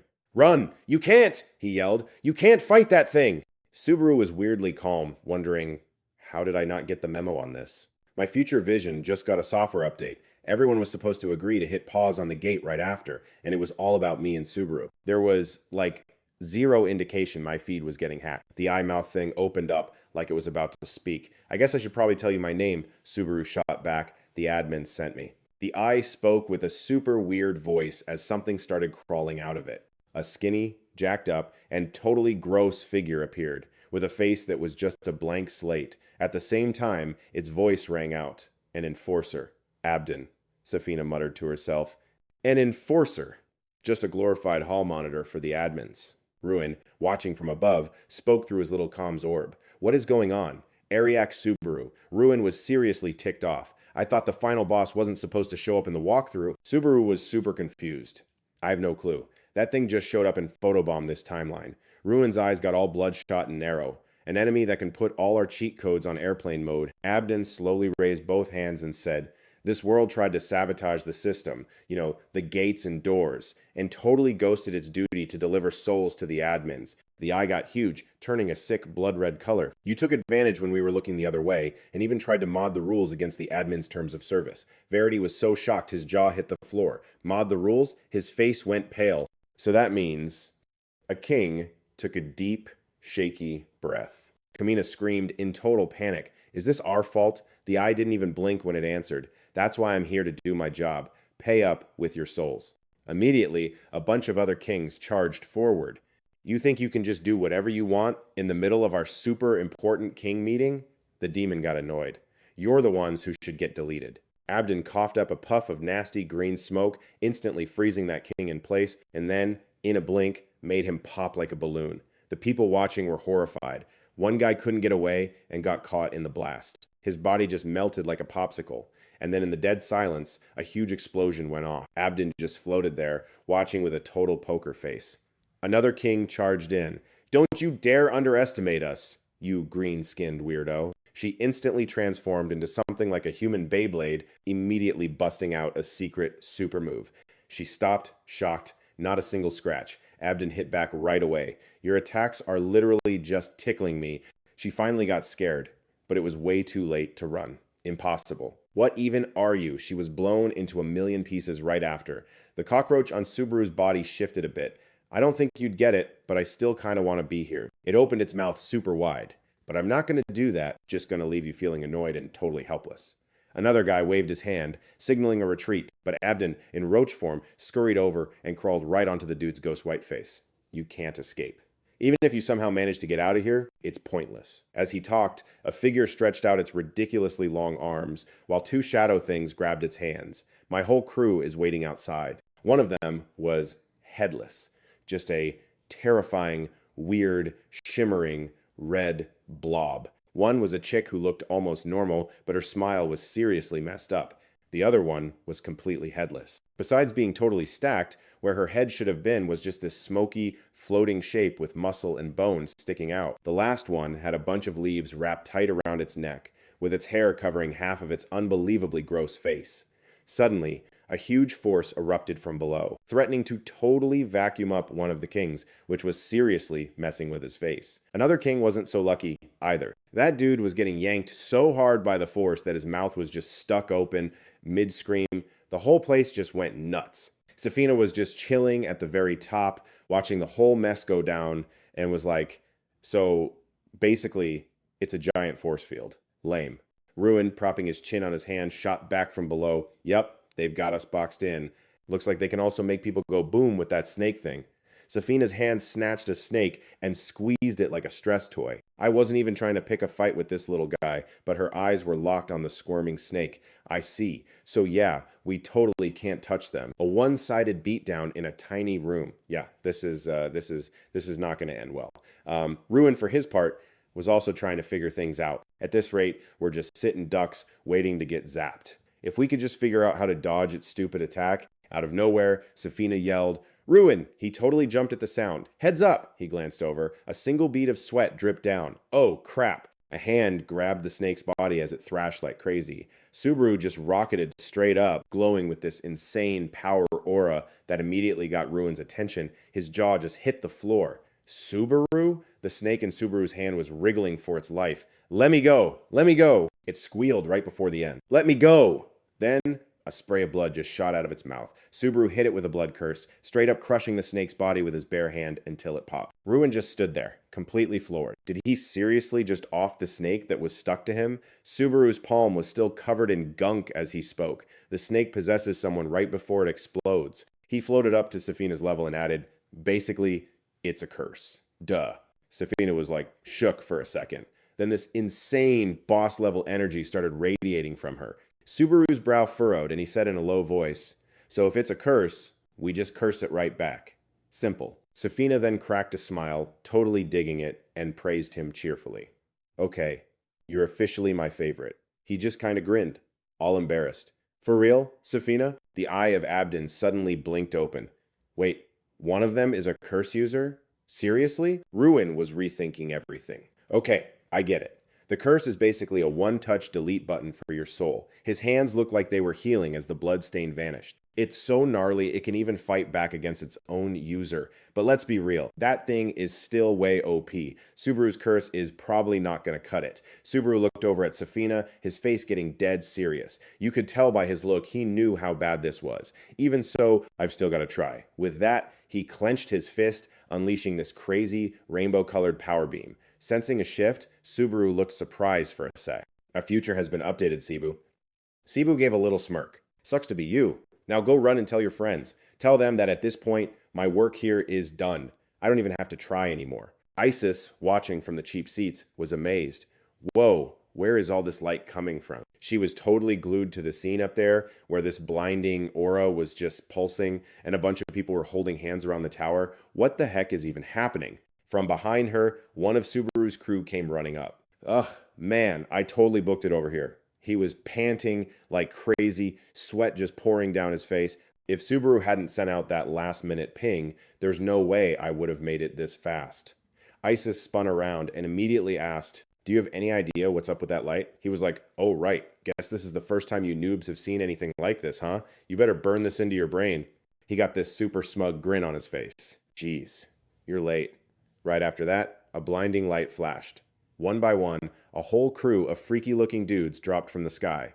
They're called the Vanquished Sama. Esther immediately got her game face on. The VIPs in the tower are getting wrecked by the big boss's ultimate move.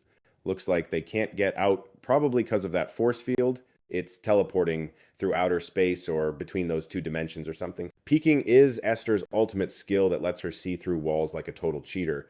As for the rest, I mean, just look for yourself. Those creatures up there were still holding hands, circling the tower. Vanquish gritted his teeth and yelled, "How long do you think you can play hide and seek with the administrator's eyes?" Esther shot back, "Seriously? 15 minutes, tops." Hearing that, Vanquish got this wicked grin. "All right then, time for plan B. So let's clean up this disaster pronto." And then Vanquish snapped his fingers. "Thousand blades!" Following his ultimate, a bajillion sharp blades popped into existence and swarmed the creatures, but they just dodged them like it was nothing. This threw him for a loop. Huh, they actually dodged that? Esther suddenly cut in to stop him. "Hold up, Vanquist." He heard her and paused. "What?" Esther immediately warned him. "The tower's totally fine." Vanquish was completely lost. "Crap! This ultimate is garbage." A sick blue light shot from his pointing finger, and right in front of that freak's massive face, Vanquish threw up a barrier. "Light thunder!" From way up, a yellow light flashed for a second, like it was about to nuke the whole area. The creature's giant head just laughed it off. The people standing behind Vanquish groaned. One of them gritted his teeth, making this gross face. "Hurry it up, you unkillable freak!" Vanquish, with that crackling light still sparking around his feet, just sneered. "What's the big hurry?" The barrier warped into this weird shape, just floating in all that gross swirling red goo. The tower started getting stained with the color as a loud voice boomed. "Blasphemy! I'll crack this thing open soon enough." This creepy, bloody red color started crawling all over the tower's designs, into every little crack. Inside the tower, the whole place started shaking even harder as floating chairs held up kings who were stuck watching the horror show in front of them. Verdi looked up, terrified. "Oh great, what now?" Subaru was quiet, his face all serious and focused. Ruin then said his name, Subaru, looking kinda stressed as he spoke. He hesitated. "You think that dude is trying to smash the barrier with his bare hands?" Subaru's lips twisted into a small, bitter smile. "Yeah, probably." Verde, overhearing them, jumped in, smashing it from the outside. "What are you guys even talking about?" Verde, the king of all things green, heard them and thought to himself, all the top-tier kings got totally wiped without even putting up a fight. The king of the Heartgate couldn't even bail, so there's zero chance something strong enough to bust this barrier shows up. Verde was totally freaking out, grinding his teeth. "I've got to be hearing things." Then all of a sudden, the ceiling starts to crack and drip some gnarly dark red stuff. Vanquish flexes his power, and some dude just materializes out of it. Both Subaru and Ruin are just standing there, jaws on the floor, totally bug-eyed. Vanquish, all casual, speaks up. "Hey there." He starts strolling through the tower, which is now lit up like some crazy other dimension. "Guess I'm a little fashionably late, huh?" Ruins just manages this weak little smile, while Subaru's brain totally blue screened for a few seconds. Verde was not ready for this plot twist at all. "Who even is this guy?" Safina chimes in. "Always gotta make a grand entrance, don't you?" "Just like old times," Subaru replies, totally over it. "A little late? Dude, you're crazy late." Ruins just gives this awkward laugh, trying to play it cool. Meanwhile, the CPU is thinking, whoa, it's been a minute since I've seen the boss this fired up. Abdon's just watching from the sidelines, completely clueless. The heck is this? Ruins narrows his eyes. "So what's the deal with the bad guys outside?" Vanquish looks a little surprised. "Oh, that? Don't even sweat it. The 6th kings of the new Rainbow Kingdom are out there. It's a total throwdown with the Kang Death crew, and they're already handling business." A blackened finger points right at Abdon as he says, "Obviously, I call dibs on this one. You guys can sit this out." Safina mutters, "Stay out of it." You couldn't even scratch him. Vanquish just shoves his hands in his pockets, all chill, and lets out a little laugh. "Well, we'll just have to see about that, won't we?" And just like that, he drops down to the ground, right in Abdon's face. He lets out this super cocky laugh that makes Abdon flinch and just stare at him. Ruin whispers, "Subaru." Subaru gets it and nods. "Yeah, let's just let Vanquish do his thing." All of a sudden, this super harsh voice yells in Subaru's ear, making him freeze up. "Are you guys complete morons?" Ruins looks kinda ticked off. Verde just shoots up into the air, practically glowing with frustration. Verde's screaming, "Everyone, attack! We gotta team up to take them down." Ruins just laughs back. "Yo, Verde, we can't even put a dent in him. What makes you think a group hug is gonna work? Are you dense?" Hearing this, Verde grinds his teeth, his ego totally bruised. He lands and asks, "So, what's the deal with this executioner thing? Is it really some being the 3 kings couldn't beat?" Safina's like, "Seriously?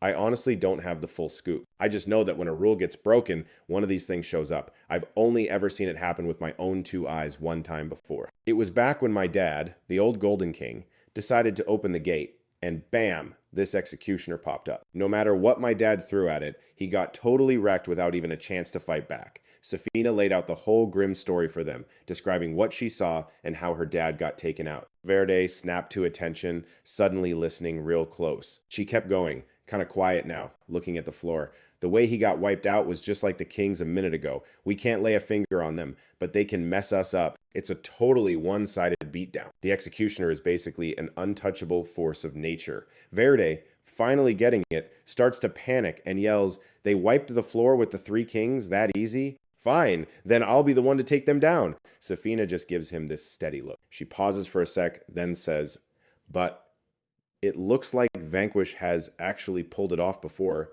Verde can't believe what he's hearing. Safina gets all serious, though I have zero clue how he did it.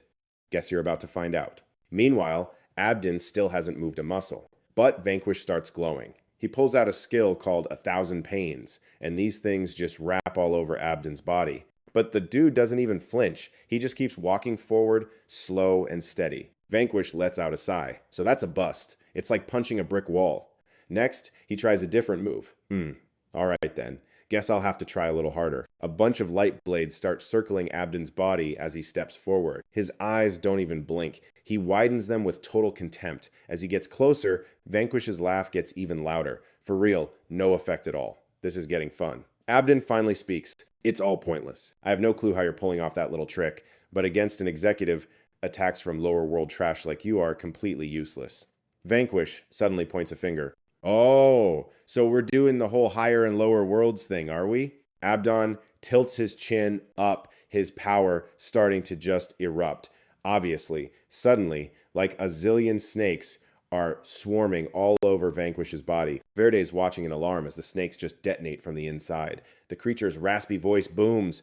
"You're the one who shattered my barrier. You're just an animal, so shut your trap and let me end you." These green clouds of smoke just swallow Vanquish whole, followed by a massive explosion. It goes off like crazy, totally out of control. The whole crew up top is just watching in dead silence as the gray smoke starts to clear. Abdon is completely floored by what he sees. Vanquish is standing there without a scratch on him. Actually, he's chuckling.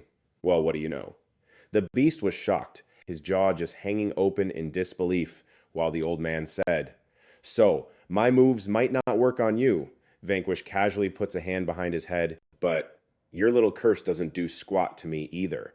Verde's mind is blown. He's totally fine. Safina just gasps. Abdon, getting super ticked off, demands, "How?"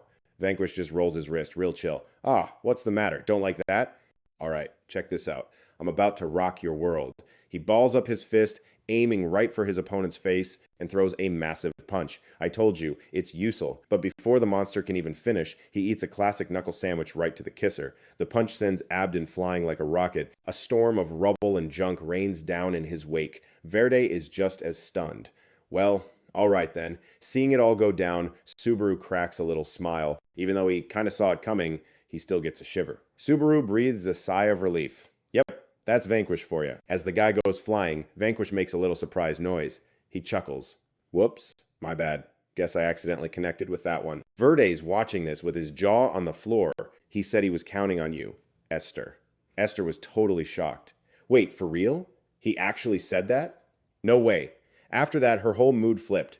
All right then, guess I better go all out. Just then, the two weirdo creatures charged. One of them shot some lame power beam from its mouth, the whole dragon's breath thing, but they got smacked down instantly. Esther stuck her tongue out to mock them. Sucks to be you. Our familiar's moves come with a little curse, surprise, you know. Then Tabit's eyes got crazy intense. Esther called out, "Tabit." He slowly raised his arm, and then his power just exploded. A fist shot out, and a crazy amount of force just slammed down on that giant axe. The two creatures got launched by the insane power, with rocks and dirt flying everywhere. One of them suddenly looked over, its tough guy face totally crumbling. Then, a bunch of sharp, Dart-like things shot up like crazy. The raging sword blade attack. A dozen sword blades spun into a vortex, trapping the two weirdos. Someone watching from the sidelines thought, guess my healing powers aren't needed here. This person lit up a cigarette and muttered to herself, these enforcers are such a bore. She took a drag from her smoke and complained. The least you could do is show us a cool move before you kick the bucket. Meanwhile, some dude was just chillin', floating in midair. Watching it all go down, he was like, not bad, my little underclassman. He was totally smug. Once I'm Vanquish's familiar, I'll get to fight guys like that, right? The two creatures were completely still. He gritted his teeth and whined. So boring. The person next to him clicked their tongue. Stop your pouting, Linda. You totally blew your chance to be Vanquish's familiar. He let out a little laugh. Besides, you could still get named for something else. Linda just made a nasty face. That kid still hasn't made up his mind. With that, the person turned and asked, so, what's the deal, Kime? Kime, arms crossed, just casually replied, he's still being super stubborn. The creature just kept on with its creepy smile. Kime lowered his voice. The curse works on the enforcers, sure, but we're still gonna need our own power to actually win. Hearing that, Dent just laughed. Is that right? Guess I just need to get stronger then. He paused for a beat, then asked again, you not happy about that, Killam? Killam was dead silent, lost in thought, not saying anything. So, flashback. After hearing the whole pitch, both of them were stunned and yelled at the same time. A contract? Vanquish just gave a little nod. That's right. Since Judith and Karen bounced, I've got 2 open familiar slots, and those spots are reserved for Dent and Killam. Vanquish held up 2 fingers, all cheerful. Become my familiars and help us take on the administrator. Kime gritted his teeth. So you're still dead set on fighting them? Dent wouldn't stop complaining. You want us to work for you? What's the payoff for us? Vanquish lowered his voice. It's not about becoming my subordinate. It's more like a contract. A smirk spread across his face. Don't be naive. As he talked, Vanquish pointed at both of them. Warriors like you guys are always looking for a stronger opponent, right? The 2 brothers just listened, totally silent, their brows all furrowed. Thinking back on it, Dent burst out laughing. Even though I hate working with such a stubborn bunch, this is pretty interesting, right, Killam?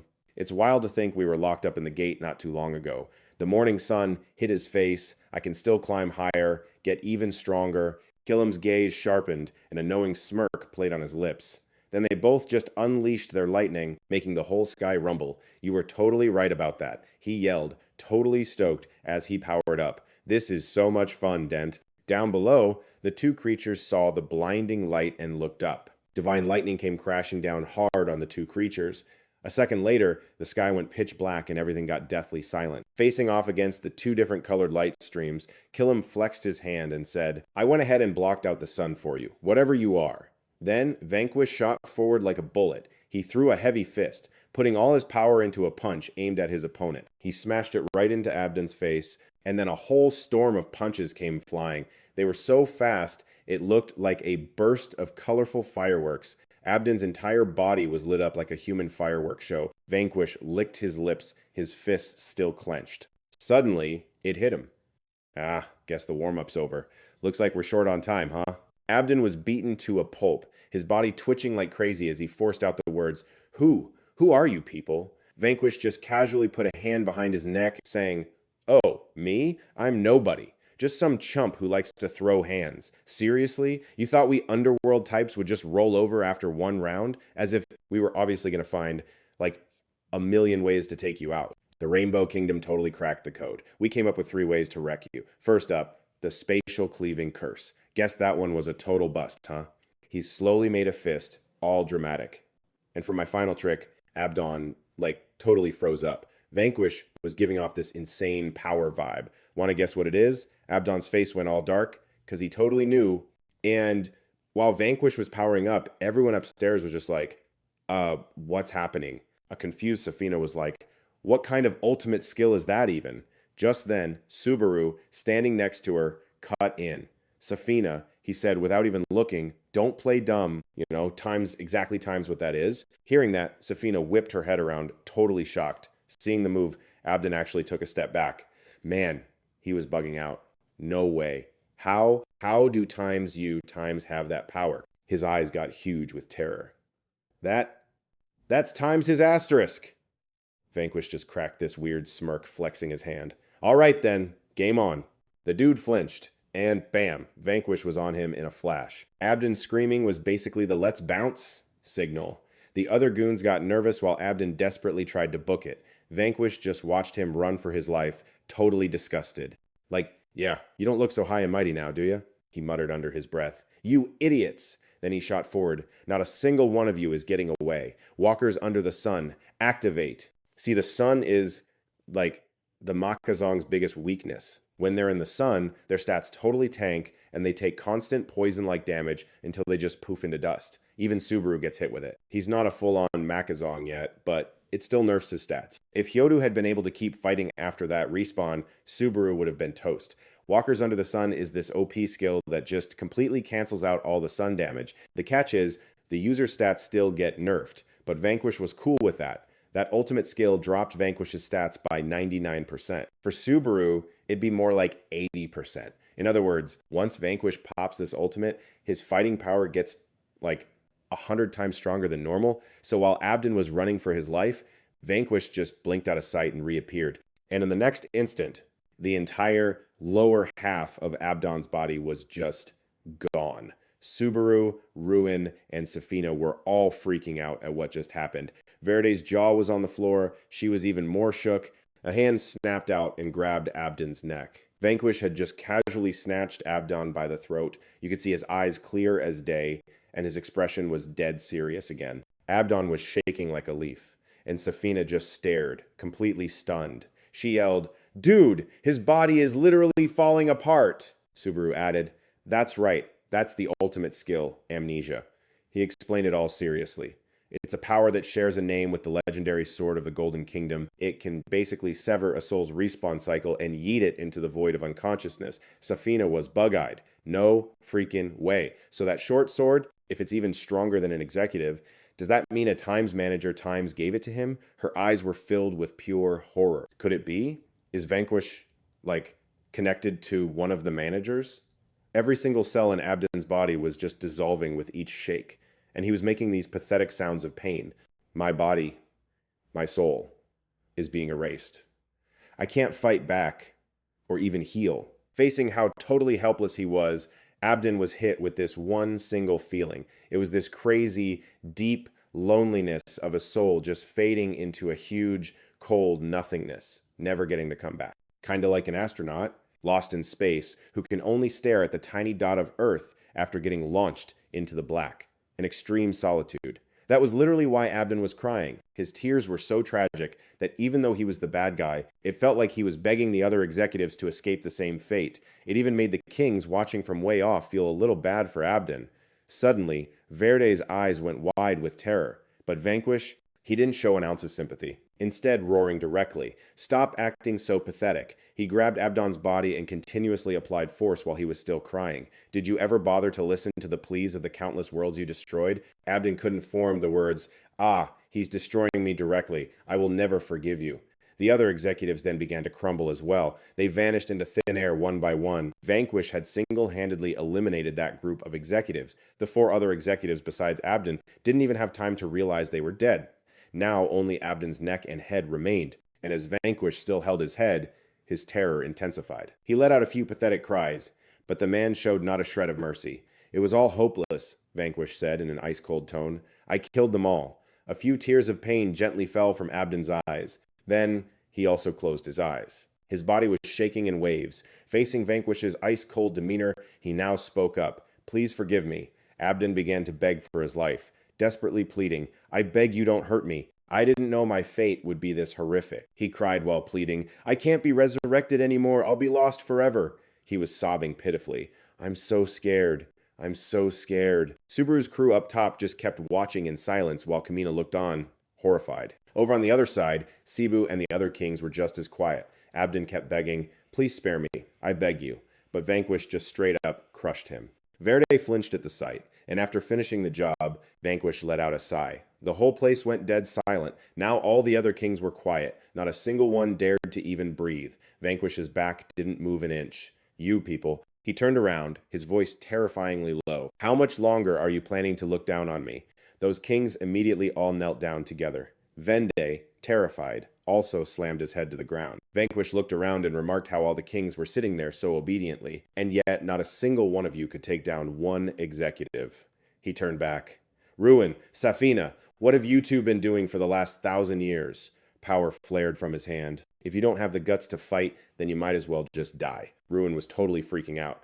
And right then, Subaru yelled, Vanquish! Vanquish stopped dead in his tracks. Subaru, looking kind of bummed, was like, dude, you're way too intense right now.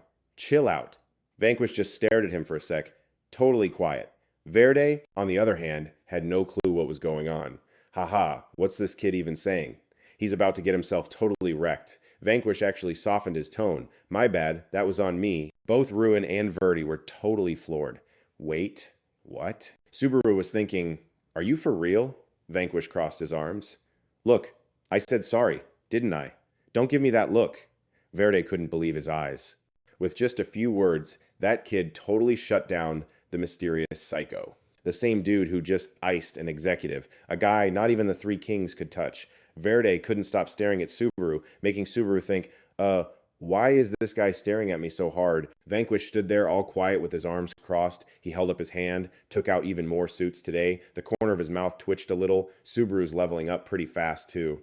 In his palm was this tiny seed. Yeah, it won't be long now. This little seed looked like a super big deal. Glimmering, who'd been watching the whole fight, was totally blown away. That was insane. He just sat there, mind blown for a few seconds. So, that's how Vanquish rolls. Naru was like, no way. Dude, that's nuts. I couldn't even track that. Tsunori nodded. Honestly, me neither. Naru sounded stressed. We might have to throw down with those suits ourselves at some point. Did you see that fight?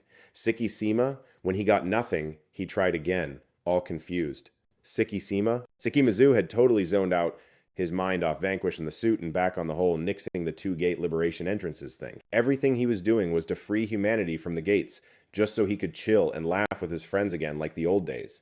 The sooner, the better. He thought about his old crew, just resting his chin on his hand. Sakisima said, this is the only play we've got. Naruto was like, huh? Sakisima gritted his teeth. A simple slip-up? No way. The choice to be free is right in front of us now. This is a legit debate, but it's also packed with a ton of lies, Tsunemori said, sounding defeated. Sakima, he narrowed his eyes. Even if we pull this off, they're still not going to side with what the Azure Kingdom wants. It's now or never. A sigh went through the trees as Vanquish cheerfully yelled an apology for freaking everyone out. Y'all must be thirsty, right? Come on, have some lifeblood. The other kings went ghost white when they heard the word lifeblood. A golden hand suddenly whacked Vanquish on the head. Don't try to make them drink that. Safina warned everyone, you don't have to drink that stuff. Vanquish, who just got clocked, grabbed his head like his life was over. Meanwhile, the kings were just giving each other the look.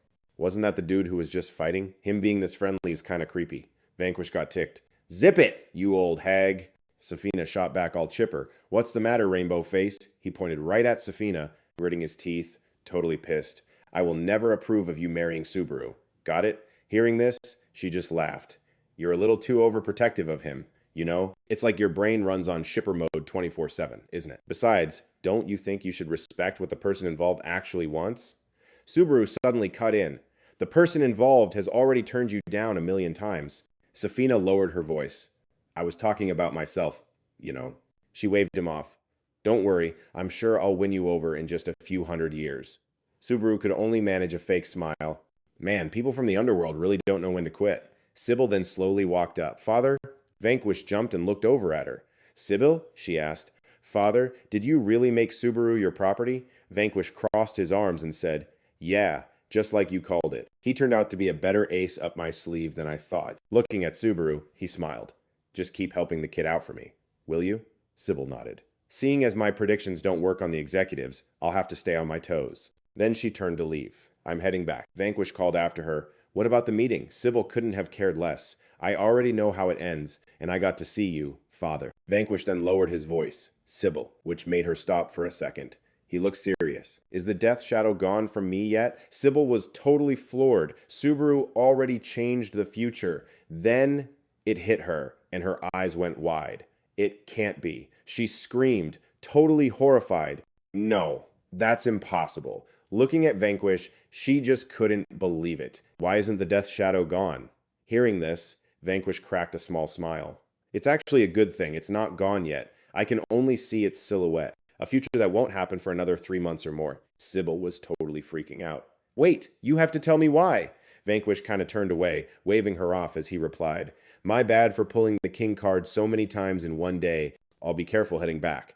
As he walked away, he thought to himself, the death shadow is still here. There are plenty of enemies who could take me out. He let out this cocky laugh. Catch you all later. Suddenly, someone decked him right in the face. It was Esther, who booted him right in the face, sending him sprawling on the ground. The other king's jaws were on the floor. Vanquish was ticked.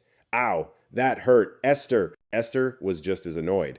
I told you we only have 15 minutes, didn't I? You want the administrator to find us? Vanquish was taken aback. Come on, just 5 more minutes. Esther was having none of it. Get back to your post, now. Vanquish nodded. Okay. Meanwhile, Verde was so shocked he was totally frozen. You have got to be kidding me. That guy has people that powerful working for him. Every single one of them is strong enough to go toe-to-toe with the 3 kings. Esther snapped, Hey, give me a hand here. The other one shoved him into the gate. Before getting shoved all the way through the gate, Vanquish yelled a threat at the woman over there. You better not lay a hand on Subaru. You hear me, lady? Hey! However, Safina just stood there with this cheerful, unbothered look on her face, not scared at all, which just made Vanquish even madder. Ugh, that witch isn't even listening! I will never agree! But before he could finish, he was shoved the rest of the way through the gate. Esther tried to smooth things over. Sorry for all the commotion. The gate shut and everything went quiet. Ruin let out a huge sigh of relief. They blew in and out of here like a hurricane. Just then, Sikasima spoke up. Ruin, Subaru, I'm glad you two were able to push back those enforcers. But can you even handle this whole freeing the gates thing? Or are we just going to ditch them? Ruin zoned out, thinking a whole bunch of people got wiped out in the attack, but there are still tons of players from all over, so maybe it's not a total wash. Hearing this, Sakisima totally raised an eyebrow and was like, I've got a sick idea about this gate problem in the human world. I want you to pitch it at the conference with the 3 kings. Ruin kind of balked. Seriously? You want me to do that like right after we just got wrecked by the enforcers? He just nodded. Look, there's nothing we can do to help right now. The humans will just do whatever we say anyway. Ruin cracked a small smile. All right, let's hear this genius idea of yours first. Sansamori got the hint and asked, What were you just mumbling about doors and gates? Tsukishima said, If this move works, we can slash the number of gates in the human world, like, immediately. Since the king's little powwow got crashed, the Temp Kings will hold their own meeting to hash out whether we're freeing these things or trashing them. Watching the 3 of them scheming, someone over here muttered, So we're, like, back to square one. I thought the plan was simple. We just get stronger, rank up, and then be the top dogs of the underworld. But, chin in his hand and looking all emo, he thought, We're basically just clueless frogs in a well. Kamina said, totally bummed. My bad, everyone. If my prediction had just been a little more on point. Rakan, sitting next to her, just waved it off. That's not on you. Those enforcer jerks came out of nowhere. It had 0 to do with your prediction. Rakan was basically saying that no matter how hard we grind, there's always going to be a bigger fish. Rakan wished, I just want to get way stronger. Verde, standing nearby, could only grit his teeth and snap. Just be quiet. Safina, shut up real quick. She said, I'm not against the plan. We'll just clear him out faster. So no big deal. What do you think back there? Voden over here could only sigh. This whole thing just feels way heavier now, but I guess we just have to suck it up. Ruin joked with a grin. I'm just stoked you guys are on board. So let's stop dragging our feet. Safina cut in. But this plan doesn't really seem like your style, does it? Back there, Ruin was totally caught off guard. Hey, I can come up with a solid plan that's good for everyone, you know? And just then, Ruin spoke up, making the kings jump. All right. Thanks for sticking around, everyone. Ruin announced super cheerfully. Now I'm going to drop the verdict from the 3 kings. Verde was dead silent, just waiting, and so were the other kings. Subaru watched without a word, feeling the tension build with every freaking second. Ruin said loud and clear, First off, we're hitting pause on all the gates in the human world for a bit. Rakon, Kamina, and Luth were all completely floored. Ruin went on, saying that since no more gates would be popping up, the countdown clock would be stopped too. Hearing that, Tsunemori shot up, totally psyched. Awesome! Then he turned. Sikushima, this. Sikushima just gritted his teeth. It's not over yet. There's one more thing. Ruin got even more hyped and giddy. As for the doors, we're going to release them to the other kingdoms too. The whole royal crew was frozen, solid with shock. Ruin lowered his voice. To put it simply, the kingdoms are now allowed to send their own doors to the human world. Safina also chimed in. After these changes, the number of gates won't go up anymore, but it'll still take time to clear them all. Everyone will also be allowed to farm soul energy from the kingdoms where the doors have been cleared, Safina said with a grin. The possessor's growth is going to be tied to all of your growth now. Ruin clapped his hands together lightly. So, long story short, he said loudly with a huge smile, from now on, we, the underworld, are going all in on a gate-clearing competition. Let's get this win, people. Let's all give it our best shot. Karan spun around. Hey, Verde! Verde was rubbing his head. Dang it, they've got us backed into a corner, so that's their play. A dry smile crept onto his face. I'm a total idiot for not thinking of that. I'm sending out the doors the second I get back. Luth, Karen, and Kamina all nodded in agreement. Very said loudly.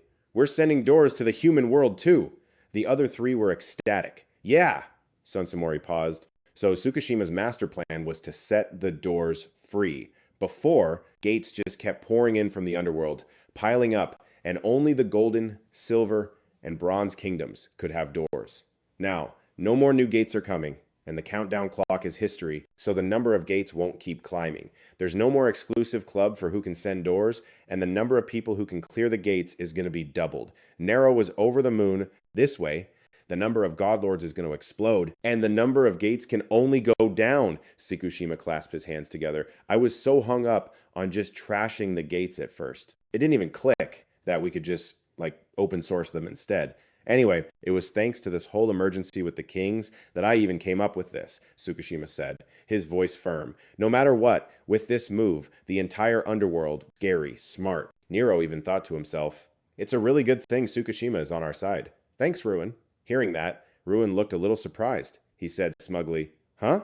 As long as I'm technically related to you, I'll still give you a hand. It's not like I'm losing anything. Subaru. Ruin's expression softened a little. But the underworld is totally going to implode unless we do something about the managers, and soon. You're going to help us out, right? Subaru was quiet, not punching, but smiling like a goofball. He nodded. Yep, I've got to meet someone in the underworld before I can do that and head back. Ruin was surprised. You mentioned that before, didn't you? Subaru said cheerfully, it's in the future I saw right before Vanquish showed up. I've got a favor to ask you too. Ruin looked intense. A favor? Subaru explained. You gotta hook me up with a meeting with the three inventors who created the golden, silver, and bronze doors. Each of the three kings has, a master key that opens their kingdom's door. Subaru and the crew split into 3 teams to hit up the different doors, meet the inventors, and figure out a way to fight back against the managers. The first group was Subaru, Safina, and Isis, and they were off to meet Tella, the genius behind the door for the Golden Kingdom. Safina walked between them, saying that the doors and gates were like a group project between the golden, silver, and bronze kingdoms. She explained carefully, each inventor had their own special thing. Tella was only in charge of creating the limited seating and the door's whole dimension hopping system. Subaru was pretty impressed. Whoa, so he's like a super genius, huh? Isis was so over this. You are totally clueless, aren't you? Isis was thinking Queen Safina's acting all casual, but for real, both those inventions need some crazy advanced skills. How in the world did Tella pull that off? The 3 of them headed inside. Safina called out, sorry to barge in, Tella. They were in this huge room, totally stacked with books and random stuff tucked away in cabinets. The place was basically a library on steroids. And way up on this crazy tall ladder, someone had stuck a chair. Welcome. Subaru gawked up and saw Tella just chilling with his legs crossed, dangling a foot, and asking, so, you gonna lick my shoe or what? This was Tella, the mad scientist, holding court in the middle of the room. My bad, he said. I'm fresh out of tea and cookies for my guests. Then Tella shoves this shiny shoe forward, saying they should try licking his newest masterpiece instead. A practice groveling shoe? Isis just short-circuited when she heard that. Practice groveling? Tella just nodded. Yep. I mean, when you're begging for your life, licking a shoe is pretty much step 1, right? All Isis could manage was a totally defeated sigh. Is that a fact? He chirped. Way too happy about it. So, if you get some practice in, when it's game over time, your odds of not dying theoretically go up. It's totally safe to lick, and bonus, it's delicious. Isis's soul just left her body. Who in their right mind would do that? But Subaru, all hyped up, goes, ooh, let me try. Isis just wanted to scream as Subaru, buzzing with excitement, actually licked it, and he was raving about it. This is amazing! I could do this all day. Watching this total psycho, Isis plastered on a smile and thought, Queen Safina, what are you thinking? Why would you marry this weirdo? And then Safina did the exact same thing, licking the shoe and loving it. Wow, it really is good. Isis was just broken, completely speechless at this whole scene. Queen Safina, Tella piped up, you two are pros at this. Isis's jaw hit the floor. Is it just me? Or is everyone else in this room going to lick the shoe? Safina finally said, yeah, Tella's always like this. Isis was just floored, thinking, okay, so my entire file on this guy is that he's a shoe-licking enthusiast. Safina just kept going. Most of his inventions are pretty much useless anyway. Tella just laughed. Ouch, harsh. But hey, there's always that 1 in a million shot of making something awesome. He licked his lips as he said it. Every inventor has that fire inside. You know, Isis looked like she was going to be sick. Just please, whatever you do, don't use the same passion you used for this lickable shoe to build any gates. Tella crossed his legs. My queen, thanks again for setting me up with this sweet lab so I can focus. So, what can I do for you? Safina jumped in to introduce him. The person who needs your help is my fiancé, Subaru. Subaru gave a little wave. Yeah, I'm a friend of hers.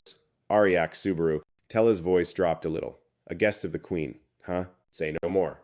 I get it. Your wish is my command. Subaru didn't waste any time. I need a special skill or some kind of gadget that can track down the administrators. Isis was totally floored, but Safina looked like she expected it, and Tella just said in a low voice, oh, something like that? It already exists. Now both of them were completely shook, especially Isis. Safina and Isis were just staring with their mouths wide open while Tella casually asked, so, anyone else want to turn with the shoe? Subaru, all chipper, said, I'll go again. Isis finally snapped, no, just stop, okay? Meanwhile, Group 2 is off to meet Axon, the brain behind the Silver Kingdom's gate. The gatekeepers are Tsunemori, Jinga, Sekishima, Seiya, and Ruin. Some kind of bird thing flew up to them. Jinga, what are you doing at the gate by yourself? Tsunemori gave a little gesture. I brought a special guest. Off in the distance, Ruan was hiding behind a massive chunk of ice. The other guy looked totally surprised. The king of the Silver Kingdom. Ruan, meanwhile, looked like he'd seen a ghost. Ugh. Anywhere but the ice gate, please. You'll have to forgive him, Tsunemori said, sounding defeated. The other guy just asked, if that's your attitude, then why even show up? Sekishima stepped up. Awesome to finally meet you, Axon. Then he introduced himself. I'm Sekishima Ju, a buddy of Tsunemori Jinga. Axon nodded. Yeah, I know. Saw the video. You're related to Ariak Subaru, just like Jinga. So, cut to the chase. Why are you here? Sekishima gave a little smirk. Aren't you, like, a terrorist? Axon went quiet for a beat. Sekishima pressed on carefully. The ice gate isn't the only reason you're locked up in here, is it? Icewing Axon, some shadowy figure who gets his kicks, making OP special techniques and items, just waiting for a chance to cause some chaos. Axon still didn't say a word. Tsunemori frowned, looking skeptical. Is that for real? From behind them, Ruin's voice cut in. That dude has, like, 70 aliases. Tsunemori whipped around, shocked. 70? Tsunemori was starting to get ticked off. Axon quickly tried to explain, it's not that I lied to you. His voice shifted a little. I just wasn't totally sure myself. Tsunemori felt like he was losing his mind. But then, something clicked. Hold on a second. Jinga. And you, Sekishima. I know you didn't just come here to roast me. Sekishima just laughed and shot back. Of course not. I've got a job that's got your name written all over it. Axon's eyes narrowed. Right now, there are only 3 special techniques that work against the executioners. Curse and amnesia, Sekishima said, his tone dead serious. Looks like Vanquish has already figured out the next move inside the ice gate. Axon was visibly shaken by this news, Sekishima said with a triumphant smirk. Axon, I need you to cook up a 4th special technique to use against the executioners. Axon went quiet, like he was lost in his own world, as the snow started coming down harder. They both waited in silence for his answer, and after a minute, he finally spoke. This is exactly why life never gets boring. Sekishima paused. Is he laughing? Axon nodded. All right, I'm in. I'll create a special technique so busted and game-breaking you'll wish you never asked. And when it's done, it's all yours. Jinga did not look happy about this. Okay, Group 3 is heading to meet the inventor of the Bronze Kingdom's gate, Zora, the Keymaster. Ugh, why am I stuck with Hiro Shaka? Carrion whined. Suck it up, Buttercup. Complaining won't change anything. We're a team because we're the rejects who got left behind. Mugani Kuhana, walking up ahead, just sighed. Those two seriously can't stand each other. Carrion stopped. Can I just, do a Hiroshaka impression? Neri chuckled. You do that, and you're dead to me. Carrion sighed, defeated. Fine, fine. He started his spiel. The great mage Zora, the genius who figured out how to merge guild-level special techniques with the gates. Isn't that pretty much just slapping an ultimate skill onto a piece of armor? Iguana was like, yeah, that's the gist. Lord Zora's been the king's glorified gopher for as long as I can remember. And then, bam! Zora gets yeeted out of the house right in front of them. The three of them just stared at Lord Zora, who was busy hacking up nasty blue blood after his flight. While Neris tried to prop the old guy up, Carrion stomped forward like, what the actual hell do you think you're doing? He was just groaning weakly. Why me? Then Zora lets out this super dramatic scream. A dude with some serious I kill puppies for fun vibes slowly steps out and says, all chill. My bad, Lord Zora, but I'm gonna need you to die. Carrion just scratched his head. Wait, isn't that the warden from the human world's prison? Naris knew him instantly. Warden Kui. The warden totally clocked Naris too. Been a minute, hasn't it? That's when Naris just let his power explode everywhere. This guy showing up was definitely not in Ariad's little future vision. Naris's voice went ice cold. You just trashed the prophecy. Meanwhile, Carrion whips around, totally shocked, as Kui just smirks. Yup, that'd be me.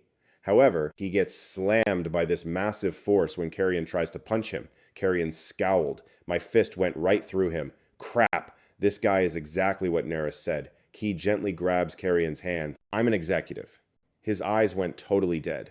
Your worst enemy. Naris's face got super serious. Guess we'll have to take you down then.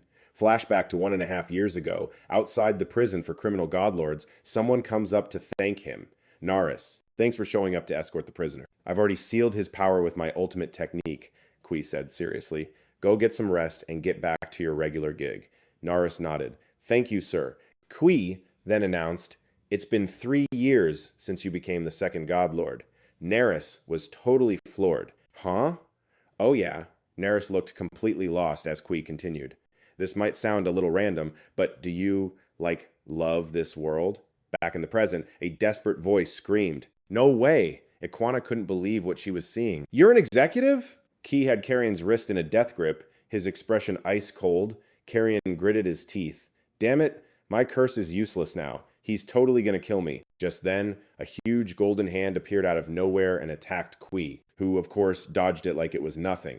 Carrion, however, had zero clue what was going on. The golden hand was all Naris's doing. He was controlling it, looking silent and terrifying. Suddenly, a huge cloud of dust kicks up. You bastard! Carrion absolutely lost it. Are you trying to get me killed? Too? This is Kurosaka's body. You idiot! But Naris just thought, moron, and muttered, Kurosaka's not gonna die from a little tap like that, which left Carrion pretty stunned. Kui suddenly spoke up, making them both look over. I get it now, he said, walking over slowly, so his little buddy can use the curse. Naris gritted his teeth, totally frustrated. It barely has any effect on him, does it? If Kui's violin seal thing even touches me, it's game over. But that move sucks for a real fight, as long as I don't get too close. If I just keep putting the pressure on from here. So Naris decided to raise his hand and use his ultimate skill. Golden weaponry, let's go! But Kui was just thinking, if Naris thinks that violin seal is my only trick, he's a bigger fool than I thought. His face was stone cold as he said, I'm waiting. A voice echoed through some massive building. The winner of week 4,000, 672 out of 321,119 worlds. Kui's eye snapped open. You have been chosen to become an executive. Eliminate any enemies that mess with this world's orders. Ki just sat there with a blank look. Are you really sending the new guy on a hit? Didn't you already blow way too much power just to recruit a veteran? He slowly stood up, putting his hands on a computer. Whatever. His eyes drooped a little. Anyone who opposes the executives has to be erased. To protect this world, Kui just stared at the whole mess in front of him. His eyes had this crazy, soulless look. See, Kui is a conqueror from another world. A conqueror is just some god-type being who invades other places. For example, the Hyodu Kotetsu executives are all picked from conquerors across all worlds to be the admin's personal goons. His original power, in other words, wasn't some lame skill from the gate. Ki got to keep the power he had as a conqueror. It's called the ribbon of life, a ribbon from a supercritical skill. And right at this moment, he was using it in his fight with Neris.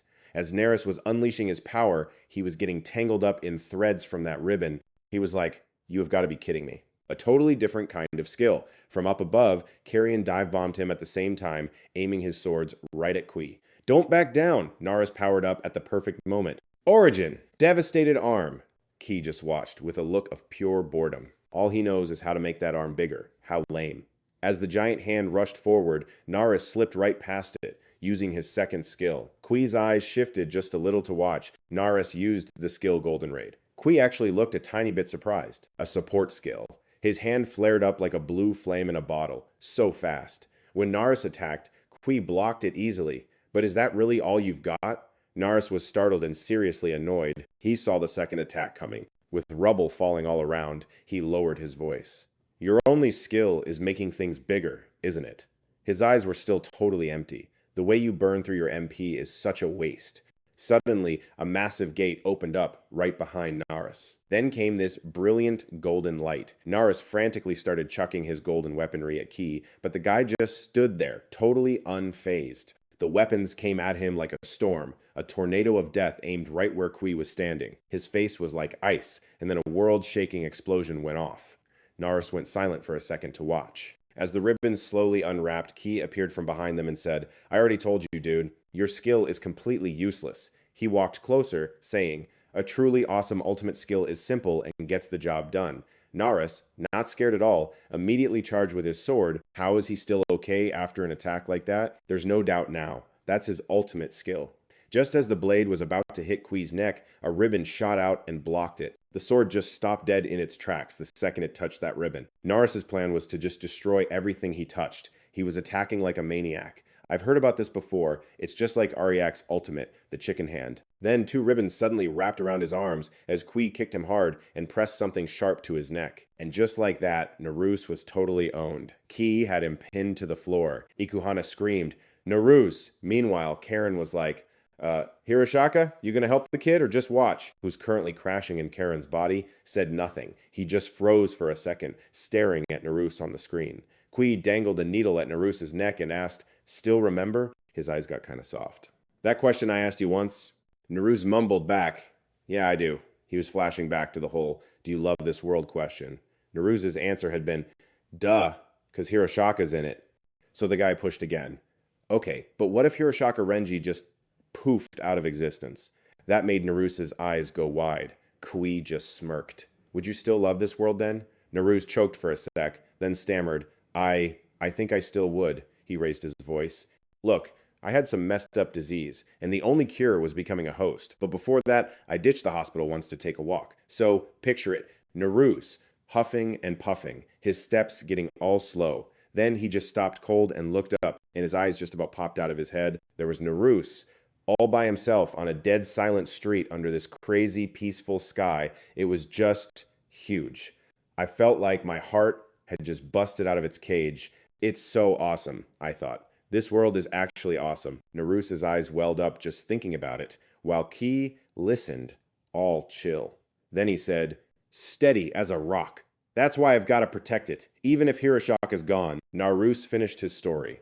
The sky in his memory was just as epic as that day. Qui looked up and kind of mumbled, "Yeah, you're right." He said it so calmly. "Me too. I love this beautiful world, too. A world so gorgeous it's actually peaceful now." Ki's lips moved. Fighting the administrators is basically just signing this world's death warrant. If you're really serious about protecting it, then your only job is to not die. Carrion watched all this go down, thinking hard. Qui's voice went ice cold. Forget all the other junk. Just live by the ruler's playbook. The sharp needle pressed right against Narus's throat. A second later, Qui narrowed his eyes at what he heard, being someone's puppet, just waiting to kick the bucket. Narus was weirdly calm. "Yeah, you can't call that living." There were other kids in the same hospital with Aki's condition, so they all got pretty tight. Everyone was just chillin', always smiling. Akira figured he'd talk to them, try to make some friends. But then, one by one, every friend Akira made just disappeared. He got so sick of that depressing cycle, so Akira ended up on his own lonely path. Then one crappy day rolled around. The day Akira got totally wrecked by Qui. With a sword at his throat, Akira had a revelation. This world was actually freaking beautiful. He said his final words. I finally get what it means to be alive. After that, Akira went quiet, and the sword stayed right there, not moving an inch. All of a sudden, Ki gave Akira a startled look, like, what the? The tip of the sword was still kissing his neck, but he didn't budge. Why was Kwai's blade lowering? It was like he was a puppet on a string. As for Akira, he just kept on talking. Being alive is about continuing to feel things. It's about putting one foot in front of the other and finding new stuff that blows your mind. Being treated like some pawn in the admin's stupid game. To keep from being totally steamrolled by that force, Kui decided to pull his blade back again. Meanwhile, Akira summoned some kind of power source behind him, finishing his thought. That is SO, not truly living.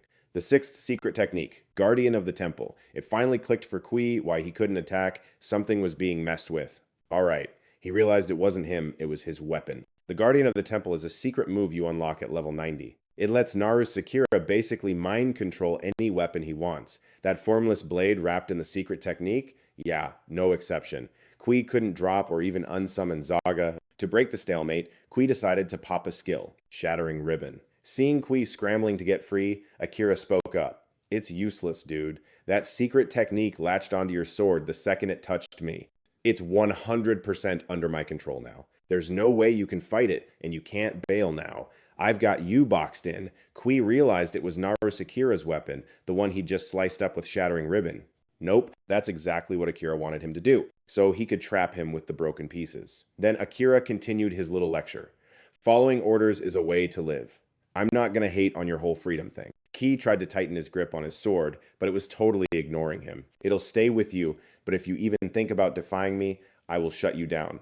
Akira got right up in Kui's personal space, his face a total blank. End of story. Elsewhere, Sama and his crew were just chilling, watching the fight with their arms crossed. Right then, Kui just gave up, and his eyes looked so sad. So, I lost, didn't I? I'm not going to keep fighting or run, because I failed to take you out. So, I'm the one who gets deleted.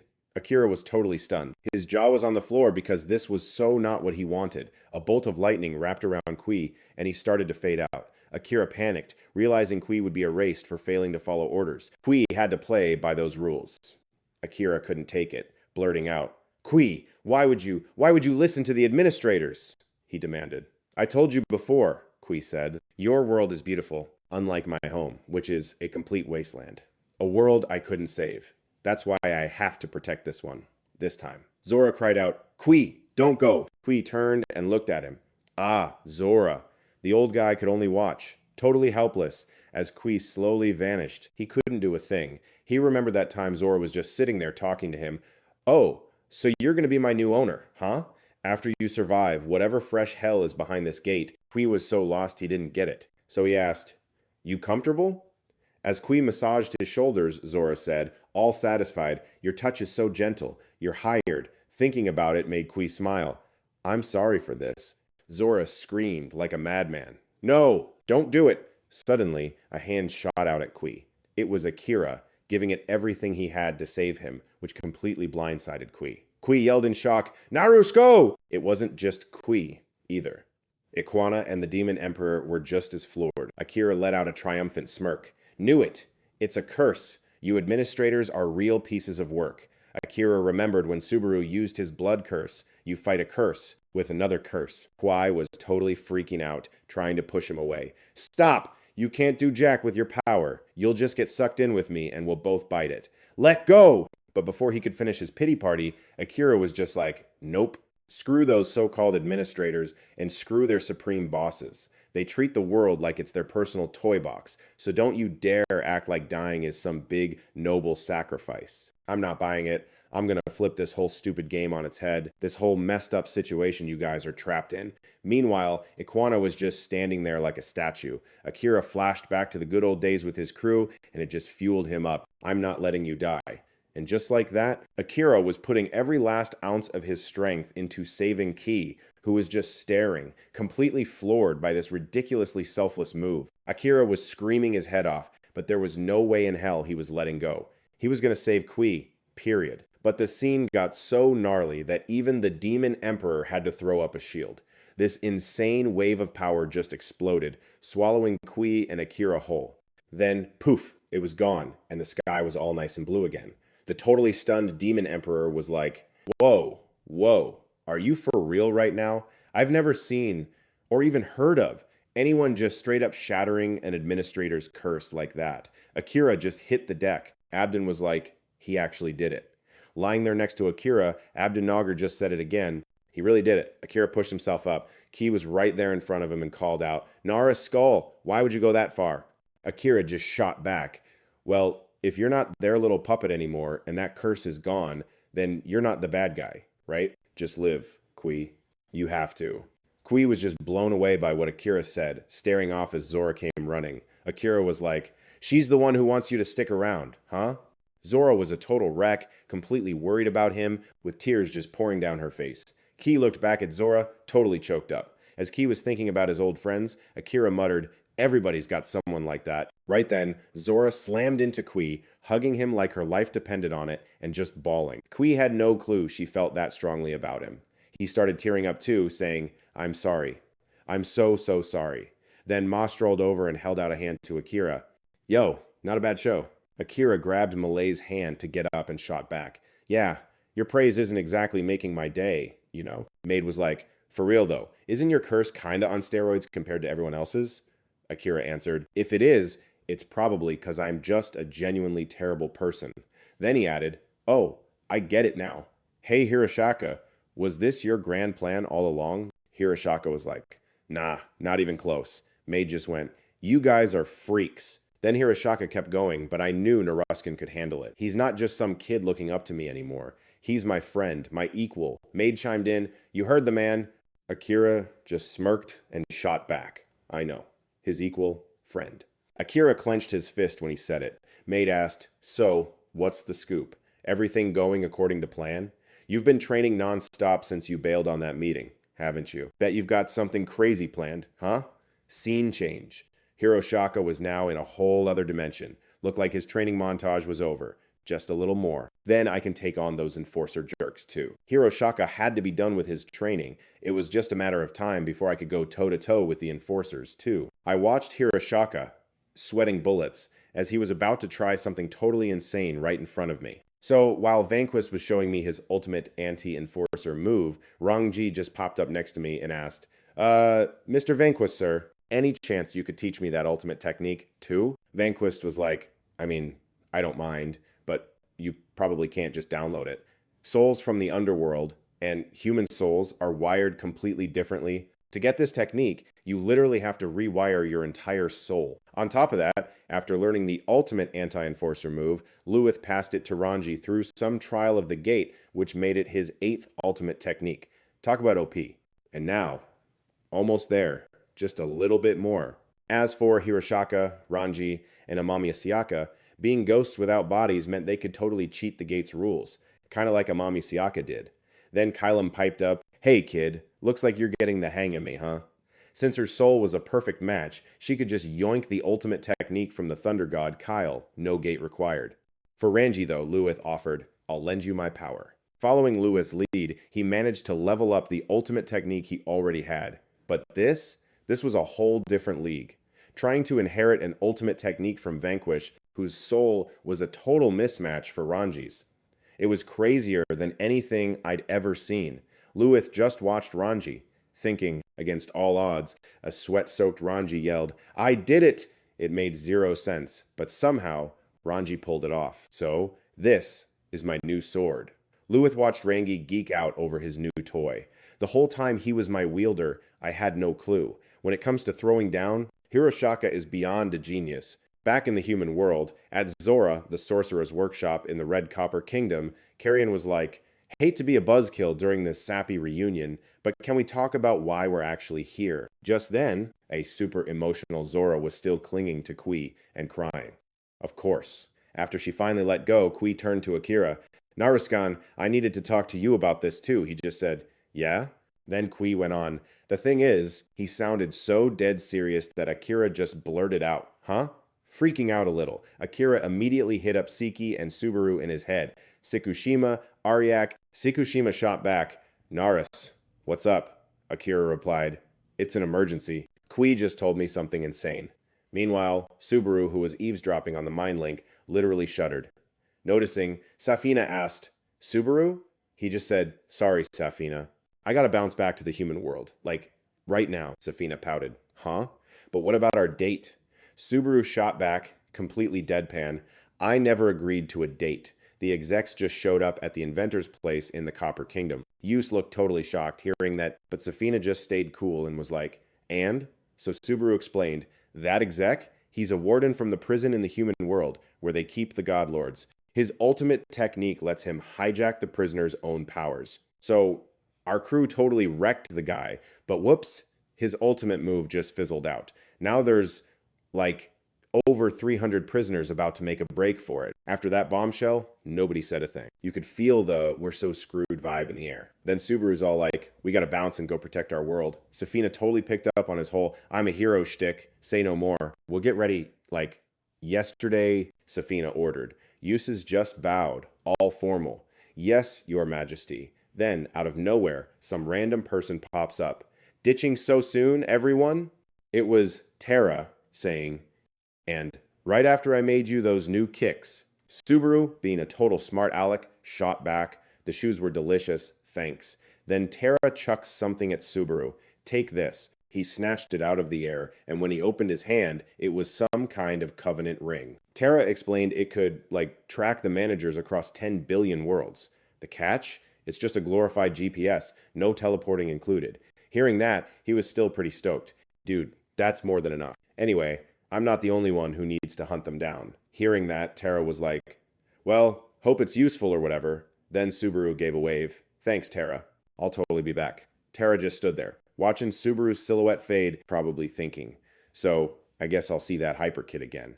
Then, a light bulb moment.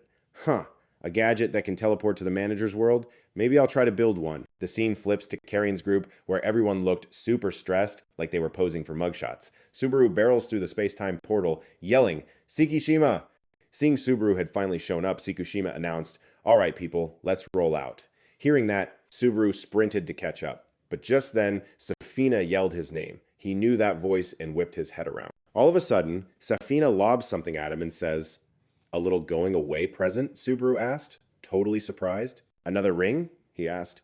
You'll know when you open it, she replied, all mysterious. Just pop it on whenever you feel like visiting the underworld again. Bummer, we have to split, but we'll see each other around. This was taking forever, so an impatient Tsukishima yelled, Subaru, get a move on. But he still managed to wave goodbye to her. Thanks, Safina.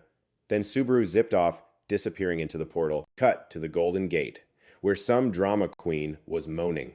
How tragic. Gone, just like that. Ikwana added, they're always in a massive rush, aren't they? But unlike those two, Safina just cracked a smile. How amusing. She muttered, good luck, my dear Subaru, my future husband. The scene jumps to Kwanigatada, the Zenboku prison for extra special inmates. Inside, it was total chaos, with prisoners just brawling. Some dude on the floor was laughing his butt off. Somehow that stupid ceiling mark is gone. We're free. Right as he says that, another guy appears, pulling some flowing ice seal skill. Don't even dream about it while I'm here. The rod in his hand flew toward the prisoner. Then a set of gnarly claws appeared as Himawada used them to slash him. At this, the inmates got seriously ticked off. Are you insane, you jerk? Another prisoner piped up. I do not like this guy.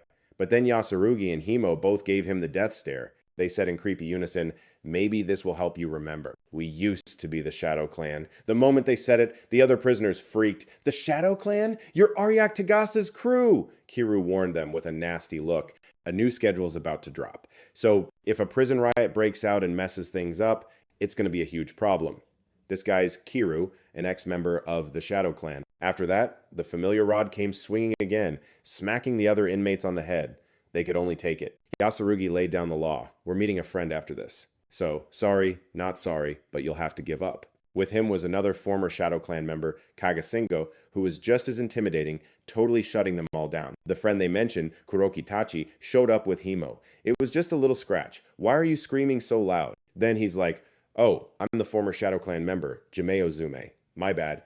Level 6, ultimate skill, agonizing claws. Apparently, it jacks up the pain from a wound by like 3,000%. Holding the rod, Yasurugi said, I thought you were going to join the jailbreak. Heodab shot back, I just figured out I'd rather be on the winning side. No matter how many of them there are, they can't beat Kiryu. Kiryu, holding that hooked rod, used his kinetic flow technique. Scene change to the human world. In Tokyo, in the courtyard of Hiyasaka's apartment complex, 300 prisoners are pouring out of the Divine Master's prison. Subaru was getting antsy. We have to hurry before someone gets wrecked. Carrion tried to chill him out. Kiryu A is already there. Zynga said he can handle them. Subaru is not convinced. Hurry up, Shikishima. Shikishima sounded so over it. Those guys already took care of it. After he said that, everything went dead quiet. The crew of wannabe escapees had pretty much all been taken down by Kiryu and Yasurugi. Yasurugi looked at Kiryu, totally floored. I barely did anything.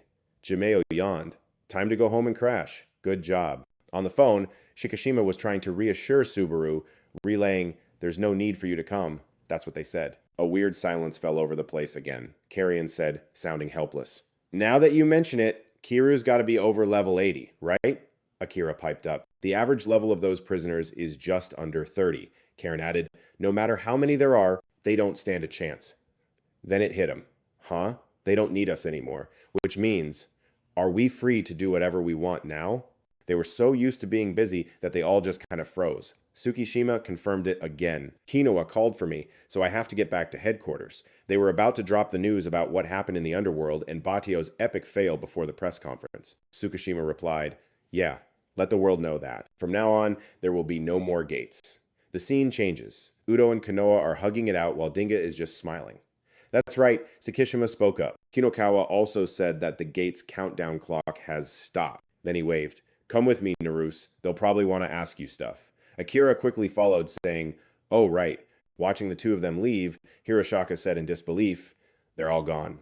Dinga replied, I'm heading home. C said, and I'm going to get some sushi. Karen wasn't sticking around either. I want to go play a game of Go. Everyone just went their own way, saying bye to Subaru. See you later. In the end, the only one left with no plans was Subaru. So, that's awkward. Great. Flying solo again. Huh? With literally no other options, I dragged myself home. I shoved the door open and mumbled, whatever, I'm back. Then I shuffled into the house like a zombie. I totally wanted to eat with the crew. Then, bam, my jaw just about hit the floor. I'm like, what the? 'Cause Kotetsu is just chilling in my living room, munching on my snacks. He sees me and, super casual, asks, oh, so this is the legendary Nuon Ariak Subaru's crib. I just stared at the guy. I was seriously bugging out. My brain was just like, is that for real, Kotetsu? What are you even doing in our world? He just shrugs, all calm, beats me. I just kinda dropped in. I'm like, dropped in from where? He just says, it's a long story. Besides, he adds, I'm not here to throw down this time. More importantly, you want the tea, don't you? I'm like, the tea? He goes, yeah, the good stuff. Intel from me. Like this. Then Kotetsu just silently glares at this system panel. It's got the full 411 on every single person, he says. The number and location of all the enforcer goons in this world right now. I was completely shell-shocked, just frozen, staring at the stuff on that screen. Then the scene flips and some voice calls out, yo, hot stuff, what's got you so glued to the screen? Enda replies, the news. Looks like our old squad shut down a prison riot. Is the whole gang here? Lion's like, yup. This is my A-team for this little takeover. Then Hapfun says, all respectfully, my bad for the holdup, your highness. Hearing that, Enditor's whole vibe just went dark. Cut back to me, looking like I've seen a ghost. Are there other boss-level dudes here? Kotetsu's like, dude, I literally just told you this world is getting crashed by another. As a conqueror myself, I can spot the signs. My stomach just dropped. Is the timeline getting all messed up again? Are the admins interfering? Then Kotetsu offers, need a hand? I was so surprised, I just went, huh? Then Kotetsu lays it out. You want more intel, right? Well, there's a price. In exchange, Atake Subaru, you're gonna owe me. Meanwhile, Hapfun is just yapping away. You know, this world's in pretty good shape, actually, isn't it? The air here is, like, super fresh. Endure cuts in. Yeah, but this place is also whack. The number of god-tier beings skyrocketed after they started working with some shady world called the Underworld. Ba added, so that's their cheat code to avoid getting deleted, which means this place is going to be a real pain to conquer. Raven says, all cold. So whoever runs their mouth the most gets the biggest cut. Is that the deal, Lion? Hearing his name, Lion just grins and says, you nailed it. The grand prize for pulling this off is this entire world. Hearing that, the whole crew, Beep, Hapfun, Ba, Susos, Raven, Hogni, and Artho, all had these different looks on their faces, but at the end of the day, they were all in on the deal. Then Enditure explained, that's why I basically maxed out my soul power credit card to summon all of you here. Even though their little plan to use the underworld to own us totally flopped, we're going to use Lion's secret move. Lion then busts out a bunch of phones for everybody. I got everyone a local phone from this world. We're going to completely steamroll them. Endure gave the order. They decided their whole operation kicks off in Shibuya. The scene cuts back to me, Subaru, who's also shown up there. Man, this place is insanely crowded. This was 2 days after Hyodo Kotetsu just popped into existence. I asked, Kyoto, you got the hang of that phone yet? Kotetsu's just like, it's fine, no issues. Then I just asked, so, where are we headed now? Kotetsu replies, to a store? I was confused. Shopping? He explains, I can borrow your clothes, whatever, that's fine, but your kicks don't fit my feet. Also, I'm totally broke in this world, so you're paying. I just agreed. All right? Yeah, no problem. Kotetsu gets this dead serious look on his face. I can't throw down properly in a pair of tight shoes.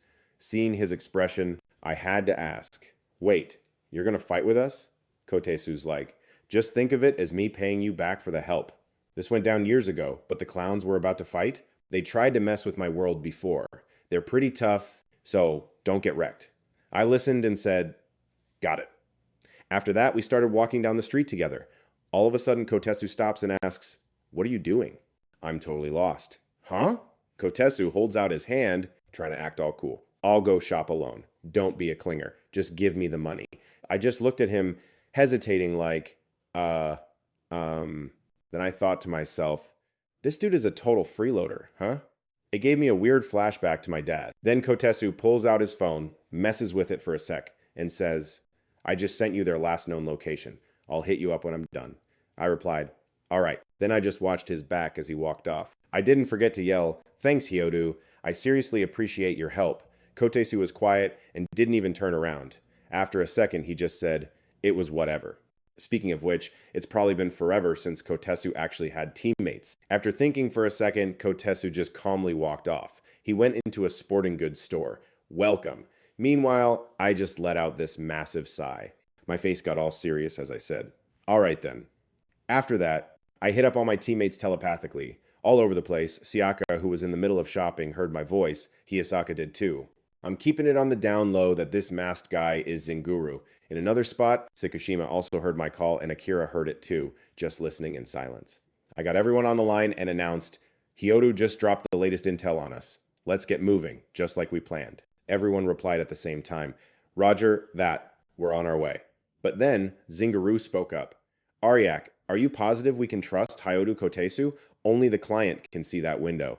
Isn't it possible he's totally playing us? That's the guy who iced us in the Aurora King's future and nearly wrecked my entire world. I went silent. I just looked down and said, Zingu-san, about that? About what you said back at my house. Aryak Subaru, you're going to provide for me? I asked, totally shocked. Provide for you? Kotetsu had replied, look, I'm a noob in this world. I don't have any cash, and I don't have a place to crash, so help me out. I was stunned. My face was just completely blank. Then I finally said, I guess that's fine. Kotetsu replied with zero emotion. Really? You're a pretty nice guy. Then he kept going, so, were you sent here as that punishment thing you mentioned back in the underworld? Kotetsu shut that down. Nah, he explained. It's 'cause someone bailed me out of getting punished. That was probably a one-time thing, too. I'm going to find a way back to my home, even if it's been trashed. Bailing on it would mean I've accepted I lost. After that whole sappy speech, Subaru just sighed. Asterisk. Man, my so-called losing opponent asterisk. Kotu was like, what's so funny? And he just shot back. Nothing. I'm just going to go help him out. Remembering that cringy talk, Subaru tried to calm Aizen down. Look, I think we can actually trust him now. He's not the total monster you're making him out to be. Seriously, the dude's pretty chill and kind of funny, you know? But if he times bail on us, you better be ready to go full Ice Queen on him. Got it? Hearing this, Zingar finally caved, deciding to trust his buddy. All right, man. If you say so, I'm in. Subaru just beamed and said, awesome. Then Sakishima had to butt in. Well, look at you. Got him on a leash now. Zingar got all flustered. Like, Dude, no, it's not like that. It's just Ariak's whole vibe, how he's just out there with everything. That's what makes him Ariak, you know? He just deals with all the good and the messed up stuff. After saying it out loud, Zingar actually felt a bit better. Asterisk. Okay, I get it now. Asterisk. Meanwhile, Tsukushima was having a total aha moment. Tsukushima stared at Subaru, thinking. Asterisk. So that's the secret sauce. That's why Ariak is such a legit king. Asterisk. Meanwhile, Subaru was just aimlessly flipping through books with one profound thought. Asterisk. Dude, this bookstore is freaking huge. Asterisk. The scene jumps over to where Aki is. Ariak, I got my guy. Dead ahead of him. Hoffin. Akira was giving him a serious death stare. Somewhere else, Hiroshaka had just run smack into Sucellus. Yeah, me too. They just locked eyes. A total silent showdown. Then over at the 10 o'clock tower in CBR, well, look what we have here. It was Hawkshni and Beb. They'd stumbled right into Jin. The second he saw the enemy, Jin reported back. Same deal on my end. So Jin was stuck facing Hawkshni while Tsukushima was staring down Ao. Tsukushima was like, yep, got one over here too. The two of them were officially in a face-off. Meanwhile, Leon was just trying to read a book in peace at the store when some voice cut in. And, shocker, it was totally obvious who it was. Subaru had found Leanne. Well, look who it is. Leanne glanced up and was like, Ariak, Subaru. I'm like totally shocked. What's a big shot star source like yourself doing slumming it around here? Subaru shot back. To kick your butt. Yeah, sorry, but you can't have this world. We're putting a stop to this. Hearing that, Leanne just thought, asterisk, he's really not going to let us take this world. Asterisk, asterisk, I can't believe this kid already knows our whole plan and even how many of us there are. But forget that, is he completely nuts? Does he really plan to start a fight with me right here, right now, in CBR, with literally tens of thousands of people around asterisk? Jump cut to a clothing store where Kotetsu is trying to shop. Okay, he's found a pair of kicks he actually likes. Great day to be spending money, huh? And bam, Kotetsu is face to face with Sivon, who just stares at him for a hot second. Meanwhile, Tetsu rolled up to face him, and it was dead silent between them. Finally, Revan pipes up, hey, have we met before or something? Tetsu's response, 0 words. She just calmly raised a fist and let it fly. Title card, The CBR Disaster. Up on a skyscraper, some insane roar just ripped through the air. Inside, Subaru and Leanne were in a standoff, both of them practically glowing with crazy power. He screamed the name, Ariak Subaru! The two were about to throw down. But Vatio was super calm, just asking, are you seriously planning to throw down with us right here in CBR? Everyone else was completely oblivious, just doing their own thing.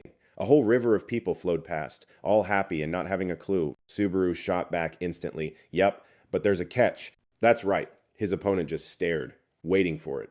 The catch is this, he said. Nobody dies.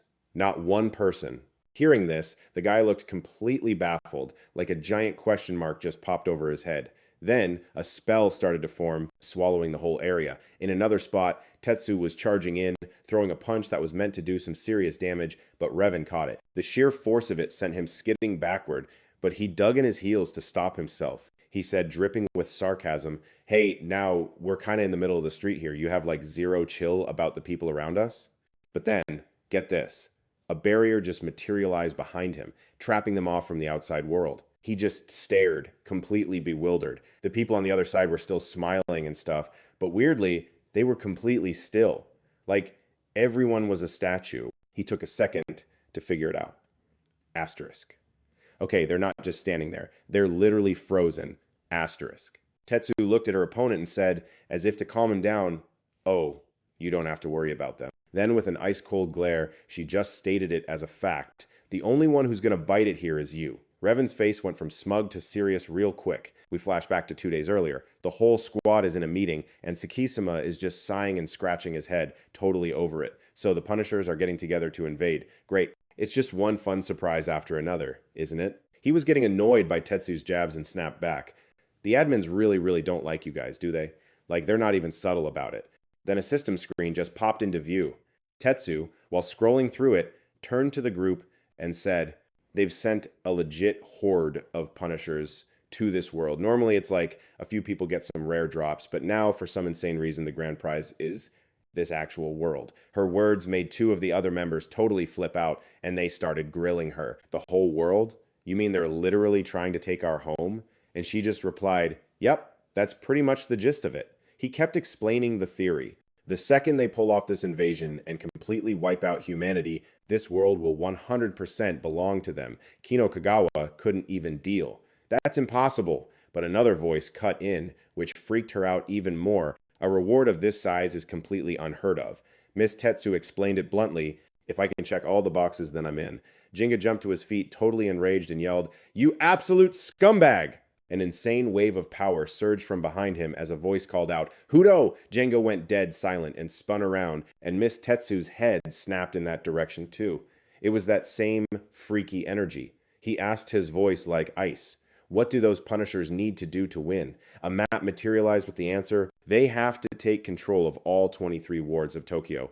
Or, to be more specific, they have to eliminate every last host in those areas. Those same two guys piped up again. But don't we have way more people? Miss Tetsu's eyes widened as she remembered something and warned, it doesn't matter how many of us there are, they have someone on their side. This person can straight up brainwash any host who's weaker than him, and we'll all just end up fighting each other. Udon, who hadn't said a word until now, finally spoke. Then we need a game plan to take them out. A list of names popped up. As a fellow Punisher, I've got a live feed of their locations. If we team up, we can hunt them down pretty easily. He raised a finger. But there's one little problem. The problem is if they need to take over the 23 wards. Kinagawa got it and finished for him. Then we're going to be forced to fight them inside the city. Udon just sighed. Great. I guess we need to evacuate all the normal people. Sika, totally getting the vibe, barked an order. Udo, like instantly got it and was all, yeah, I'm on it. Miss Tetsu just stared, looking completely lost. Flash forward to now, and some psycho Ice Age thing just dropped on the city, leaving just our little Fight Club arena untouched. Inside, Udo looked all epic and dropped his 7th ultimate move, Crod to Sailors, popping up this massive golden shield. So, here's the deal. With that technique, Udo Rias's 7th ultimate, Crag Davalier, basically flash freezes anyone in range who isn't a host or doesn't have their own ultimate move. The people it hits become total popsicles. While they're on ice, the targets can't move or get hurt. The catch, the user is also stuck in place while the move is active. Meanwhile, over at the skyscraper where Tetsu was throwing down, some seriously scary vibes were crushing her opponent. This way we can all go nuts without trashing the city or, squishing people. Then he hit up the crew on the comms. My MP's only good for 1 hour, so make it quick, y'all. And just like that, the plan was a go. Akira grabbed his phone and announced, copy that, time to party. Right then, he was staring down his opponent, Naru Sakura versus Conquirer Hafen. Hafen felt something was off and smirked. Yo! He gave one of the suddenly frozen randos next to him a hard tap. Then he held up a hand, all like, what the heck is going on? Akira just blew him off and cut to the chase. You don't need to worry about it. All I know is, if you can still move, you're my problem. Then he flared up his power, declaring, and I'm gonna wreck you. Hafen just kind of swayed, scratching his head and muttering, yeah, right. Well, must be some kind of defensive gimmick. But a second later, his eyes got dead serious. Whatever. Hafen's hand lit up, ready to throw down. Just hurry up and croak so we can take over this dump. He dropped into a fighting stance as the ground under him iced over completely. He then zipped in and threw a punch that totally caught Akira off guard. The guy's skin had turned chalk white. The hit sent Akira flying, his eyes bugging out as he stared at the guy. He's fast, but that's not exactly a shocker. That weird punch left Akira hurting and confused as his stomach started to give off this faint glow. What is this? Oh, right, his whole gut was going numb from the cold. Am I being frozen? But this is nothing like Sunsamor's ice powers. Seeing Akira's what the heck face, Hafen just stood there and started monologuing. Allow me to break it down for you. With a totally deadpan expression, he pointed at Akira. My special thing? It's pretty cold. It has the simple ability to freeze and shatter anything I touch. He finished with a smug look. It's why I've never lost. Akira was doubled over, clutching his stomach as a frost crawled inside him, so cold he was just numb. But when this thaws, I'm gonna be a human sprinkler. Looking totally screwed, he gritted his teeth. Crap. Then he just exploded with power, roaring as he let his energy loose. I'm so over this. Another one of these stupidly simple OP moves. Across from him, Hafen was kind of thrown by what Akira said. Another one? Akira covered his face. He doesn't even use a weapon. This is, like, the worst matchup for me ever. Hafen, however, totally egged him on. So, you've still got some fight in you? Show me what else you got. Then his face went ice cold as he declared, because my next punch is going to be the one that finishes you. Akira paused for a beat before answering. He went into full-on serious mode, one eye flaring up with fire, and shot back at Hafen. Guess it's time to stop playing around. Huh? This just made the guy more confused and ticked off. Akira's mind flashed back to talking with Siki. A reversal, huh? Siki had asked. Yeah, I already decided and made the pact. What about you? Picked anyone yet? Faced with Siki's super-loaded question, Akira had awkwardly scratched his head, stammering, well, I kind of have someone in mind. Back in the fight, Akira roared from inside a freaking inferno. I've already chosen my reversal! Then, a figure started walking out of the flames, looking like they were expecting something. So, you better not let me down, Lambda. A wild grin stretched across Akira's face, getting bigger and crazier as his whole body was engulfed in a red aura. Hafen, totally unfazed, just stood there, watching the show. Fire, huh? A hand covered in flames appeared, followed by a voice. Next time you need my help, just ask. Idiot. Would have been faster. A figure strolled out of the fire, his voice just dripping with sass. You arrogant little punk. Akira's body had totally morphed into a new fighting form. Lambda was in the driver's seat now. Just take a breather. The reversal was here, and his personality flipped to full-on cocky as he declared, I'll turn this clown to ash for you. Hafen stayed cool, just taking it all in. Looking up curiously, he watched the Psycho Lambda and was like, a different flavor of dangerous. Interesting. Lambda swung his arm, focusing fire into his palm and said slowly, introducing himself like a total boss. The name's Lambda of Hellfire. Then, Lambda's eyes lit up, ready to brawl. Hey, kiddo, you better start digging your own grave. Paying him no mind, Hafen coolly pushed up his glasses and mused, oh, come on. You're having way too much fun with this, aren't you? Lambda looked all chill, but his brain was going a mile a minute. The stats of a reverse self are tied to the body they're borrowing. If Lambda just spammed fire like usual, he'd be out of MP in an instant. After running the numbers, he ducked his head and muttered to himself, guess I'll have to be cheap with it. But Lambda wasn't about to mope, shaking the thought off instantly. Before his opponent could even blink, he charged forward, letting out a yell that was so not his style. Seeing him acting all weirdly hyped, Hafen was just speechless. Then, like someone told the world's dumbest joke, he burst out laughing at him. You do know fire is totally useless, right? Are you a complete moron? Hafen's smack talk made Lambda freeze up in surprise. Not giving Lambda a sec to process, he focused his power and said, you know, I'm starting to like you. Hafen then jumped back, taunting, let's play for real. The second the words left his mouth, he shot in and threw a punch. To Hafen's bewilderment, Lambda got all fired up too, dropping into a counter stance. But before he could even feel good about it, he was totally stunned to see his own arm get frozen solid and then just shatter. Lambda was still trying to process what just happened. He froze me? Seriously? That's not even supposed to work on me. As Hfkin was going all out, Lambda was just like, guess my defense stats are down or something. Weaving through all the attacks, Lambda's voice got low as he said, you humans. Then he totally lost it, screaming just to get a rise out of him. So pathetic. Hfkin was just staring, completely floored. You can regenerate? Now that's interesting. Cracking his knuckles from across the way, he threw down the gauntlet. So, how many more of those can you take before you kick the bucket? But Lambda's reaction was not what Hfkin expected. He just shrugged. Dunno.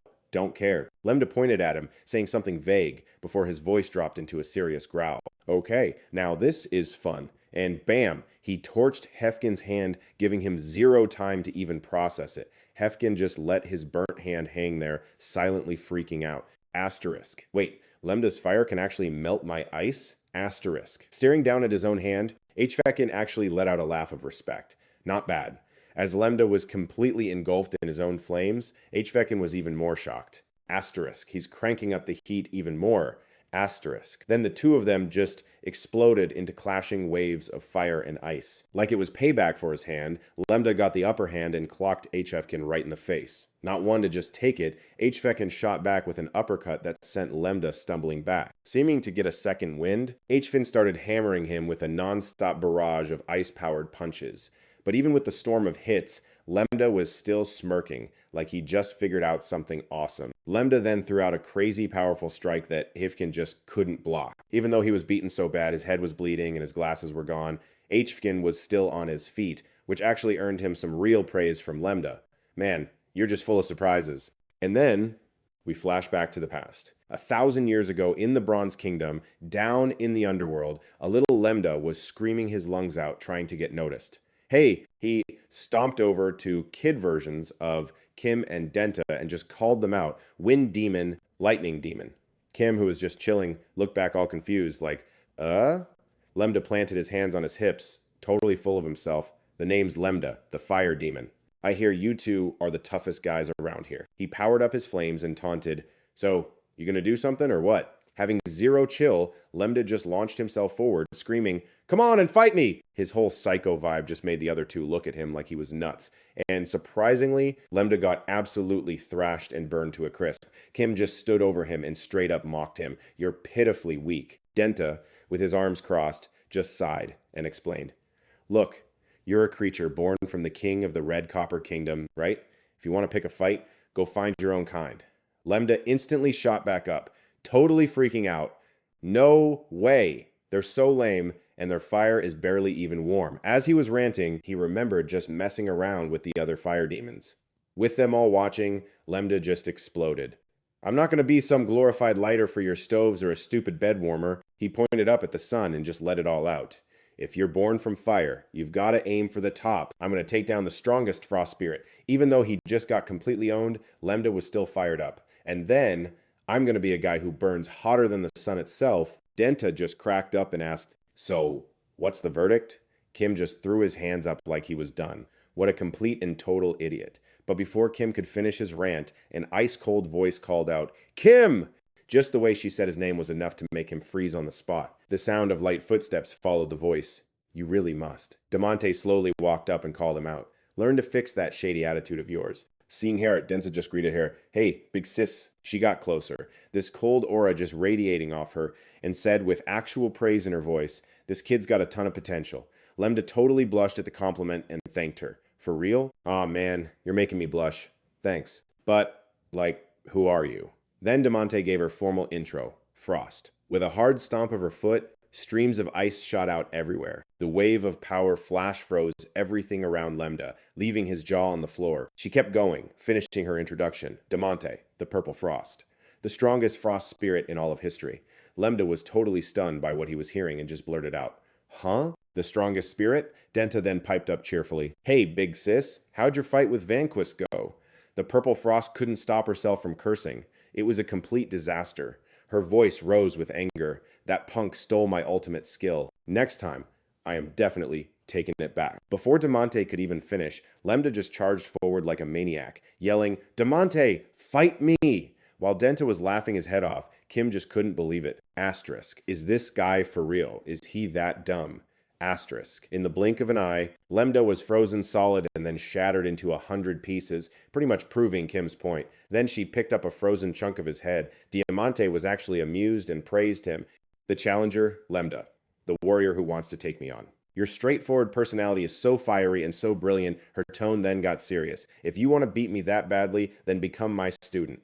Damante continued, motioning to the staring Kim and Denta. "Those two over there have the same fire in their eyes as you." Hearing that, you could still see the shocked look on Lemda's frozen face.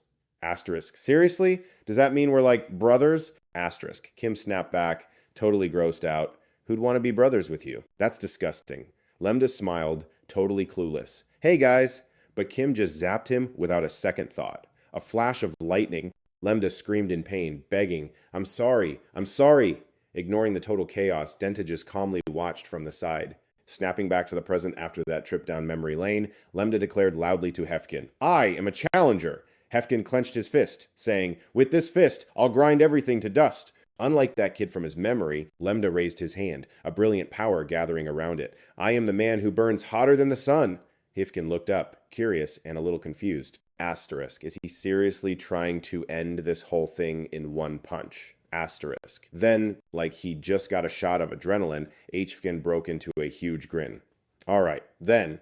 He explained to the confused Lemda, I've always hated the manager's stupid games. HF Kin, now totally ready to go, thought to himself, asterisk. That's why a straight up guy like you gets me so pumped. Asterisk. HF Kin dropped into his fighting stance and yelled, I accept your challenge, not missing a beat. Lemda replied like he'd just found a long-lost brother. Looks like we're on the same page, huh? Let's do this.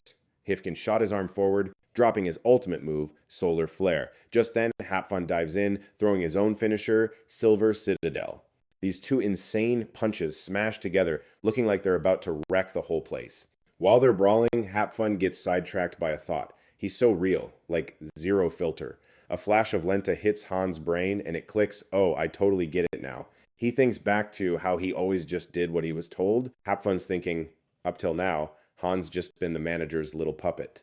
Maybe being a good little boy for so long just made Hapfun totally over it. Surrounded by all this fire and Lenta's crazy battle high, Han figures it out. That's why I've been dying to meet someone like you. Someone who's just raw and unapologetic. Like he just had some major life epiphany. Hapfun cracks this genuine wild grin in the middle of the inferno. Totally stoked to have found someone who could actually take him down. So Hapfun just lets go, feeling kind of thankful. Lent to Han, this was epic. Then he's falling out of the sky, hacking up blood, and declares, you totally owned me. Word, Lenta agrees, one arm totally iced over. Han's not shy with the props either. You put up a sick fight too. And boom, Hapfun Ola Naraskira, aka Hapfun, is toast. The scene snaps to some mega huge skyscraper. Suso's is grilling Hia, just give it to me straight. Out of all of Subaru's crew, where do you rank, power-wise? Hia answers, no hesitation, super chill. They say, I'm the top dog. Suselos' eyes practically pop out. For real? Oh, I am so boned. Get it? Then he asks Akira again, you want me to be your training dummy? Akira's dead serious. Yep, you in or what? Scene change. We're in the underworld. This spot where souls just hang out by a fiery beach. Han's all casual, even though he's clearly confused. I'm down, but why? It's not like we're besties, right? Akira starts to lay it all out. So, how we have memories from the future. Lenta makes some noise, but his face is pure dial tone. Dude, you could explain this a million times and I'd still be lost. Akira keeps describing the flashbacks from his memory, totally confusing Han. In that future, you're the one who takes me out. Like he's worried Lenta's gonna get the wrong idea. He spits out how he really feels. Look, I'm not salty about it. It was an awesome fight. You kicked my butt fair and square. Then, right away, Akira tacks on, but that's not why I want to team up. I just feel like there's a vibe between us. After hearing this spiel, Han gives this faint kind of sketchy smile. Then, Lambda just awkwardly scratches his head. Sorry man, but I have no clue what you're talking about. Hearing that, Akira goes from 0 to 100, real quick. How are you not getting this? I like you, you idiot.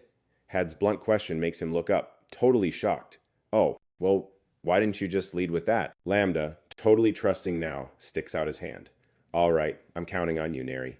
Akira gets this satisfied smile and hums in agreement. As they shake on it, he's like, me too, Lambda. Flashback over, we're back in the now. Akira's voice suddenly screams in his head. Lambda! The voice is so loud it gives Lambda a migraine. Why are you yelling? He shouts back, totally annoyed. What the heck are you even doing? My MP is tanking thanks to those flames and your useless healing. We've only taken down one dude. Lambda's voice suddenly gets all quiet and hesitant. That Hafuan guy. He glances at Hawan's unconscious body on the floor and tries to explain. The fight with him was just too epic. I couldn't help myself.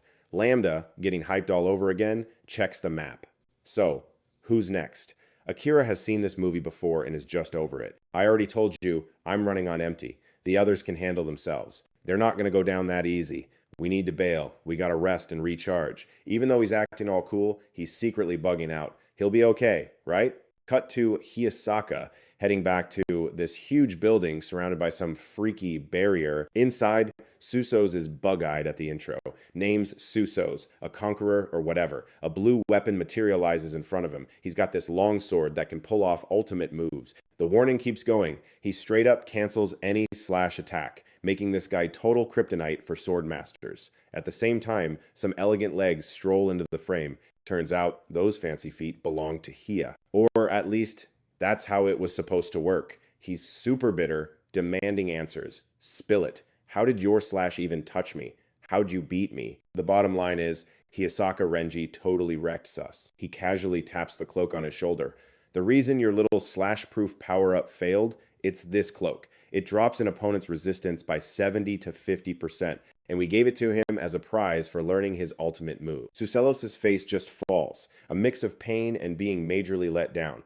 I get it. So that's what happened. He runs through what he knows, analyzing it. You can mess with my defenses, and with those crazy skills of yours, you sliced me up before I could even grab my sword. The memory of Hiyasaka just charging him still shocks him.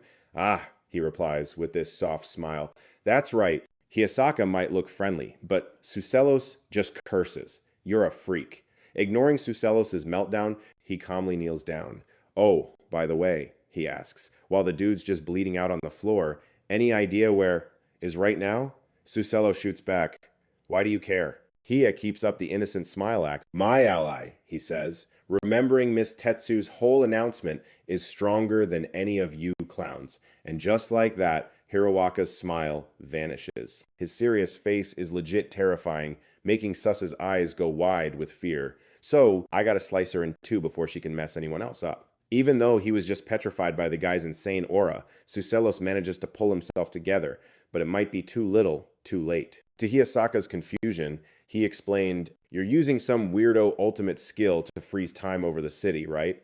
And right after that, with a totally deadpan face, Suselos drops a major bombshell, is on his way to take out whatever's causing that ultimate skill. The second the words are out, his face finally cracks and he looks worried, as if trying to defy what he just said. The barrier outside the building is still holding strong.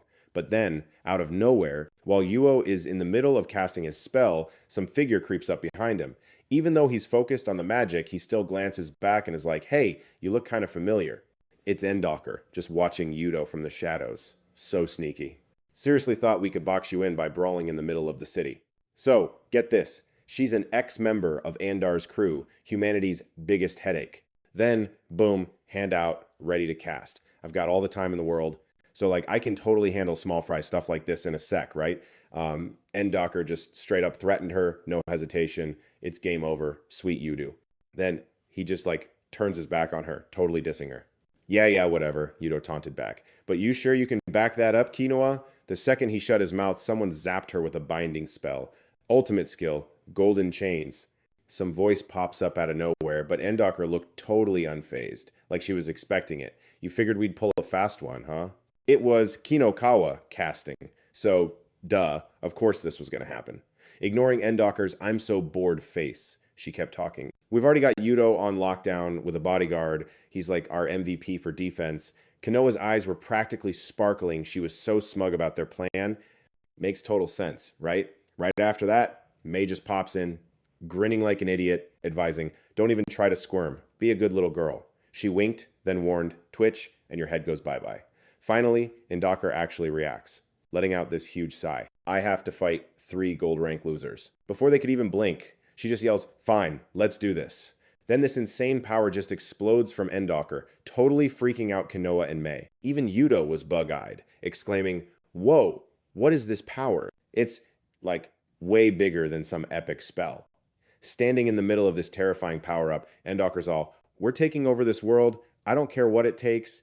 And then she starts chanting something so intense the whole world started shaking. King's prerogative, army of the earth. This gnarly wave of energy just blasted right at his totally clueless face. Meanwhile, across town, pink lightning was flashing all over the place, like some major event was going down. On top of a huge bell tower, Sika was watching everything like a hawk when she suddenly saw something and yelled, Yudo! Right in front of Sika's eyes, some figure just zipped past. It was a black crow trying to block her. One of the crows actually talks like, where's the fire, sweetie? And it wasn't just one. A grand total of 3 crow demons were just floating there. The orange-haired girl kept blocking her path, all like, come on, let's play. Sika just calmly asked them, so, are those flying chicks human or what? They all chime in, you bet. We're 3 sisters, and our vibes are totally in sync. As they introduced themselves, they struck a pose like they were on a magazine cover or something. We are the Pomegranate Trio. Who's got the guts to take us on? Before the Three Stooges could even finish their intro, she just zaps them and they start screaming.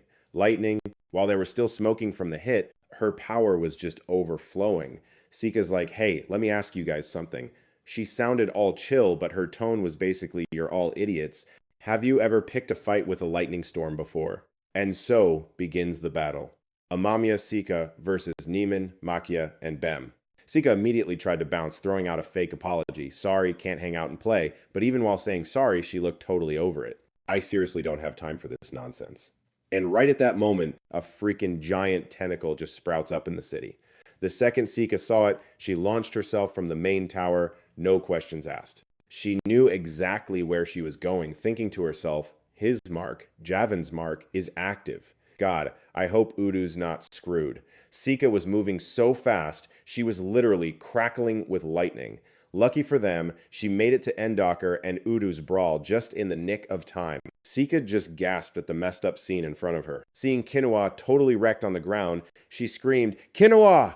And Mei was looking just as messed up. Fujigami Udu yelled her name from behind to snap her out of it.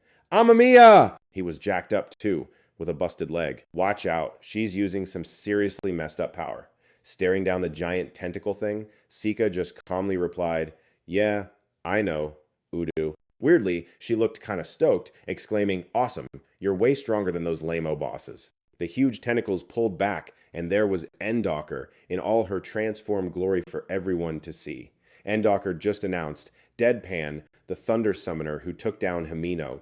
You're first on my list. She is Miori, an ex-member of the Coctunan organization, also known as the Big Bad Conquest boss Andrace. Hearing that just seemed to get Sika even more hyped, as this insane aura just lit up around her. So picture this, a totally wrecked city, skyscrapers are just rubble, the whole vibe is depressing and creepy. This was Endocker Andross's hometown.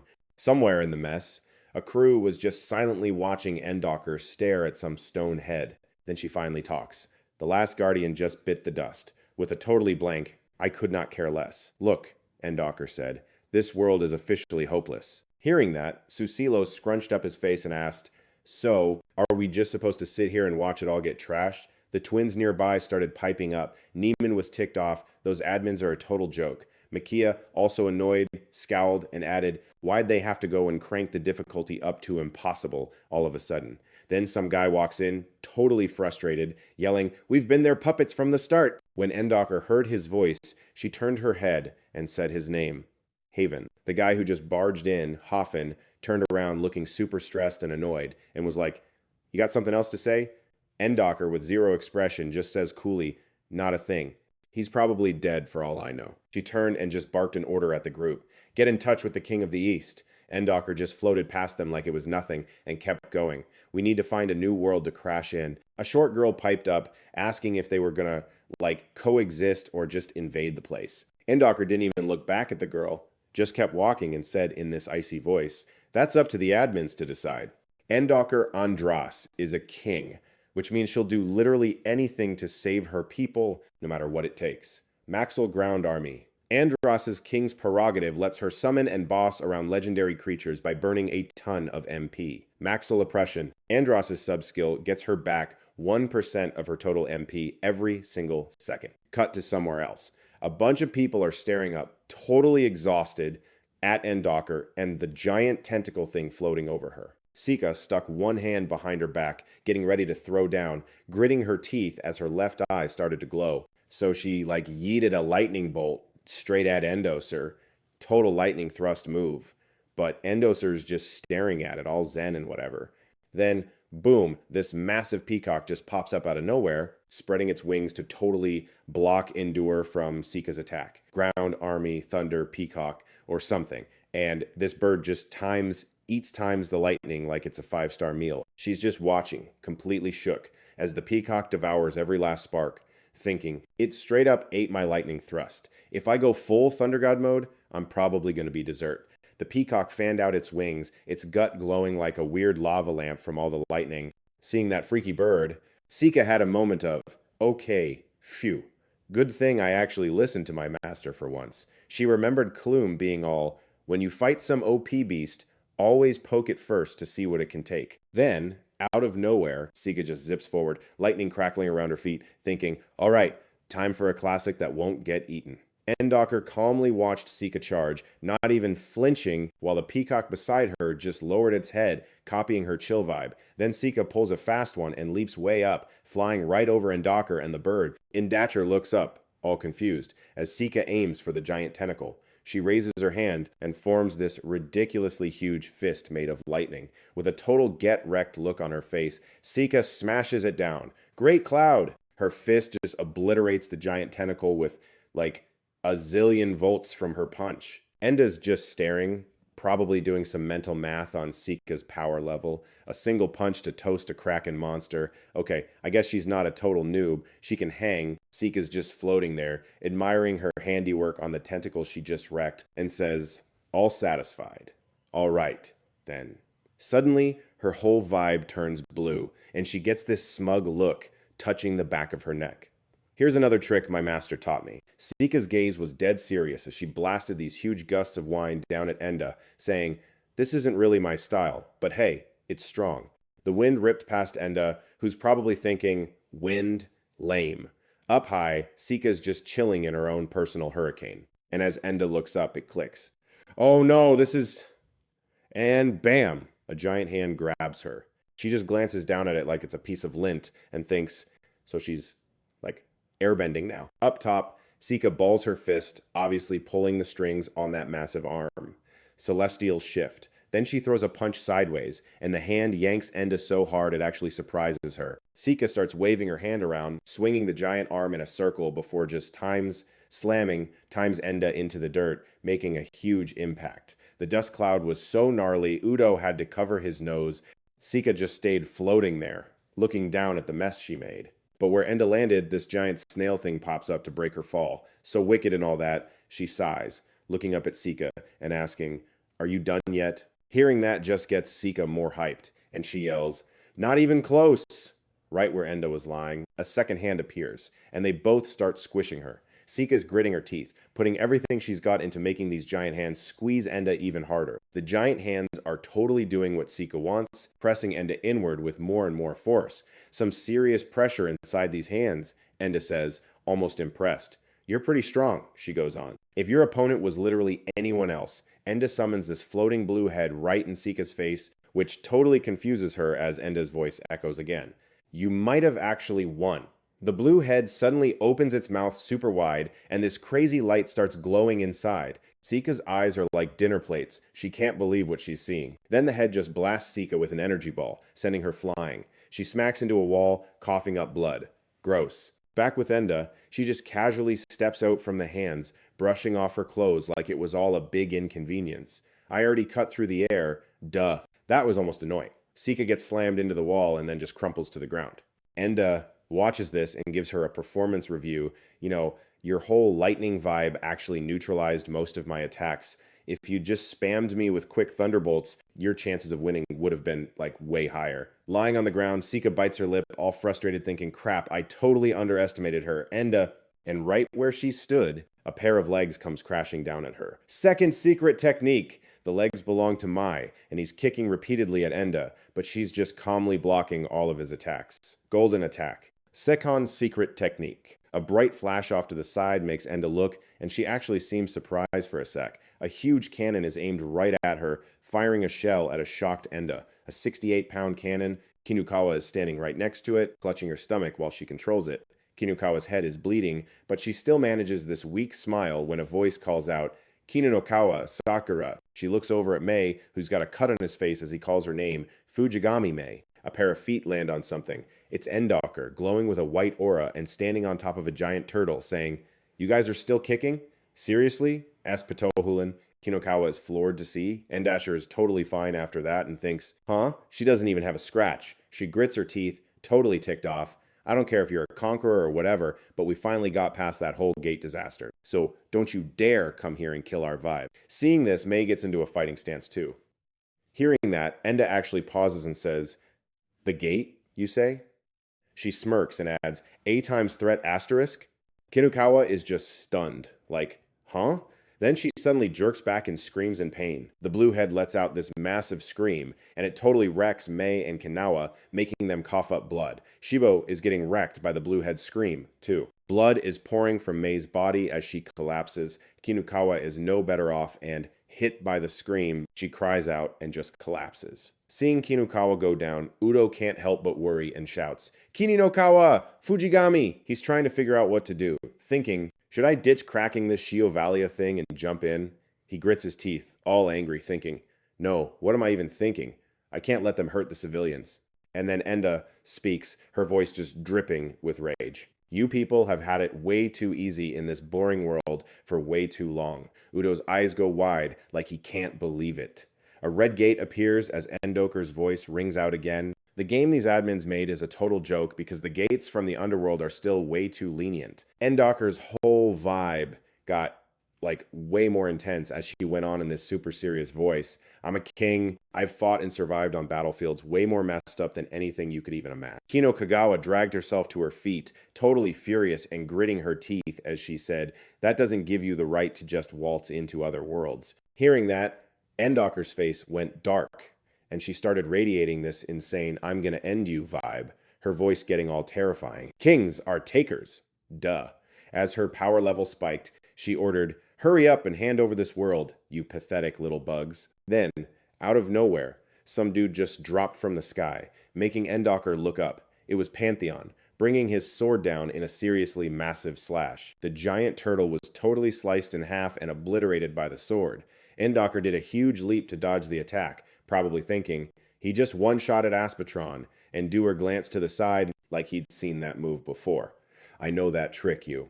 She looked over at Kotetsu, who was just standing there all proud, and screamed, Kotetsu! He just calmly shot back, the one and only. Then Kotetsu's expression got all serious. And you're Endoker, right? Endoker just scowled at him, all ticked off. An interdimensional hall monitor. So that's how the gods of this dump were able to scheme against me, she asked. Did you team up with them? Kotetsu replied. As if I'd ever hang with that crew of total weaklings, he went on. Okay, fine, I'll admit, a couple of them are kind of strong. A massive explosion went off behind Endoker, making her eyes bug out. At the same time, a bunch of slashes hit her body. Sword path bend, Endoker suddenly yelled, her voice getting all sharp. Hirashaka, Renji. They both looked over at the dust cloud where Hirashaka was standing. He sounded totally clueless. He continued, all confused. Did, none of my attacks even hit? Kotetsu explained. Yeah, looks like she's immune to being sliced. Hirashaka whined with a gasp. But I'm wearing the item that drops my defense, Kotetsu replied. Maybe you're just not in her personal space enough. Hearing that, Hirashaka grinned like an idiot. Oh, so that's it. Which means Hirashaka smirked, grabbing his robe and said, I just gotta get closer, right? Hayadusen. Hirashaka looked at Endoker and added, you're gonna leave this one to me, yeah? Kotetsu cracked his wrists, his face all serious, as he stared at Endoker and said, don't get ahead of yourself. Are you an idiot? I'm handling this, boss. Some blonde dude got slashed with a giant X on his chest and started screaming his head off. The bleeding guy gritted his teeth and said, I'm so gonna remember this. He struggled to sit up and looked at him. Ouch. The blonde guy looked at Kotetsu's ice-cold expression and yelled, Hugh, Coat. His eyes narrowed as he warned, be careful, Endoker. The scene flips to a place where a totally gnarly fight is going down. Kotetsu charged straight for Endoker while Pantheon was climbing up to finish off the peacock. Pantheon, the god of thieves. Kotetsu was booking it toward where Endoker was standing, and she just watched him come at her with a stone-cold look. Endoker summoned a rock monster in Kotetsu's path. The Okami ground army. Hirashaka raised his sword, getting ready to smash the toy monster slayer Yulok. He brought his sword down on the monster, dicing it into a million pieces. Just as Kotetsu was lifting his own sword to hit Endoker with a super serious face, Hirashaka was just staring at the two of them. Kotetsu also glanced over at Hirashaka, and Endoker even tilted her head a little to look at him too. She raised her hand with a look that said, I am so bored right now. Then both of them charged at Endoker, but then something shot up out of nowhere and blocked Kotetsu. Hirashaka just stood there looking like a total moron, his eyes wide as he watched it shoot up to the sky. Endoker had summoned a giant, multi-headed water monster that let out a horrifying roar, a hydra. The multi-headed water beast was just relentlessly attacking both of them. Endocker was just chilling down below, watching these water monsters spam them with a non-stop barrage of attacks. Kotetsu swung his sword, lopping off the water monsters' heads one after another. She's burning through her magic points way faster than she can regen, and she's still popping out more monsters. Hiroshaka was dodging and slicing off the water monsters' heads at the same time. My stamina bar is not going to be able to keep up if this continues. A Hydra can just grow its body back even if you slice its head clean off. Lame. Endocker raised her hand, which was covered in a white glow. Kotetsu also raised his hand, which was surrounded by a gold light. Now Hiroshaka raises his sword. Endocker lowers her hand, sticks out her pinky, and says Aegis. Kotetsu raised his hand to summon Thanaton. Hiroshaka swung his sword down. Imperial Jadians, Apodak, Mamahesh, and the one true leader is... whatever. Monsters with super sharp fangs and terrifying faces popped up, waving around deadly dragon-slaying blades. Where their powers met, a giant fireball appeared and came flying right at them. The battle raging there got more and more insane as tons of red lightning bolts flashed across the sky. Chudrong, slaying blade, the strongest of them all. Hiroshaka Renji seen Sibia Catastrophe 5 nearly 10 minutes ago. On the roof of a skyscraper, a massive explosion went off. Atio spread his arms, controlling the rocks to drop on Tsukishima, who was busy dodging his attacks. Tsukishima was flying through the air, avoiding all those attacks, and glancing over at Ao. With his eyes closed and zero expression, Aishio just kept throwing attacks at him. That monster, Atio, he opened his eyes, and Atio's eyes started to glow. Seeing him open his eyes, Tsukishima scowled, super annoyed, and gritted his teeth. Ao messed with the light, creating a massive energy blast. Belinus was flying through the air to dodge the blast. Tsukishima watched his technique. A skill like a cannon, huh? It moves way too fast. Tsukishima wondered, if this guy is using his power in the form of light, does it actually fire at the speed of light? For now, I'll just have to fight, assuming that I'll be toast if I get caught in his line of sight. He raised his hand and aimed at Ao's position to fire. And there's more. The beams of light fired by Tsukishima shot toward Ao's position. He closed his eyes, using some star power to block the beams of light. Atoria! Tsukishima gritted his teeth as he watched. He has some high-level defensive skill that completely blocked my shot. Both my single and linear shots were totally useless. He yelled out, all frustrated and sweaty. Dang it! Hurry up, would you? Tsukishima yelled. Yudo! A barrier appeared, actually catching Adio by surprise. Ao looked up at the barrier, and in that instant, asterisk, crack asterisk. Yudo's special ability went off. His eyes widened as a green light shot straight into Ao's eyes.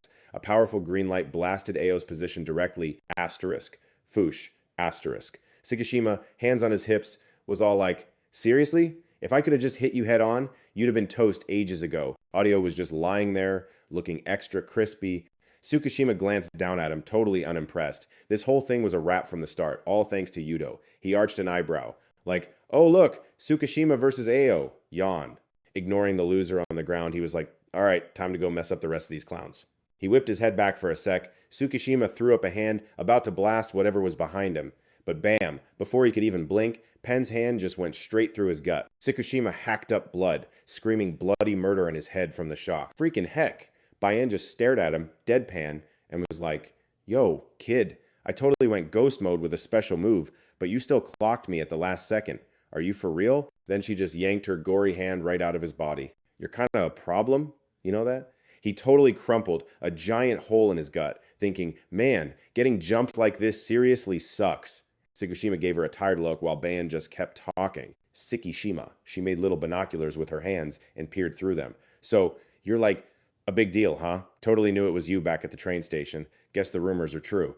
Bayan kind of motioned at him. Like, what's your deal? Walking around all obvious when you know someone's trying to off you. Tsukishima just smirked. I'm not exactly a fan of the spotlight, but hey, gotta build the brand, you know? Bayan just gestured, totally confused. You're not running for office or something.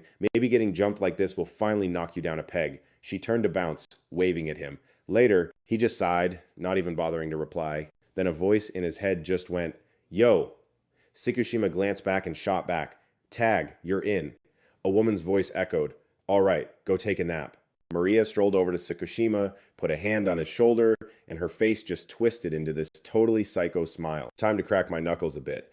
Outside, this insane purple aura just exploded out of nowhere, making Bayan's eyes go wide. Tsukishima started to morph, kicking in the zombie powder. Maria took over his body, and it started to heal itself. Like the hole in his gut just started sealing up. Bayan looked back, totally bug-eyed, thinking, wait, is that hole in his stomach actually regenerating? No way. Sakashima's body slowly morphed into Maria's. She smirked, hand on her hip.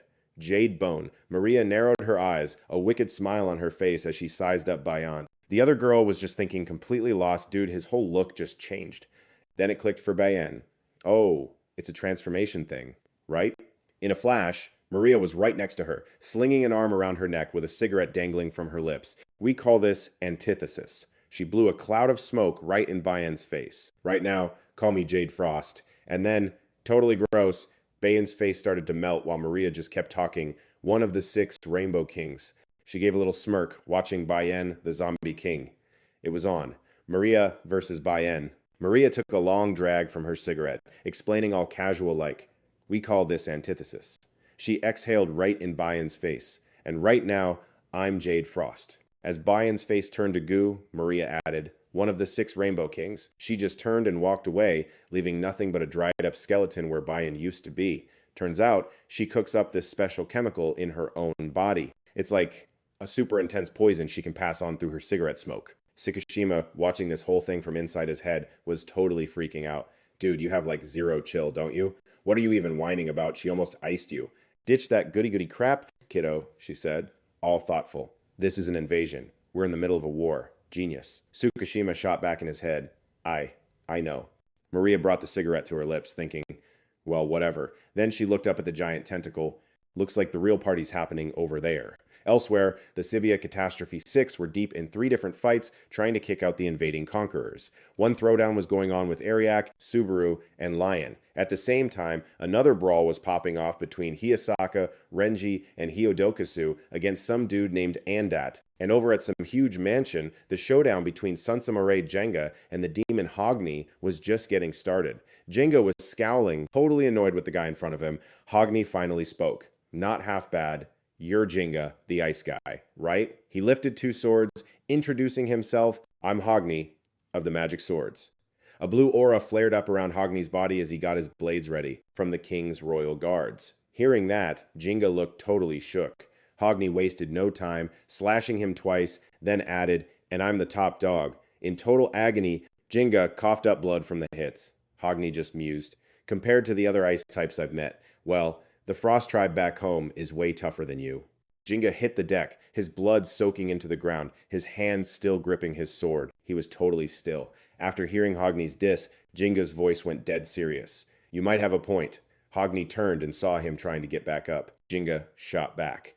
So what if I'm the weakest one on Subaru's crew? He kept going, I was the last one to join and I don't even have a counterpart. But Hogni was just thinking, with those gashes, he should be a goner. For real. Tiny bits of ice started to drift down. Jenga lifted a hand to wipe his mouth, completely ignoring the gash on his chest as the little ice shards kept falling. Hogni sighed and got back into a fighting stance. He must have used ice to shield himself. Seriously, doesn't he ever get tired of that one trick? He thought, trying to figure out his next move. I just gotta hit him with that move one more time. But then, something clicked. Little snowflakes started falling, and pretty soon it was a full-on blizzard. He thought, snow? Jenga declared, his voice solid. I'm going to get strong, he went on. I don't give a crap about my rank or some powerless host. Jenga remembered what Axon told him on that snowy mountain. Jenga, since you still haven't nailed down your ultimate move yet, this is the perfect chance to push yourself. He thought back on that. Axon's voice had been firm. Walk through that gate and win this thing with just one ultimate technique. Back in the now, Jenga lifted his hand, his face dead serious. 6th ultimate technique. No flash mort. Over where Hogni was, he was suddenly getting swarmed by blue snowflakes. Perennios. The blue flakes multiplied like crazy, sticking to Hogni like they were trying to swallow him whole and just crush him. So, Mr. Hotshot G figured out the snow was like insta-freezing everything it touched. Jenga's eyes totally lit up watching Hogni get pummeled by the blue slush. Then the stuff started turning him into a human popsicle, which, made Hogni totally freak out, gritting his teeth. He's thinking, what is this vibe? Is my power, like my actual soul, getting deleted? Oh, right. This has to be that lame curse Endocker was whining about. But wait, Isn't Ariak Subaru the only dude who's supposed to have this cheat code? Jinga just gives him this Killer Frost look, with blue snowflakes swirling all dramatically, and goes, "The me of today can totally wreck powerful losers with my own strength. And I'd rather the suits didn't find out, you know?" But then he sticks his hand out to make a weapon. Forge skill, Sophia. Hakshni, who's still doing a sad little dance to dodge the snow, peeks over at Jinga just as this massive blue aura explodes around him. Jinga lowers the spear and aims it right at the guy, and says all serious, "I'm about to use the power of my fam. Bruh Havlin." Stuck in the blue gunk, Hakni starts screaming like a baby, reaching out and stammering, "Please!" Sweating bullets. He's like, "No, dude, wait, don't." But Jinga was like so not listening, and got ready to yeet the spear at him. He winds up and just launches it full force at Hakshni. The spear flies true and bam, shish kebab. Then a bunch of spiky blue ice shoots up from where Hakni was standing. Then Jinga just randomly says, "I'm a protector." He's standing in front of this giant ice cube with Hakni frozen inside and adds, "You are so gonna regret trying to crash our party. Osuni Mori Jinga versus Hakshni, game over." Jinga's just chilling, thinking, so Hiroshaka-san and the crew already took out Endocker. Sweet. He thinks to himself, aye, and then suddenly whips his head around to look behind him, back at that ridiculously huge try-hard skyscraper. Shibuya Suda, 6th floor. The throwdown between Ariak Subaru and the Conqueror, Leanne, was going down. Leanne's staring down below, all deep in thought, gripping some iron bar. He's like, okay, I get it now.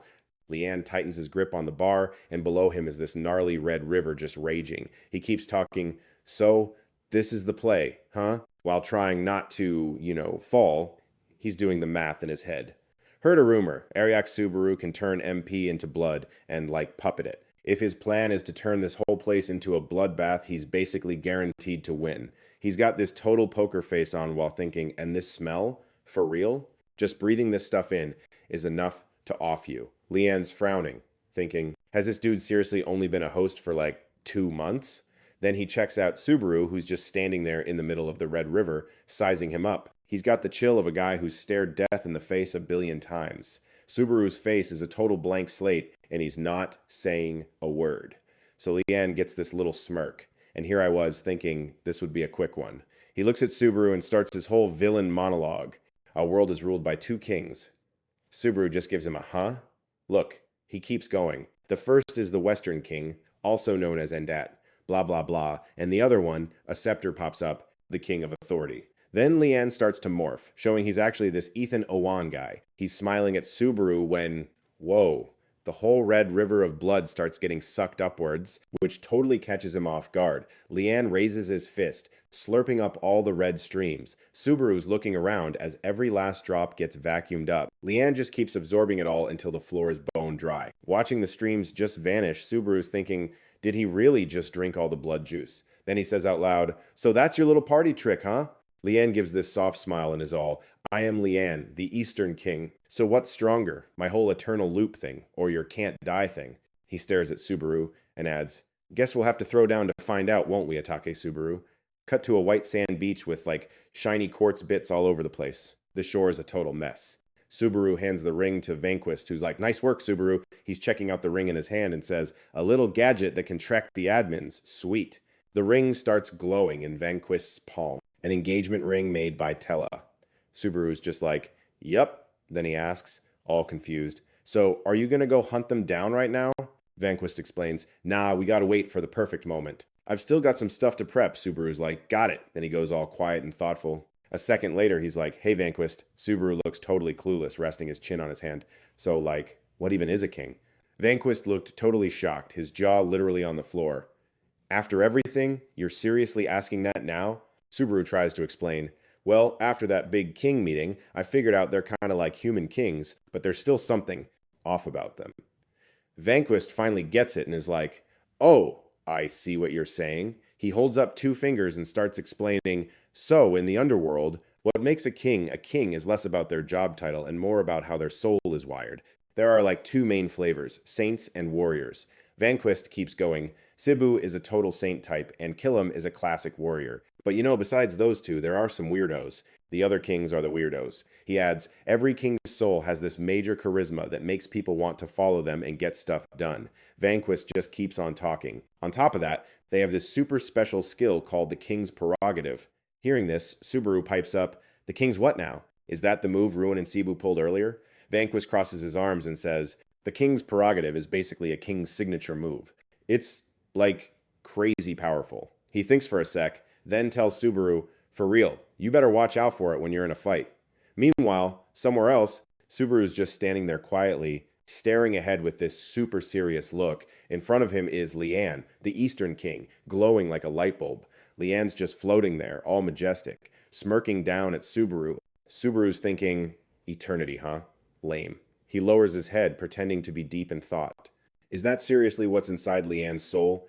Lian raises his hand like he's thinking real hard. He grabs the red energy and goes, "So, this is supposed to be a curse, right?" Subaru's eyes get huge as he stares at Lian. He zips towards Subaru super fast, then just decks him in the gut, sending him flying. He gets slammed hard into the wall by Lian's attack. Subaru's gritting his teeth, squeezing one eye shut and totally wincing in pain, thinking, this jerk is literally trying to punch my soul through my body. He looks over, totally floored. No freaking way. Like he's reading his mind, the guy speaks up.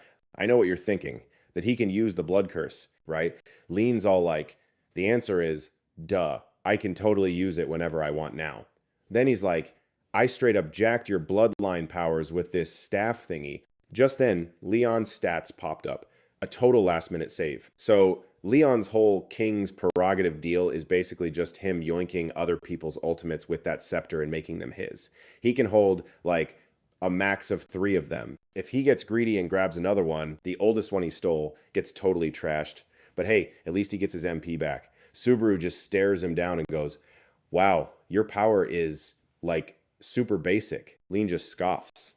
"Yeah, well, letting you bite it without a clue would just be tragic, wouldn't it?" Subaru looks down, totally bummed, and is just like, "Got it." Seeing how much of a jerk Leon was being, any thought Subaru had of letting this slide just went up in smoke. Turns out that whole blood curse thing flooding every floor was just a setup. The real play was it seeping out through the vents, all to block out the sunday. Subaru's hair starts turning white and his eyes go red. He's like, "Guess if we're doing this, I gotta show you my cool party trick too. Releasing those who walk under the sun," he says. I mean, getting wrecked without knowing why is a total buzzkill, am I right? Lean just gives him this smug little smile. Meanwhile, across town, Hiroshaka, Renji, and Hyodu Kotetsu were throwing down with this Endocker chick. Endocker's head is bleeding, and she's just standing there in a mob of monsters like, so this is Hiroshaka Renji's all-out attack. Up on some skyscraper, there was this massive monster. She's thinking, no way he actually one-shotted my best summon. Endocker grabs her left arm and is all, not bad. But then she just yells at the two of them. "Is that seriously all you got?" Hiroshaka drops to one knee, clutching his chest, his face covered in these nasty black marks. Kotetsu, who's got the same marks on his hand, is like, "Oh, I get it now. His face is all messed up too. He realizes it's poison." Endocker just stares at him, totally confused why he's still on his feet. Hyodoto Kotetsu, "Kinda shocked you're not on the floor yet." She keeps staring at him, adding, "But don't worry, soon you won't be able to lift a single finger. You're totally soaked in hydra poison from that thing I summoned earlier." Endocker's like, "This fight was mine from the start." Kotetsu scowls at her, thinking, asterisk? She used her biggest move as a distraction? This chick is sneaky, asterisk. He looks down at his hand, and now Kotetsu's fingers are literally falling off one by one. He's deep in thought, like, okay, how do I get out of this mess? Then, out of nowhere, a voice yells, "Hold up a sec," and Endocker's eyes go wide. Hearing that voice, both of them snap their heads around. Total shock. All 3 of them are staring at this Maria chick who's just chilling with a cigarette and calls out, "Hiroshaka, right?" she says. "You seriously need to focus." "If I wasn't here." Maria remembers yanking Mei and Kanoa by the collar to drag them out of the fight. Then she zipped over to Sayaka and pulled her away too. Maria basically had to rescue everyone from the chaos. She says, "Your awesome friends would all be taking a dirt nap right now, just saying." Hiroshaka actually smirks at her, even though the poison is wrecking him. "You gotta be Sakashima's other half. Right before I went all out, I saw you cruising over here." He remembers seeing Maria just casually strolling through the air, totally unfazed by the fight. Maria takes a drag from her cigarette and says, "So, you decided to bet on me." She blows out some smoke and is like, So scary. A trail of blue smoke floats over to a totally shocked Hiroshaka. It was the Jade Dew gem. He's freaking out as the poison just starts to fade away. And watching this happen, Endocker can't help but get a little ticked off. As the poison drains out, Hiroshaka yells, "Whoa! I feel like a million times lighter." Then, bam! Endocker lunges at him before he can even blink. She made up her mind. Her eyes were basically screaming murder, locked right on Hiroshaka. Asterisk. Gotta take out Hiroshaka Renji before he gets his mojo back. Asterisk. Then, an arm just shoots out of nowhere. I mean, you can't blame her for trying given the circumstances. That arm flies right at Endocker. Tetsu, without even hesitating, shoves his hand straight into her stomach. But, looking at how things turned out, that was probably a bad call. Mokurius, the god-tier thief. His face was totally blank as blood goes flying from Endocker. Hiroshaka is just staring, completely stunned, as Tetsu casually pulls his bloody hand out of her gut. The other guys watching the main fight were also just shook. Jaws on the floor. Endocker is on the ground, totally bleeding out, and she just asks with this look of complete disbelief, "Why?" She looks at Tetsu, all confused, and says, "You could have saved me, you know." Tetsu just holds up his hand, which only has 2 fingers left, and explains, "My ultimate, Pantheon, lets me tap into the whole Greek and Roman god squad." He summons Asclepius with his hand and keeps going, and that includes the god of medicine, Asclepius. Tetsu rubs his hands together and adds, "I was going to ice you the second you slipped up. I've got, like, a million ways to make sure you're done for." Lying there, Endocker just gives him this weak little smile, her eyes all tired. "You've always been like this, haven't you?" She looks down, all sad, and thinks to herself, asterisk, "Life really doesn't pull its punches. Huh?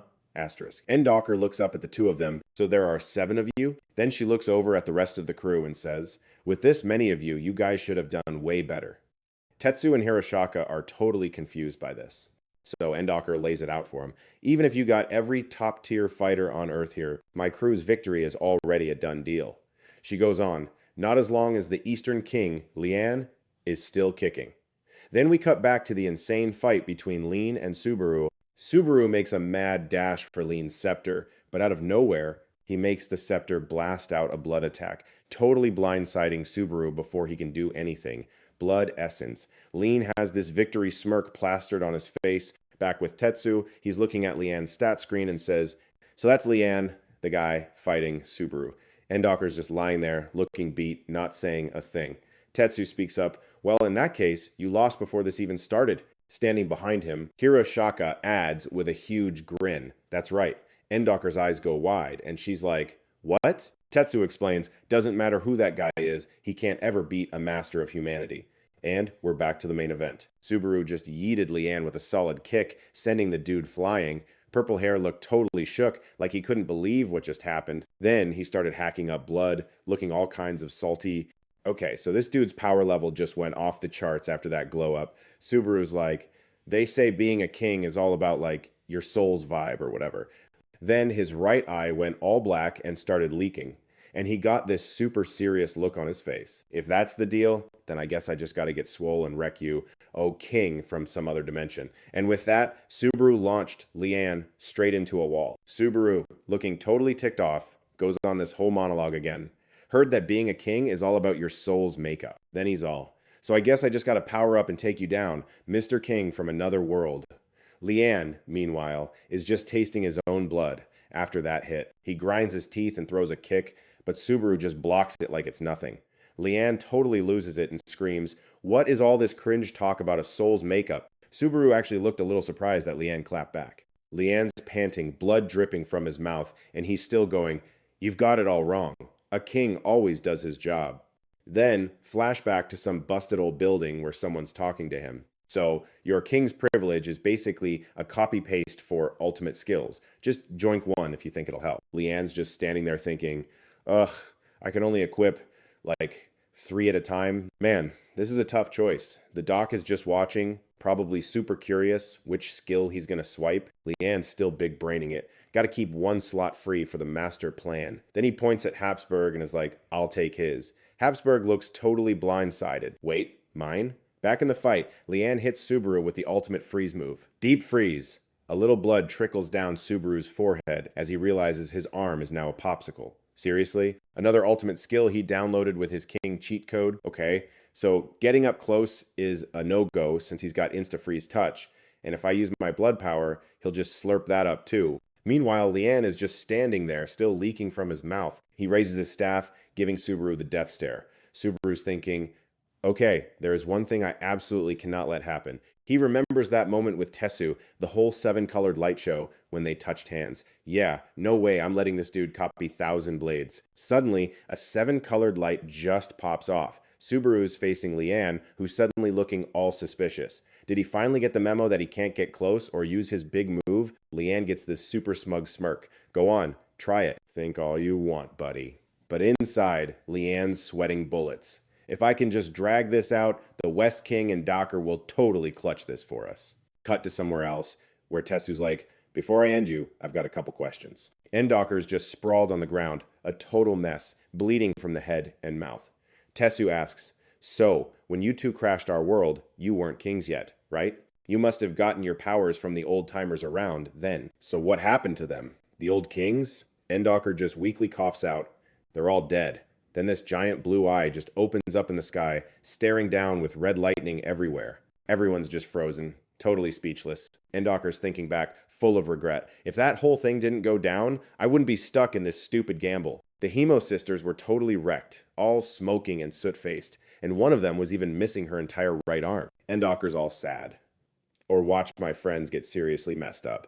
Tessu just stands there, letting her spill her guts. Then Endocker asks Tessu, you for real want to know? Tessu doesn't say a word. The peanut gallery in the back finally catches on and starts yelling at Tessu. She's just stalling. She's totally up to something. Just finish her already. Tessu just swings her arm, all glowing with red energy, and is like, yeah, I guess. The beat-up, bloody Endocker looks up at the hand coming down and thinks, this feels like some final judgment or something. But psych, my health is already coming back.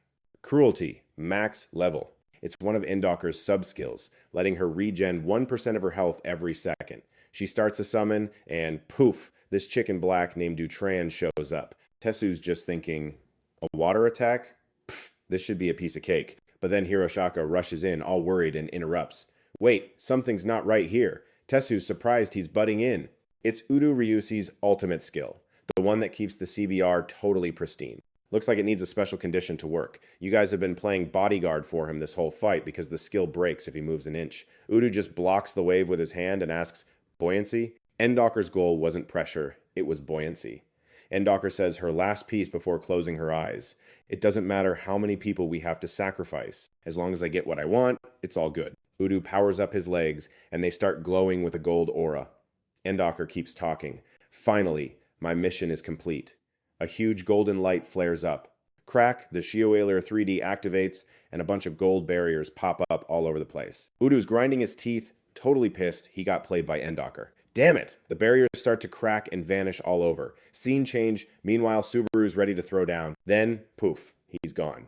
Lian is totally caught off guard. Subaru teleports right behind him, sword already in the air. Lian senses the danger and whips around just as the sword is coming down, but he's way too slow. Subaru's blade slices right into Lian's shoulder. Spitting blood, Lian thinks. Teleportation? Endocker's report said nothing about this. Subaru just stares at him, completely deadpan. Lian can't believe it. For real? He leveled up this much, this fast? Then his eyes go dark. But it looks like he still finished his job right on the buzzer. The barriers around Lian's spot disappear too. Subaru looks on, super confused as the barrier shatters and everyone unfreezes. They all just go back to what they were doing mid-fight. One by one, all the barriers break everywhere, not a single one left. Just when it seemed like things were going back to normal, a scream makes everyone jump. Two girls look up, totally shocked. Subaru grinds his teeth, furious. Once everyone could move again, they all started freaking out when they saw the insane fight happening between the two powerhouses. Some dude in an orange shirt yelled, "Whoa, what's going on? Is that a fight?" Another guy, a blonde, was like, "Nah." And the guy in the gray shirt shot back. It's a throwdown between two god-tier masters. A man was just booking it, screaming at everyone, "Run for your lives." Seeing that, Subaru started bugging out, sweat pouring down his face, and yelled, "Oh, crap. Was Yudio's ultimate skill cancelled?" Lean just smirked, held up his royal scepter and was all, Right now, this ultimate skill is about to mess with every single human here. See, Lian's scepter can hold like 3 ultimate skills at once, max. Right now, it's got Aryak Subaru's Blood Origin and Hofwind's Polar Ice. The last one is a secret weapon with some seriously strict rules to use, but it's guaranteed to flip the script for the invaders. It's a technique that can literally pull divine masters from their own dimensions, but it runs on human souls. An ultimate skill that causes endless death, but also brings people back the king's prerogative that Lean inherited from the last king. In that instant, Lean unleashed the disaster class ultimate skill, Catastrophe. Subaru and Aryak Tiger were in the middle of a serious brawl. Aryak Subaru had leveled up like crazy since his last fight with Aryak Tiga. After that battle, Subaru came back totally buffed, with his hair all white and his eyes glowing a fierce red. Leon, clutching his scepter, was a mess and coughing up blood. He totally underestimated Subaru's power, but hey, thanks to that, the conditions to activate Catastrophe were finally met. And speaking of Catastrophe, it's an ultimate skill that literally vacuums up all human souls within a 1-kilometer radius to summon allied divine masters from any dimension. Lean's whole plan was to sacrifice millions of CBR citizens to bring in the big guns from their homeworlds. There are 3 conditions you gotta hit to pull this off. You need more than 10 allies within a 1-kilometer radius. The Divine Master's MP has to be at 100%, and their health has to be below 5%. And guess what? He hit every single one. The first condition was a gimme from the start. The second one was easy. He just deleted Polar Ice from his scepter's storage, which instantly refilled his MP. That's a neat little side effect of Lean's King's prerogative. As Subaru was just wailing on Lian, the third condition, getting the Divine Master's health below 5%, was taken care of by that beatdown. Lean held the scepter, thinking of his respected predecessor, King Brigitte. It was finally time for him to use Brigitte's King's prerogative.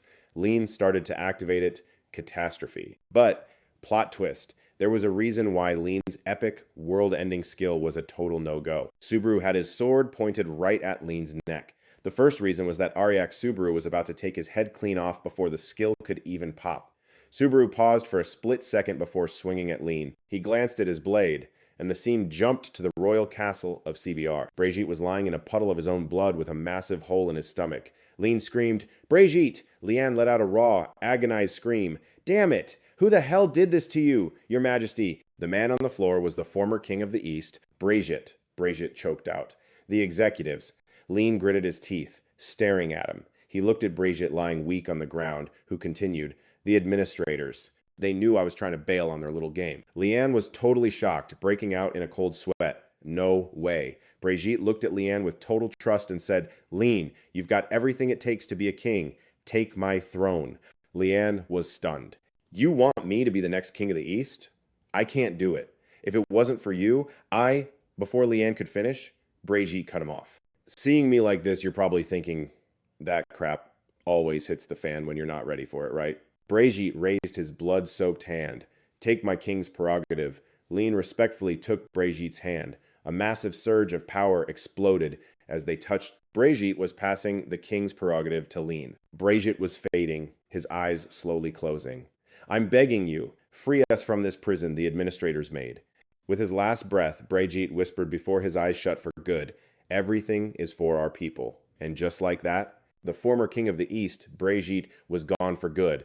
Tears streamed down Lean's face as he clutched Brigitte's hand, crying out in pain, "Brigitte!" Light from outside streamed into the castle as Lian knelt silently by Brigitte's body. Just then, someone else walked up. Guess I didn't make it in time. Lian looked at her, his face a mess of emotions, and asked Endahir, "What are you doing here?" Endahir replied, "Because I'm the next king of the West." She looked down at Brigitte. Brigitte's death was brutal. His body was covered in wounds, his face stained red with blood. Endahir couldn't hide her rage, gritting her teeth as she said, "Lean, should we team up?" Endahir's eyes lit up as she looked at Lian and kept going. "I found a world that hasn't been completely trashed yet. Let's go and take it over." Lian looked at Endahir, totally exhausted. "You want to go save the world?" Endahir shot back, "Yes, it's for our people." Back in the present, Lean's domain was still up, right under the blade of Aryak Subaru. Subaru swung his sword straight at Lean, way faster than his ultimate move could even start. In the moment before the blade made contact, Lean was still thinking about his people, and Subaru's eyes wavered.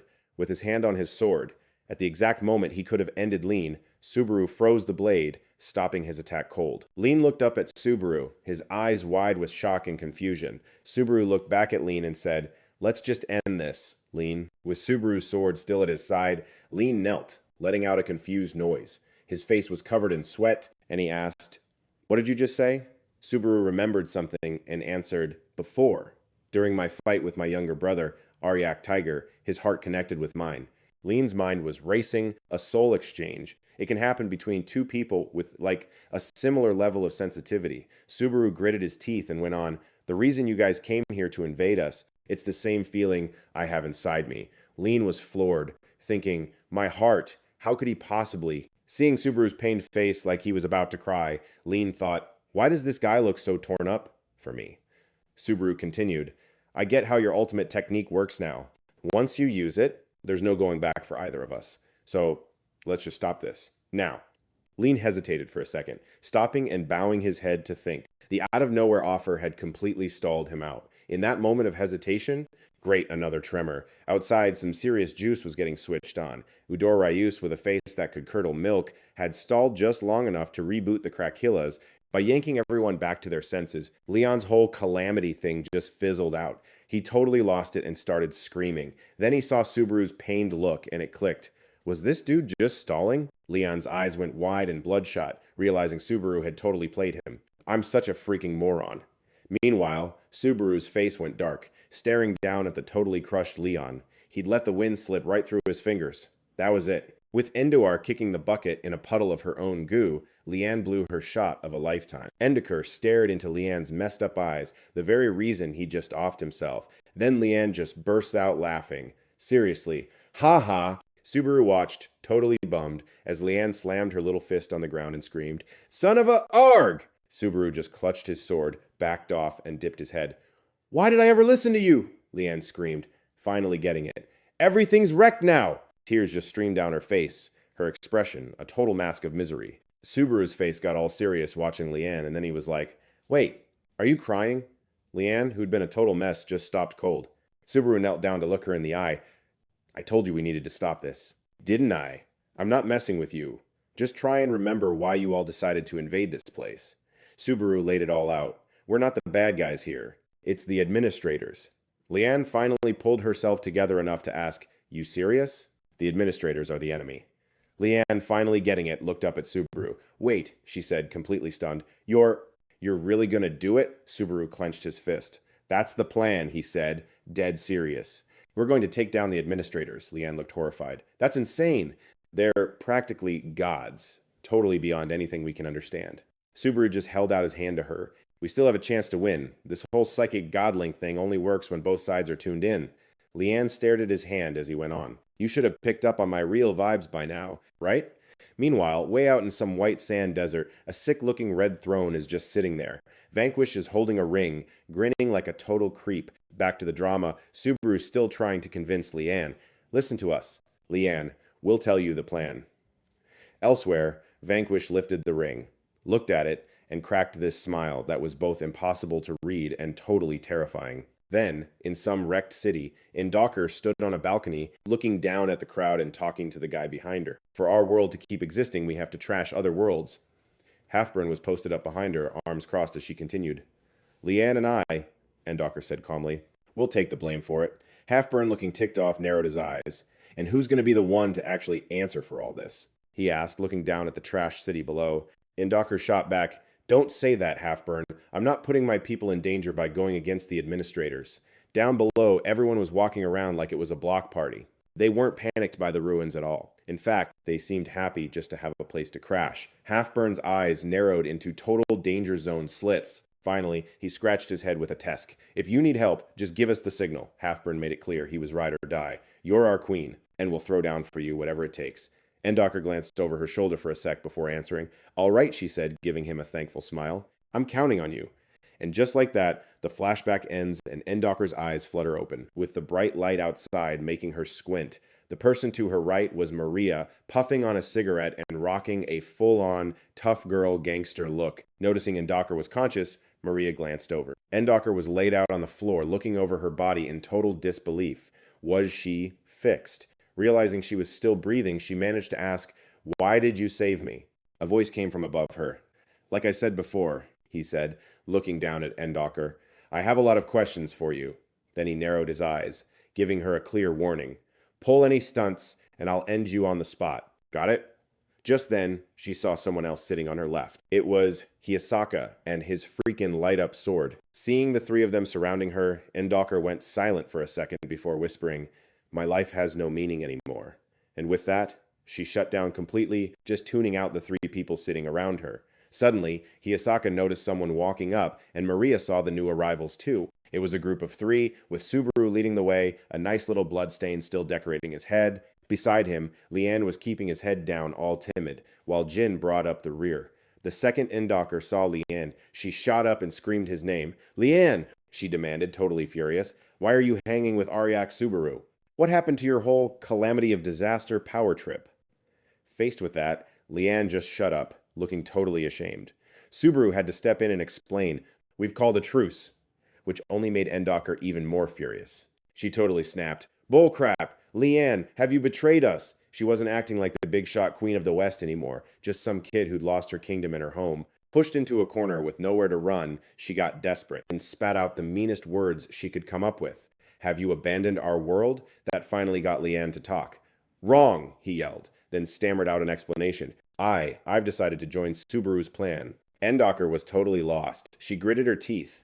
A plan? Beside them, Maria, who'd been smoking, started breathing out this bluish smoke.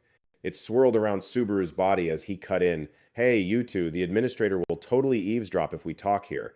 With that, he pulled out a red key and suggested, "Let's go talk somewhere with less surveillance." Subaru led Leanne and Endocker through the red door. They popped out in a white sand desert littered with red crystals, and there it was, a single red throne, pretty much screaming, "I'm a big deal." Vanquish was lounging on it, rainbow energy pulsing around him, chin in his hand like he'd been expecting them. "Welcome, kings from other worlds." The insane amount of power just radiating off Vanquish had Leanne and Endocker totally intimidated and on edge. Not one for small talk, Vanquish flashed a wicked grin and got right down to business. "Alright, listen up, losers. Today's lesson is how to wreck the admins. And no, I'm not taking questions from the peanut gallery.